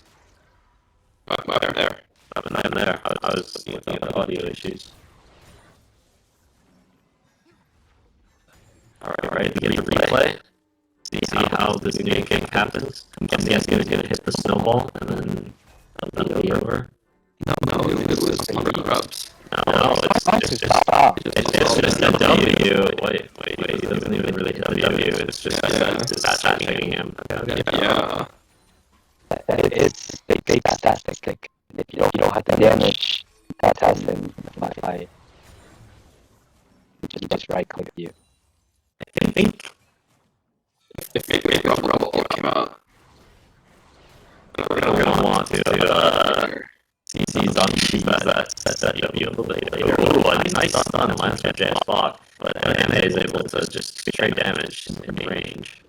Yeah. I will say, because the Rise is built so defensively, Xerath is going to have a push advantage, even though Rise is typically known as like a champion that gets shelly very hard. But Xerath, you can't do too much with your advantage apart from like try to ult as last lane.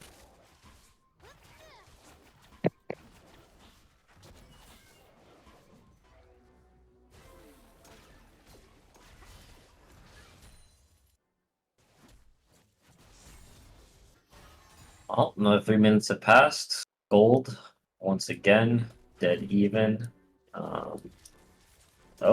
Biggest snowball ever does land onto the Nunu. Let's see, there's the flash. It's going to be a root, a Nunu ultimate. The Rumble cannot cancel this. Now, that is the feats of warfare for JS Box team. Good advantage found on the top side. Yeah. Trundle is punishing that by taking Nuna's bot side. Should be able to take the grubs to get out. The grubs? Actually, it looks like he's looking bot. Leona flash ult. out. It's a flash. Yeah, nice flash from Ashe. Oh, Trundle puts the pillar down. Now Xerath JS is here. here. Ashe connected on the Leona. Oh, Xerath is Xerath trying to ult, but gets hit by the Leona. Leona's sacrificing. Trundle able to get away with 1 HP. Now it looks like Xerath is trying to chase down Really Leona, but great cancel from Ninja Labib. Saving his jungler, but that's going to be Dragon. Second Dragon going over. But and is this going to be the feats? they already got feats, I think. No, for... No, Did there's it no not get it turret. already? There's no turret down yet, right? No, wait, but I think thought this so, will but be the feat for this is Monster going to Slaying. be Oh, this is the feat, yeah, okay. This is going to be the feat. Monster Slaying. Yeah. And now, yep, we see that we have upgraded boots in the inventories for JS Box. Oh, yeah. Oh. We've lost the feed. We are a little bit blind. Back. Okay, we got the feedback. Xerath has the Ludens. But Rise now has Catalyst. It's going to be really hard to push out of lane. The item is very strong. Our audio is fixed. The people can hear us. Excellent.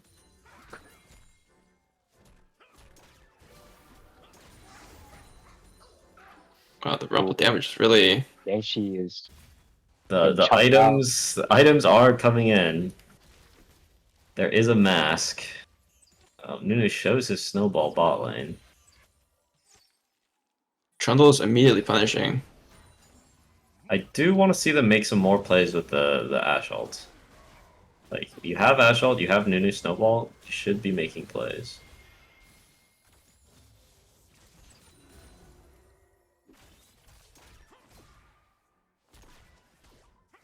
Jamshi has the Strikebreaker now.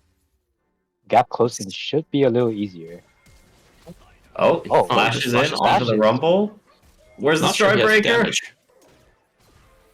No, his stride is not broken. Oh, there it is! Oh, Blizzard Penguin is coming up to 2v1. And he has no W now. Good ultimate, but no W. Oh, Bloody Ninja picks up the kill onto Zhangxi. Oh, and now let's see. Xerath ult. Xerath is ulting. Is he going to connect? He is not connecting. He is not. I think he needed to land 2 there, probably. I don't think the first one would kill.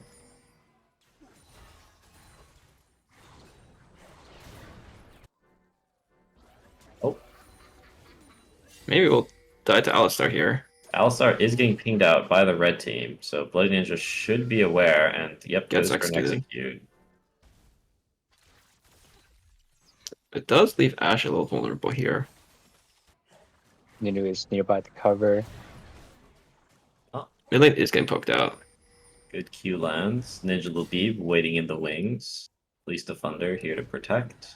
Yeah, they have so much vision in the bot side jungle. Yeah. But I will say, I think this game state is extremely bad for JS Box team. They do not have enough of a lead. Yeah. In fact, they don't have a lead. They are Yeah. down 800 gold. I don't think Mountain Soul will be enough this game. Yeah. I think it's hard for them to get the soul, even.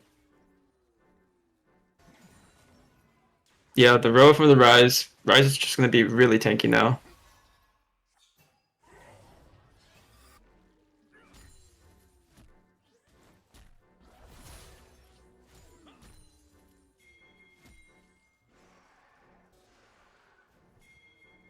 Nunu is top here. Alright. They're looking for another gank. Ninja He does does have have flash. Does Opting not to ult. use it yet.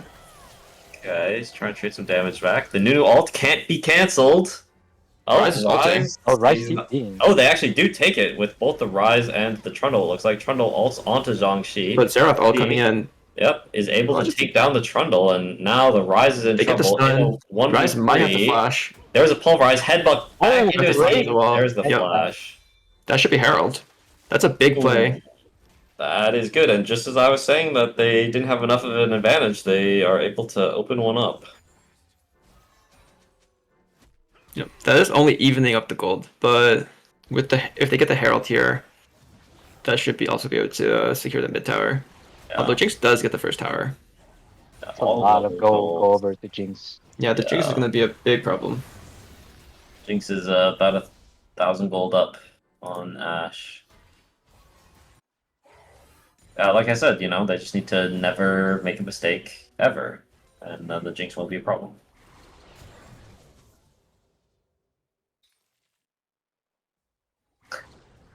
We see from the chat, we have to be careful. Bloody Ninja is approaching his comfort KDA. Currently 1 in 5. Oh, Trundle Pillar onto the Xerath, pretty hard. JS Bach forced to flash. Police Defender here for the turnaround. Bloody Ninja burns his flash in response. 1-for-1 on the Summoners, although Rise also TPs. So, slight advantage for JS Bach's team there. Okay, let's see if they're able to control this dragon. JS Box team really wants to stack here. Yeah.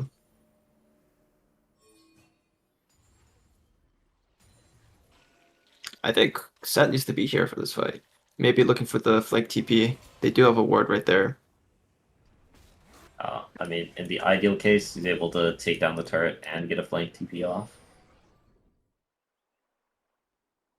Looks like Elijah's team is content to play slow. They're not going to force the issue at the dragon.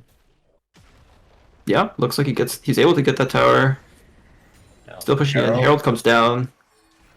It's not going to immediately kill this turret, but it should put it in a position where they're able to finish it off. Nope, not quite. Rise is able to delete the wave. Okay. They do have control over this dragon now, and yeah, the with retake Rumble vision. instead of moving. This could be a very explosive Set is fight. TPing to the mid tower. But right as he does, Xerath is recalling. Let's see if he TPs back out. Xerath buys an NLR, and the TP's back. His ult Rumble is up did again. not follow. Oh, Ashe ult. Ashe ult. Goes Forces the in. Trundle flash. It is 4v5 for right now. Xerath is quite Alright, they're strong right now. starting the dragon. They have the position. Alistar looking to zone the red team out of here. Zap lands. It's a hard position to be. Oh, lands a stun. Oh, That's a big good chunk. stun. That's Big a chunk. big Set lands a chunk. big Flash. Goes, Oh, that's the a rumble huge ult. rumble ult. Oh, Nunu Oh, and tries it to ult, resets. but Jinx Jinx reset. is excited, and now Yeah. it's all over. They made one mistake. That was a crazy rumble ult. The comfort KDA. Oh. Dragon stacking has been stopped, and feels like the momentum is a little bit lost.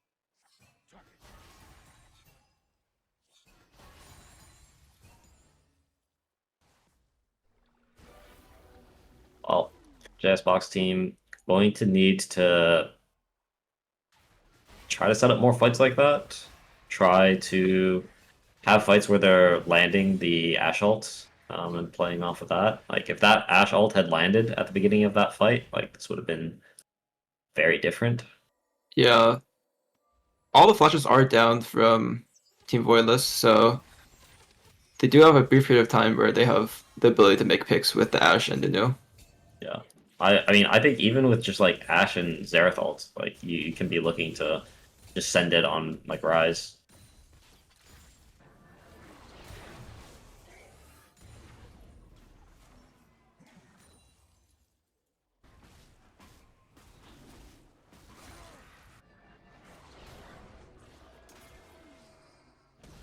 Oh, there's an Ashe ult landing onto the Rumble. Alistar follows up. Not sure if they have enough damage though. Xerath now going. Xerath all coming out. Should be good. Zateo picking up a kill onto Bloody Ninja. Now let's see if they're able to take the Otacon. No crazy Rumble ults going to be possible here. Unless he not starting it yet. Actually, nah, he could TP back. Yeah. Oh, Set looking for the... Jinx. Maybe not enough though. Eventually, that gets should be hit an by Otacon. everything. Yep, that's going to be an Otacon. Haymaker. Well, I'm shouting good. That's looking good. No flash on Jinx was really important. They do have Nunu. They can take this really fast. Oh, has anyone told Lauren about the Otacon? He knows to not stand in it. I don't think he's really played much since they added this thing. Xerath on the side needs to play really safe. Looks like Leon's just walking in. Rumble comes out. Alt. They get the Xerath, but are able to get the rest of the Otacon. Yeah, that's a big set ult. But Rumble's kind of just frying now. Oh, it looks like they're gonna be completely wiped. Oh, no, Ashe burns a flash and is able to live. Yeah, I don't know if that's... I mean, they secure the Otacon, but they give over a lot of gold to the Rise there. Rise was able to get onto the Xerath. Yeah, This Rise is going to be a monster later. Yeah, they don't really have the extra Rise. He, despite being so far behind, is still so impactful in all of these fights. Yeah, I mean, we definitely jinxed it by saying that there was no chance that there was going to be an impactful Rumble ult at Otacon. Waited long enough, TP'd in, and cooked them.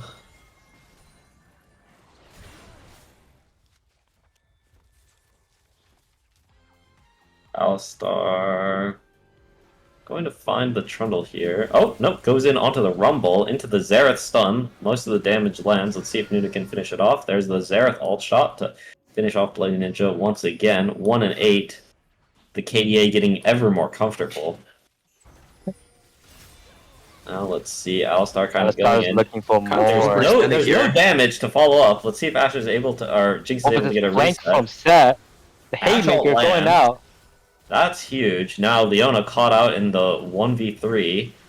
Let's see, Xerath picks it up. Another kill onto Ninja Labib. And now this is a really large amount of gold that they could pick up if they're able to knock down one of these tier 2 turrets. Yeah. Unfortunately, Dragon still a minute, but should be able to get control over the jungle or take the wolves. That counts as getting control of the jungle. Sure. Yeah, that is getting control of the jungle. Yeah, okay. Looks like they're just going to... Looks like they're sticking around. Try to stack? Not gonna reset. No, they will reset. Does this mean that they're going to be late to it? They are. It's really hard for blue side to just walk in. Yeah. Well, they can snowball in. They do have the that snowball to ability. face check. Yeah. Snowball is a pretty good way to get space. So far, Xerath Q's and W checking. Ooh, as that's a well, big Q. poking. He has Shadow Flame. He is really strong. But will Xerath be able to be safe this fight? Yeah, it really comes down to how much damage he Q. can land here. Troll's really tanky though. Alistar Alistar found on the flank. Narnia. but he has Alistar ult, which is gonna pop, goes right in onto the Rumble. Now Rumble some of the comes out. What a huge great- Nunu ult! Oh ult gets my god, everyone, let's see, but Ash Jinx starts Haymaker. damage. Almost The one-shotting the Haymaker Jinx. almost does. Let's see if Jinx is able to kind of Oh milk it. my, Pull Jockey back. Sure I carried the team. An ace for JSBox team, 5 for 1, and now flipping the script from the first game. They are the ones who are able to win these big objective team fights. That was such a Zhangxi huge flashes play. in. The Zhangxi Haymaker was massive. I think the sweet spot there landed onto Jinx. Yeah. Oh my god. Elijah does still have flash for the next fight. Probably going to Yeah. be Baron spawning. Alistar flash is up though, so not fully out of the woods. Yeah, can we get a replay of the Haymaker hitting Jinx in that last fight? That's the people need to know. Yeah. All right, Getting a lot of value from the Nunu as well. Yeah, he flashes in and presses E. It was a really good engage by the Alistar also to turn around, getting caught out into a pick onto the Rise. So yeah, let's see. Zhang Shi flashes in, 3-man stun into the Haymaker, and as it touches Voidliss, 80%, 80, maybe like 85% of his HP just instantly deleted. Oh, He was All amazing right. to play ADC. And a fist bump from the team. The morale Okay. boost. And let's get back to live. See what we're at.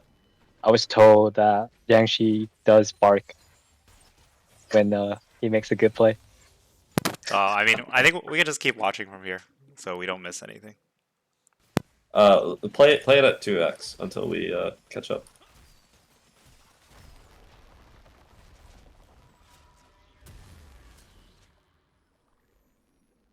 And let's go back to directed camera instead of following Jaishi. Wow. Oh my god. One there. That's he has 10 stacks of Darksteel right now. He actually probably sitting on some gold because he did not buy any items. Probably saving up from the NLR. Yeah, Fed Zerath definitely good into Jinx. Yep. No enchant or anything to protect Jinx from that damage. Also, No healing. Jinx also can't afford to buy BT for probably at least after LDR. So it's gonna be a while until she gets lifesteal. Yeah, and Xerath is just such a good way to convert on the CC that like Ashe, Alistar, and Nunu are able to pump out. Yeah, for sure. Gets the NLR. Rise is on a full 3Ms though, so he's gonna pump damage if he's not CC'd like last time. Yeah, He Rise does have being- flash and is level 16. He's reaching those Oh, champions. Alistar looking for a pick onto Rumble. Doesn't have any of his teammates nearby, so gonna phase rush out of there. Yeah, they decided against using Ashe and Zerath ult there. Someone has to match the Rise, and it's really hard for Set to match Rise at this point in the game. Like, he's just gonna one-shot the Set. Yeah, I mean, Xerath could still continue to match Rise. Like, has DP. Yeah. I guess the thing there is that, like, Rise will always have control over the wave, so Zerath's always gonna be on the back foot. And Zerath really wants to be at the objective, so that you can start laying out poke. You know, you don't want to be TPing in when the fight's already started. Yeah, that's true. So, but it looks like blue side might be trying to look for a play onto the Rise, actually, but you know, red side does the Baron really fast. Jinx Trundle Rumble. Man, our gold still almost dead even. 200 gold difference. 27 Rumble minutes gets in. the Thorn Mail. I mean, Nunu gets the Thorn Mail. I think that applies to the Andre because it counts as magic damage. Oh. Huh. Is that broken? Is that how that works? Oh, damaging abilities. Damaging abilities. I don't think that applies to the Andrews. I do remember something about I think it was Sunfire interaction and Oblivion Orb working well together. Right, because Oblivion Orb it just says magic damage. I think that's just a That's just a regular Thornmail. Well, blue team does have a brief window of time while Rise is deploying to try to get something done here, but the vision control is very much in red team's favor right now. Let's see Yeah. if they can retake the vision. But it is really scary if you are the red team to try starting the Baron. Xerath is got to be one. Oh, and the Ashalt lands. That's gonna be a kill. Xerath insta kills Elijah. Crazy play. And now they can turn on to the Baron. That is a game-winning Ashalt from Zeteo. American sniper. Looks like they're thinking about just getting dragon control though. That is the safer Oh, play. now it looks like they're pinging onto the Baron. Come on, take the Baron. Play to win. They're not restricted by They're time. doing it quite slowly. Maybe they're not trying to get it.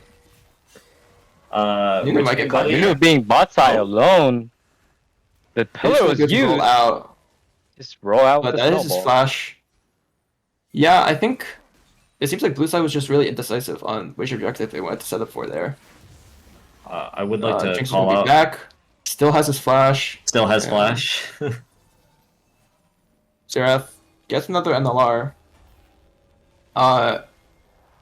Actually, we see a no magic mantle purchased by Voidliss. Might save him. I mean, that null magic mantle is going to become a QSS, which might save him. That is more likely to save him. Set catching the top wave. Does have TP. Looks Oh, like Xerath it's flashes. breaking out. Big Rumble ult. Big Trundle ult. Oh, the Leona ult Xerath is That's an immediately amazing dead. Jinx play. gets a reset. Police Defender is dead. Nunu's dead. They're gonna get Wow, the that was dragon, super well played. and they're gonna get the Baron. Set dead. Maybe that's the Haymaker. He lands a No, it's not Haymaker. enough. Yeah, that is the problem with Xerath. Like, you're so vulnerable. Zeteo trades flashes with Blade Ninja. Is going to be able to put him in Ash Jail, and that's one kill back, but both of the objectives are going to go over to Voidliss's team. Yeah, and I that just was have to wonder well what it would be sequenced. like if they had just taken the Baron after that last kill. Yeah.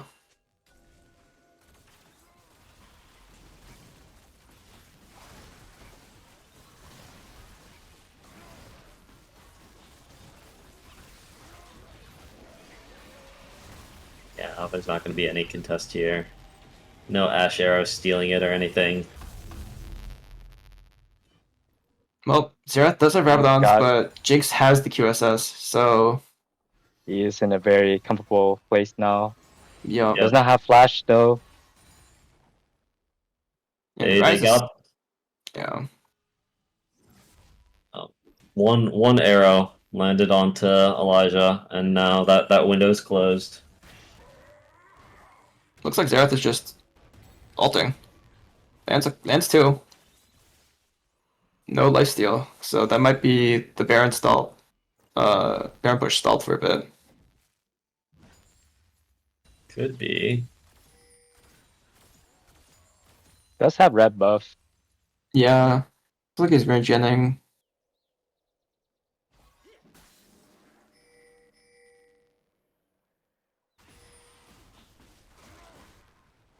This is so tough. I feel like they need to start with just that same play where you land that Ash ult, but this time onto Rise. Yeah. Even so, with the Seraph and the Merc, I'm not sure if they can punch through. Yeah, his it might have to be TP bar. Rumble, honestly. But that doesn't really even get them that much of an advantage. Oh, Nunu starting with the pillar.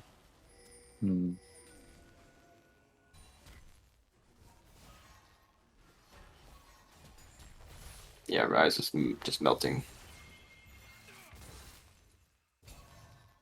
Very hard for Set to match the Rise.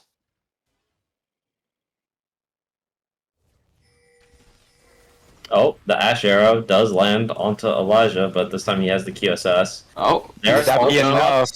are finding him. Oh, he One just more. barely That makes does it out. delay the push. Yeah. Hopefully they're able to save their turrets. I think on the other side of Rise, the map. Rise will get the top one, yeah.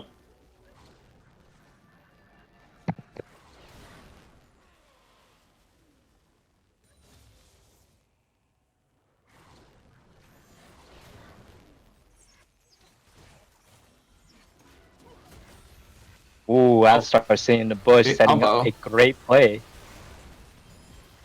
Ulti landed on Seraph. Leona's on Leona. Seraph, Oh 1v1ing my, him. the Jinx ult gets Jinx the does Xerath. get a reset. Trundle's just autoing. Oh, but Very low. Alright, Dash Ash, Shell is Jinx here. activated. Ash is getting a lot of damage off. Ryze is Rise TPing TP's in. in. Finishes off Jinx got the Alistar. reset. Ends up being 2 for 2.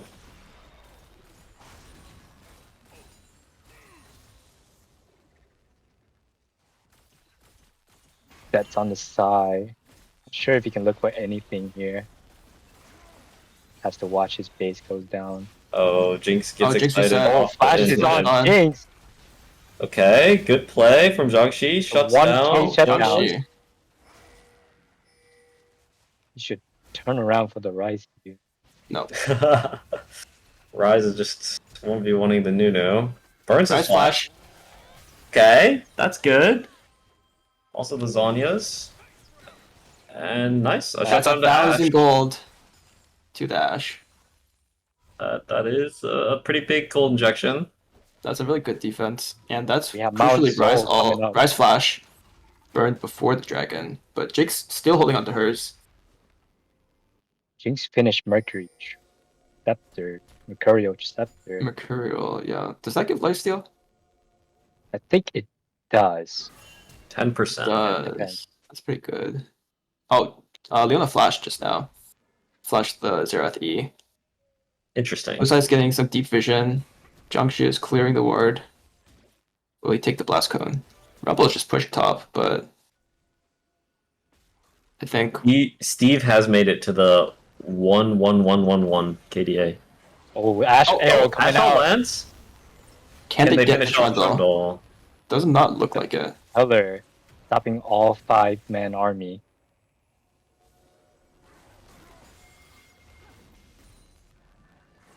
Rise is Rumble's TPing. rotating over. Has to flank from mid lane. But they noticed this. Oh, Jiangxi's going in. Again. This fight looks really hard. That Oh, really big Rumble Ash is ult. just getting Wow. absolutely fried. Ash is gonna die to Leona Yeah, that's back the dragon. here. Nope, not quite. Oh, Rise is TP'd deep. And that might be the game. Does seem to be the game. Now they're just going to march it in. Ash desperately trying to clear the wave. Yeah, let's. Can Zeteo and Police Defender hold in the 2v4? Yeah, Well, 8-0 10 Ash, no lose shutdown. the game with 0 death. 2-10, no shutdown. Holy. Oh, the arrow misses. The Leona ult No, lands. don't kill him! Not gonna Oh, be let it 8-0 blow. much longer. The Nexus falls, and Elijah's team, the Circus Animals, win Summer LoL 2025. 2-0. A clean 2-0. Wow. Oof. And so I believe that means Voidliss's team went 2-0 in both of their sets today. Do we want to name a MVP for the series?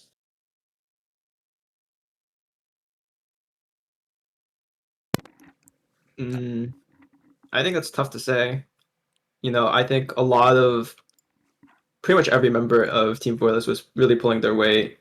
You know, we have Bloody Ninja absorbing all the pressure, but still having equal damage to everyone else. I think NA was definitely extremely crucial for all of their wins, especially like the Ari game. That was, you know, really well played by him. I'm gonna hand my vote to NA for MVP. I think, especially in the first game, it was just the NA show. So Yeah, he was Faker incarnation in that Yeah, first for game. sure. I think we'll say series MVP over to Derek. Derek NA. Yeah. Yeah, and now we're trying to find some of the players on the winning team for winner's interview. So if you're on the winning team and you're around, please come through, and then we will drag you in, and you'll be live on stream. Well done, all. Super proud. All right, I just dragged everyone in. You're all live right now to the world. Thank you. Yo yo. Well, congratulations on your win. Thank you. Everyone on the team played really well. I think we came together really well, did a lot of practice, and it paid off. I just want to say, I think I'm the best mid laner. How did I go 6 pick? All right, if you keep saying that, you might be the captain next year. So. Oh, true. Tell me the stat. Why don't you tell me the death stat? How many times did I die the whole He day? only died twice today. Wow, that's pretty good. Both in the last game. Yeah, he did a he did a run today. This tournament is dedicated to Benju's. My ego death actually won us the finals. What?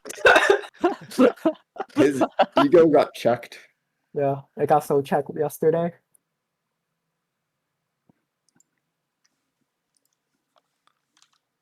I'm really happy, and I have a feeling that I will never be able to assemble these players again.